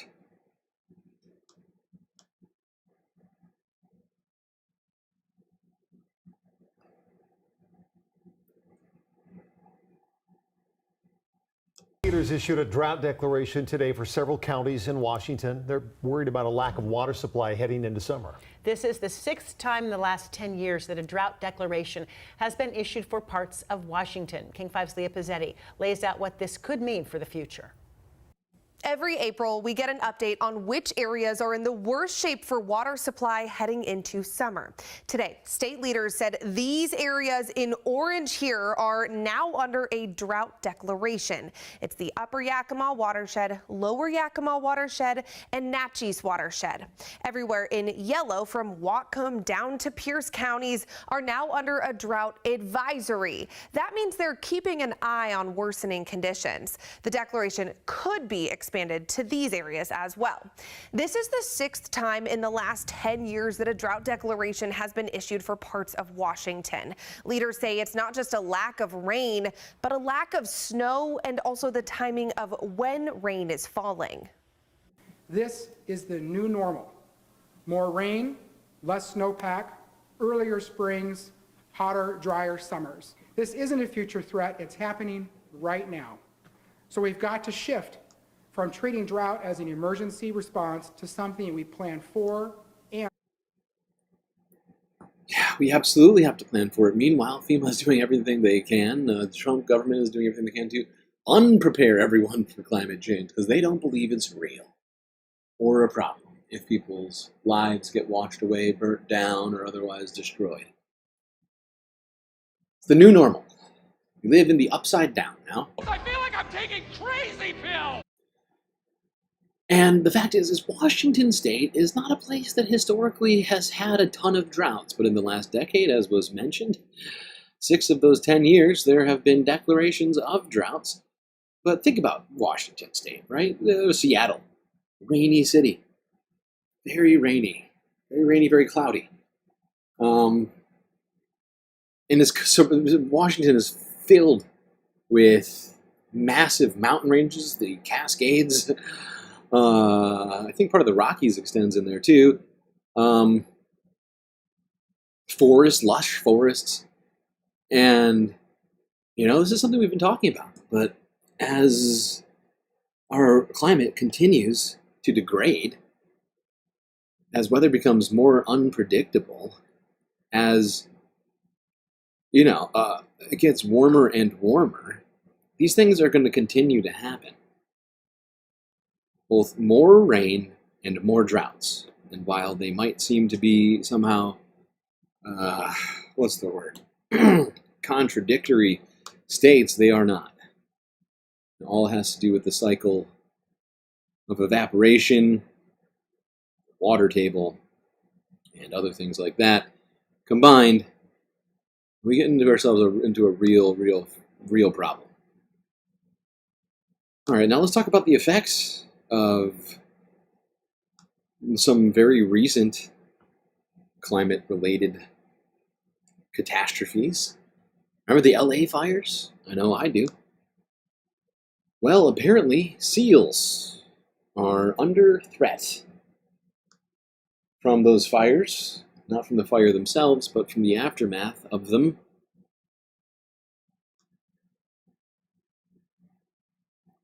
As, there's a great deal of toxic runoff, as well as just, what do you call it?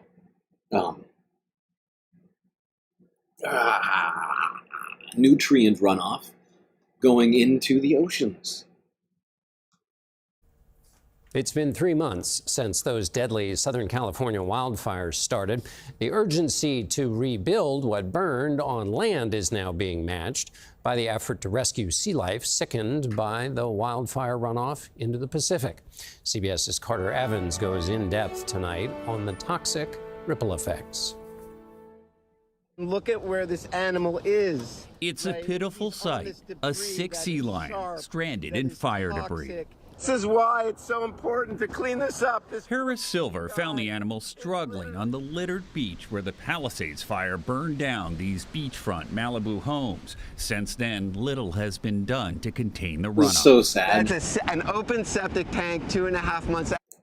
Ugh, an open septic tank on the ocean, right on the beach. This poor seal. Trying to sunbathe on rusty metal. A sick sea lion stranded in fire debris. This is why it's so important to clean this up. Harris Silver found the animal struggling on the littered beach where the Palisades fire burned down these beachfront Malibu homes. Since then, little has been done to contain the runoff. That's an open septic tank 2.5 months after the fire. Feet from the ocean. Feet from the ocean. You should absolutely not touch this stuff with your bare hands. Tracy Quinn is CEO of Heal the Bay, a nonprofit that recently tested the water. What sort of toxins are you finding out there? We're seeing a lot of heavy metals. That debris is still sitting there within the high tide line. So every day the ocean is washing up and lapping those contaminants into the sea. At the same time, there's a dramatic rise in the number of sick animals washing up on the shores of Southern California. There's a sick animal over on the other side. We rode with a rescue team to capture a sick sea lion. DJ. Donald James. Your powers of observation are not lost on me. Yeah, you're right. It's not Sunday Fun Day. How could you tell? Because of all of the horrifying news stories that we have here. That's the sound shot. That is the sound shot. Do I not need that sound shot? Come on. Does anybody know what I'm talking about right now? I need the sound shot from Anchorman. The horrifying, an urgent and horrifying news story. I need it. The net around her, she might wiggle around. And take her to the Marine Mammal Care Center for treatment.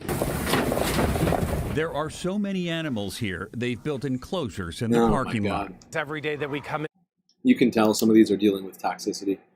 There are very so many easily. animals. Like you look at this guy right here. They seem to be really having a rough time. This is the problem right now. It's partly the runoff. It's partly warmer oceans, which allows algae to bloom in mass quantities, which is toxic to all wildlife, technically, or at least most mammals, such as sea lions and also humans. Here, they've built enclosures in the parking lot. Every day that we come in, there's at least one of these animals that has passed away overnight. John Warner leads the nonprofit and says the animals are eating fish that consumed an algae with a toxin called domoic acid. It's a neurological toxin. It affects their brains. They're having seizures, completely disoriented. Algae with domoic acid is sometimes called a red tide. It existed before the fires, but biologists suspect windstorms that fueled the flames also stirred up sediment in the ocean. That, along with the nutrient-rich runoff, is feeding the algae. Whether it be with a fire or just organic waste flowing into the ocean, those all contribute to the size, scale, intensity of these blooms. And we believe there's a direct correlation to the toxicity levels in the algae itself. They're at a high level during this particular bloom. And the hazardous contaminants from the fire debris could cause even more long-term problems. We're going to see a lot of the animals that are lower on the food chain consuming a lot of those heavy metals. And then as those get consumed by larger fish in the sea, that will accumulate throughout the food chain. Something that could eventually impact people eating locally caught seafood. Carter Evans, CBS News. I would Los not eat Angeles. that.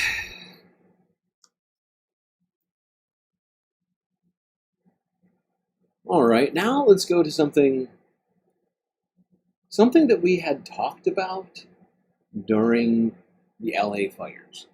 And yeah, we are doing an entire LA fire section here today. As fires rage... Please hold. Because we're heading into fire season again right now. Right? We're basically technically in it. And, God, this next story should concern absolutely everyone. Because we talked about this at one point during the fire, while it was going on. There was a bunch of fire trucks just sitting. They weren't doing anything, and we had no clear explanations for why. It was supposedly due to budget restraints or something like that. They were all sitting in this parking lot. Well, A More Perfect Union, fantastic channel, which we go to often, has broken some things down for us on why those fire trucks were sitting there and why, in fact, we're all in danger right now. And I'm afraid the answer is capitalism.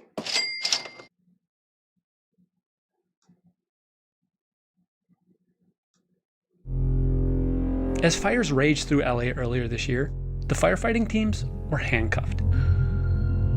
Not by lack of water or poor forest management, but by something even more basic. Dozens upon dozens of emergency vehicles, engines, ladders, ambulances, all of them sitting here instead of out on the front lines.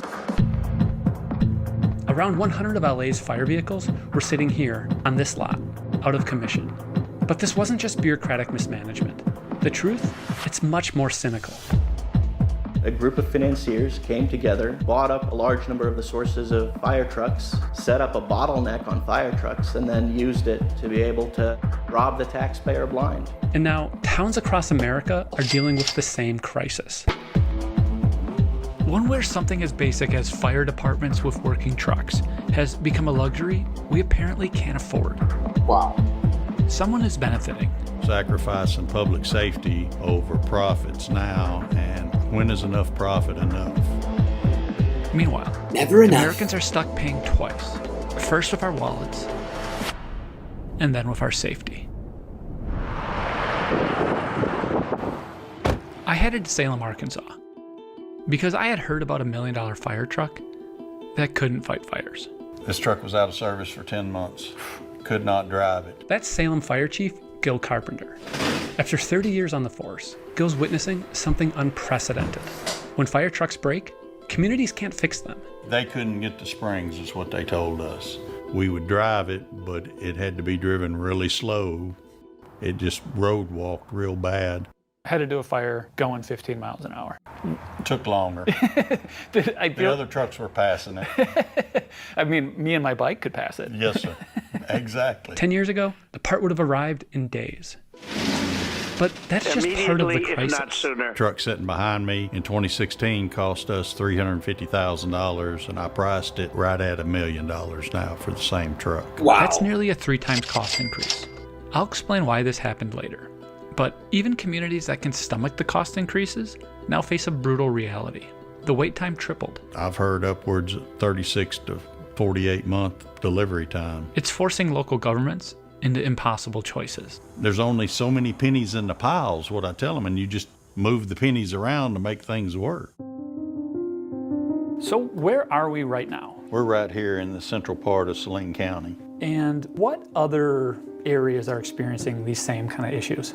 Oh, it's not just confined to this county, it's to everybody. This impacts rural America, the big cities, everybody. It's all connected. Cities can't get new trucks, which means small towns can't buy their hand-me-downs. In rural communities, Gil told me they're piecing together 50, 60-year-old trucks, and no one can get parts for repairs. We're running into the same issues with these trucks as we are the big trucks. It doesn't matter size or anything, it's just getting parts for them. The question is, who's profiting from the chaos?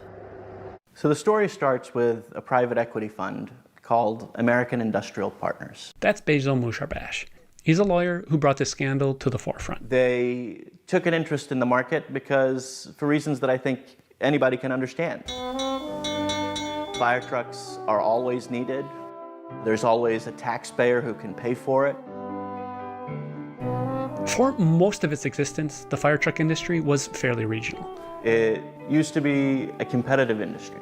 It used to be an industry of small business. We had rules in place that made sure that those competitors couldn't just merge with each other to avoid competition.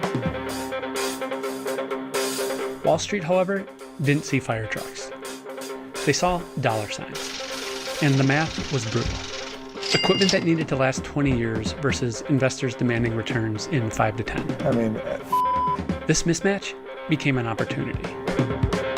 If you are a private equity fund and you're thinking about how can I generate the maximum amount of return for my investors, one way to do it, and one way that private equity groups often use, is that they buy up a large number of the suppliers of a product, and then they use the absence of competition to raise prices.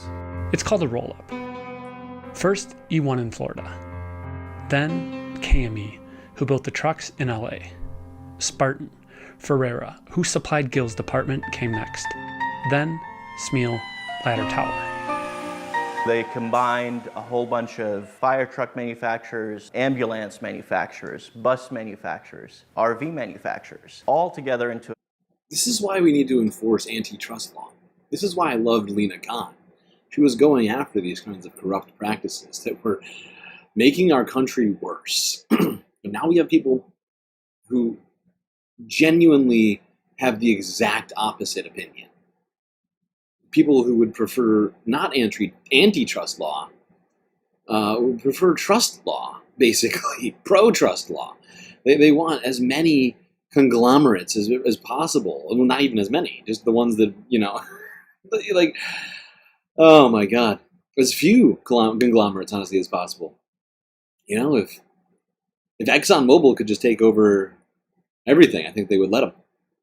And it's just insane that we've allowed this to go on for so many years, but I feel like, over the last 40, 50 years, antitrust law has been getting less and less attention, less and less actions being taken against companies. And the last decade has just been horrifying until recently. But, mergers and acquisitions, that's why companies like Google and Facebook exist, right? Many of these companies didn't didn't create the things that they use now, right? Like Google started off with a search algorithm and a website, right? And now they own half of everything. Facebook was, a place to rate women on their hotness. And now they own just a slurry of things, right? Instagram, whatever else. I mean, and it's just time and time again. Instead of stopping these people from merging together, stopping them from buying up absolutely all of their competitors so that they can have full price control over the market, rather than stopping them from doing that, we've enabled them. And it's horrifying. And that is why these trucks sat there during this fucking fire. And people need to be pissed about this shit, because this puts us all in danger. No way. I say no. We need to solve this. In fact, we might need to nationalize that company. AIP is what it's called. And I think they should have this, company, their assets and everything taken from them for basically endangering the American public. It is horrifying. They go into detail for the rest of it, but I think the first 5 was probably enough to get us understanding what the fuck happened. But to some degree, the reason they didn't have enough fire trucks to fight the fires was this. And of course, this isn't the only reason why the fires were so bad, but it certainly contributed. Why are we doing Smelly Cat in the chat right now? Okay. Well, we need another emotional support character. We're moving kind of slow on likes today.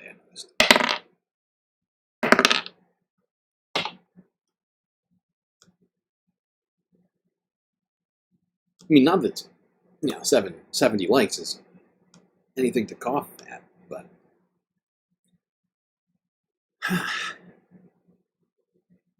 all right. Now let's go to Napa County. Cron for 2 days ago. FEMA cuts $35 million in fire prevention grants to Napa County. That seems good. That's smart, because of course Napa County didn't have any horrifying fires last year. Oh, what's that? Oh, there was that post fire. Yeah, 150,000 acres. It was more than that, wasn't it? I can't remember. Napa County officials are sounding the alarm over a massive cut to their newly created fire prevention program. FEMA announcing that they're eliminating $35 million awarded to the county just last year. Our crime force Stephanie Rothman joins us live from the newsroom with more details. Stephanie? Vicki, Napa County leaders say they were shocked to find out about the cuts online. Now, if this decision is in reverse, they'll have to put projects on pause indefinitely while they try to get the funding back. In the meantime, county officials say this move puts public safety in danger in one of the most fire-prone areas in the country. Under the Trump administration's crackdown on wasteful government spending, FEMA has cut $35 million in federal grant money to Napa County's Building Resilient Infrastructure and Communities, or BRIC, program. Wow. Napa County CEO Ryan Alsop says this puts lives and property at risk. We haven't really spoken with any federal officials about it. We have a lot of questions. And so I think we're doing the smart thing, which is a pause. Looking into it, getting more detail, but not taking everything we've done to date, scrapping it and throwing it in the dumpster and moving on. In August 2024, Napa County was awarded the $35 million BRIC grant. The county committed an additional 30% match, bringing the total to $50 million to be invested in the community over the next 2 to 3 years. Now, officials say these cuts take away reimbursements the county relies on for projects, some of which have already started. Additional. Wow. Wow. Oh my God. This is insane. This is fucking insane. These people are arsonists. These people are literally arsonists. They are lighting on fire everything that we hold dear, everything that protects us, everything that supposedly we needed for maintaining Just maintaining, let alone building. They are just destroying it all. This fucking country is going down the drain. It is literally circling the drain right now. All thanks to Donald Trump and everyone who voted for him. Thank you, Republicans. I wonder, do any Republicans live in Napa County, you think? All right, let's go here now. Back to LA, where apparently State Farm wants approval to raise its insurance rates. Yeah, State Farm's just not making enough money.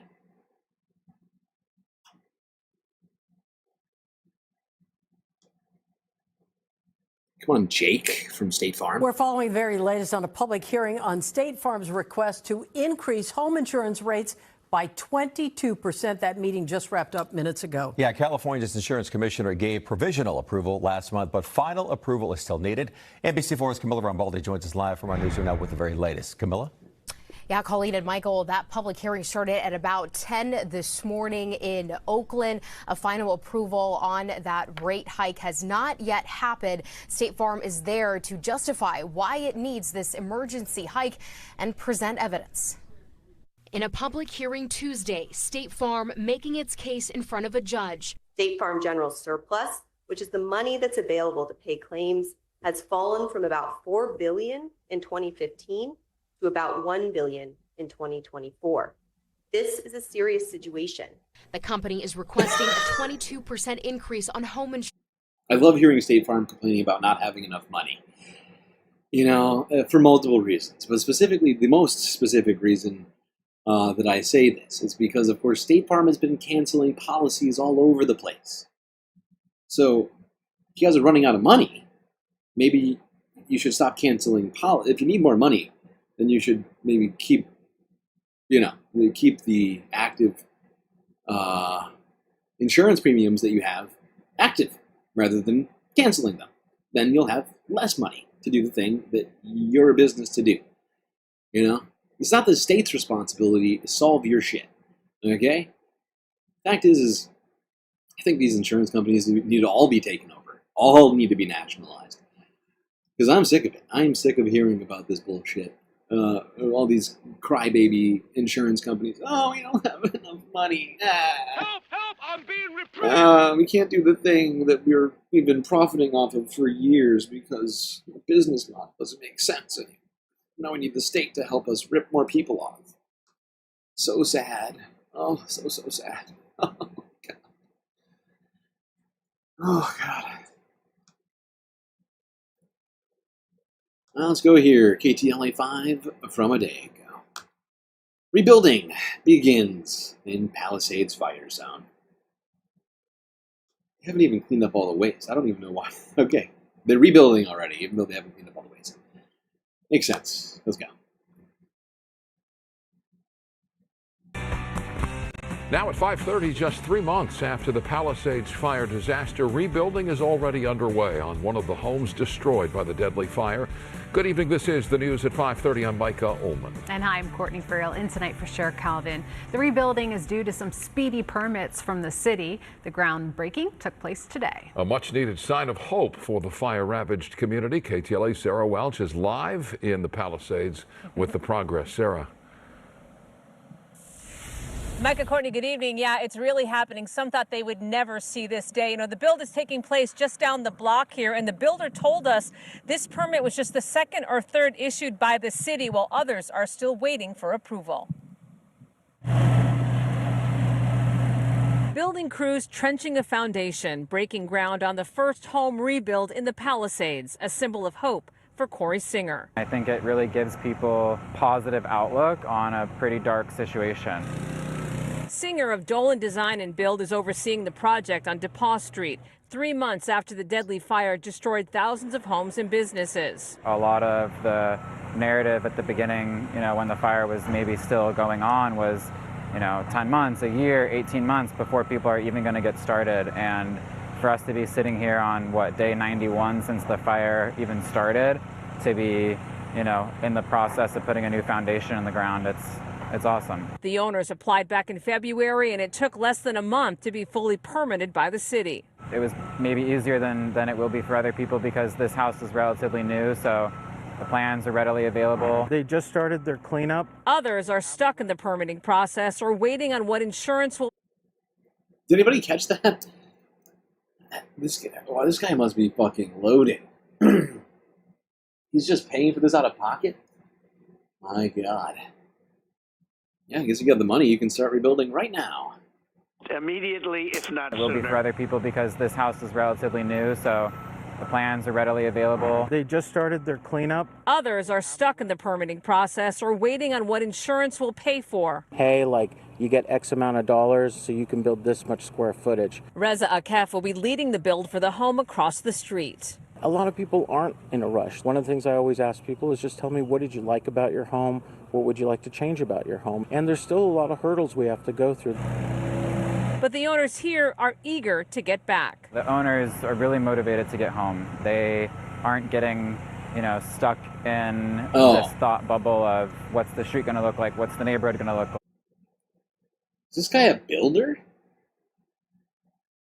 I'm confused. The homeowner? So I guess he's not the owner of the home. Wow, really clean shirt for a builder. They are just get the house up, let's get the job done, and they'll decide what to do later. It took less than a month for this home to be permitted, but the builder says it's only one of a handful of permits issued so far. And critics have said that the city, the county, and the governor have to do more to push this process along. The first inspection of this property is set for tomorrow. Back to you. Nice to see, Sarah. Thank you so much. Now to fire-ravaged Altadena. Today, Well, I guess if you got a boatload of money, you can get your house rebuilt immediately, not sooner.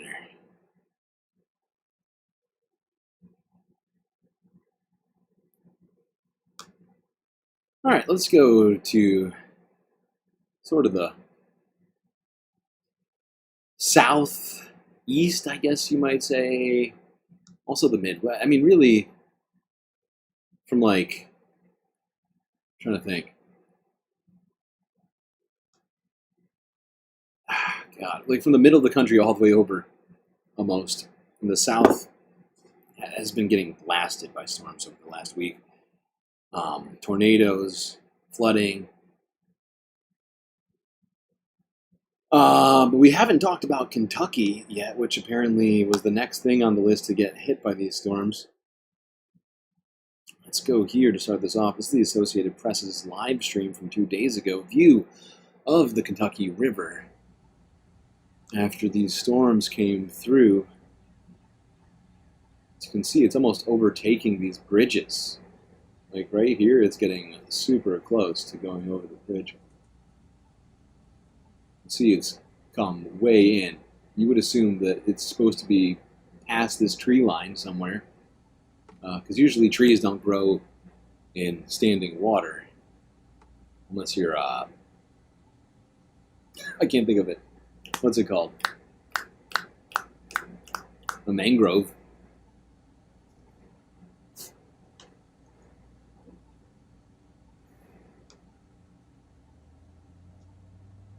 Okay, we don't need this whole video. This is just a live stream from outside of the Kentucky River. Pretty crazy how much rain hit. This is another one on this. Apparently 20 people have died as a result of this. We have an incredibly deadly... At least 20 people have died following catastrophic flooding in the South and the Midwest. Please hold, sir. Thank you. Back-to-back oh days my of God. rain have created I flood should slap emergencies you. across. I should slap you. How rude. Oh my God. 20 people died. You know, this is, I don't want to say it's 100% a result of defunding the NOAA or the National Weather Service. But it's got to have some relation. The amount of people who have died already this year from natural disasters is out of control. Just in the United States. It is April 10th, and I don't even know how many people have died now. I feel like it's approaching 100. 100 people have died, maybe. I could be wrong on that number. I think I'm getting close, but it is insane to think that that's the case.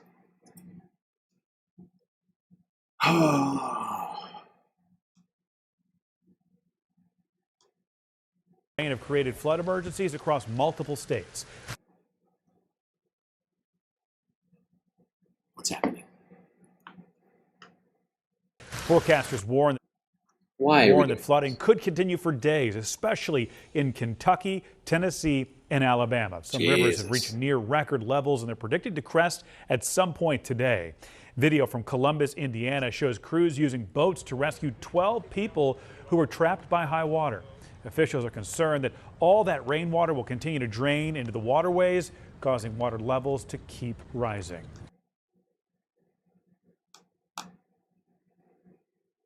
Yeah, we're going to go through a number of videos on this. Devastation from these storms has been pretty vast and stretched across multiple states. Let's go now. Global news from 2 days ago.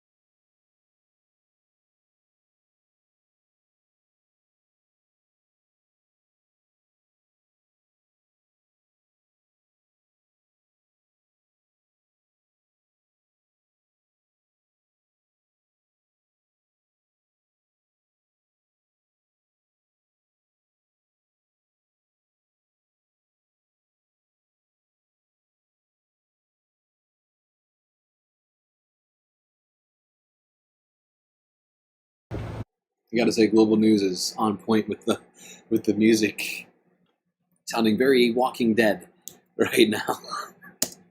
Sort of ominous bell sounds, weird ambient noises. That's basically what's going on. It's the apocalypse.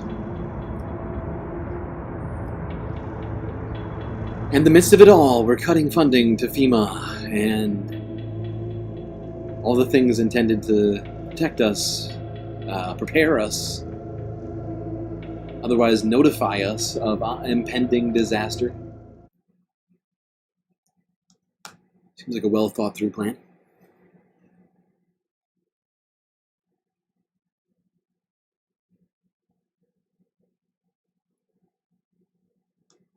All right, let's go now to Reuters, see more of this.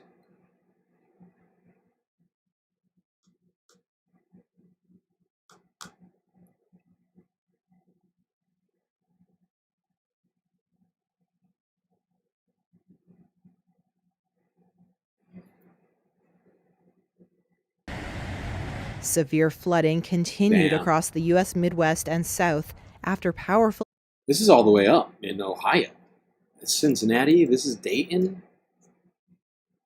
Cincinnati, Ohio is... I'm trying to think. Oh, God. Dayton's, I'm fairly certain, is pretty north. They got slammed here. Jesus, look at this. The entire forest is underwater. I feel like I'm taking crazy pills! Severe flooding continued across the U.S. Midwest and South after powerful spring storms killed more than a dozen people across multiple states. Drone footage showed extensive flood damage in Shepherdsville, Kentucky on Monday after the Salt River overflowed its banks, submerging the city's streets. At least 2 people died in Kentucky due to the deadly weather. Police said one of the dead was a 9-year-old boy walking to his school bus stop on Friday morning when he was overtaken by flooding. Kentucky Governor Andy Beshear said record flooding had also closed more than 500 roads across the state and that rivers were still rising. A large swath of the U.S. stretching from Ohio to Texas was slammed by tornadoes and severe thunderstorms in the past week. Tornadoes were confirmed in at least 6 states, including Arkansas, Illinois, Mississippi, Missouri, Tennessee, and Kentucky. More than a dozen tornadoes touched down in Kentucky alone, injuring at least 8 people and knocking out power for hundreds of thousands. And the water is just rushing so fast. Residents who filmed heavy rainfall and rushing water in West Plains, Missouri on Friday were shocked by the scale of the storm. Independent nonprofit Climate Central, which researches weather patterns, said climate change is bringing heavier rainfall and related flood risks in most parts of the U.S. And yet, we just defunded levees to prevent floodwaters from basically, getting its way into the Northwest, right? Over there in Washington. It's unbelievable. It's fucking insane. Wow.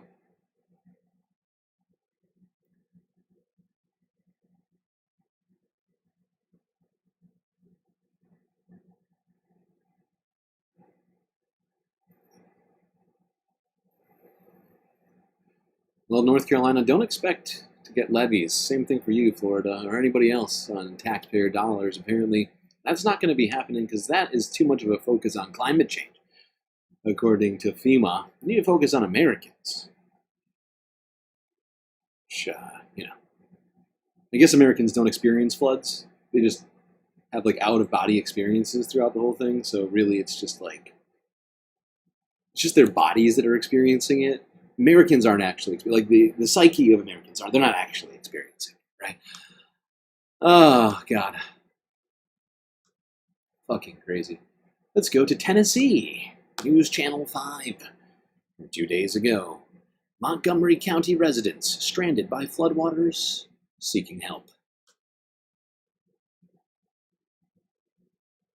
We know the flooding even left some Clarksville residents kind of on an island, stranded. Absolutely. News Channel 5's Aaron Cantrell shows us how neighborly support is helping them get by. Wildlife is taking full advantage of washed out roads and flooded fields. On a normal day, the sounds of nature might bring a sense of calm. But for the community of Fieldstone Village Apartments on Dunlop Lane, that calm is quickly fading as the floodwaters linger. I've never been stuck like this. High waters kept us from reaching them on the ground. This is what we're dealing with right now. So Sky 5 hovered above as residents pleaded for help. He's right above us, right there. Right now, these community members don't want to risk their vehicles by driving through flooded streets. We had a lot of failed attempts with regular vehicles, which has left them stranded and running low on supplies like water and food. This is our apartment complex. It's called Fieldstone Village. And then behind us is called the Reserve at Kirkwood, and they're all flooded over there. And then right across from us is a church, and they're all flooded over there as well. They've been dealing with all the water for 4 days, but the positivity among them has created a ripple effect. She said she's finna go to church. Nothing's gonna keep her from God, and she gonna pray for us. This video shows neighbors cheering as one of their own made her way across the flooded street to make it to church. Lord help her. We tried to tell her. Wow, that's some dedication right there. Perhaps a little too much. I'm not sure the prayers are going to solve it. But hey, In these times, this difficult times, people turn to whoever they feel they'll get the most support. And perhaps God will support her more than Trump administration will. Although I would recommend praying to Gary, our galactic lord, who accepts everyone for who they are.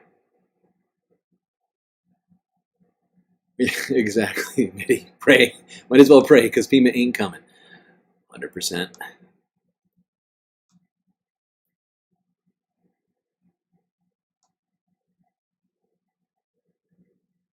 Let's go here to CBS Evening News. They've combined these two stories together for us. Thank you, CBS. Deadly storms hit the United States as thousands of FEMA workers face Trump cuts. Illegal. Unrelenting rain across parts of the South and Midwest caused severe flooding, leading to multiple deaths this weekend. As the swollen rivers begin to crest, tonight a team of federal disaster workers is on the ground assessing the damage. But CBS's Dave Malkoff reports from the flood zone that looming cuts to FEMA have increased fears that help may not be there for long. Yeah. At least 24 people have died in the aftermath of severe storms in the Midwest and the South. Days of rain have caused widespread flooding, and at least 47 confirmed tornadoes like this one in Mississippi, where residents have seen nearly a week of non-stop twisters. Search and rescue operations are underway in Frankfort, Kentucky today, where floodwaters topped 48 feet. In northern Arkansas, we caught a ride with Nebraska Task Force One's Brady Papik here on a FEMA mission. Do you have two jobs, one that's a local job and one that's a federal job? Theoretically, yes. A little over 2 weeks ago, CBS News obtained an email showing that President Trump has taken the first steps to dismantle FEMA. More than 16,000 workers, 2/3 of the agency's workforce, could see their contract renewals suspended in the coming years. This FEMA team came here with 45 first responders. Everybody that you saw back there on the bank has a specific... 2/3 of FEMA work. Do you think? That's fascinating. So we're going to cut 2/3 of FEMA jobs, supposedly. Do you think the North Carolinians voted for that? To have FEMA gutted completely? I mean, maybe they did. Who's to say? Maybe they think they can handle it all on their own better.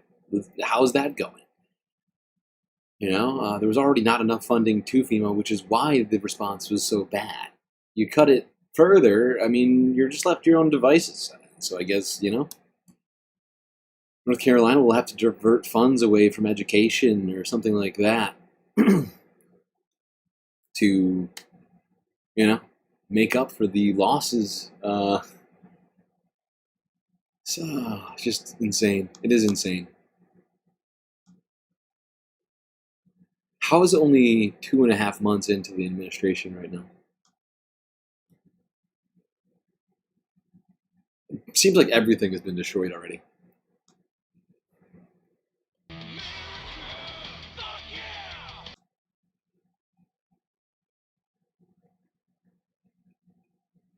All right, let's go here now. Guardian News from yesterday. Widespread flooding hits parts of the United States after deadly storms. Yes, it did. Yes, it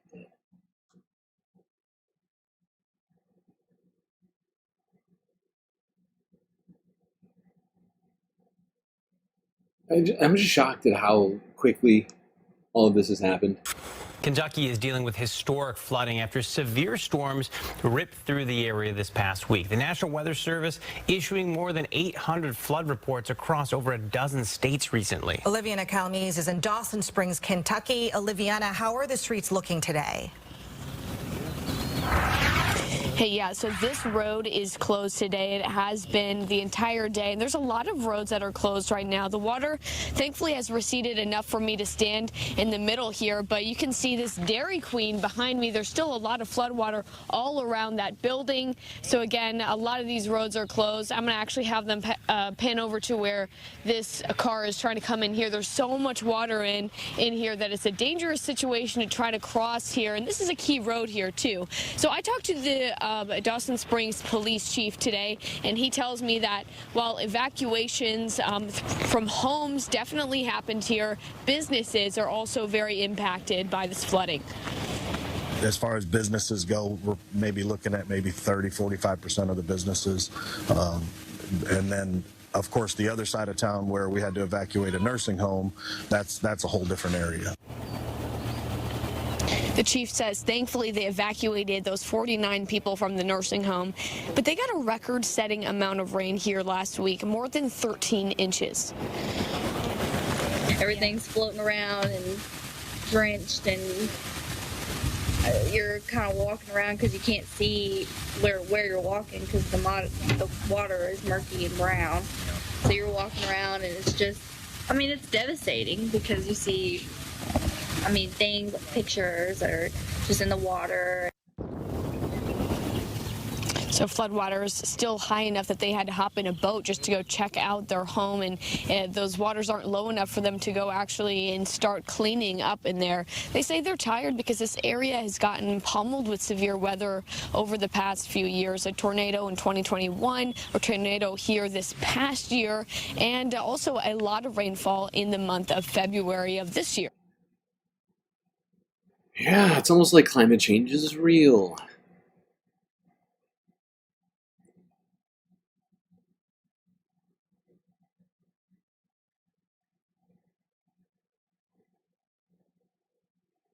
Talking about pouring concrete in chat. Okay.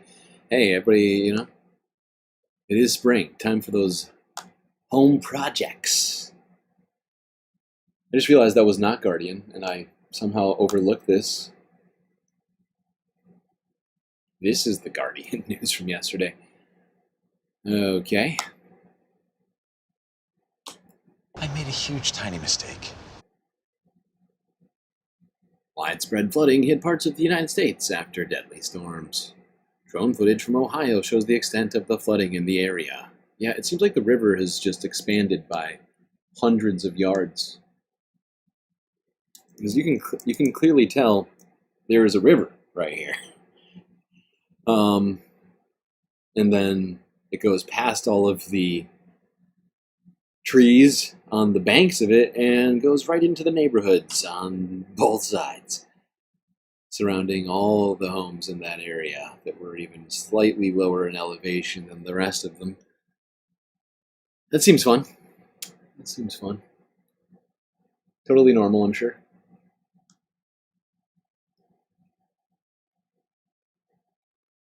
Of course, I'm being sarcastic.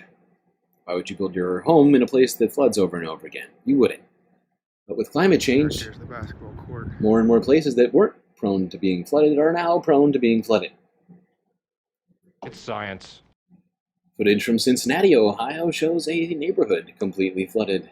On the other side of the playground. That's a fence line for a baseball park. Oh my God. The water's almost over it. Oh, so probably another shit. 2 feet. Or cow log.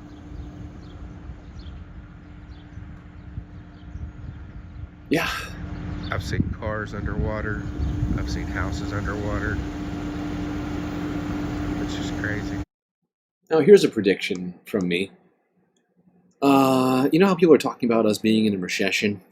All that talk about the recession. Well, in my opinion, we're going to have an even bigger recession than we're talking about. That's got nothing to do with Trump's tariffs. Well, that is only vaguely related. Because you know what's going to happen when we have all of these weather, these natural disasters all over the country this year, which are almost certain to happen? I mean, I guess there's some likelihood that this is the last one. I guess 0.0001% chance or something like that. I don't know how big the actual probability. But I'm fairly certain we're going to see plenty more floods, fires, hurricanes, tornadoes, whatever else throughout all this.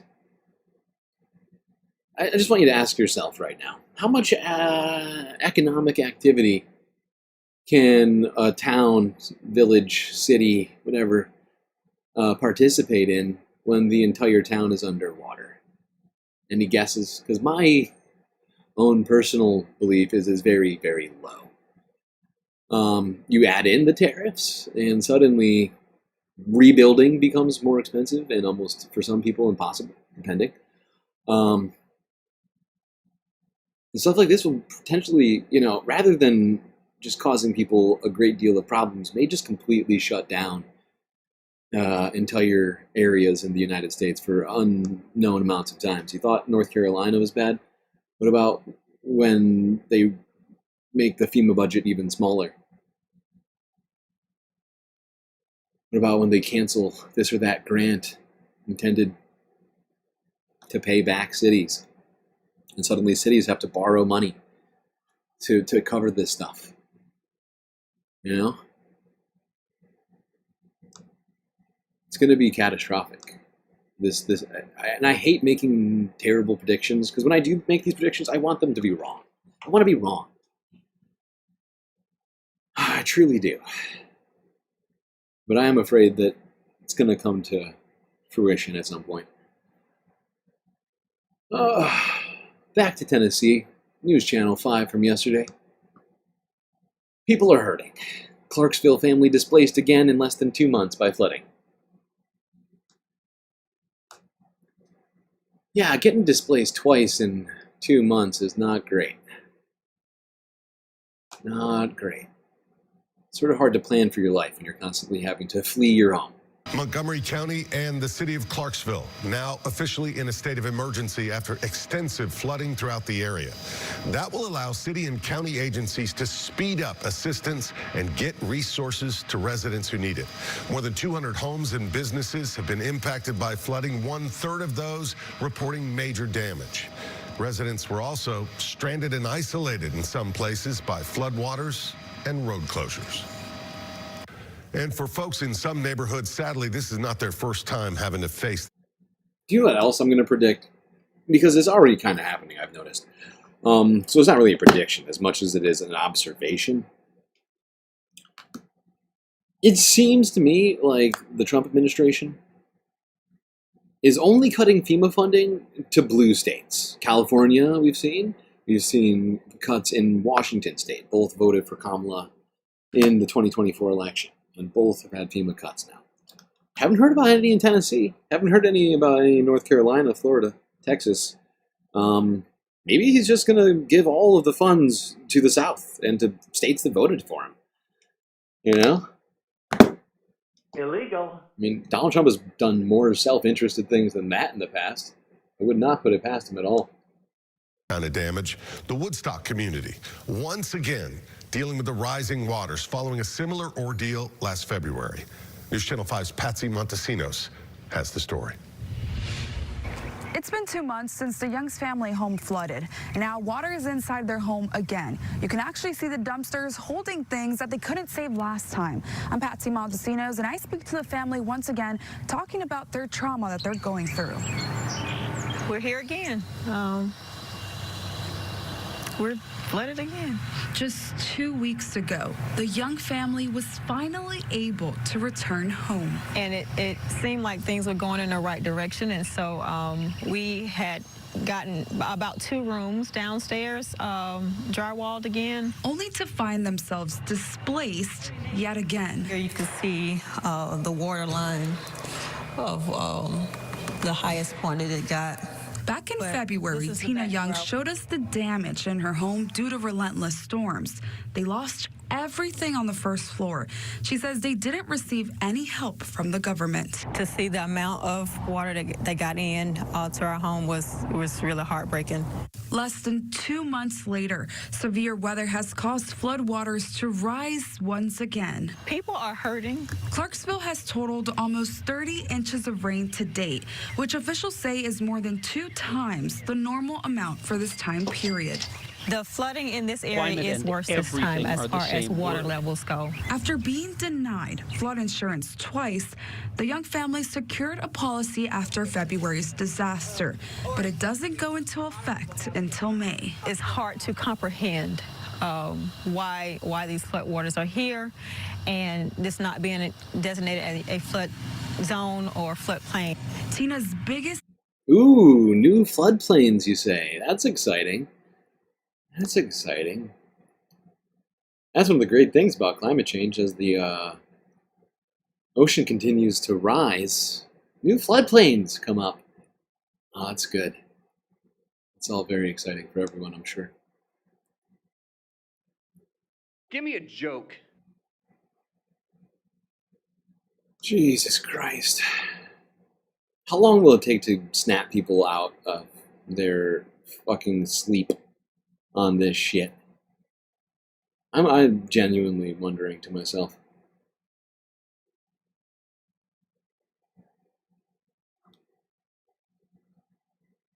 All right. Well, with storm season comes, of course, other spring-related things, like flowers. Let's go to New York. News 8 WROC from 6 days ago. Rochester's Lilac Festival set to bloom on schedule. Welcome back. Rochester's annual Lilac Festival is right around the corner, and park officials are busy getting the flowers ready for their big debut. This year marks the 127th anniversary. It opens May 9th. Organizers have been busy year-round. They say come prepared to be wowed. Today we checked in with the Monroe County Parks Superintendent of Horticulture to see if these world-famous lilacs are on track to be in full bloom. We expect them to bloom right on time during the festival. It's a little bit early for me to tell exactly when they're going to bloom, but if you look at historical records, they tend to bloom 85% of the time they hit the festival. I'm very confident right now that the lilacs look good and are in track. What we like to see is the weather being average weather, because if the weather's normal, they'll bloom on time. Pretty. I figured we'd throw that one in here to sort of momentarily forget about that horrifying floods, however you wanted to define that. Now let's go down to Philadelphia, because apparently freezing temperatures that have hit the East Coast are threatening certain plants, especially crops. CBS Philadelphia from 20 hours ago. Linvilla orchards lighting fires. That's hot. To keep peach tree crops safe.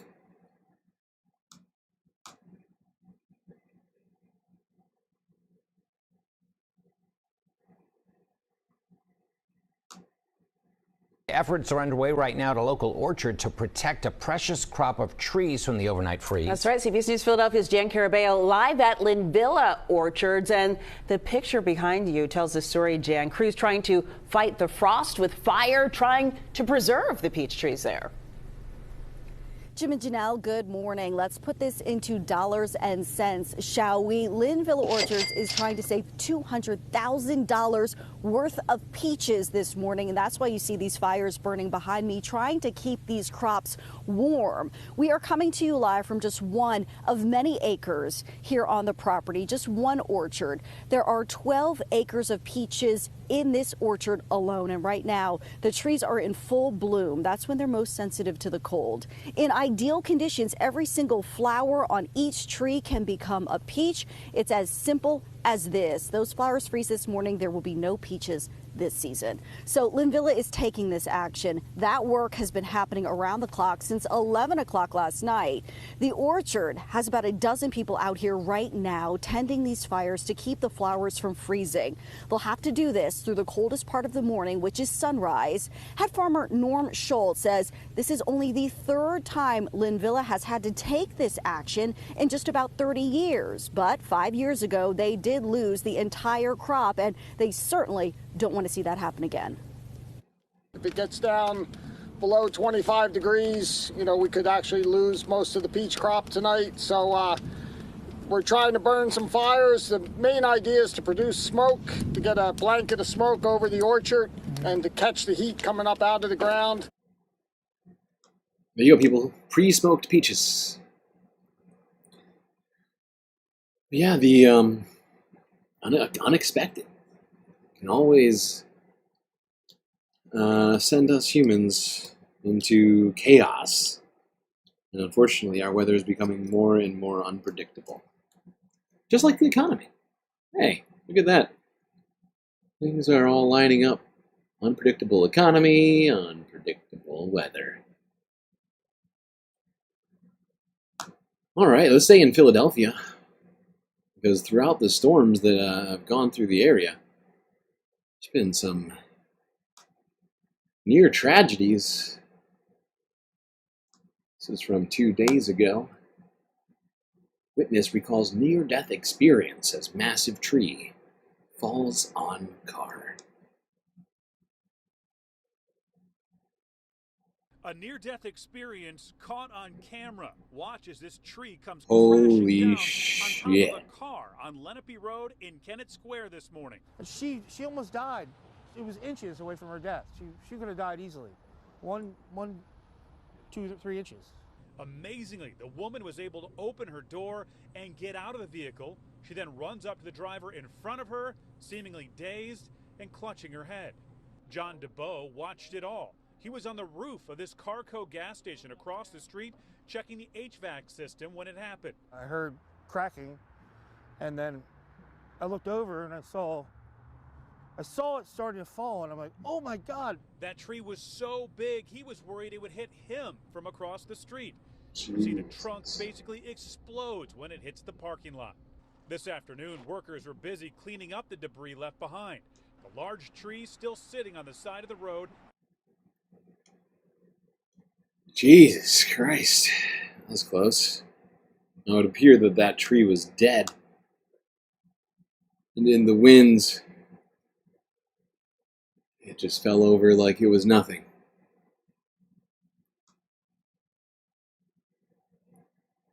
I mean, it might have been. It just didn't look alive when it exploded. Usually trees don't explode when they hit the ground. I mean, they might splinter, may break up, but not explode. Appear to be rotten, from what I can tell.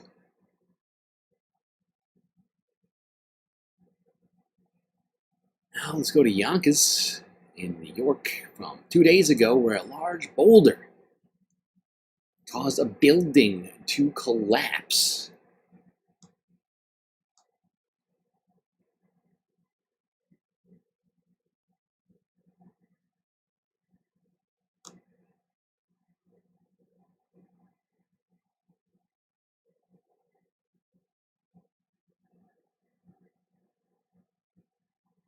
Now to breaking news in Yonkers, where a busy road is closed and a hazmat cleanup is underway after a two-story building collapsed. Tony Aiello is live at the scene on Sawmill River Road. Hi, Tony. Cindy, this happened at Peterson Tool Rental, a family-owned business that opened in 1953, now facing the biggest headache in its history. A large cinder block building that stored bobcats and other construction equipment collapsed overnight. Fire officials blame a big boulder that was embedded in the hillside behind the building. This mess on Sawmill River Road is bad, but could have been much worse. A two-story building owned by Peterson Tool Rental collapsed, crushing expensive construction equipment, but no people. The building was unoccupied at the time, thank God. If it had occurred during the day, that area of the building is normally occupied by a number of workers. So luckily, it happened at night while the building was unoccupied. Google Street View shows what the two-story cinderblock building looked like before the collapse.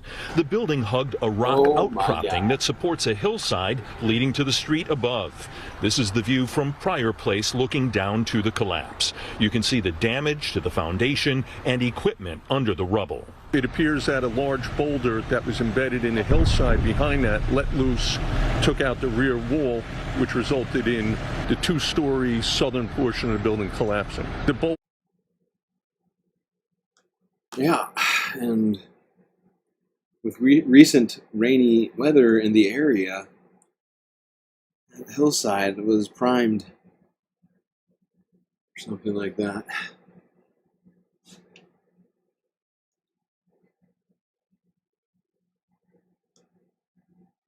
All right, now let's go to this story, which we briefly covered earlier this week. I want to say maybe Sunday Funday. Can't remember. Let's go here to Brazil. All the way south here. You can see the floods that were going on there.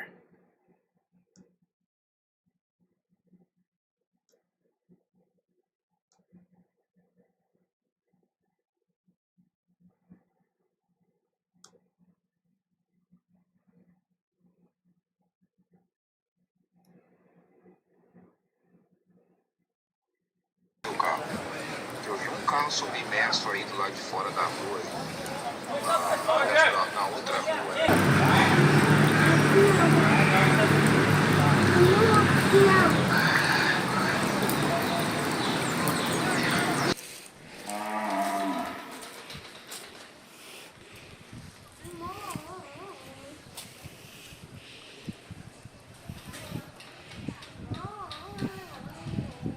Tadinha.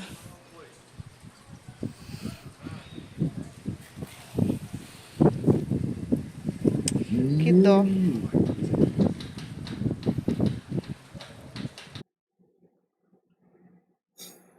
Yep, cows floating through the streets of Rio de Janeiro. It's the last one we have on Brazil's flooding. Wait, why is this here? What have I done? How did this happen? I'm an idiot. How did I do that?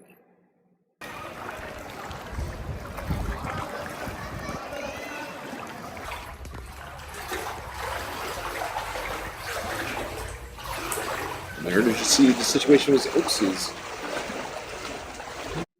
Sorry. An emergency situation was declared in Rio de Janeiro after a flash flood was triggered following heavy rainfall. The town hall reported that over 324 millimeters of rain fell in 24 hours, leading to a significant flood and landslides.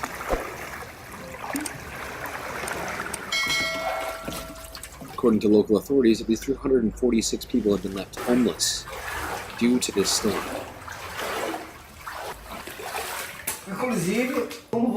Residents surveyed damage to their homes, with one telling Reuters that there was no time to save any of his belongings.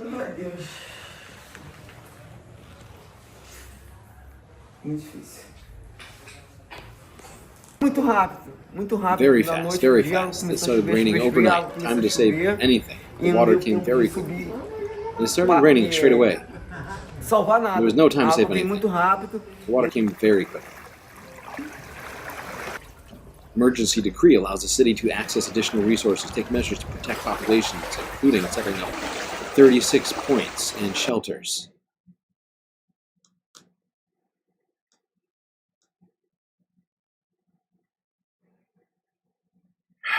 Everything is flooding everywhere, I guess. That seems fine. As long as we're all living in water world, I guess that's good, right? Right? Give me a joke.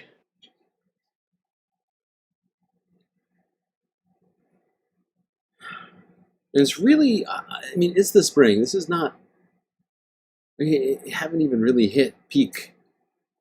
We have not hit peak storm season yet. This is just sort of the preamble. That's where we are right now. Now let's go back north, because I'm a big dummy, to Long Island, where all of the idiots in Suffolk County are complaining about the existence of clean energy. CBS New York from 2 days ago.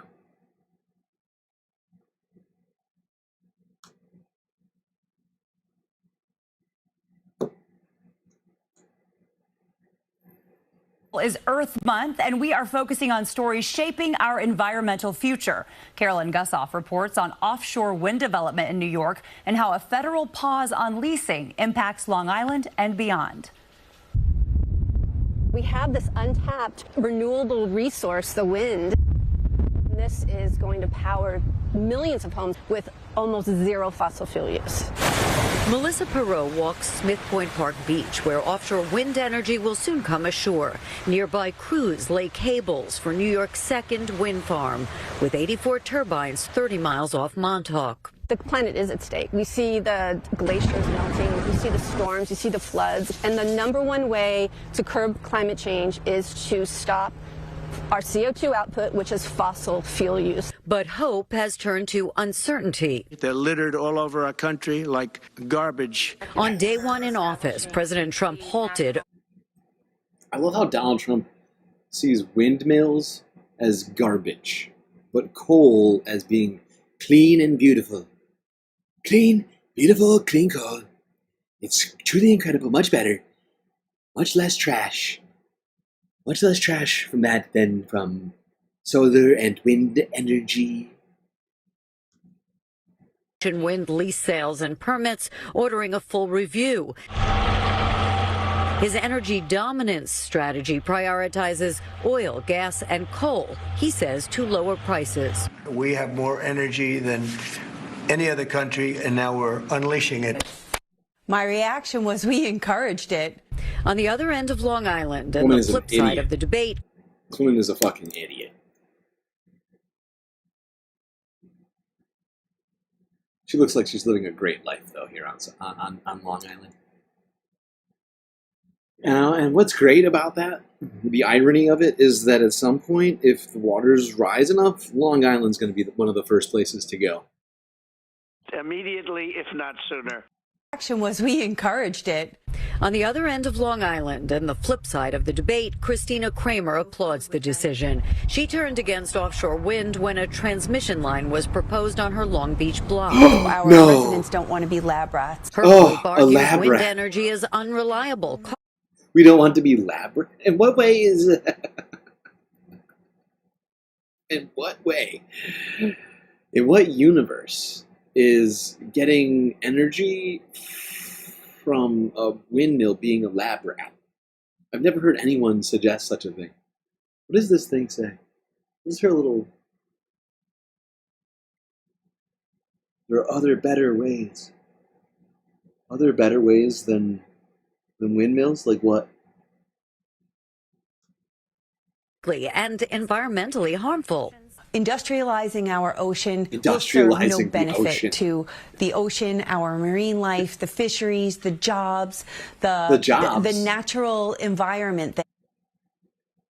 Fucking idiot. Are you this woman does seem really, really stupid, but I like to give people the benefit of the doubt until they start talking. But holy shit, this woman is stupid. The environment, oh yeah, the environment. Being threatened by windmills. Unlike oil drilling, that doesn't threaten the environment at all. No. Oh yeah, all the oil drilling is actually great for the environment. You're just too stupid to see it. There's no reason to do this. We have No? alternatives. Like what? The negatives are a lot more than the positives. Fossil fuel, it's cleaner. Is it not? I mean, It isn't. Cleaner. It isn't. I'm not It isn't cleaner. You fucking idiot. Not even close. Fossil fuels is cleaner. Don't you know that? I mean, am I wrong? Yes, you are. that these are cleaner. Not according to science. Fossil fuels are causing climate change. It's science. Yeah, not according to science. But all these idiots on Long Island with all their fucking monies, you know, they are completely just removed from reality. It's insane. Now, of course, Nassau and Suffolk County are two of the wealthiest counties in all New York State, but they live on a fucking island, and they're fucking idiots if they think that they're not going to one day deal with the ramifications of the very stupid things that they're saying right now. I mean, check out the sea level, or the elevation. Excuse me. Check out the elevation of Long Island for me real quick. It's not exactly a mountain. There is no doubt about that. Thousands of peer-reviewed scientists from around the globe all agree. You're not burning carbon. That makes it much cleaner than fossil fuels. The population is very dense here. Where do you build new energy generation? Well, offshore wind happens to be a very good solution to that. There's no disagreement that the pause throws a wrench into New York's ambitious offshore wind goals and the prior federal goal of powering 10 million homes by 2030. New York's first wind farm is up and running. 2 more are under construction, but 2 others that were proposed are now in limbo due to the executive order. It's too much, too fast. Former Congressman Anthony D'Esposito cites concerns over battery storage and transmission routes. I think President Trump has made an excellent decision in the best interest of safety. But others say the federal pause is about self-interest. He has a close relationship with the fossil fuel industry and warned the abrupt turnaround will have a ripple effect. From the local deli hair barber right to the high schools and trying to show the kids a career path, you're making over $100,000 a year. Oh my God. Group doing the land. Oh my God, the capitalist justification. Oh, but these guys on the oil rig, they're making so much money. Yeah, because it's incredibly dangerous. It's incredibly dangerous work that we don't actually need to be fucking doing, you idiot. Oh my God, I'm so sick of hearing people talk about jobs as justifications for doing the worst fucking things ever. So sick of hearing about it.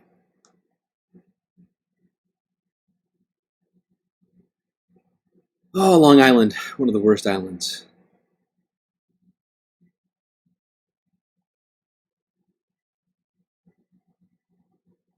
Let's talk more about oil. This time, let's get into plastics. France 24 English from 2 days ago. Alarming. Microplastic pollution in Europe's great rivers. Help! Help! I'm being repressed!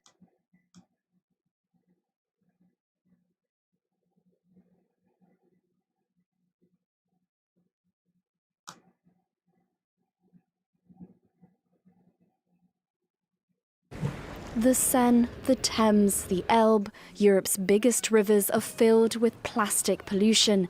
9 of them were analysed by scientists backed by the Tara Microplastic mission, whose findings highlighted the plastic dumping dilemma.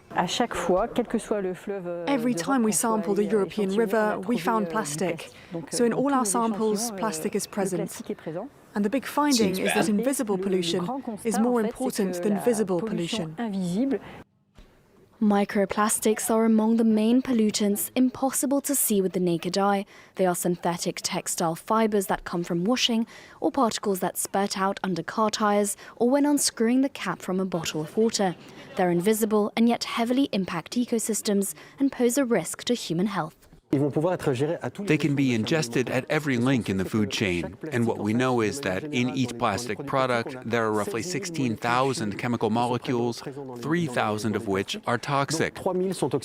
Pre-production plastic pellets called nurdles are also being dumped into waterways. Small and cheap, they're used in the manufacture of plastic bottles, grocery bags or polystyrene foam containers, and are often washed down drains or spilled during transportation, posing a threat to wildlife. With no penalties for companies dumping these pellets, an estimated 10 trillion plastic nurdles find their way into marine ecosystems each year, according to the Environment America Research Center. Did she say 10 trillion? Transportation, posing a threat to wildlife. With no penalties for companies dumping these pellets, an estimated 10 trillion plastic nurdles find their way into marine ecosystems each year. 10 trillion. Plastic nurdles make their way into the environment. 10 trillion? We're going to replace sand with plastic at that rate. Jesus Christ.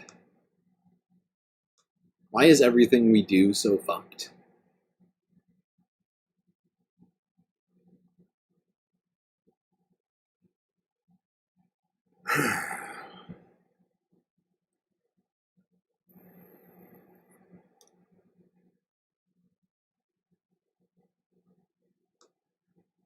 All right. Well, it's not just North America or South America that's flooding, so is Africa. Reuters from 2 days ago. Congo flood survivors say we lost absolutely everything.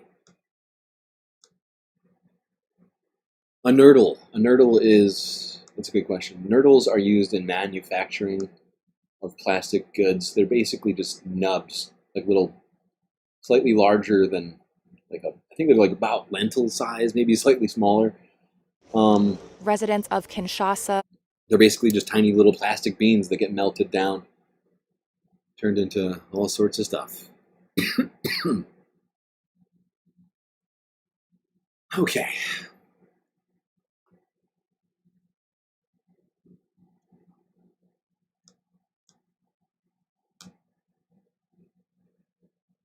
Am I on Top Show?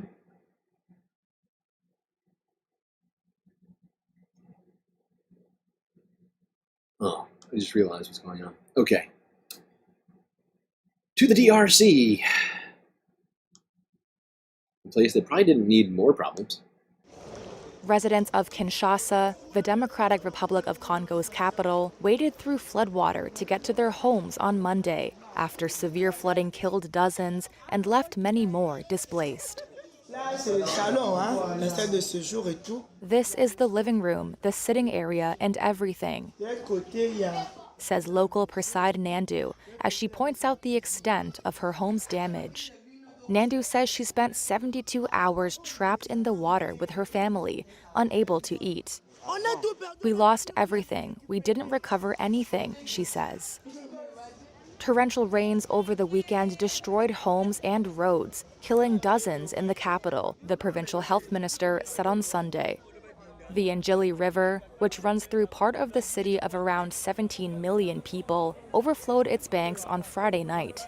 It blocked the main national road, which left drivers stranded since Saturday evening. Local Dorcas Katumba described her neighborhood as a swimming pool and says people are under the water. Kinshasa's governor said water infrastructure had been affected, but that supply would be reinstated shortly. He blamed illegal housing for some of the deaths and threatened to evict people from unplanned settlements. Jesus Christ.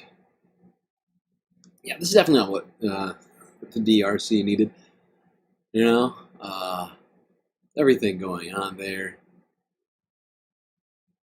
And it is, you know, the people of the DRC have been suffering enough. It's just throwing salt in a wound right now.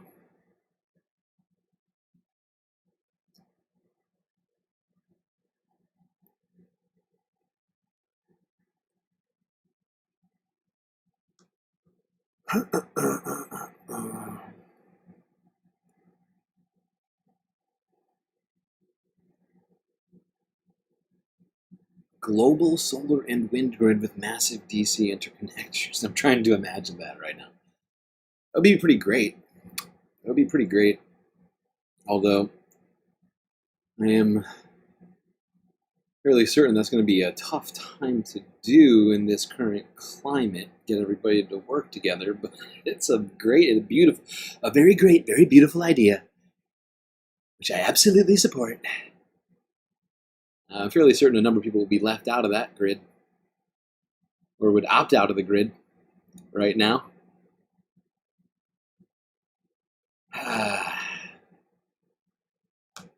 But it is a pretty good idea.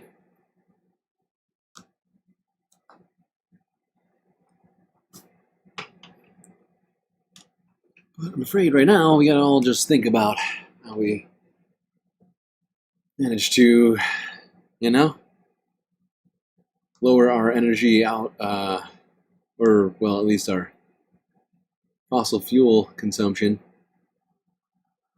sort of on a more local level. I mean, some people might be able to do it, but I mean, I guess I'm just thinking about the United States right now. But like, you know, we're fucked. We are fucked. No way would Donald Trump get involved in that, right? Like, I mean, he's yelling at NATO for not spending enough. There's no way he would get involved in something like that. I mean, he just outright doesn't support. I mean, he dude loves the military. So I mean, so likelihood we stay in NATO, but you know, in terms of working together with our allies, we don't seem to be doing a super good job of that.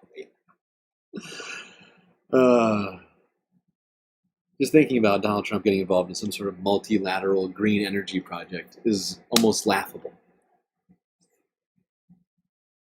I guess we'll have to wait for 2028. Let's go to CTV News from 2 days ago. We're ending the environmental half coverage, going straight to space, where Canada has gotten involved in a space first historical space.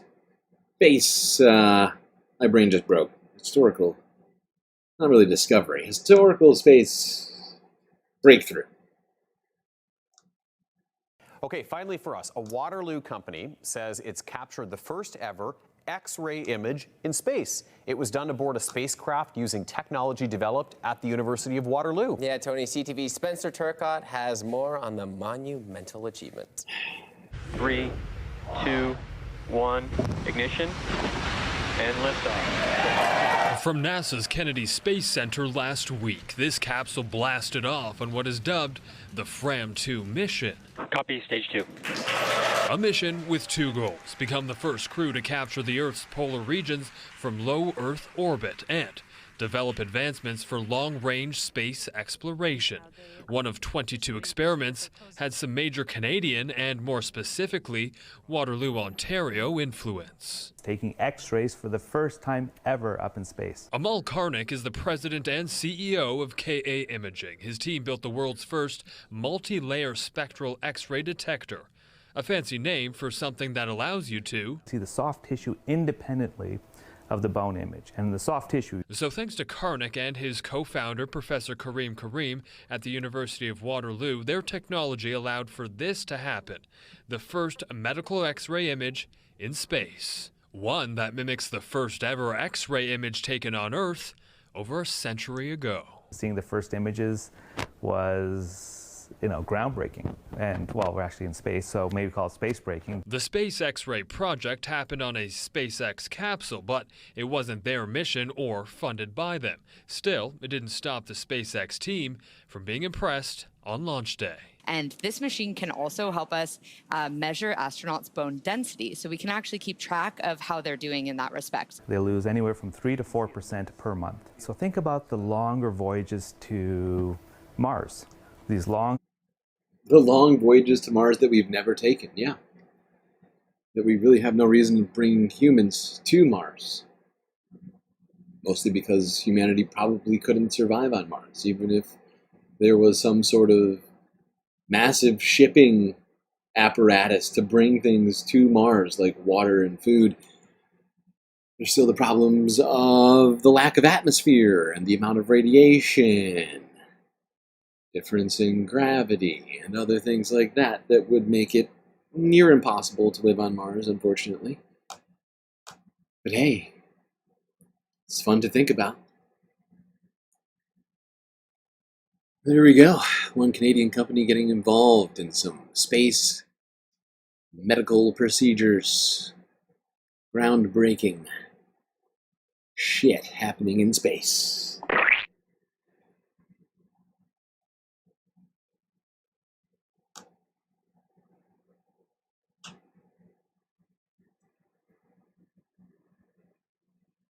Alright, let me see where we're at right now. Oh boy.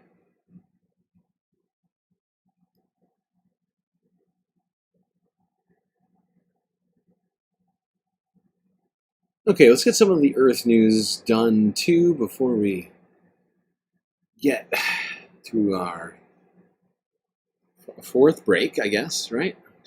Yeah. Let's go to Haiti, a place we haven't been talking enough about that is still in the middle of a fucking crisis. Basically created by the United States, France, and Canada. France, 24 observers from 19 hours ago. Second Kenyan police officer from multinational mission killed in Haiti. Yeah, maybe instead of sending the military, we should have sent a diplomatic team. Just an idea. Probably would have been a lot less casualties.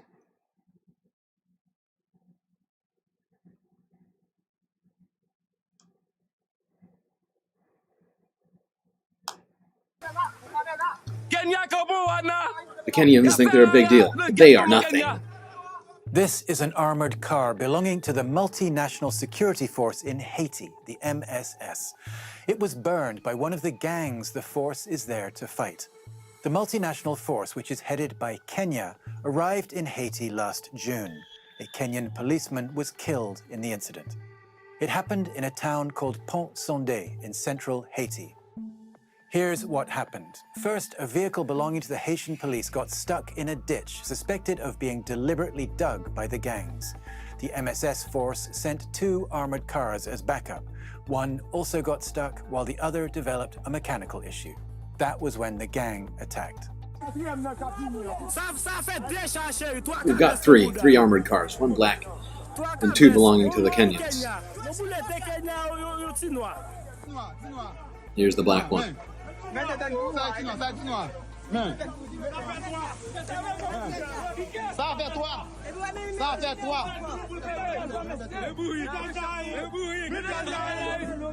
The gang mocked the Kenyans.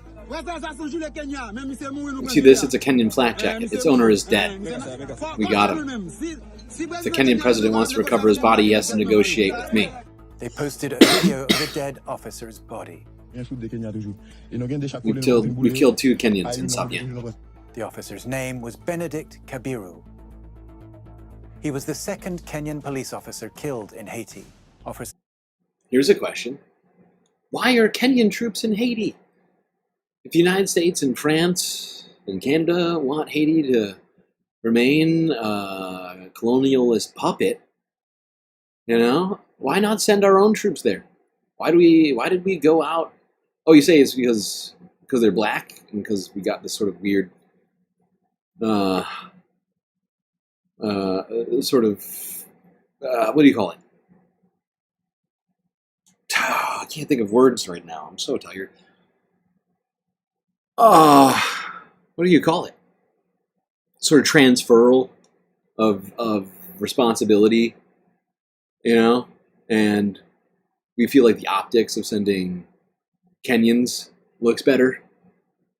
Maybe we can trick our citizens into thinking that they're from Haiti, something like that. At least that's my opinion of all this. We would rather get people who have nothing to do with this to go to Haiti and fight for our interests, if you can call it that. That's why this fucker is here. That's why this Kenyan just died. Because we couldn't be bothered to send our own people there. We went all the way to Africa to enlist people from Africa to go to Haiti. It makes no sense unless you're trying to remove yourself from any responsibility, even though it's all your responsibility that this shit is happening. Samuel Tompoy Ketwai had been killed in the same area on February 23rd. He was honored in Haiti and in Kenya. The gangs had attacked one of the multinational force's vehicles in December. Police officers are not the only victims. It is the area's civilians who are most at risk. There have been several massacres in the area. On October 3rd, 115 residents of Pont-Sondé were shot and hacked to death by members of a gang. 70 more civilians were slaughtered in Petite Rivière. Both attacks were attributed to the same gang. We managed to talk to a resident who lives in the area. We are protecting his identity for security reasons. Artibonite is an agricultural area. The gang's attacks have a direct impact on the agricultural infrastructure. The farmers can't work their fields because they are scared they will be kidnapped. If they don't work their fields, that means they have no source of revenue. That means they can't eat, and they're unemployed. Gangs block the roads too. What our country is going through is hell on earth. The biggest gang in the Artibonite area is called Grand Grif. Its chief is Luxon Ilan. The UN says the gang traffics in arms and ammunition. Love how they're, you know.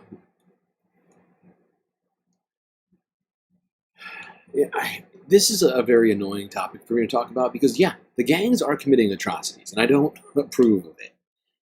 You know? But at the same time, they have expressed that the reason that they're fighting back against this is because they're sick of being oppressed. They're sick of having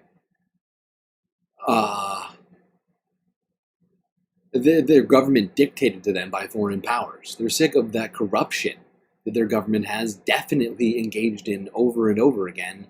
Their government, which they haven't elected, but has been appointed to them by the UN. And not just the UN, really, not the UN so much as UN members who have gotten together and, you know, imposed their will on Haiti rather than just allowing democracy to fucking happen in Haiti.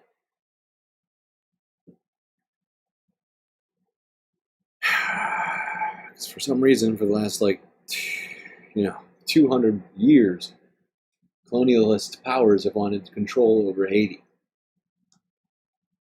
And has committed massacres, rapes, and kidnappings. Its members call their leader General Luxon. General Luxon. We've done it again. See how the wheels are stuck? It's been 9 months since the Kenyan-led force arrived, and many Haitians say they've seen no improvement. Rosie Auguste Ducena works for the human rights group RNDDH. 9 months ago, the international community and the Haitian government presented the multinational mission as if it was a miracle solution to the gang violence. But 9 months later, we aren't seeing any results. It makes it even more painful that we are seeing Kenyans losing their lives while on a mission here in Haiti. Things have gotten worse since the multinational force arrived. Much worse. Yeah. 100%. 100%. The number of casualties, the amount of suffering has all gone up almost exponentially. Since, America, Canada, and France basically decided to import militia from Kenya. It has not gotten better. We have just passed the buck and given, just given as many fucks as we can give about it. And just sort of, just sitting around watching it happen as if it's not a fucking human rights atrocity that's happening down there. And supposed democratic governments that love spreading democracy around the world seem to hate democracy in certain places. It's very strange. And, all we've done is replace their leader with another puppet and send in a foreign military. And it's, of course, just made things worse. It's not shocking. Nobody should be shocked by that. But it continues on. The armed gangs have gotten stronger. They're working together. Yep. That's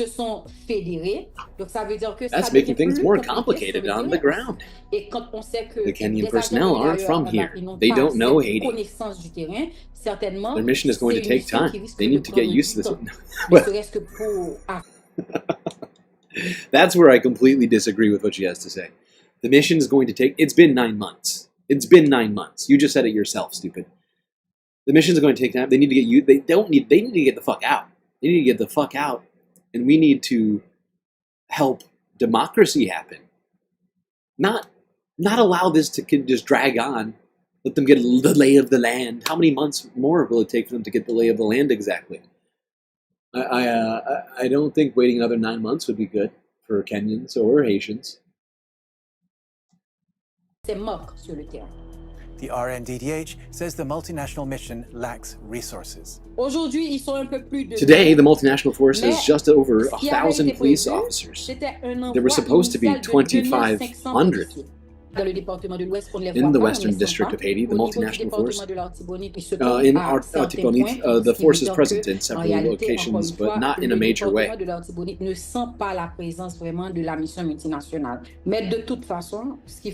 the international community and the Haitian authorities, same thing. We're selling the MMAS as a miracle solution. The gangs got scared, but they've been able to prepare themselves to fight the multinational force. Haiti's capital, Port-au-Prince, in the western district of Haiti, is already largely in the hands of the gangs, with most neighborhoods under their control. When the entire western district is taken over by the gangs, whoops, they'll continue to take over other districts. We're beginning to see it happen in Artibonite and in the central district. The UN says that more than 5,600 Haitians were killed in gang violence. Yeah, well, maybe instead of sending a military there, we should have sent diplomats. I keep saying it. Aujourd'hui is today? Yeah. You're close enough to the spelling. I'm not going to... It's close enough. Yeah. I think there's an apostrophe. I can't remember right now. My brain is broken.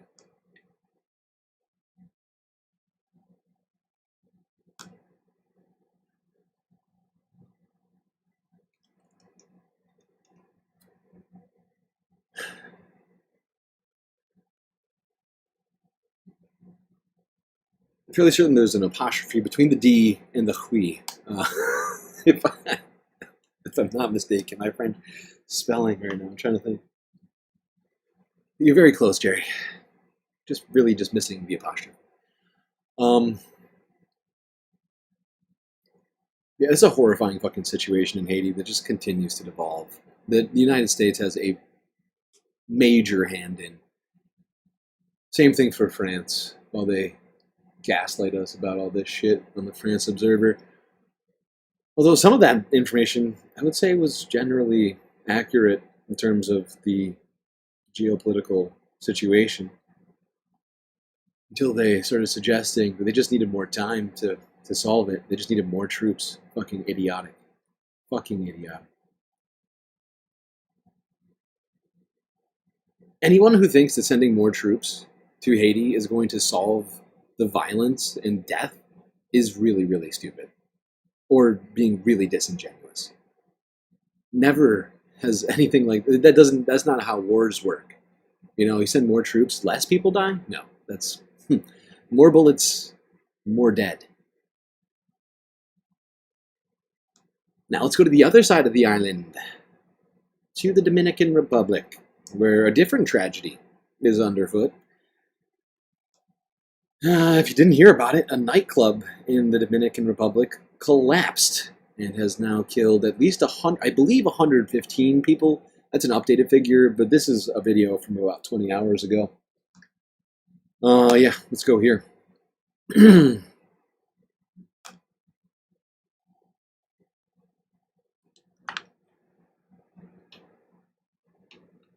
Overnight, rescue workers frantically searching a massive pile of concrete and steel in the Dominican Republic, hoping to find more survivors of a deadly nightclub roof collapse. Rescuers last night said they're focusing on 3 areas where sounds were heard in the debris.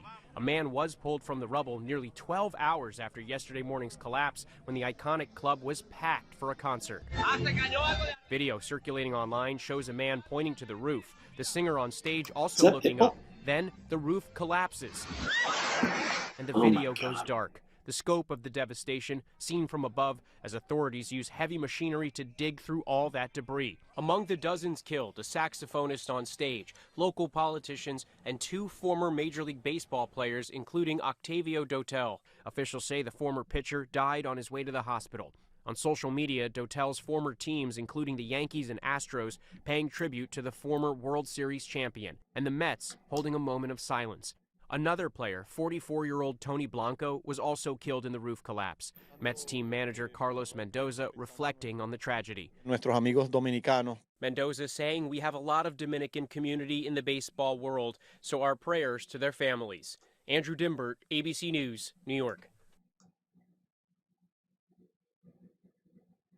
Wow, what a horrifying story. Grouping of stories to end on, and the fourth half on. But we have made it all the way through 8 hours of content, and we still have the rest of Earth news to get through here. It's been a pretty busy week. Well, it's not the worst amount I've ever seen going into a fifth half. We did have 140 videos to get through today. I'm actually kind of shocked that I think we're only gonna have 5 halves today.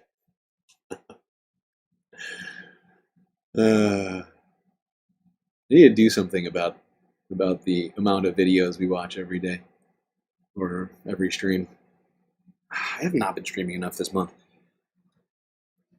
Most of it's been due to just me feeling like my health is just sort of like not good right now.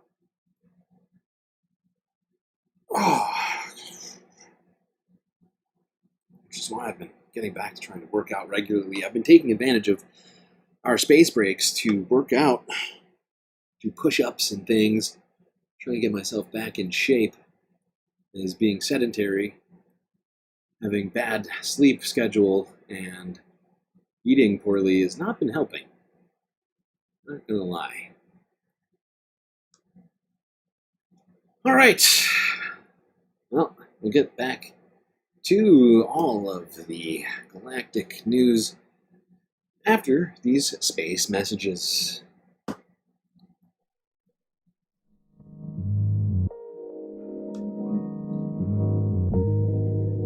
Well, I do hope everybody's been enjoying the stream so far. I know it's been a rough one. While you're here, maybe like and subscribe if you're enjoying the stream. Even though it's rough, I would appreciate it. And while you're doing those things, do also consider contributing to the Galactic News Network, as we are completely funded by individuals such as yourself. So many great ways for you to show your support, of course. YouTube, super chats, super stickers, and memberships. Twitch, bits, and subscriptions. PayPal and Cash App, if you prefer. Every cent of that money that you want to give goes directly to funding the stream, rather than funding YouTube and Twitch's bottom line. But of course, the best way to get the most space benefits out of your Earth dollars is to go on to Patreon and become a galactic patron, where an truly incredible number of space benefits awaits, including Avatar, something that I think that some people are not aware of, but you could be on the stream yourself. Or put your favorite sci-fi character, whatever you want, onto this sweet, sweet stream. Shoutouts, and much more. Anyway, chat, enjoy this galactic intermission. Grab yourselves a drink, maybe a snack, and I will be right back.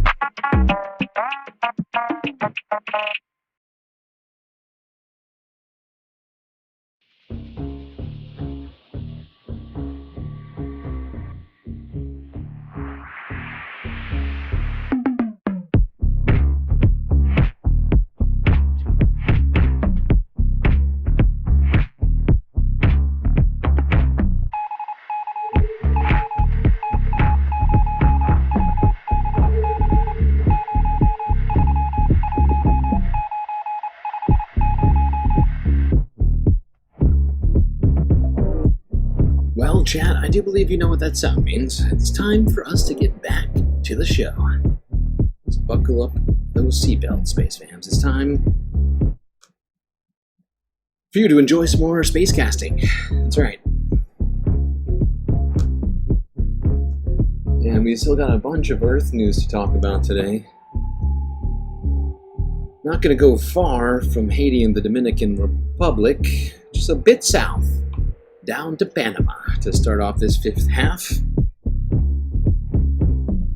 Okay, yes.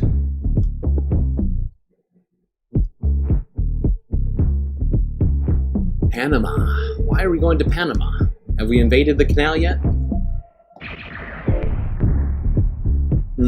No, not quite. But but we might. Here's the Associated Press from 2 days ago. Pete Hegseth arrives in Panama amid Trump's pressure to reduce supposed Chinese influence.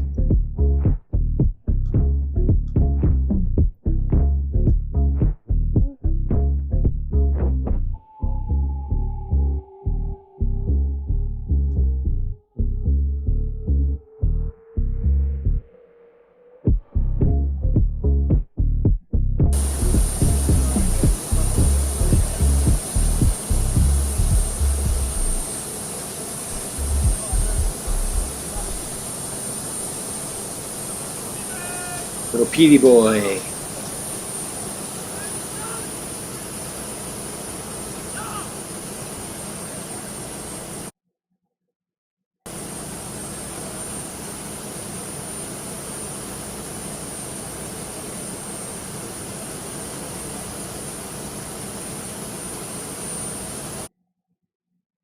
People in the Panamanian leaders,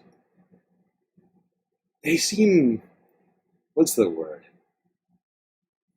They seem begrudgingly,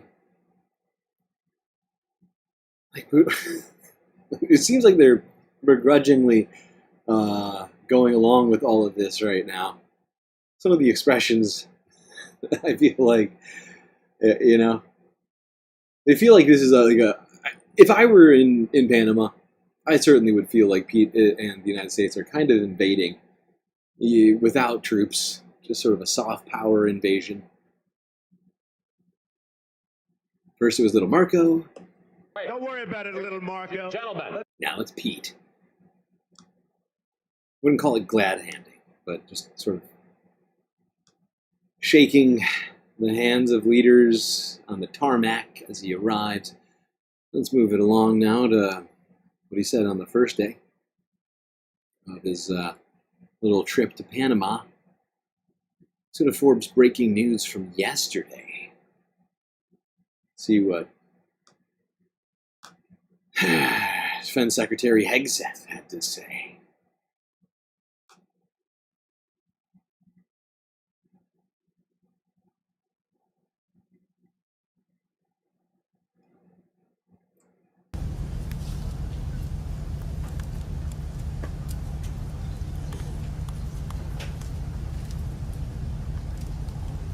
Well, thank you very much, Minister Abrego, for being here today and for a very warm welcome. Admiral Halsey, Commander Southcom, thank you for your great work, your partnership. Phenomenal job, you and all the troops down here and throughout the hemisphere. And Father, thank you for the blessing of this pier. What a reminder that Almighty God is truly the commander of all affairs. Jesus Christ. Jesus ain't say that. Yeah, that's fair. Oh my God. Did they really bring a priest to bless the canal, a pier? Why do you need to bless a pier? Isn't God omniscient in your mind, Pete? He can't, you can't bless it? I mean, if you're doing God's will, I'm sure he's already, Oh my God. What a fucking stupid timeline we're in right now. Including today and all the important work. God runs the canal. Well, if God runs the canal, then it seems like it's God's will that China have influence on the canal, right? It's just God's will. It is great to be here at Vasco Núñez de Balboa Naval Base. Okay. Our shared roots here run deep. Once known as Rodman Naval Station, this place has long played a vital role in protecting the canal. The security of the Panama Canal remains a key national interest of both the United States and Panama. In 1914, after the first ship sailed through the canal, the U.S. Secretary of War wrote, "The dream of the centuries has become a reality. This dream, once realized, drove prosperity in our hemisphere. And to preserve this dream for centuries to come, we must never lose sight of the canal's security." And today, the Panama Canal faces ongoing threats. The United States of America will not allow communist China or any other country to threaten the canal's operation or integrity. To this end, the United States and Panama have done more in recent weeks to strengthen our defense and security cooperation than we have in decades. That includes our meeting today and announcements to come.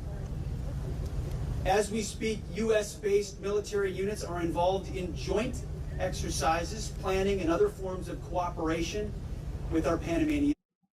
We are genuinely pushing towards World War III at an unprecedented pace right now. And Pete Hegseth and Donald Trump are at the forefront of that. Specifically Donald Trump. Even more specifically than Pete. Because everything Pete's doing is what Donald Trump wants. And it is insane that we're doing this right now. What are we going to do? We're going to start blocking Chinese ships from going through? What's the plan? Like, what exactly is it that the United States wants as it relates to Panama and China? Like the canal and China. What's the plan? We're going to charge China more to put their ships through than the United States? This is the kind of trade stuff that will lead... I mean, I don't know specifically that's the plan. But what are they even upset about? That China has some businesses in Panama? It seems to be the case that they're just upset that China is using the canal and they happen to have some businesses in the country of Panama. As if we don't also use the canal and have businesses in Panama. Or a military base in Panama. I mean, it's just... Oh, it's fucking insane that this is more... We have talked about the Panama Canal more than I've heard about the Panama Canal in the last decade. And now suddenly it's just at the forefront of this insane...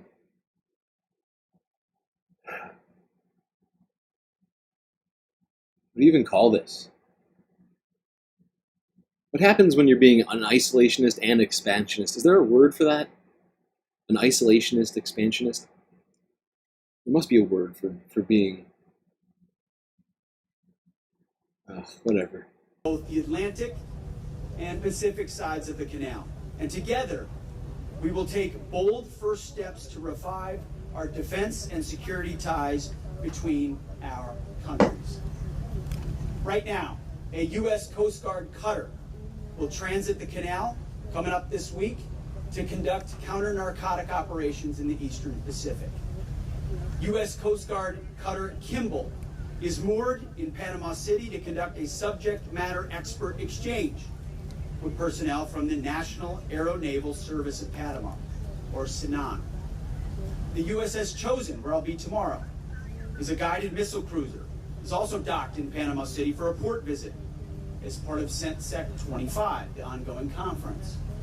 And USS Normandy, another guided missile cruiser, is patrolling off Panama's Caribbean coast. While there, they are training an embarked team of officers and NCOs from SANAN, Panamanians, again, our partners. Several aircraft from the U.S. Marine Corps and Navy are visiting Panama to enhance our air and maritime security cooperation.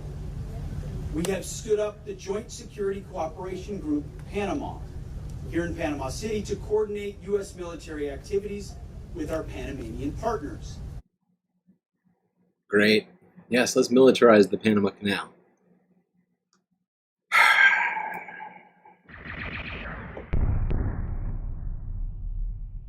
No way that can go wrong. Let's see what else Pete Hegseth had to say on his little trip.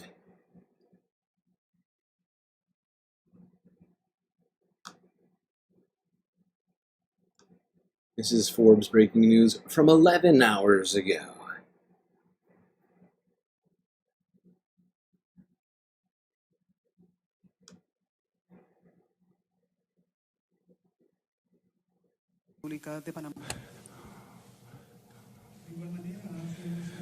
Again, Honorable Pete Hegseth will share his word, Secretary of State of Defense of the U.S. Good afternoon. It's a privilege to be here in Panama. Minister Abrego, Thank you for an incredibly productive visit. The same goes for our friend, President Molino. President Molino and his administration are a great ally of the United States. We are deeply grateful for the friendship of our Panamanian counterparts, your partnership and your leadership here in Panama and across the region. We face shared security challenges and common threats. Together, we will deter them by increasing our defenses and achieving peace through strength. I find that statement to be hilarious, Pete. But the United States and Panama have the same shared threats? Well, I guess in a way it's true.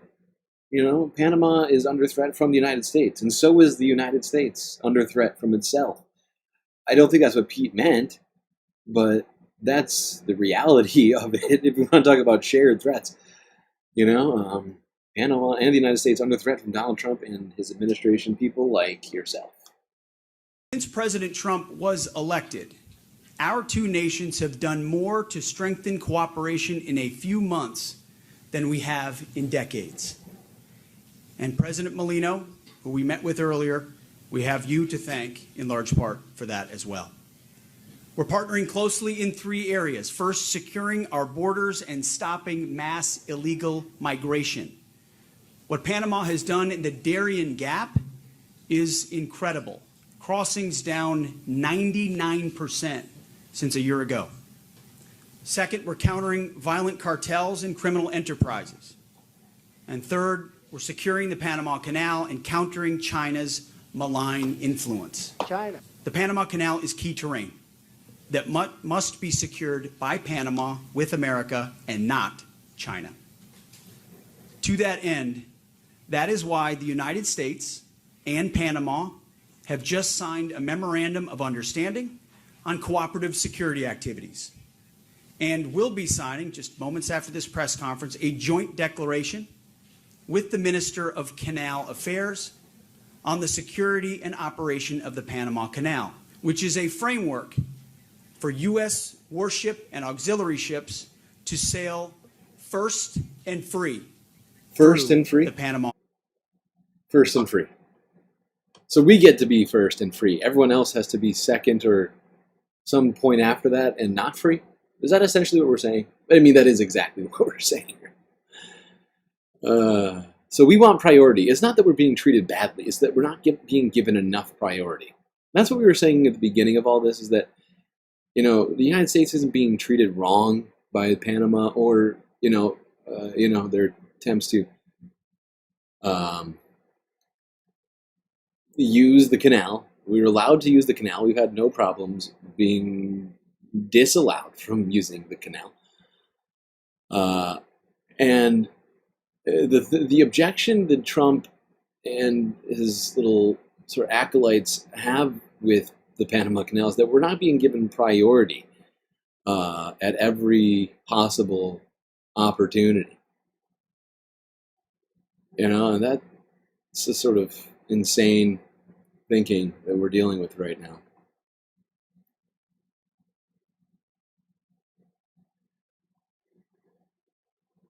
Okay, hold on. I'm going to move this ahead because I don't need to hear another determined speech here from Pete. Dude is a psycho and a white nationalist. But he was asked a bunch of questions by the media. I think it starts around here, I want to say. We want, in short, not only to make America great again, but to make the Americas great again. And we will achieve these goals together, standing shoulder to shoulder with our allies and partners, with President Trump leading the way. So again, I want to thank President Molino, Minister Abrego, for being valued partners and for hosting us in your beautiful country.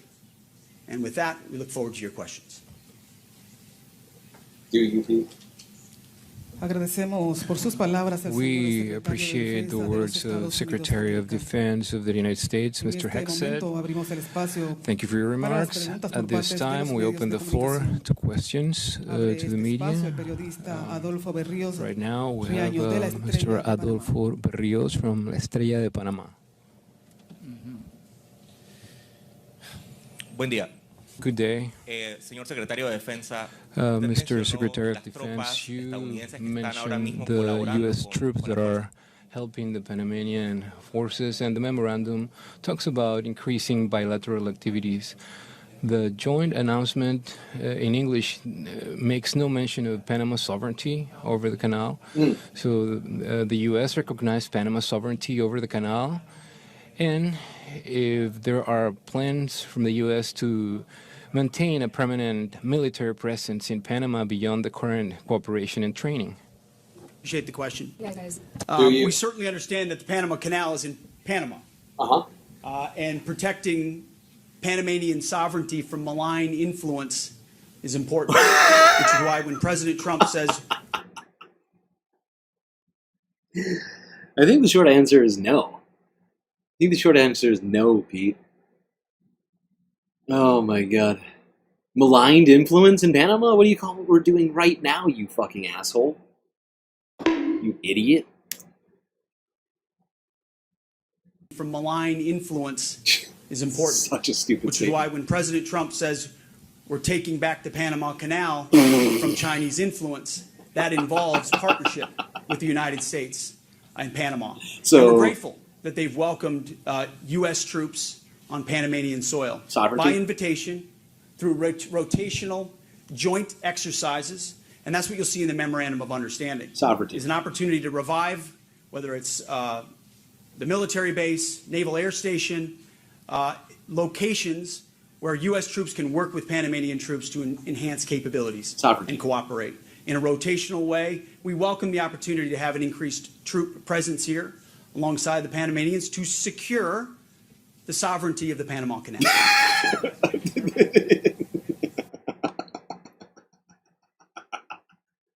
one of the dumbest things I've ever heard. I mean, honestly though, he is a media guy. So, I mean, he is honestly really good at obfuscating. Sometimes. Not always, but sometimes. I mean, he got the word sovereignty in there for sure, but the canal itself doesn't have sovereignty. It's Panama's sovereignty over the canal. That was the question, which you did not answer. I would just point that out. The way he answered that question did not answer specifically whether or not Panama had sovereignty over their own canal. Ultimately, we look forward to a long relationship with the country of Panama, and that would be in deliberation with the leadership of Panama.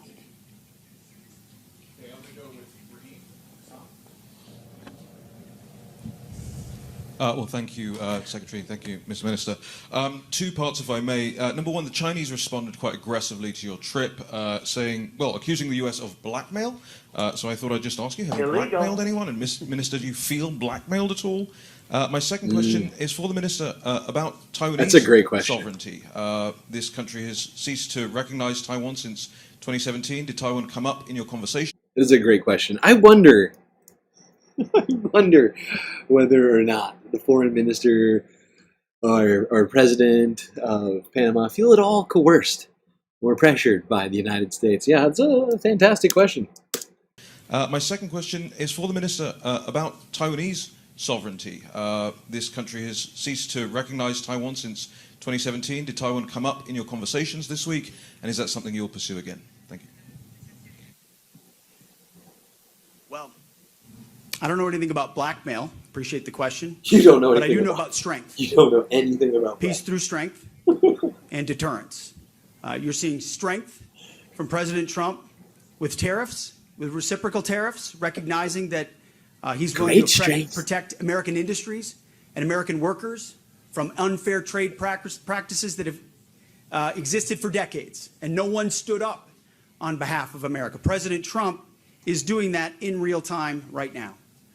And at the Defense Department, whether it was our trip to the Indo-Pacific, in the Philippines, Japan, and Guam, and elsewhere, or here in the Panama Canal, and with our Panamanian partners, we're standing up to malign Chinese influence and simply saying a strong America that deters that influence in our own backyard, in our hemisphere, is good for us, good for our partners, and creates opportunities for freedom in the future. So again, this is not about, we want peace, we seek peace, we don't seek conflict, but we believe that conflict does not come the stronger we are. And we're happy to speak. So many of these statements seem to contravene actual reality. Wow. We don't seek conflict, from the guy who was on Signal recently celebrating the bombing of civilians in Yemen. Jesus Christ, who's currently in another country that we're threatening. We don't seek conflict, we just make it. We just make it out of whole cloth.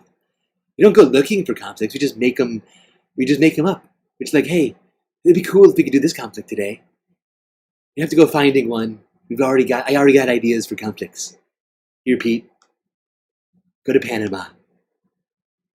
Clearly, which President Trump has always been willing to speak that clearly, which is why we point out here clearly the malign influence of the communist Chinese and their attempt to leverage it in the Panama Canal or Panama Canal area, which does not serve Panamanian interests or American interests. Why are you yelling at this journalist? Why can't you speak in a normal tone? Why does it always seem like he's yelling? He's always angry. He's so angry. And that's something we will stand up for every day. We continue with questions. Now we have Juan Jose Rodriguez from Media AFP. Good afternoon. I wanted to ask Secretary. Yesterday, the press released and talked about an agreement for the passage of warships to not pay when they cross the Panama Canal. I wanted to ask if there has been an agreement between Panama and the U.S. to effectively waive those payments to Panama when these warships cross, or if Panama has to return that payment through purchasing materials or anything from the U.S. In that case, if this wouldn't that break the spirit of the neutrality treaties? You would absolutely do that. 100%. Appreciate the question. We're calling it, and we said in our statement yesterday, first and free. First and free for U.S. and Panamanian vessels, military and auxiliary vessels. Doesn't sound neutral. In partnership, that's why after this we're signing with the Minister of Canal Affairs, but it is in keeping with the understanding of the Panama Constitution, with the authorities of the Panama Canal. So we've worked directly with Panamanian leadership, with the Canal Authority, to make sure it's arranged in such a way that it is first and free and is in keeping with their understanding. And that we'll be signing that. That is, no one was asking about keeping with the understanding of, we're talking about neutrality, right? Because the Panama Canal is a global trade route. It is a global trade route intended to be completely neutral, intended for business purposes. I mean, you can send our freaking vessels through, but we got to pay the cost. We got to pay the price. And there's a line. But now it's like, oh, sorry, your Amazon packages are waiting to get through the Panama Canal, but we got a destroyer that needs to go through the canal. So actually, that's going to get first serve first. What's it called? Last come, first serve for the United States. We'll just show up and go through it whenever we want, regardless of who's actually in line without paying for it. That sounds neutral. Okay. Framework, which is what it is today, a framework right after this press conference with the Minister of Canal Affairs. But it was important to us that in moments of contingency, our troops can travel first and free. We're grateful that our Panamanian partners are working with us on that. No, we're not going to be. It's not going to be. Thank you. Absolutely. Totally not going to be neutral. Great answer, Pete. Wow. Okay. Well, that makes it pretty fucking clear. All right. That's enough of Panama and Pete. I've had enough of you, Pete.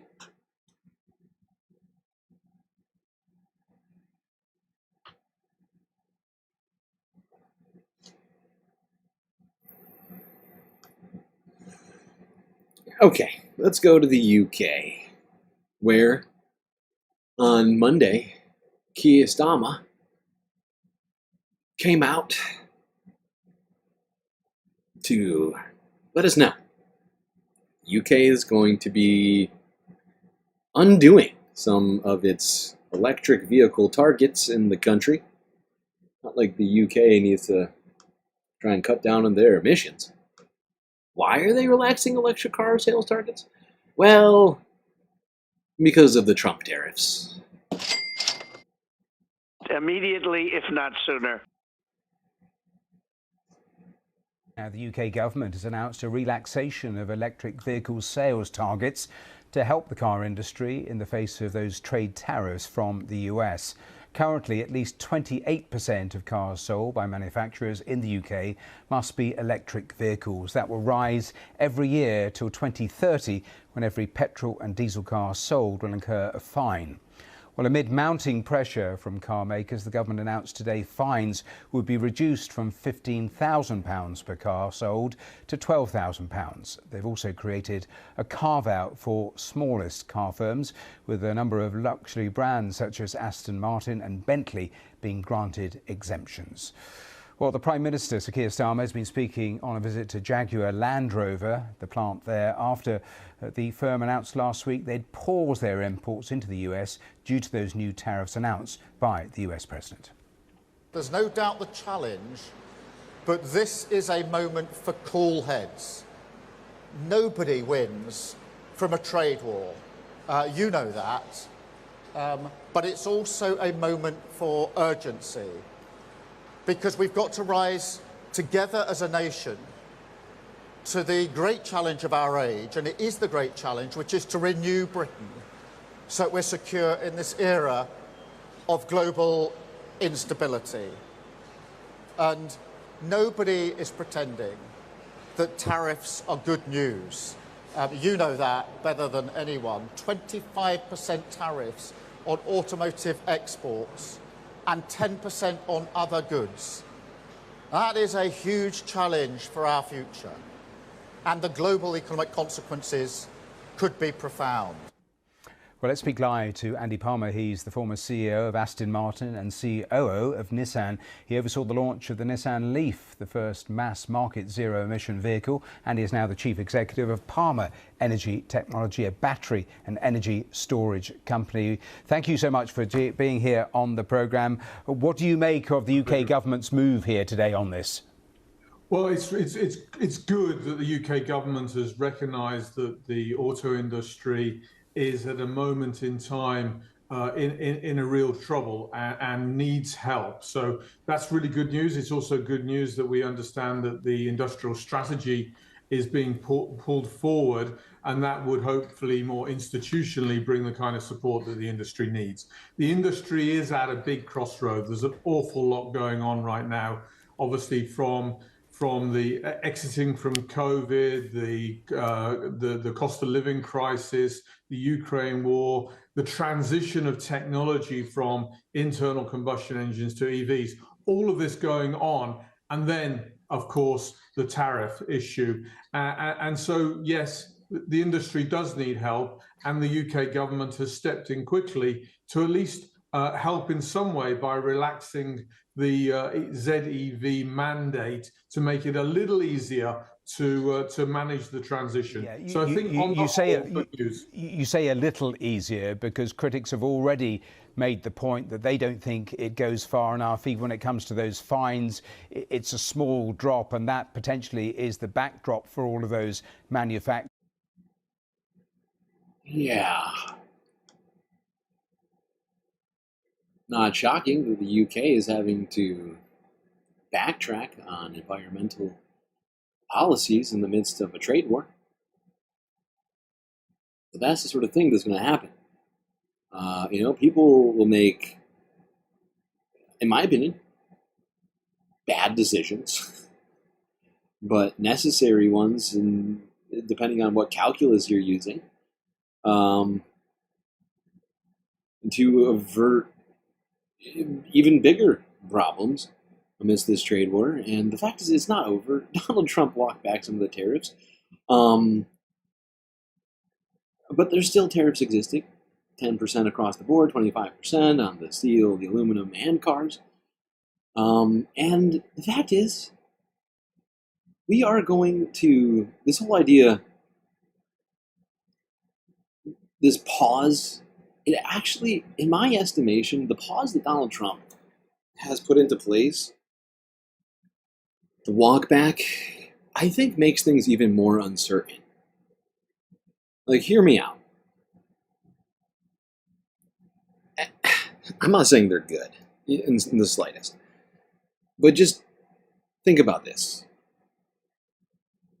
At least businesses, when the tariffs existed, which were bad, they had some ability to figure out what's happening in the future.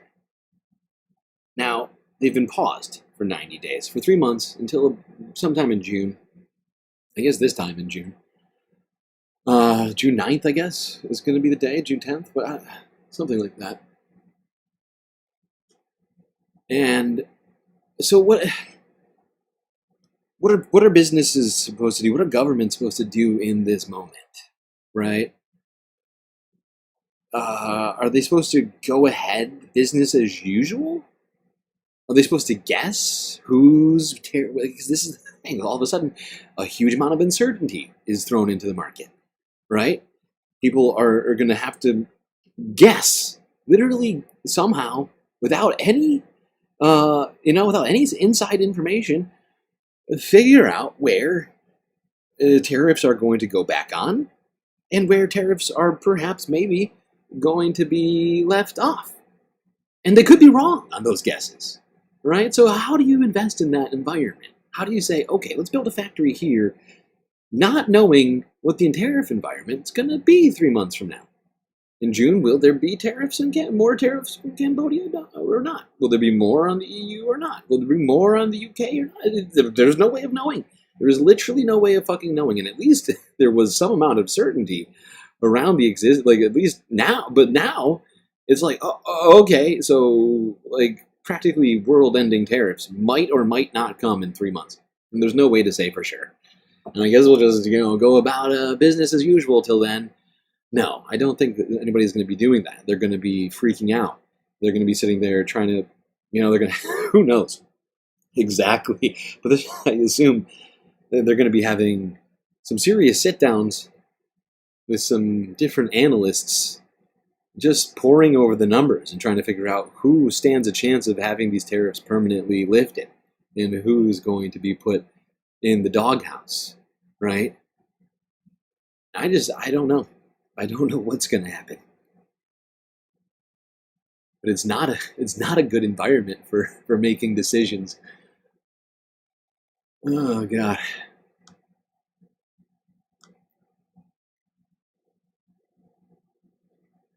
There you go, the UK. You get a little bit more smog for a little bit longer. Enjoy. All right, let's go to France. I meant to talk about this the other day. Somehow I skipped over it. But in the wake of Marine Le Pen being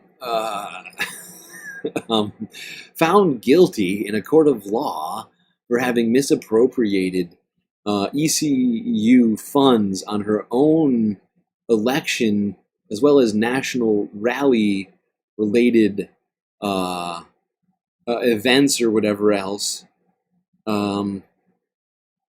the far-right extremists of the National Rally they're rallying. That's right, coming out and protesting. Very upset.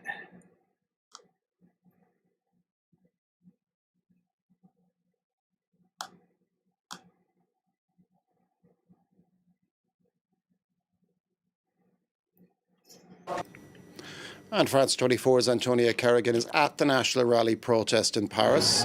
Good afternoon, Antonia. What is the atmosphere like at the protest today where you are? I'm at Place Vauban, just next to the Invalides in Central Palace. The square behind me has slowly filled up over the last few hours. As you can hear behind me, there is pop music blaring. We're currently on ABBA and an absolute sea of tricolores. Now you can tell this is a very carefully staged, managed affair. On arrival, journalists and members of the public are stopped and searched, not by police, but because the police themselves have said this isn't unnecessary, this isn't an obligatory measure when you organise such an event, but by the party's internal security and protection department.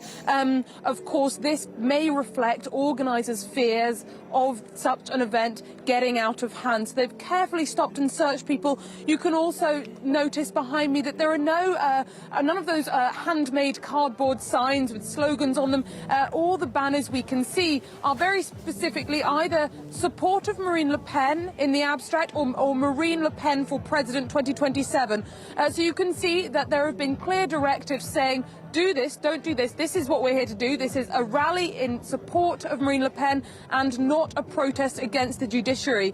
It has many of the markings of a campaign rally. Marine Le Pen has indeed called it the starting gun of the 2027 presidential election campaign. Although it remains ambiguous, the slogan that we are seeing in a lot of on the big screens, let's save democracy, which of course... I love the distinctions. I love the distinctions being made here. It is hilarious. We're not protesting the judiciary and the ruling. We're protesting. We're here to protest the collapse of democracy. Oh, that's an important distinction to make.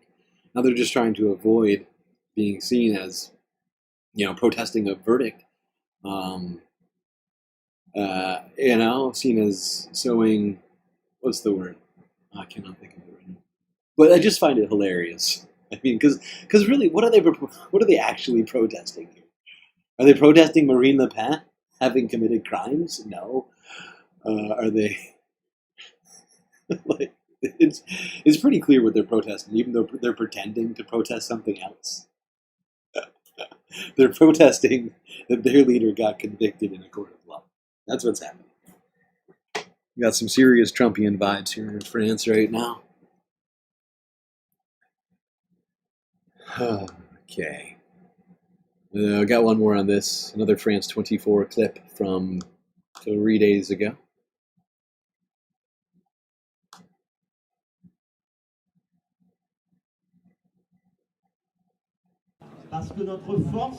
Meeting in a community hall in the southern French city of Marseille, supporters of far-right leader Marine Le Pen. Almost a week after she was found guilty of embezzlement and barred from running in the 2027 presidential election. Illegal. Her devotees outraged by the verdict that Le Pen has called purely political and intends to appeal. Outraged they by say the ruling verdict. will only strengthen the party. I thought they said they weren't outraged by it. I thought it was about democracy. Now it's the verdict? Uh-oh. To appeal. They say the ruling will only strengthen the party. Really? Membership numbers are exploding, as are the signatures on the petition. You must have seen it on social media. We've really broken the record. It's extraordinary. We're really very happy. And I think it's a good momentum. We're not stopping anytime soon. The national rally anticipating more numbers later Sunday when several cities across the country host their own rallies in support of the convicted leader. In Paris, they will be met by counter-demonstrations. When you have the far right deciding to hold a protest in Paris, I think the left has to try to protest to counter that. It's us against them.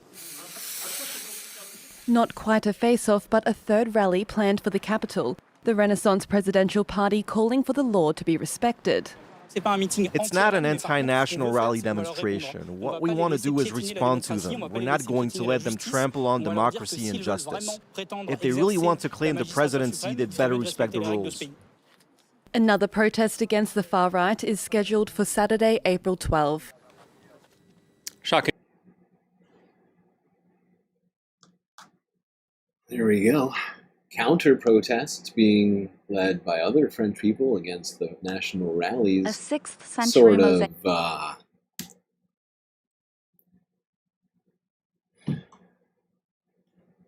clear corruption and illegality.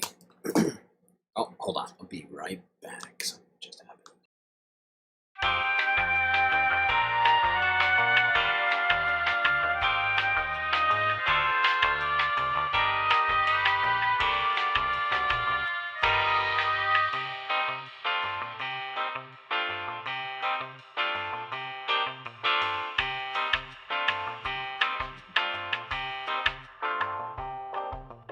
All right, I'm back. Sorry about the delay, folks.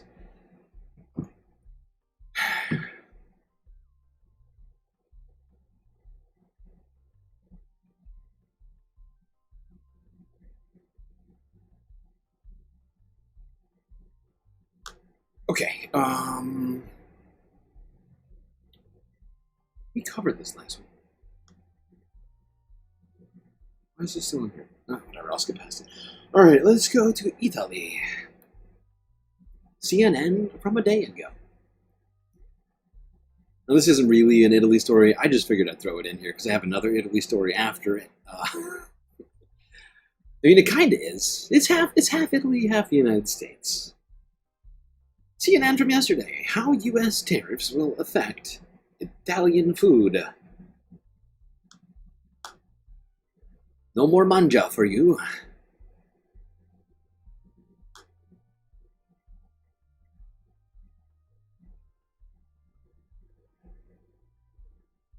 The U.S. is the second largest consumer of this, Italian-produced olive oil made in the Tuscan region. It's products like this that will be affected by U.S. tariffs announced by President Trump. But it won't be consumers who are affected, at least not yet. It will be production lines that are hit hardest. Extra virgin olive oil producers export about 100,000 tons to the U.S. each year, and the U.S. is Italy's third largest trading partner. Products like Parma ham turn a multi-million-dollar business a year, now subject to 20% tariffs.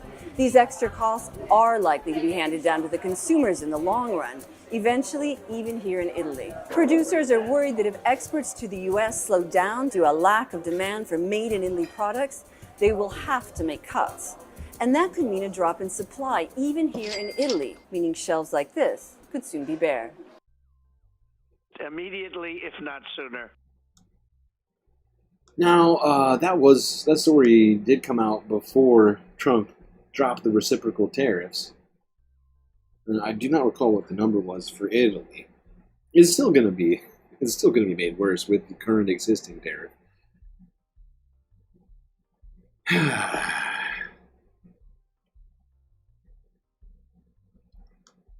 Now, one more story in Italy. The King and Queen, that's right. The King and Queen have decided to go to Italy. King Charles and Queen Camilla. A little trip. Hang out with Giorgia Meloni.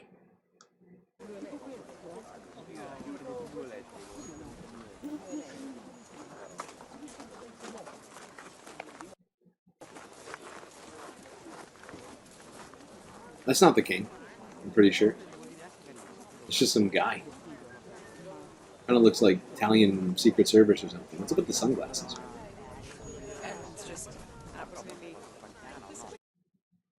Hold on.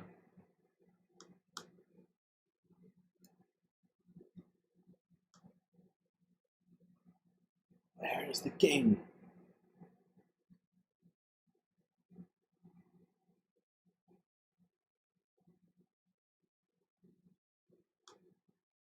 It's here.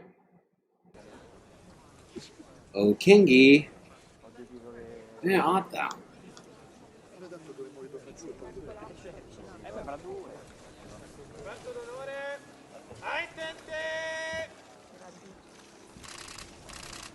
That's not the king.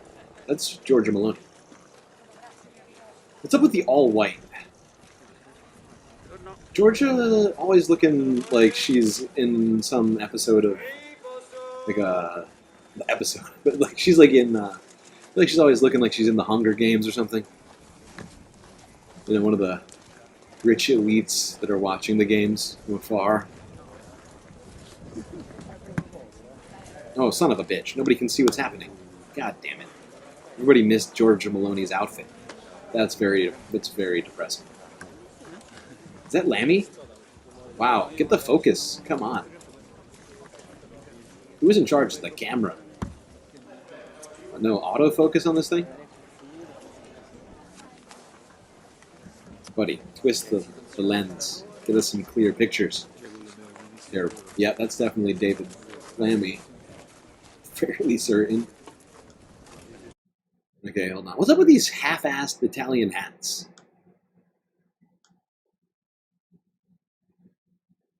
You know, I prefer the full hat. You know, the Brits get into the guards and stuff. These half hats are stupid looking. Georgia's waiting here forever. This is. I love how they just keep her waiting. Just stands here for quite a while, waiting diligently for the king and queen to arrive. 20 minutes in. Oh, there he is. There. Oh, I'm here, Georgia. Sorry for keeping you waiting.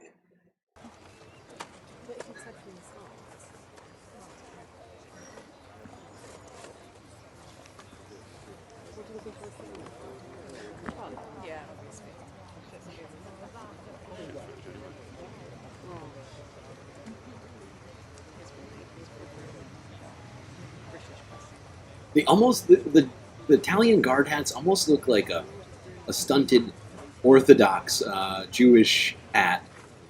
I don't know if you've ever seen one of those puppies. I prefer those to these actually as well. I'm not a fan of these hats. Italy, get on your hat game. Oh, my left foot is asleep. Well, it's good to see you, old girl.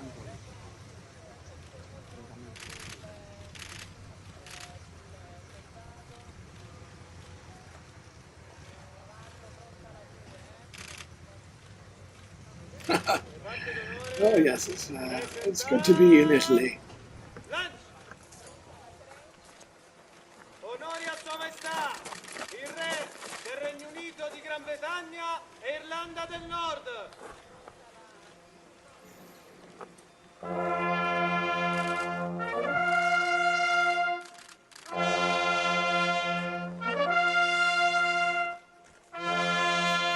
What are we waiting for? Are we waiting for the drums to start walking?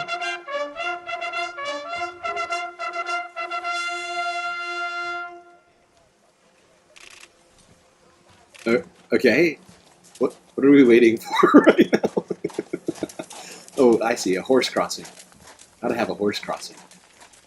Is this horse going to accompany? I see. You need a...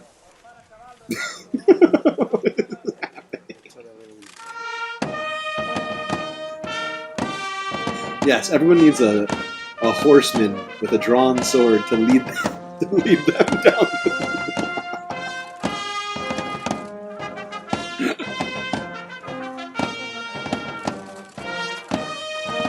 Where's Camilla? Did you kill her, Charles? You terrible bastard. Now it looks like they're having a great time over here in Italy. Alright, let's move on from this. I just figured I'd throw that in.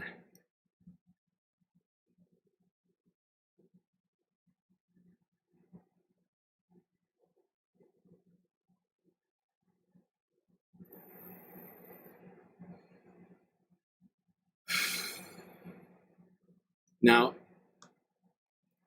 2 days ago, Ursula von der Leyen of the ECU announced that the EU is in fact ready to negotiate with the United States over tariffs, whatever that means. Let's go here. Forbes breaking news from Tuesday. I think this is Tuesday.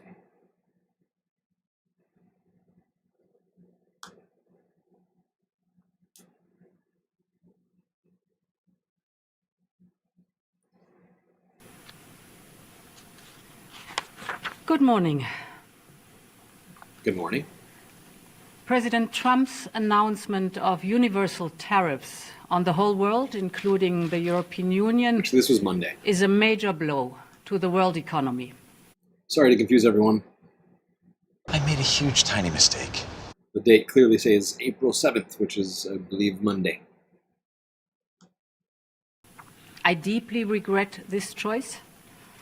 Let's be clear-eyed about the immense consequences. The global economy will massively suffer. Uncertainty will spiral and trigger the rise of further protectionism.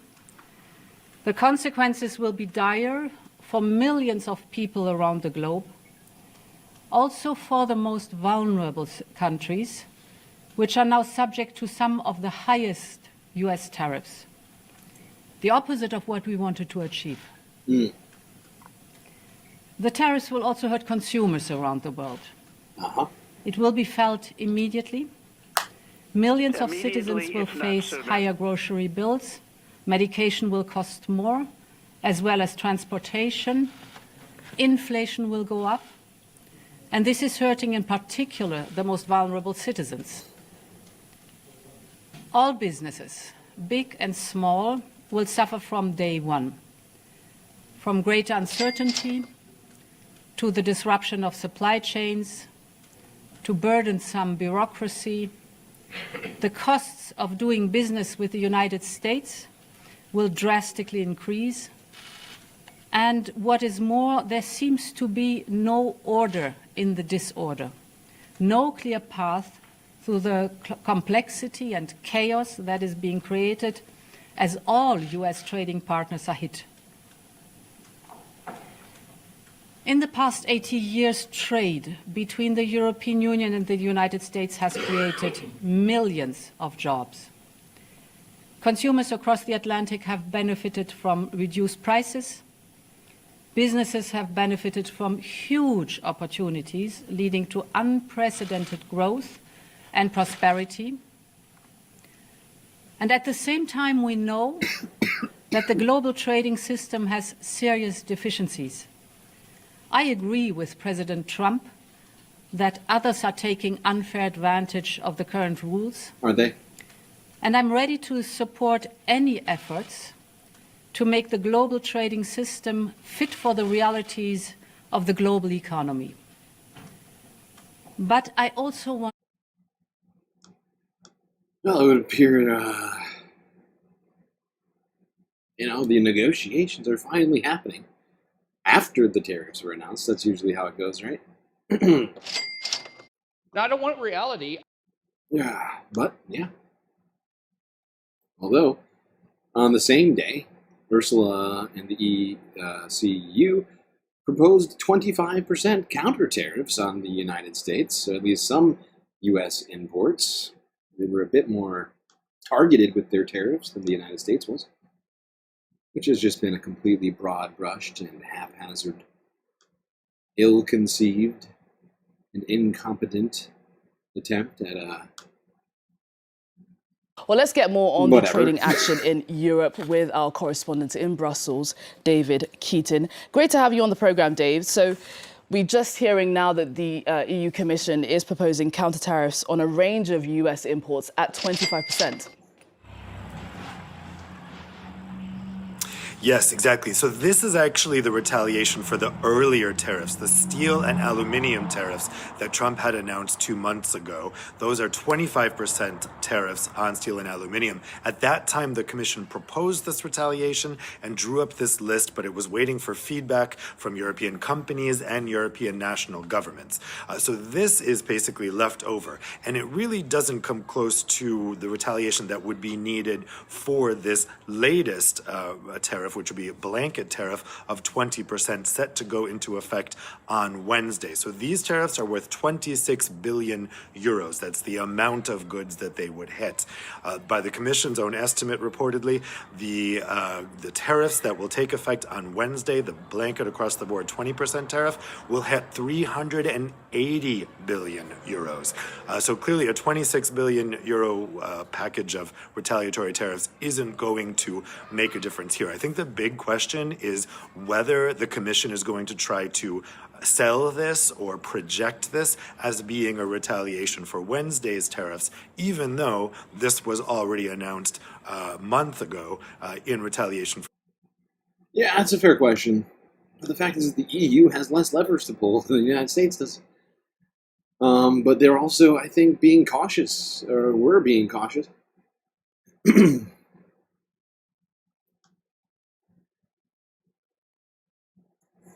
Because for whatever reason, the European Union cares more about their citizens more than the United States does about their citizens.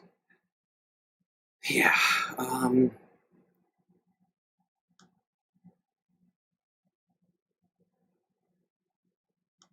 Let's go here. Now, for now, this next story is technically kind of in some weird purgatory.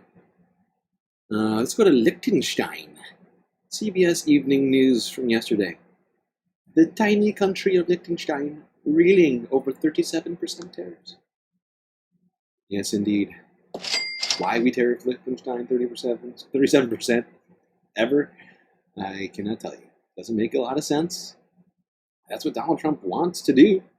If they don't come to the bargaining table and do something, I don't know what. Almost every country on the planet has been hit by the Trump tariffs. Even imports from the microstate of Liechtenstein, population 40,000, sandwiched in between Switzerland and Austria, will be taxed 37%. Liz Palmer is there. Never occurred to me.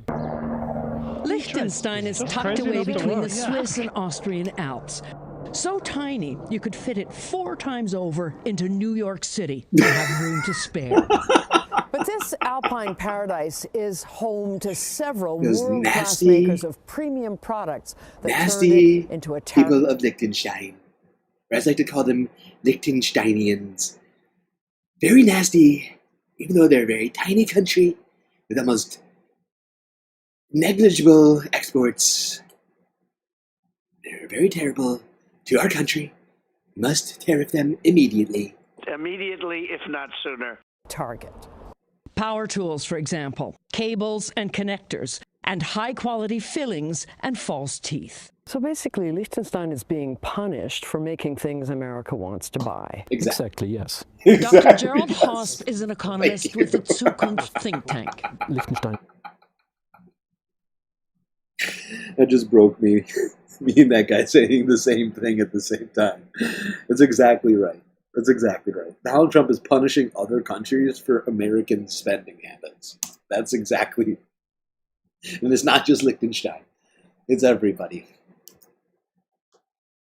Aside from Israel. Liechtenstein is being punished for making things America wants to buy. Exactly, yes. Dr. Gerald Hosp is an economist with the Zukunft think tank. Liechtenstein is so tiny, and this doesn't have any influence in the world. So how to deal really then with the Trump administration? No one understands why, just because they don't buy as much from the U.S. as they sell to it, Liechtenstein got clobbered. Peter Laukus is an ex-banker. 37%. It's irrational.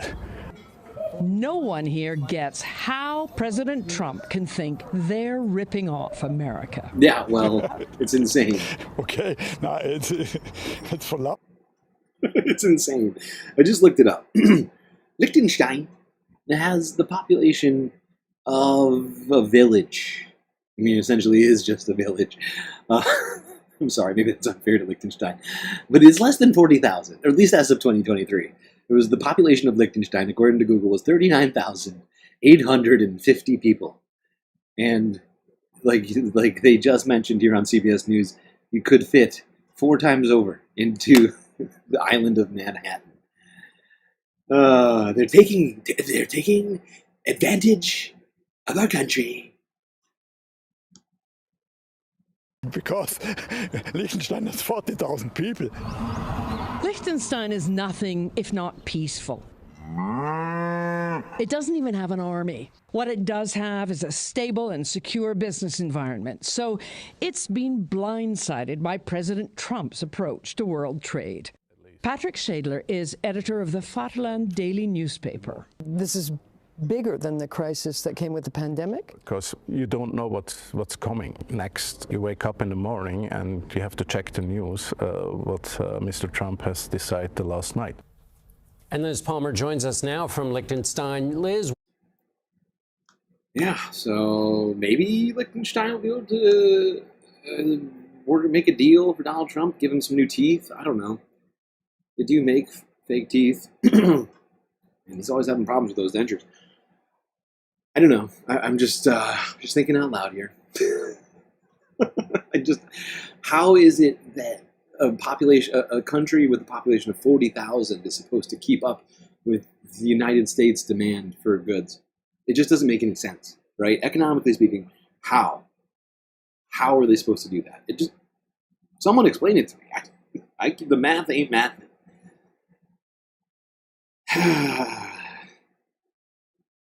None of it makes any fucking sense.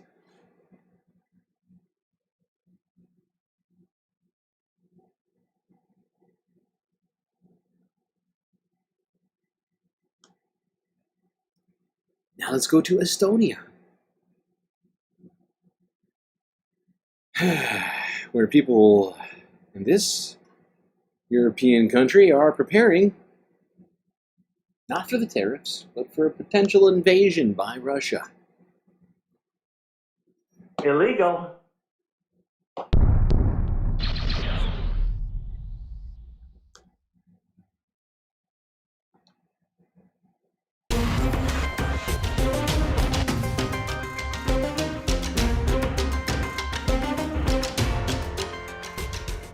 The Narva River is all that separates these two countries. Estonia on the right, Russia on the left. If Vladimir Putin decides to attack a European country, it could be here in Narva, where 95% of its population is Russian-speaking. After the fall of the Soviet Union, they could choose their passports and are able to travel freely into Russia. The border remains open but well guarded. Some of the residents aren't afraid to share where they stand. I live in Estonia, and I'm a citizen of the Russian Federation. Until 1991, we really lived without any borders, and everyone was happy. Putin? Of course I support him. It's a no-brainer. I am a citizen of Russia. Some older Russian-speaking Estonians miss the days when the country belonged to the Soviet bloc. They're just a small minority, but for Vladimir Putin, this could be reason enough to justify an invasion. It is quite possible that he is using the situation of the Russian-speaking residents of this region to further his own interests. For the last 2 years, a concert has been organized on the Russian side commemorating the Day of Victory over Nazi Germany. They applaud the music blasting from the other side. That is a valid concern, I think, because he already basically done it. He already did it. First in 2014, then in 2022, right? I mean, the first invasion of the Crimea was literally justified by Putin, suggesting that there was a bunch of Russian speakers in Ukraine, and we're just returning them home. They belong here, so we're gonna illegally invade a sovereign territory. Yeah. It's kind of like the UK saying, we're actually going to invade the United States because they speak English.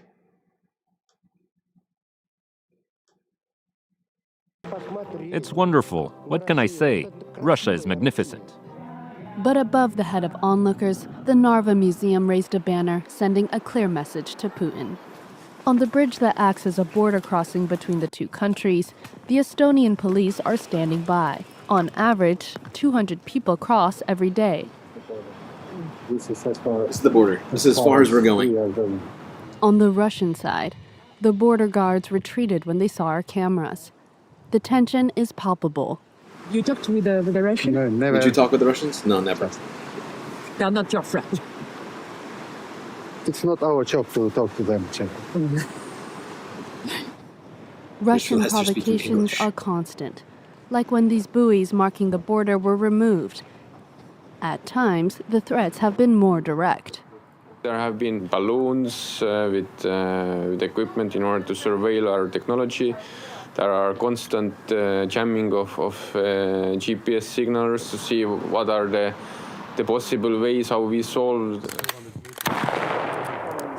Preparing for the worst is necessary. Nearby, civilians are being trained to fight. Doctors, lawyers, mechanics, they all belong to the Estonian Defense League, a volunteer paramilitary organization meant to support the active soldiers, who are too few in this country of 1.3 million inhabitants. I know what I'm supposed to do. I know where I set my family, and I've thought about it, and it's calming.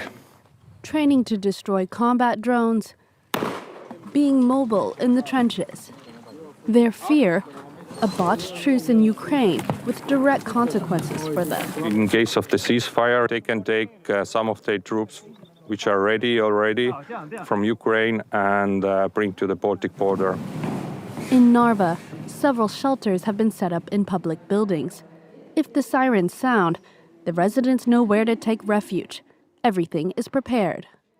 Estonia's new defense plan includes bunkers, anti-tank mines, and trenches along the 300-kilometer border with Russia. The aim is to stop or slow down the enemy in the event of an attack before the arrival of Allied forces. All right. Not going to go too far. Let's go to Serbia, where David Lammy made a visit earlier this week. I think it was Monday.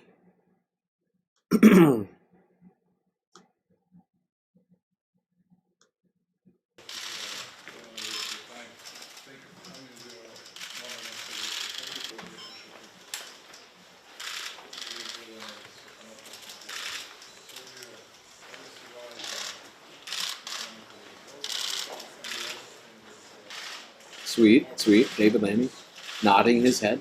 Awesome. Nod that head. Vucic hanging out with Lammy. I wonder what's being said here. In fact, I've already watched this, and I have no idea what was said here. But I find it interesting that in the midst of these protests, they're meeting with Vucic. I wonder what it is they are hoping to get out of these meetings.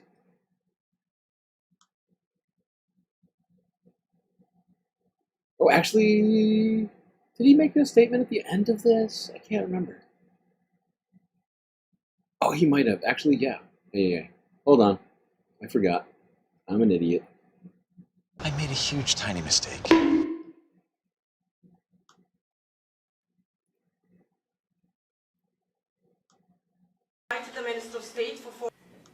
A stable and secure Western Balkans matters to us today, and Serbia plays a fundamental role in delivering that stability. Does it? Currently? These memorandums of understanding shows our ambitions to do more together. We're stepping up efforts to crack down on organized crime.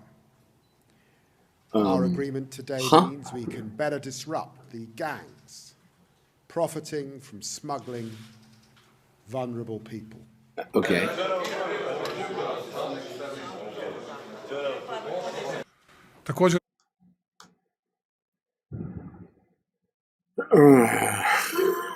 That's what Lammy visited Serbia for? To crack down on gangs and not talk to Alexander Vucic about the incredible upheaval and unrest that's happening in the country? Very strange. Very strange priorities. Ah, Jesus Christ. Are we going to get through all these in one half? I'm hoping so. Alright, let's go to Georgia. Well, I guess, honestly, this should be further along. Whatever. Forget about where Georgia is geographically. I might be kind of going in the wrong direction. around the globe right now rather than somewhere else. Just forget that. You forget how the world is shaped, okay? Let's go to Georgia. Talk about the protests which are still ongoing in Georgia, which have been going on now for months and months, even longer than the protests in Serbia. And people are now taking to sort of almost fun methods to protect themselves and their identities. Costumes, that's right, and face masks are being utilized here in Georgia to avoid being identified at protest. This guy is scary as fuck. This fucking guy.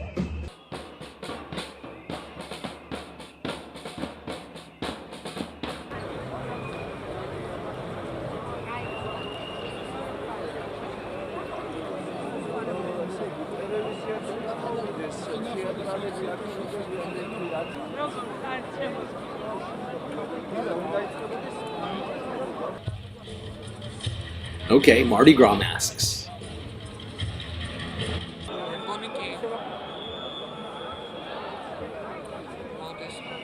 თითო ადამიანი, რომელიც დგას გზაზე, ჯარიმდება 5,000 ლარით, დააყენა უამრავი კამერა, რომელიც ამოიცნობს ადამიანს და I'm not sure what she's saying, but it's a fun mask.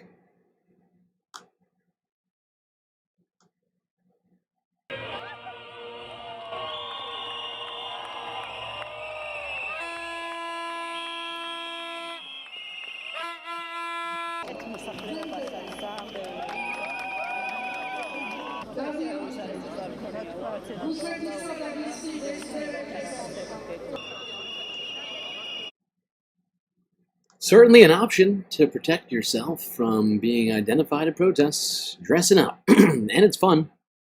It's sort of a double whammy there. Get to have fun and protect yourself. Let's go kind of southwest against the rotation of the Earth to Sudan, where in some cases people are returning to Khartoum after the takeover, or the, I guess, retaking of capital city of Sudan by the Sudanese military.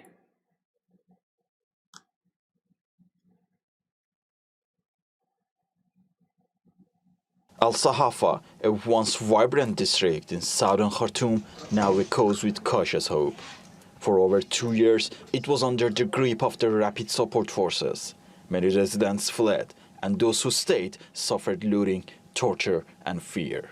But today, some families are returning. Life has become normal. Markets have reopened. All goods are available. Yet there are a lot of people in some areas who have not come back to their homes. For Safia's family, basic services are limited. Most hospitals remain shut. Electricity is sporadic. Still, some residents say things feel safer. The UN says over 10 million Sudanese have been displaced since the war erupted in April 2023. Many escaped to safer states in the east, including the Red Sea, Gadaref, and Kassala. In nearby Tuti Island, Khartoum, a grassroots movement is working to welcome back returnees. We've established a communal kitchen in a place called Water and Good Face. Young people are cleaning homes and the streets. Also, the government has started helping by providing generators and water tanks. But we ask families to wait until water and services are fully restored. We don't want people to come back only to leave again. Here, we are trying to...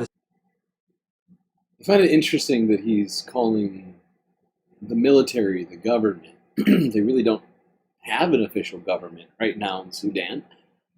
It's just sort of military, it's martial law, basically. Depending on where you are, you have a different military running things. But hey, some people seem to be taking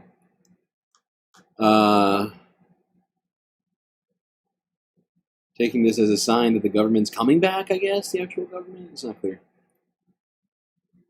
But yeah, the apparently, at least for now, it seems like the Sudanese military is attempting to bring back order, at least in the capital city. I'm still remaining. I mean, I don't know if cautiously optimistic is even the word I would use right now in Sudan, but honestly, we need some optimism here in Sudan. I keep hoping things will get better. But everything I've been seeing leads me to believe that this conflict is going to continue on for a while. I hope I'm wrong. And I do hope things get better. Alright, let's go to talking about the Middle East. If you didn't hear, Benjamin Netanyahu came to the United States, something we talked about months ago when it was first announced that he'd be coming to talk to President Trump. Let's start this off here. Forbes breaking news from 2 hours ago. Wait, what? 2 hours? 2 days ago. That makes way more sense.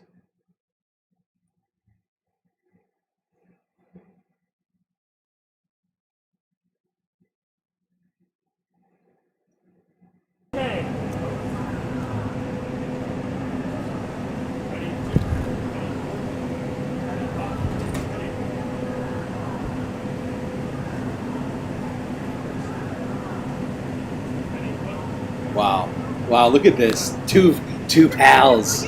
Look at that. That was a much more cordial greeting than Zelensky got.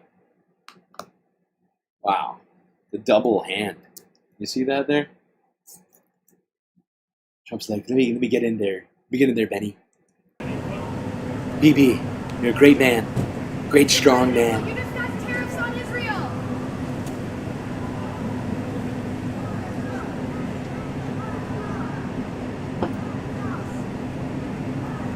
Mr. President, have you seen the markets today? Run away. Run away. I don't want to answer that. I don't want to answer that question.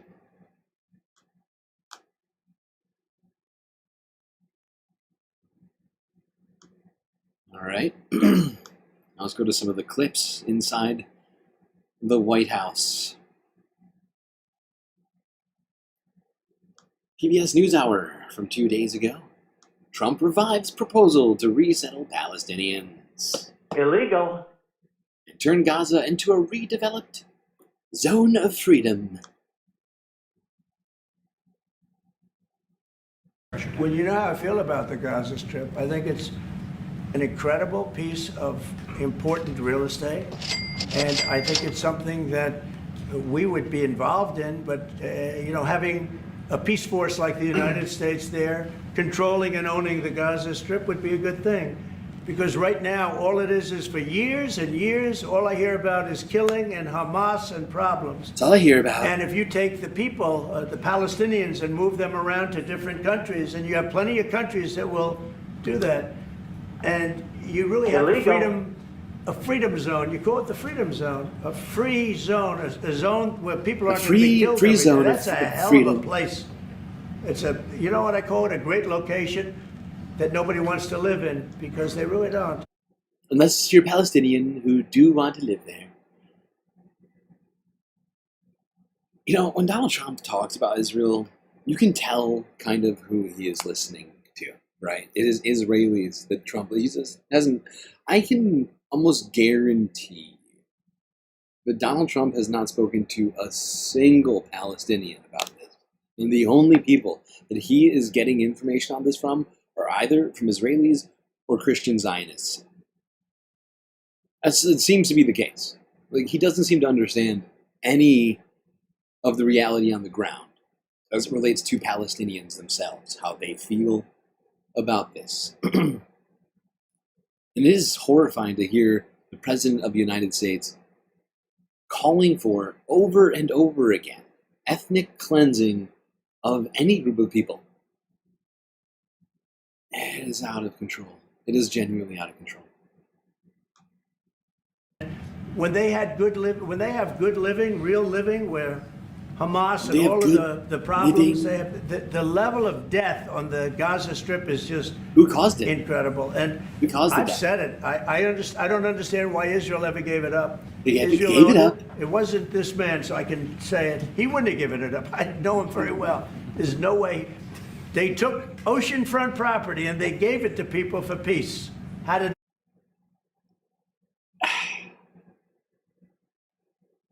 When does history start for Donald Trump? I mean, I suppose if you're an Israeli, you're telling Donald Trump what to think. You start in 1949 after the Nakba, and you're like, it's always been ours. It's always been ours since It's always forever. It's been Israel's, even though it definitely was not the case for quite some time before that. Work out, not good. Is the immigration, sorry, Mr. President, is the immigration plan still on the agenda? Which immigration? From Gaza. From Gaza. All it is a concept that I had that I think is good, and now people are copying it. You know, maybe you want to tell people are talking about the Trump plan. Gee, why don't we do that? Would you like to answer that question? I think what the president talked about is, first of all, to give people a choice. You know, Gazans were closed in, and every other place, including in arenas of battle. Gaza was closed in. By who? By who? You? Is that who you're going to say? I doubt it.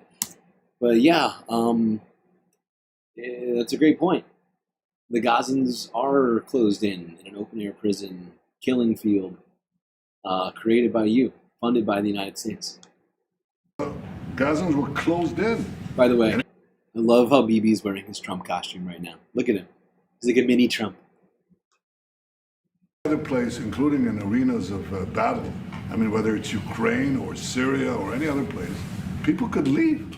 What? Gaza was the only place where they locked them in. We didn't lock them in. Locked in. And what is wrong with giving people a choice?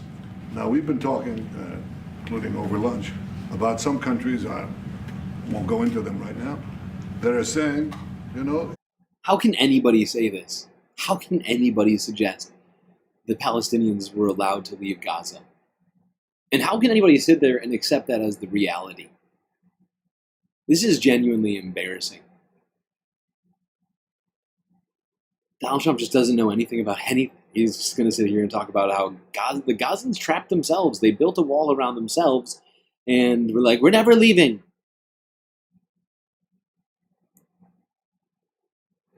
We're rewriting history right now. This shit is fucking insane.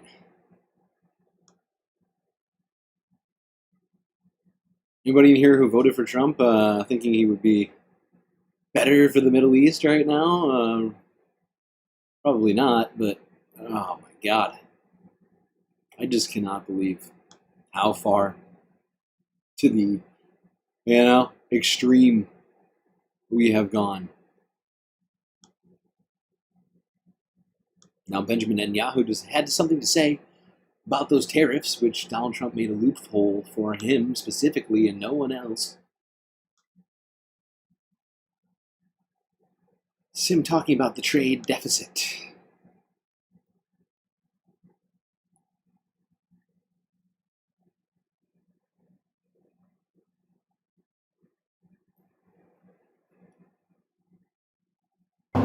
Mr. President, have you been watching the markets today?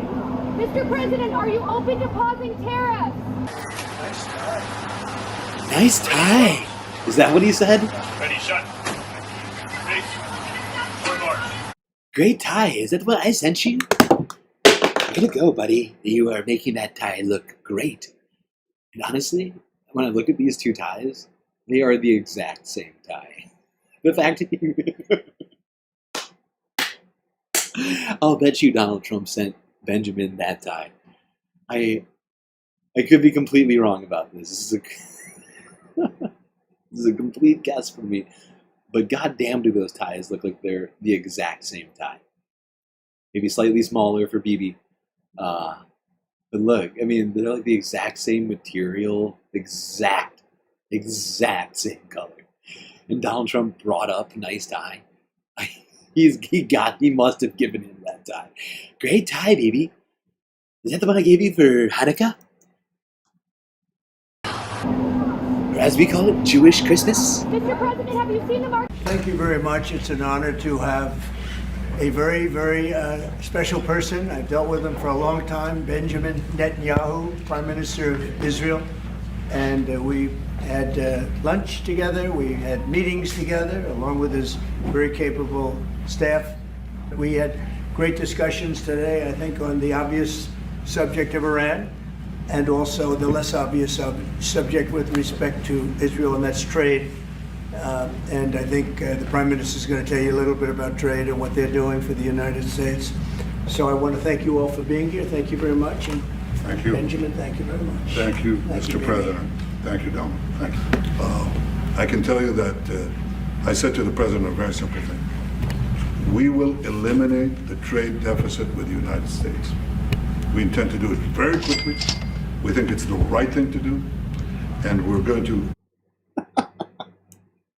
This is hilarious. Yeah? What are they going to do? Does that include all of the money that we're giving you? Are you going to use the money we're giving you to buy U.S. stuff? I mean, one great way Israel could eliminate the deficit between the United States and Israel is, instead of us just giving you weapons, we could just shut off all that immediately. And you can start buying them, bomb by bomb.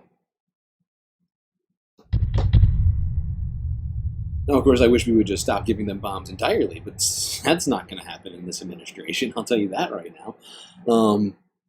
So yeah, I think that's the best solution. I just came up with it on the spot. You know, and look at that. Look at me. I'm an economist all of a sudden.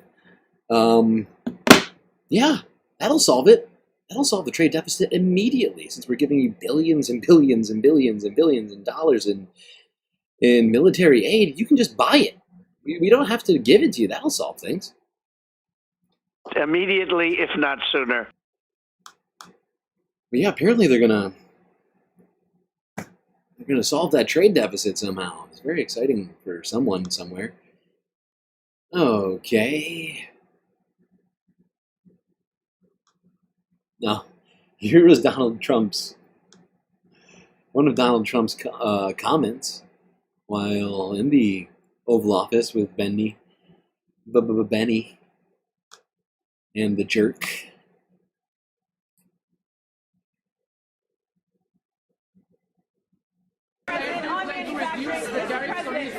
Mr. President, do you plan to reduce the tariffs that your government put on Israeli goods, 17%? On where? On Israeli goods, the 17%. Do you plan to reduce it? Well, we're talking about a whole new trade. Maybe not. Maybe not. Don't forget. Maybe. We help Israel a lot. You know, we give Israel $4 billion a year. That's a lot. More than that. Congratulations, by the way. Congratulations on all that money you're getting from us. Billions. It's one of the highest of, and we give a lot of countries money. You wouldn't believe if I said we give Afghanistan a lot of money. Wouldn't believe it. Because that was a Biden deal. Another We Biden occupied deal. it for a long, long time, and it's crazy that we're giving them money. Give them billions of dollars, Afghanistan. Right? Billions of dollars. So, but no, we take good care of our friends, and we don't take care of our enemies. We're not taking care of our enemies. And sometimes we're not even taking care of our friends. You know, it's not a clear at all strategy. We're just sort of haphazardly, roughshod, like running over our friends sometimes. Sometimes we're nice. Depends on who you are.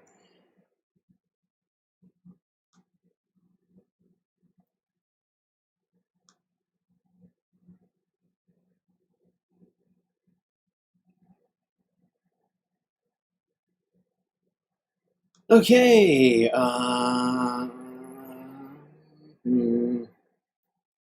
Where next? Well, this was in the same meeting. But Donald Trump had some things to say about Iran in this little White House presser with Bibi.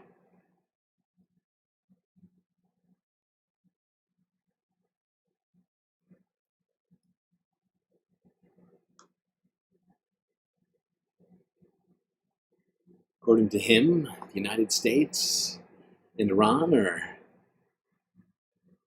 and have direct talks over a nuclear deal that he himself ended 10 years ago. Or like 9 years ago? However long ago. A while back in his first term, of course, Donald Trump got out of the very, very terrible Obama Iran nuclear deal, and now we're going to have a great one. It's going to be called the Trump deal. Out of the deal, out of the Iran. They've started, it'll go on Saturday. We have a very big meeting, and we'll see what can happen. And I think everybody agrees that doing a deal would be preferable to doing the obvious. What's the obvious? The obvious is not something that I want to be involved with, or frankly, that. What is the obvious? I mean, I know what he thinks the obvious is. It's not the obvious to anyone but complete warmongers, psychopaths, and expansionist Israelis, which I guess could also fall under psychopaths as well. But yeah, I think Donald Trump is suggesting that bombing Iran is the obvious. It's fucking wild. Wants to be involved with if they can avoid it, so we're going to see if we can avoid it. But it's getting to be very dangerous territory, and hopefully those talks will be successful. And I think it would be in Iran's best interest if they are successful. We hope that's going to happen. I think if the talks aren't successful with. I just think it's insane that Donald Trump, between his two terms, is doing. I mean, I guess it's not the only instance in which he's doing the opposite of what he did in the past. I guess deals are only good if Donald Trump does them. If a Democrat does the deal, it's bad. But we were, of course, already in a nuclear agreement with Iran, which he got us out of. And they, I feel like, have a lot less incentive to get into one with us right now than previously. And, it's wild that this man is dictating so many things, not just to America, but to the world.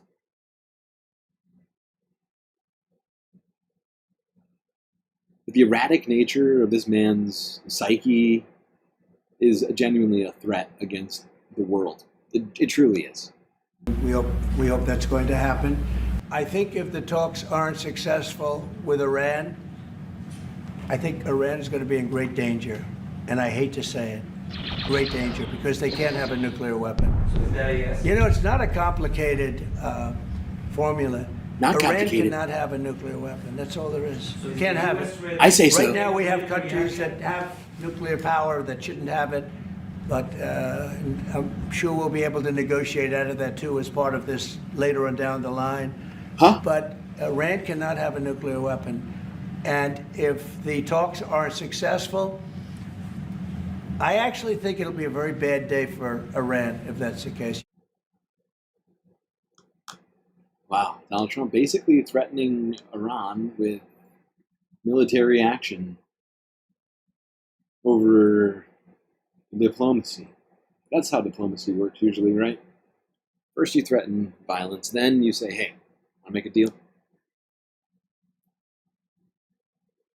All right,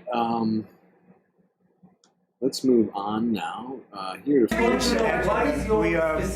having direct Whoopsies. talks with. Wait a minute. Wait. We're having direct talks with. I am talking. You shut up. Sorry, that's the same clip. Let's go here to France 24 English from 23 hours ago. According to them, the United States confirms Trump envoy Steve Witkoff will be going to Iran to speak with leaders there.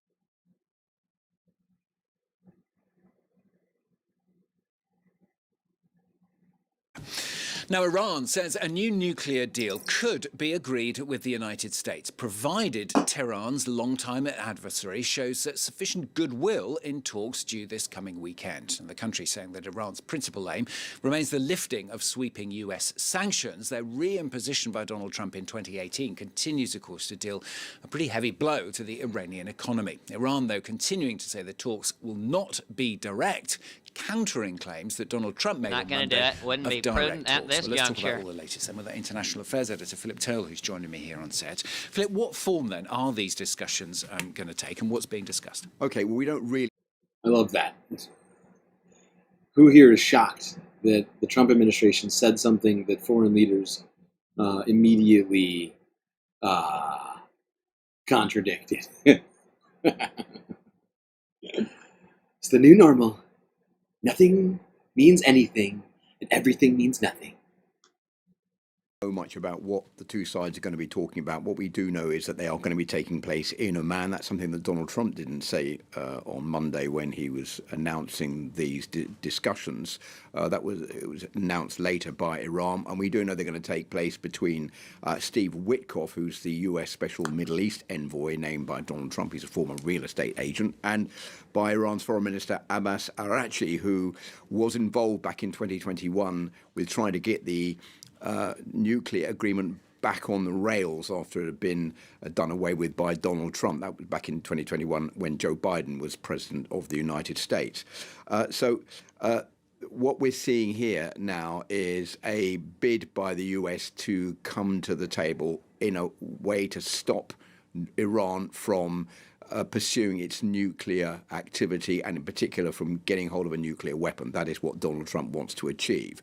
The problem is that, as I was saying, we're short on detail. We don't really know what these discussions are going to contain. Or what we do know is what Donald Trump has been saying, and that basically is that it will be a bad day for Iran if the discussions fail. It would be in great danger.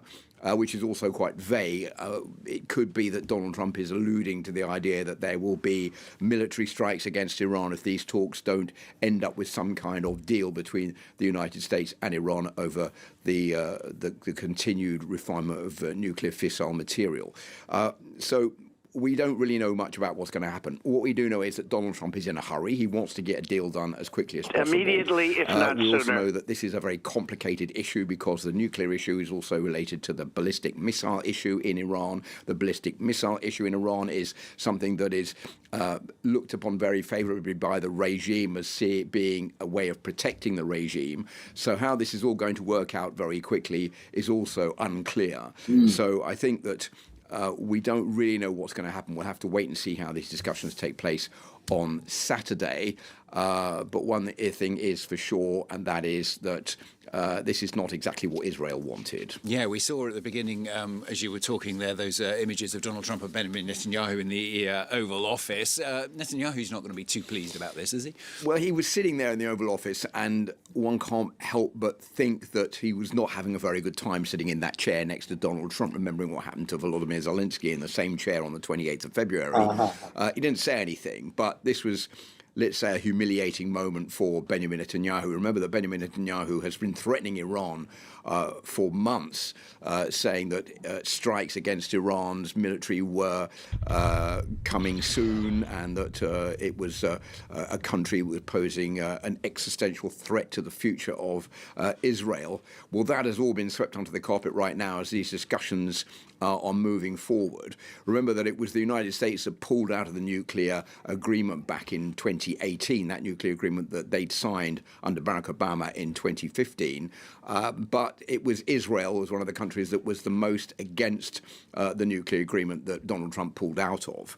So what we're looking at now is Israel sitting there waiting to see what the US is going to do. Whether or not they're going to take any action, we don't know. But Benjamin Netanyahu knows that he can't get on the wrong side of Donald Trump, so he has to go with what Donald Trump wants, because if he falls out with Donald Trump, the situation for Israel will be even more dire than it could be if he stays on board with Donald Trump concerning Iran. So that is really the position. It's a wait-and-see position to see how everything's going to progress this weekend in these talks in Oman. Let's flip it on its head then, Philip. What about Iran? How strong a position is Iran in? Well, I think the whole reason for this, Stuart, is that Iran is perceived by the US as being in a weak position. It's lost a lot of support because of the problems imposed on Hezbollah by Israel in southern Lebanon, the destruction of many Hezbollah bases and the killing of Hezbollah leaders. There's been the US attack against Houthi rebels, another Iranian proxy in the Red Sea. They were based in Yemen. We don't know exactly what happened in those attacks because the Pentagon hasn't given. We do know what happened in those attacks because we have Yemen's responses to this. The Yemen attacks caused dozens of civilians to die. An apartment building was blown up. Same thing in Lebanon, except less human casualties because Israel literally evacuated another country's capital, Beirut, before bombing them. I think it's all been pretty clear, actually. But France 24 likes to pretend like the only way to know what's happening or what's happened is by asking the United States. Yeah. And what's new, though, over there, France 24?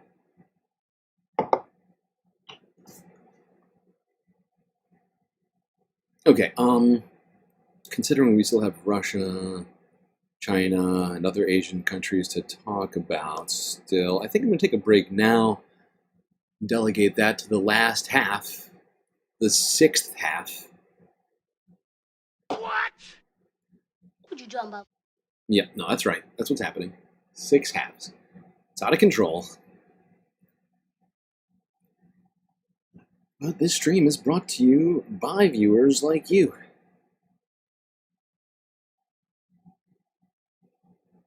Okay, quick space break, and we will get back to the rest of this, the final half. This time for sure, final half. I wasn't sure whether or not we would actually manage to make this happen, and apparently lack of certainty was warranted in this situation.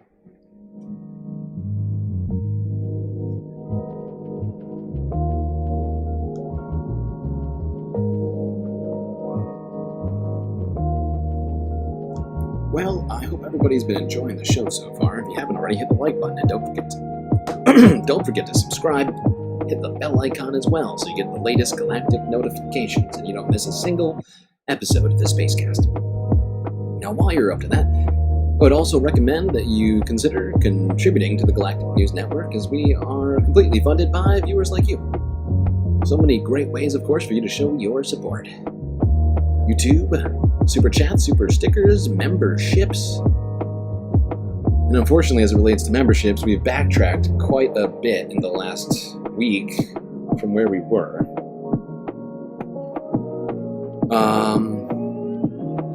As it relates to emotes, trying to get more emotes, of course. We got Twitch, bits, and subscriptions, Cash App, and PayPal.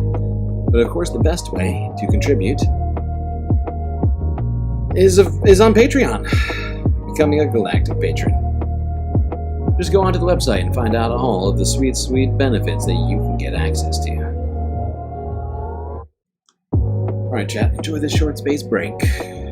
Grab yourselves a drink, maybe a snack. And I'll be right back.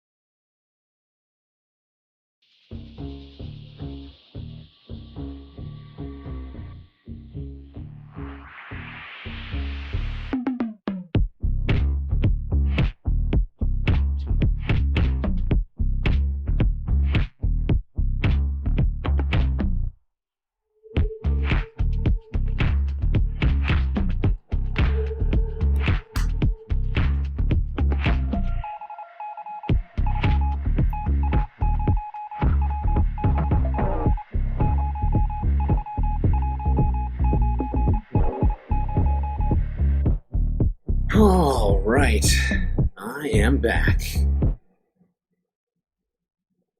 You know what that sound means, chat? It's time for you to get back to your seats, or you're gonna miss the latest galactic content.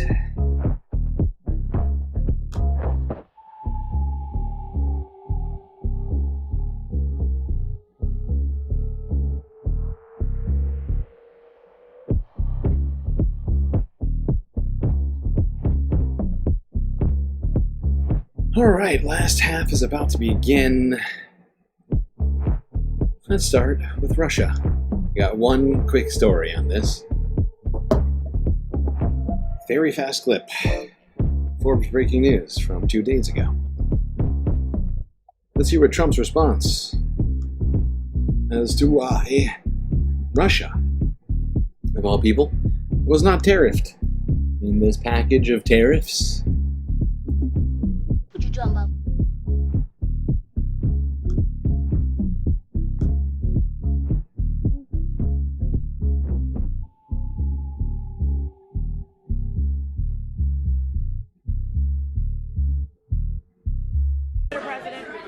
Thank you, sir. Can you talk a little bit about your potential meeting with Vladimir Putin? Do you still plan to meet with him? Could that happen in Saudi Arabia?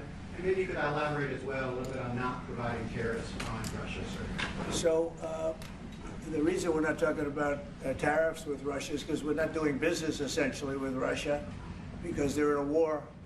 And I'm not happy about what's going on with the bombing, because they're bombing like crazy right now. They're bombing, I don't know what's happening there. That's not a good situation. So we're meeting with Russia, we're meeting with Ukraine, and we're getting sort of close, but I'm not happy with all the bombing that's going on the last week or so. Horrible. It's a horrible. That's why I'm not tariffing them, because they're bombing a lot, and I'm very unhappy about that. So they don't get any tariffs. And you make me sad. When you do things I don't like, you get a prize. No tariffs. Enjoy that. Enjoy that, Russia. Meanwhile, we're going to definitely tariff for Ukraine, who's also at war. Just helping out a friend.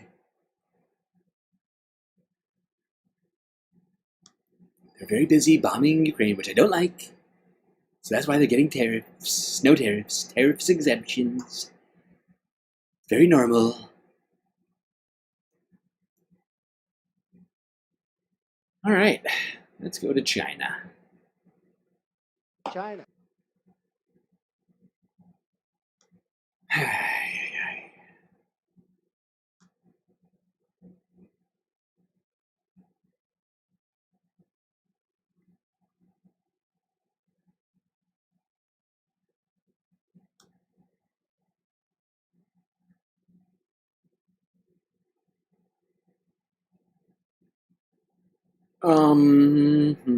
Yeah. Start here. ABC News Australia from 21 hours ago. China imposes 84% tariff on U.S. goods. China.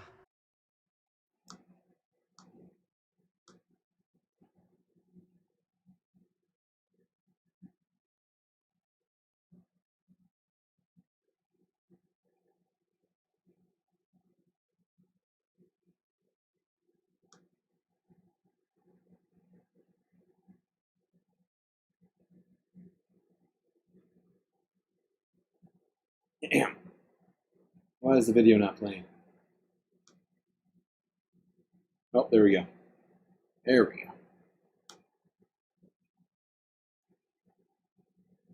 go. Let's return to our breaking news now, where China has announced 84% tariffs on American goods coming into China. Our East Asia correspondent Kathleen Calderwood joins us now for more on this story. Kathleen, hello there. Now, what is the latest you've heard of these tariffs that have been announced by China?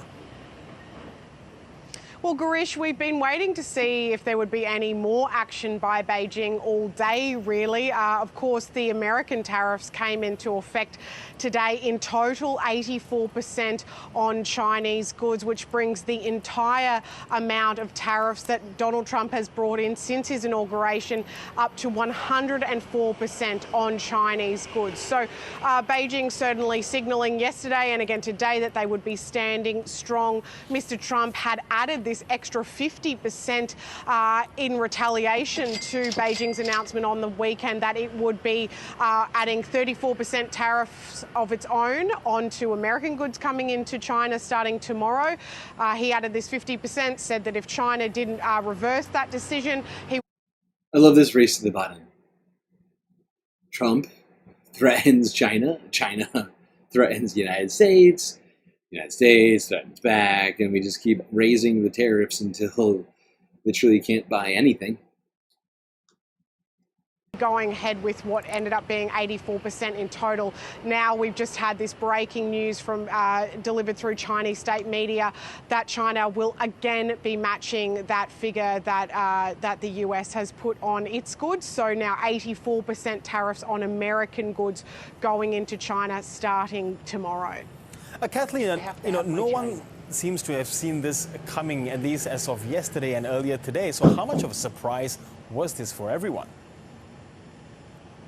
Look, I think it is something of a surprise, but certainly Beijing did seem to have started to make this sort of turn towards putting a really strong posture towards the American approach as of the weekend. We had seen some measured responses in regards to Donald Trump's earlier tariff announcement. So the original 2 rounds of 10% tariffs a few weeks ago.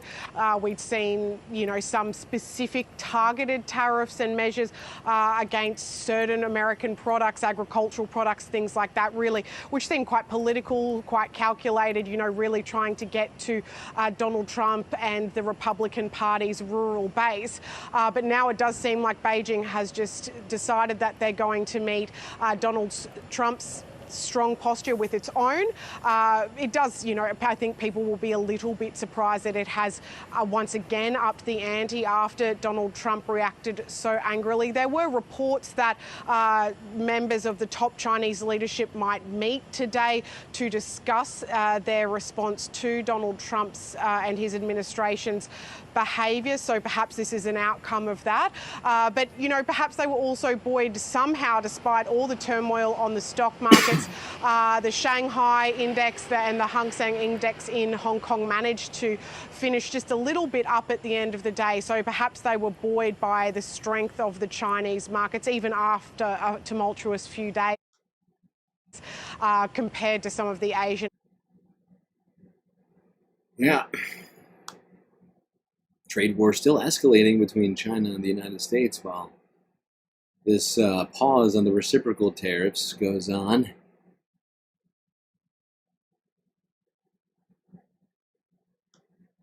All right, let's go to CNN. According to them, Chinese officials have blasted Trump's tariff stance as a mistake upon another mistake.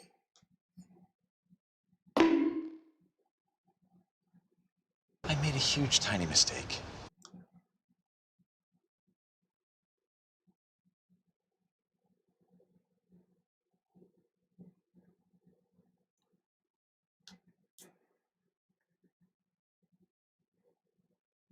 A mistake upon a mistake. Overnight, China hurled these new accusations at President Trump as it took action, bracing for a real trade slugfest. President Trump is now promising a new 50% tariff on China, on top of the other new tariffs, which are on top of existing tariffs. Combined, this would make U.S. tariffs on imports from China a whopping 104%. And yet, despite all this tough talk, the markets, they seem a little less agitated this morning. After days of these massive losses and trillions of dollars in value evaporated, U.S. stock futures are pointing. Yeah. So this is from yesterday. And that's true. And yesterday, of course, we had a massive uptick after the pause as well. But I just looked at the futures market 2 seconds ago. And U.S. futures are down about 3% last I checked. It wasn't exactly 1 second ago, but moments ago. I was looking at it. It seems like across the board, there's somewhere between 2 and 3% down. So it looks like the volatility is coming back today. Up, for now at least. It comes, and it may be because of the fact that some members of his administration have relented on their no negotiation stance. Some members of the administration. The markets in Asia, you can see right there, most of them rebounded after their sharp sell-offs. This comes, though, as China accused the U.S. of blackmail, and China is vowing to, quote, fight to the end if the president moves ahead with all of his threats. So let's get right to CNN's Mark Stewart in Beijing here, because the rest of Asia is in a different place than China is right now, and China really seems to be gearing up for a serious fight. Indeed, John, despite what the White House may want, China and Beijing is making it very clear that it's not going to budge. And once again today, we saw this shift from diplomatic language to something that's much more defiant. You brought up that phrase, mistake upon mistake. That is some of the language we heard today from China's Ministry of Commerce. And it's taking a very strong stance. In fact, it also went on to say that China will resolutely take countermeasures to safeguard its own rights and interests. As far as what those countermeasures could be, we heard from a state media commentator who brought up the point that we could see more tariffs targeting agriculture, things like soybeans, which we know are so important to American farmers and the broader economy, even restricting or banning American films. We heard at a press briefing just about 4 hours ago from a spokesperson from China's Ministry of Foreign Affairs. The messaging there, very strong, very firm. Let's listen to what he had to say. Pressure, threats, and blackmail are not the right ways to engage with China. If the U.S. disregards the interests of both countries and the international community, insists on launching a tariff or trade war, China will fight to the end. Fight to the end. That spokesperson was also asked, would China sit down at the negotiating table with the United States? His response, China has not shown any kind of genuine willingness to have a substantive conversation.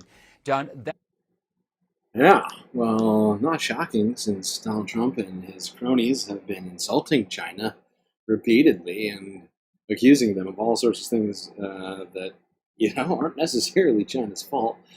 And they're waging a trade war against them without having, in the first place, done any diplomacy. So it would be weird if, and that's the thing about this, right? Everything Donald Trump has done completely circumvents the rules of trade, right? The World Trade Organization already had multiple filings against the United States and what we're doing right now. And it's not shocking at all, considering everything Trump has done. They wouldn't want to sit down with us right now. We could have sat down last month, 2 months ago. We could have sat down with them and said, "Hey, we got a problem. Let's try and work some. Let's work a deal. Come on, I am the great deal maker in chief. You're gonna love this deal I've got for you." And that would have been 10 times better than just unilaterally deciding these tariffs. That's where it's at right now. Oh shit, what just happened to my list? Why are we all the way back there? No. Yeah. No. Hold on. Sorry. Sorry, Chad. Something just happened. There we go. Or maybe it's stuff like this. Let's go here to the South China Morning Post from yesterday. Talk about what J.D. Vance said about Chinese people. I'm sure it was very nice and not rude at all. Aren't I a good guy?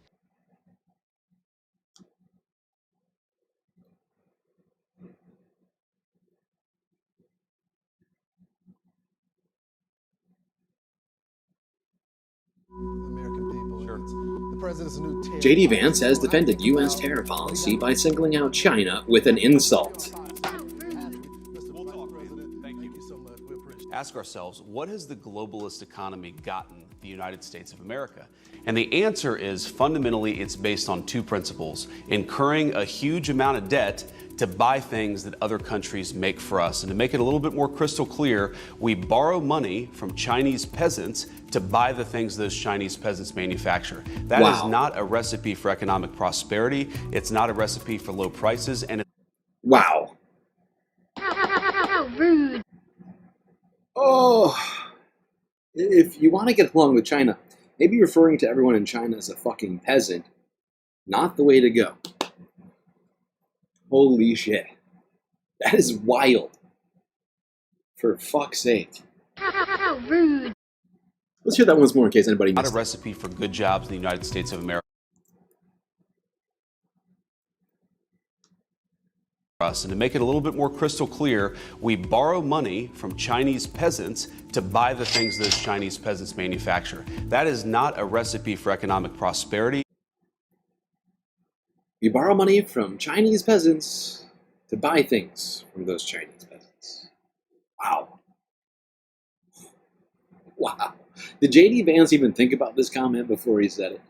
Or what the implications of referring to the entire Chinese people as a bunch of peons? Did that ever make it into J.D. Vance's mind before he said this fucking shit? Because this might have a lot to do with China's unwillingness to work with us. I don't know. I'm not I'm not in China, but can imagine that this particular phrase was not well received in China. Unbelievable. It's not a recipe for low prices, and it's not a recipe for good jobs in the United States of America. By the way, before I let this get ahead, before I get ahead of myself here, I just want to go back to something else that he said. His suggestion that the United States is deficit financing things by selling bonds, technically that aspect of things is happening, right? And we need to be able to deficit finance because we refuse to tax the rich their fair share, right? That's why when budget comes around, we're like, how do we pay for it? And then we have to have bond auctions, right? And maybe if we stopped not taxing the rich, we wouldn't have to deficit finance so much stuff. Just an idea, you know.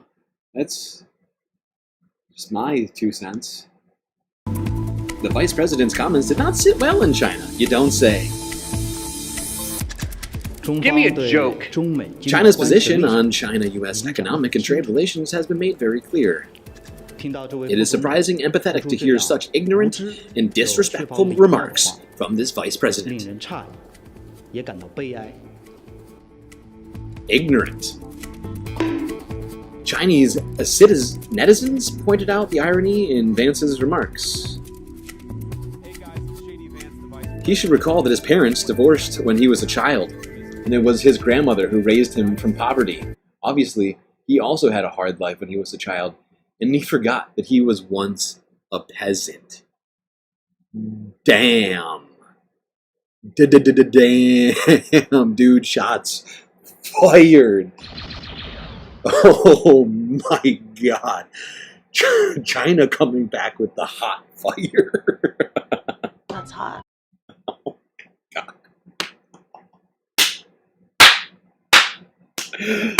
I gotta give it to you. Slow clap, China. Holy shit.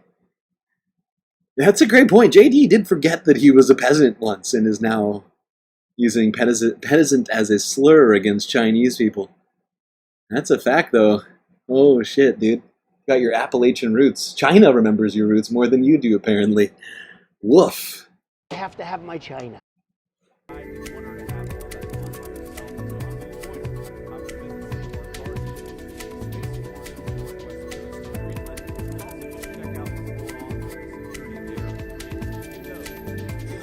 I'm not angry at all when he says peasants. It's kind of funny.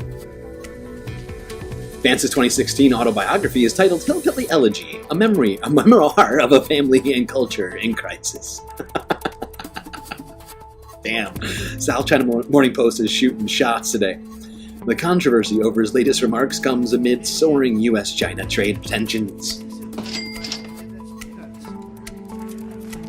China was among the hardest hit by Trump's Liberation Day tariffs.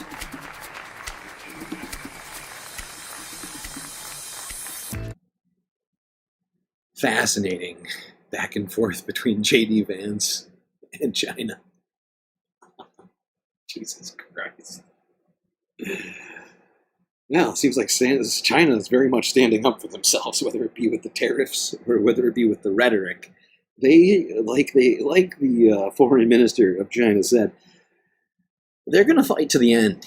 And that seems to be utterly clear in this moment. 80 likes, Jerry. 80 likes. I just noticed this. 80 goddamn likes. Do you want them right now? I can give them to you. We've got 1, 2... Let me think. Let me see. 1, 2, 3, 4. You know what? I could give you another support character. God damn. Why do we have so many videos today? What happened here? Yes, I'll give you another support character. I was gonna hold it over for the next one, but the fact is we got like 10 videos left to do. Somehow. I don't know how. Don't ask me how, actually. I don't want reality. No, I don't want reality. Okay.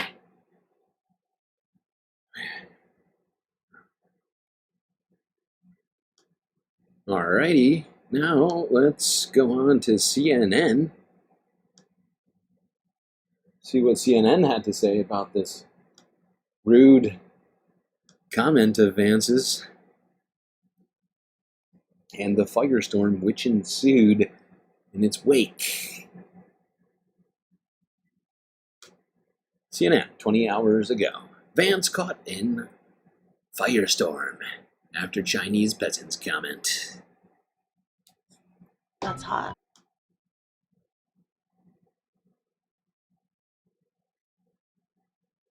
Our war of words is spewing over US Vice President J.D. Vance's recent comments about, quote, Chinese peasants. On Tuesday, Beijing slammed Vance for his comments that have drawn widespread ire and ridicule on China's internet in comparisons with Vance's own self-proclaimed hillbilly background. Our Will Ripley has the story.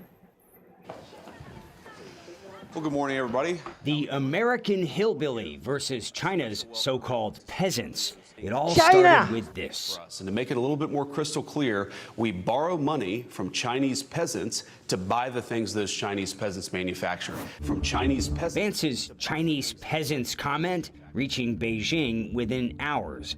The president, one hashtag about the Chinese peasants remark, shot to the top of China's Twitter-like platform Weibo, with millions of views and counting. Many comments boasting of China's modern achievements. Look, this is their true face, arrogant and rude as always. We may be peasants, but we have the world's best high-speed rail, the most powerful logistics, and leading AI and drone technologies. Aren't such peasants quite impressive? God damn. Chinese Twitter coming with hot fire today. That's all true. That is all so true. Why can't we have nice things like China? I have to have my China.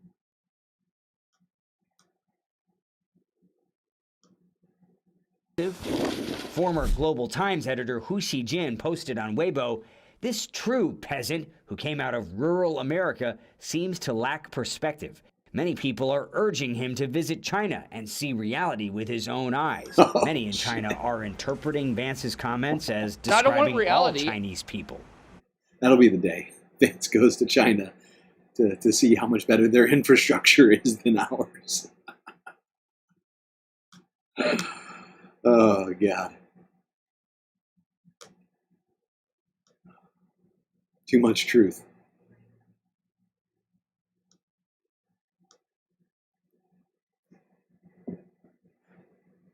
Okay. Now let's go here. Another CNN video. 2 in a row. Ugh. Let's see what one expert thinks an iPhone would cost if it were made in the United States.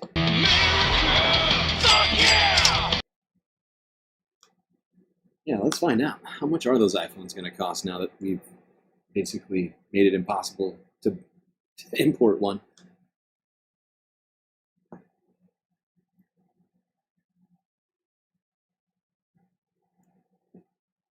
White House advisor Peter Navarro making a claim about the markets. He says they are, quote, finding the bottom now, finding the bottom.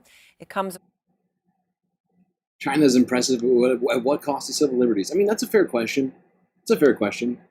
But, you know, there's definitely some problems there, as well as, you know, like the Uyghurs, whatever. There's multiple things we could go down, right? They're absolutely right. But at least they have the impressive infrastructure. We don't have civil liberties anymore. But do you see any high-speed rail in the United States? You know, yeah. Do they have internment camps for subversive journalists and the Uyghurs? 100%. We're exporting our internment camps to El Salvador right now, right? And we're cracking down on civil liberties left and right.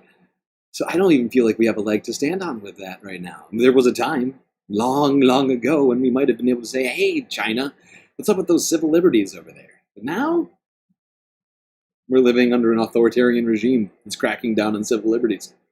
We don't have any of the nice things that China has. And it doesn't seem like we're going to be getting them anytime soon. Of course, war has taken its biggest toll, perhaps, on some of, well, definitely on some of the biggest companies in America, and on one of the most successful ones. Take a look at Apple. Company shares down about 20% over the past 3 trading days. So just when you look at Apple, that wipes out about $640 billion in market cap. It's a stunning number. Context around it the other day, we were saying, look, that's more than Walmart has ever been worth in its entire existence. It's the largest non-governmental employer in the United States, Walmart, and Apple has lost that value in a few days.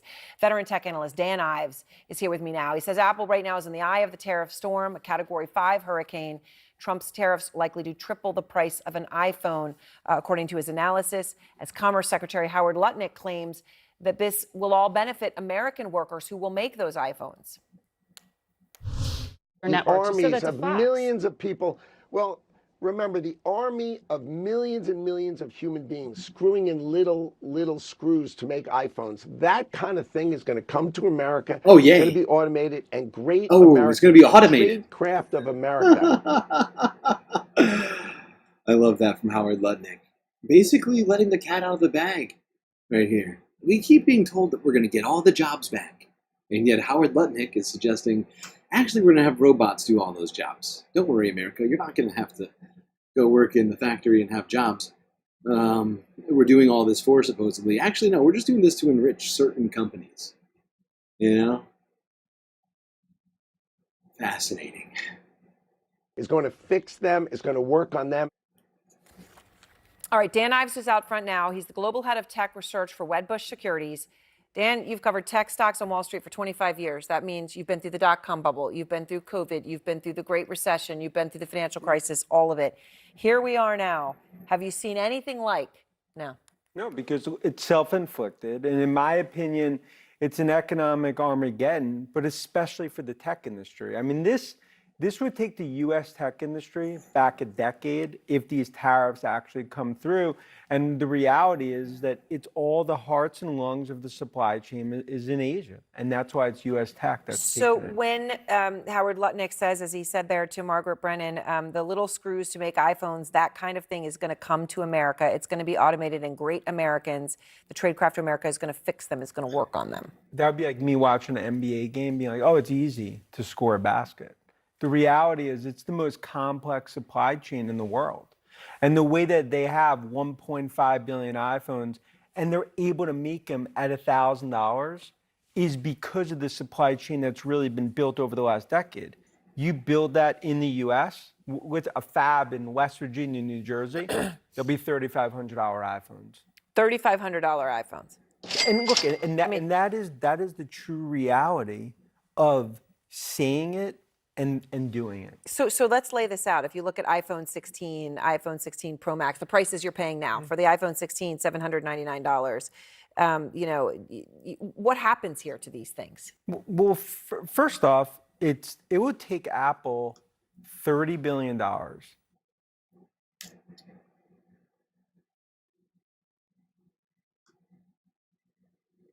And this is first off, I'm fairly certain. It would take.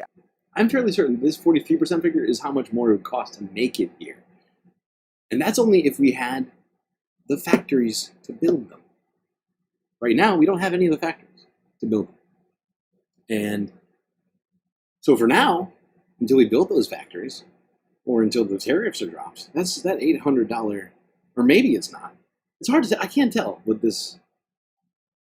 It says due to tariffs, but we're talking about the building of items. But we don't have a 43% tariff against China. We have a 125% tariff against China. And at the making of the, during this was a yesterday video from CNN. I mean, at that point we had 105%. So I don't know what's happening with this infographic. It would be much more right now to buy one. More than double that price, $1,700. Apple, $30 billion in 3 years to move just 10% of the supply chain to the U.S. $30 billion, 3 years to move 10% of the supply chain. To move 10% of the supply chain. Leaving 90% over there. Leaving 90% over there. And for someone like myself that's traveled throughout Asia for decades, the reality of it, it's a fictional tale. And that's why I think you see what's happened to the stock, because no company is more caught up in this tariff, front and center in this Category 5 storm, than Cupertino and Apple, and that's the shame of it. I mean, you look at you talk about traveling through Asia, and maybe this brings it home. We actually looked at a map to see where does Apple make iPhones, you know, where in Asia. I mean, there are hundreds of manufacturing sites in China. We'll throw the map up, hundreds of them. I mean, it is really stunning. I mean, we're just putting some of them there. Hundreds. I mean, this is actually about much more, as you point out, than cheap labor. I mean, this is massive infrastructure. Were you to transport it here?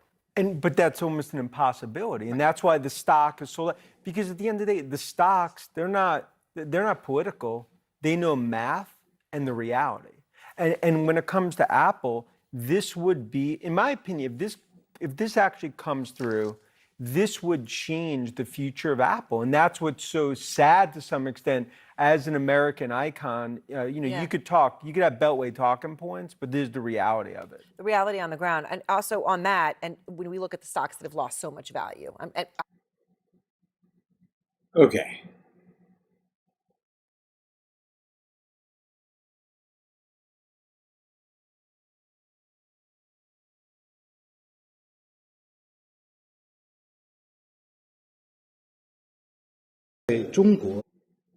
What just happened? We just lost connectivity?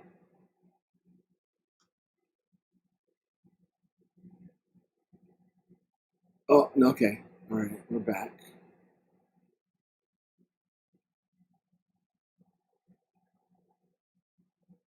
We're back. We're back, or are we not back? Are we back? Or are we not back? We're back. Okay. That was weird. I lost internet connection for a second up here. Okay. What was I saying? Ah, yes. China responds to U.S. tariffs as bullying.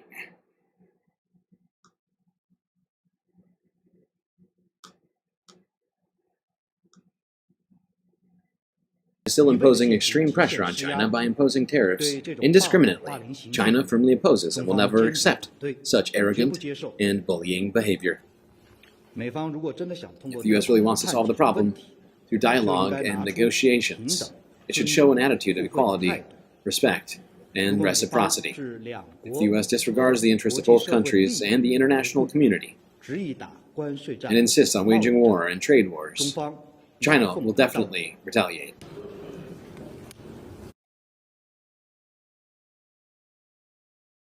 China seems pretty upset. Okay, what is happening to the internet?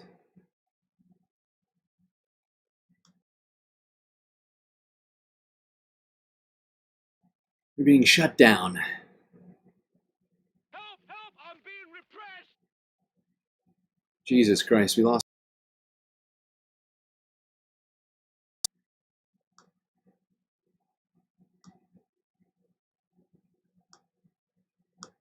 What is happening right now? Do we have sound back yet? Do we need to end the stream? I don't know. Oh, God, we got so far. It's totally screwing up.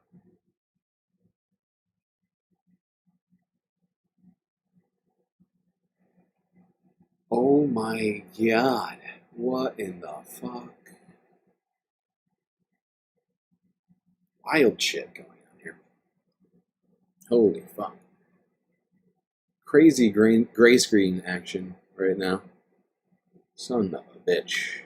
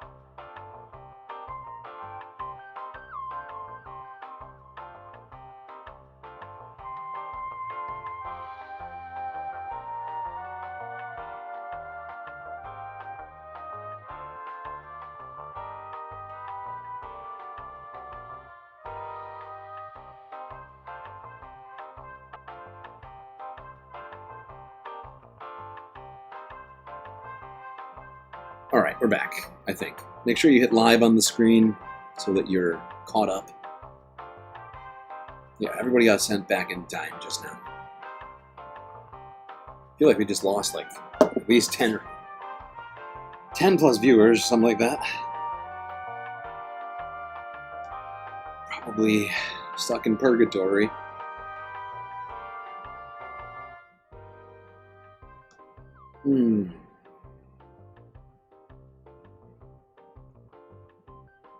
Oh God, that just gave me a headache. We're almost done. Almost done here. Just a few more stories left to go.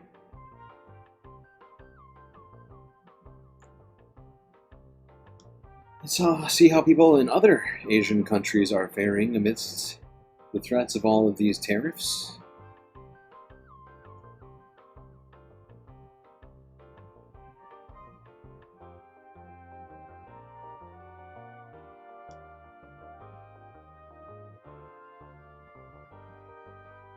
France 24 News.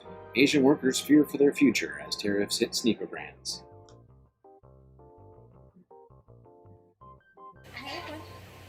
Cao Tidieu works in a factory that makes Nike sneakers. She's worried about her job after Donald Trump imposed a 46% tariff on Vietnam, where the American sportswear brand produces about 50% of its shoes. I can't eat or sleep well because I keep worrying about losing my job. How can I make a living then to support my children? Many companies like Nike shifted parts of their supply chain to Vietnam during the trade war between Beijing and Washington in Trump's first term.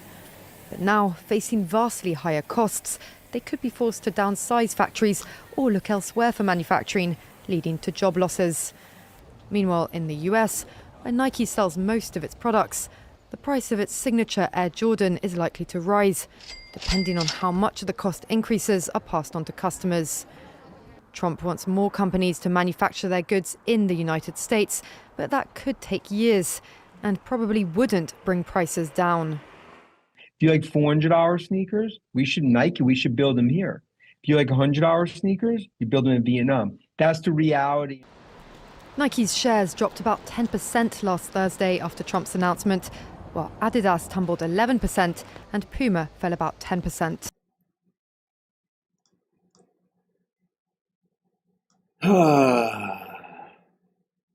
Let's stay in Vietnam. Go here now to Reuters. Samsung factory workers in Vietnam worry about their jobs as Trump tariffs escalate trade tensions. Nước Mỹ họ đánh thuế Việt Nam với mức 46% thì The company will be impacted greatly, and the workers in particular will be affected too. nói riêng như là người lao động Việt Nam sẽ cũng chịu ảnh hưởng. Thứ nhất là về Business growth may slow down, and job opportunities will be narrowed. người lao động sẽ cơ hội việc làm người lao động sẽ ít đi.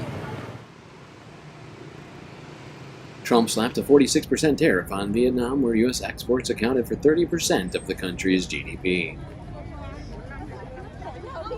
Mỹ đánh thuế thì với Việt Nam mình là 46% thì The fact that the U.S. imposed tariffs on Vietnam will definitely cause difficulties and may hurt the company's competitiveness. ảnh hưởng đến khả năng.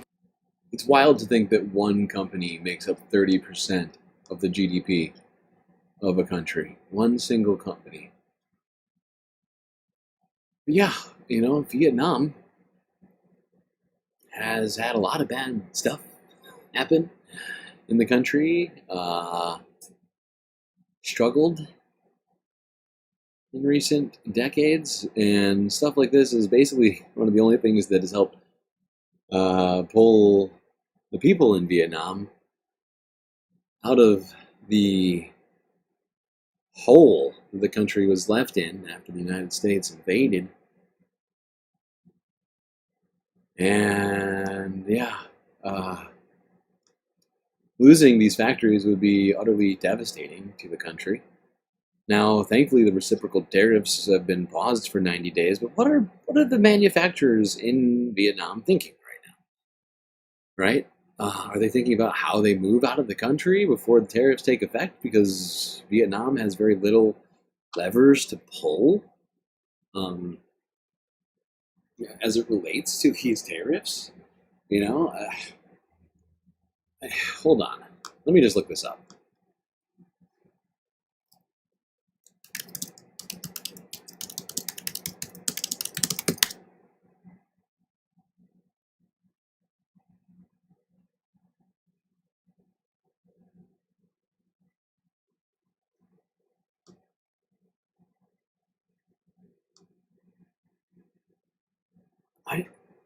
I don't think they do have a tariff on the United States. It's just a trade deficit. And that means that somehow Vietnamese people are going to have to buy more stuff from the United States. Now, there's been suggestions that Vietnam will just start buying military weapons, right? Like weaponry from the United States. And that seems to be a lot of people's potential solutions, and I hate that idea. That's how we're going to solve these tariffs, is by just, you know, getting foreign governments to buy more U.S. military supplies? Horrifying. Horrifying plan. All right, now let's go on to India, where Tata Motors, India's luxury vehicle manufacturer, is struggling amidst U.S. tariffs. Reuters from 2 days ago. It's incredible that one man can cause this much problems for the entire world with just basically the wave of a finger.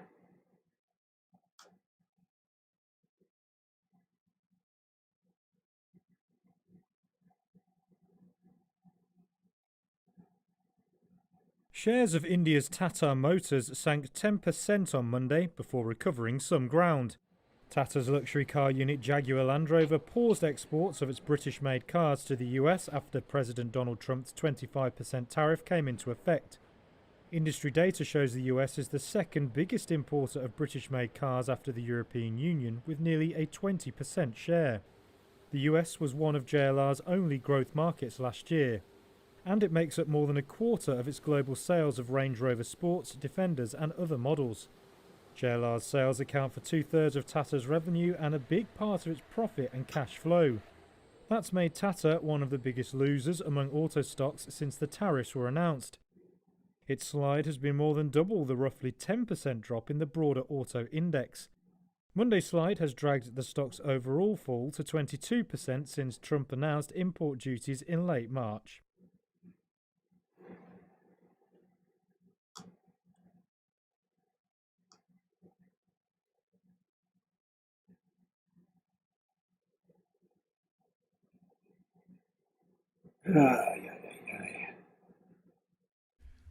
Let's go to Indonesia.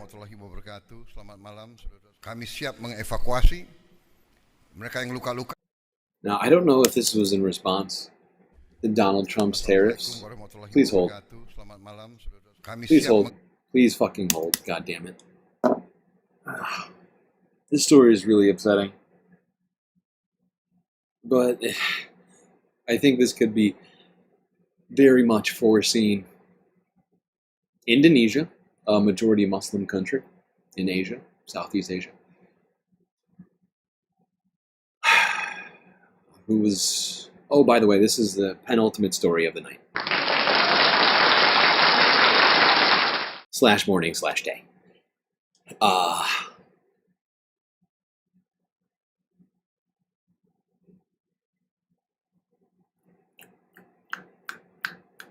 But Indonesia has offered, in the wake of Donald Trump's tariffs and recent comments about Palestine, to temporarily shelter Palestinians from Gaza. Temporarily is a strange word to use, because Donald Trump wants them gone forever. So I don't know where they're going to go after Indonesia.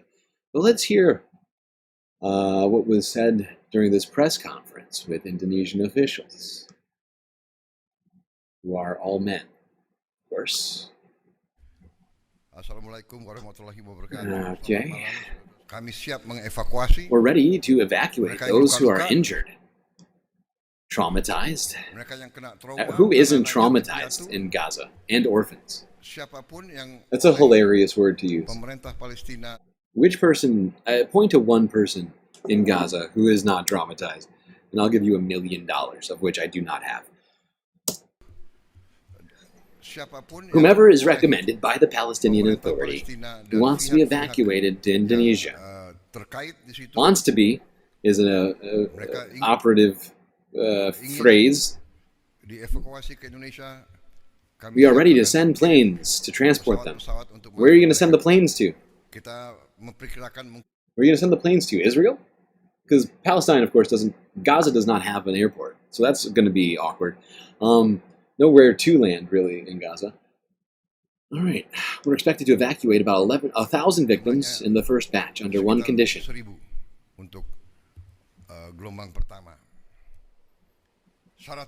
That everybody should agree on it, that they would be in Indonesia temporarily.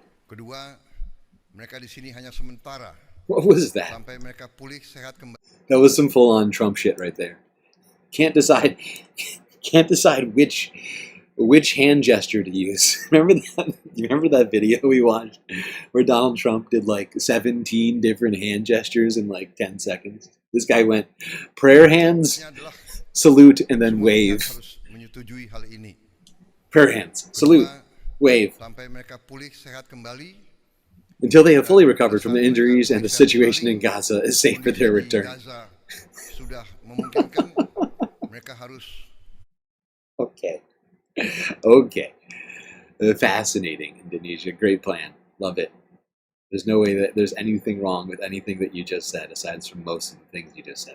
But okay, yeah, that's definitely going to work good. It's going to happen. Definitely going to happen. Take that one to the bank.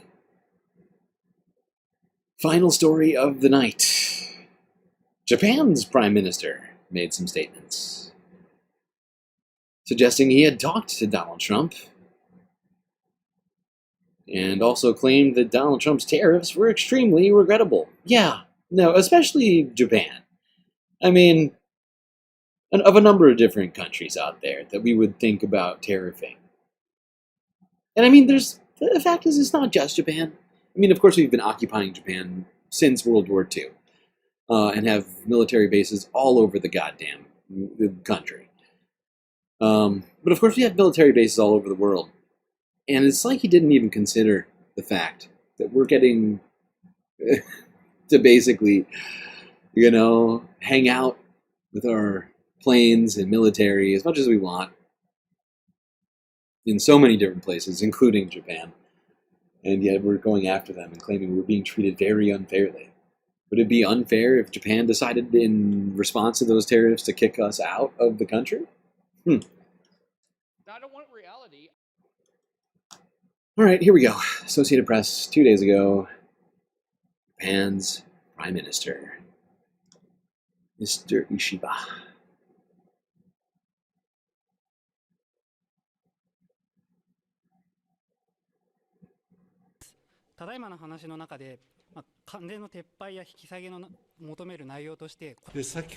I just had a phone conversation with U.S. President Trump.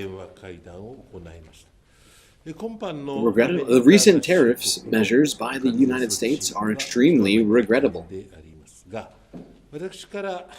told the president that Japan has been the world's largest investor in the United States for 5 consecutive years. It's all true.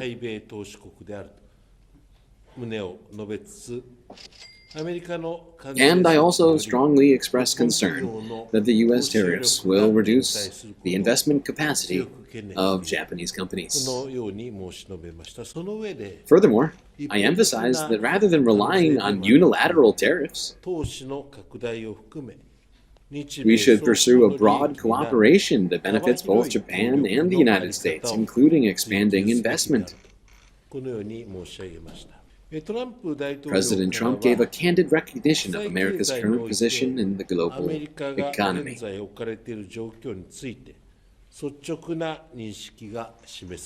Candid or wrong? I confirmed with President Trump that we will continue to have frank and constructive discussions moving forward. Yeah, it seems like we're upsetting absolutely everyone on the planet right now. Especially our allies, especially people who have been investing a ton in the United States, working with us on all sorts of fronts. Doesn't matter if you're in NATO or anything else, we're just gonna sort of decide on our own. Dictator makes decisions for everyone.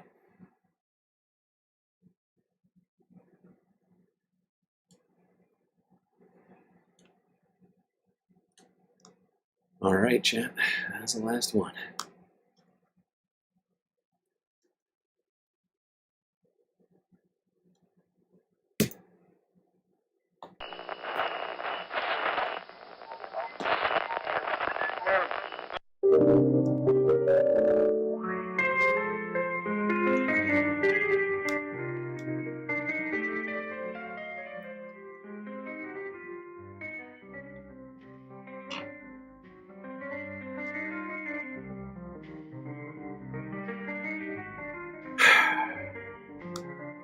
Well, it looks like we got through another stream.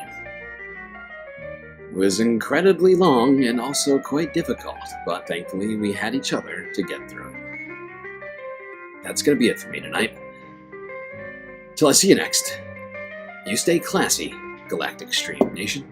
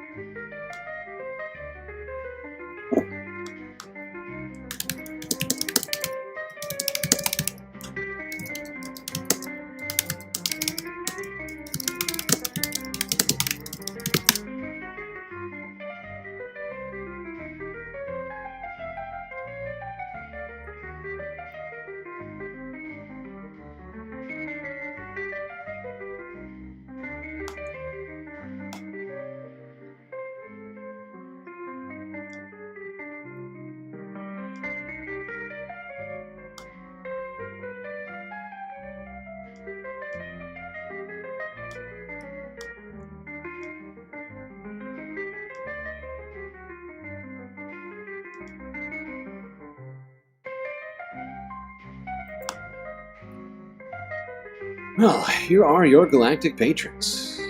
Gabby, Goth Dogs, Aaron W., Schmegley, PB, Mitty, Afroponics, Normal by Nature, Interplanet Janet, Godcat, Robot Cat, Disco Wolf, Cali Braiding, Geodragon, The Anti-Corporatist, Obsessive Audio, Moinoip, Nadia, Choki, Skelts, Tracy Eva, Mrs. Jen, Omegastar, Sasha G, Pitchforks Dragon, Vincent Morales, Donald James X,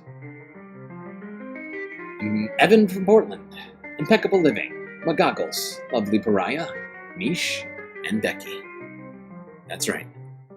All these people here have helped produce the show which your eyes and ears just got done enjoying.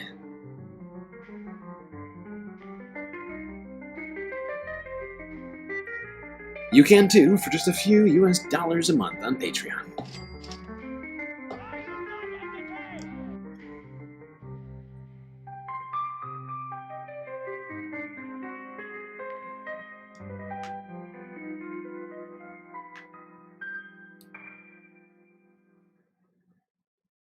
I already started the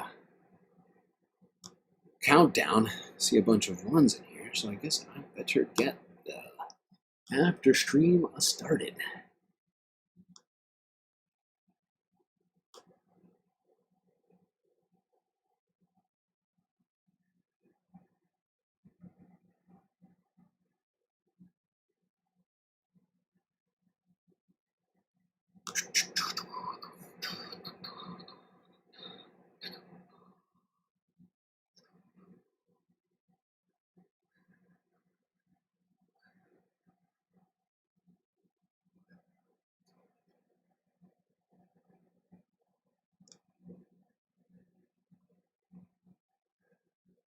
By the way, I think we're gonna have someone to raid this morning. I can't be sure. I have to check my phone. I guess I could do it on the computer.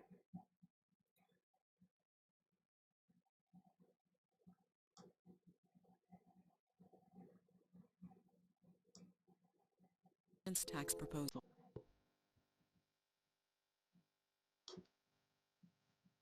Mr. President. All right, chat. We're gonna do a quick after stream.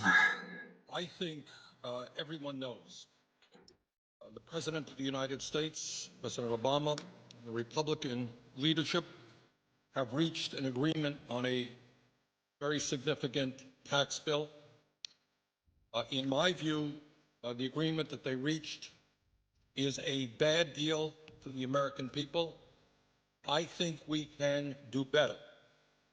And I am here today to take a strong stand against this bill, and I intend to tell my colleagues and the nation exactly why I am in opposition to this bill. And you can call what I'm doing today whatever you want. You can call it a filibuster. You can call it a very long speech. I'm not here to set any great records or to make a spectacle.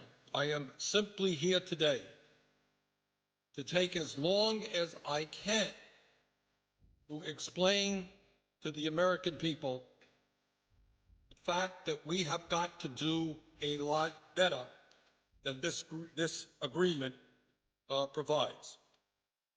Now, let me just enumerate some of the reasons that I am opposed to this agreement. First, as everybody knows, this nation has a record-breaking $13.8 trillion national debt at the same time as the middle class is collapsing and poverty is increasing.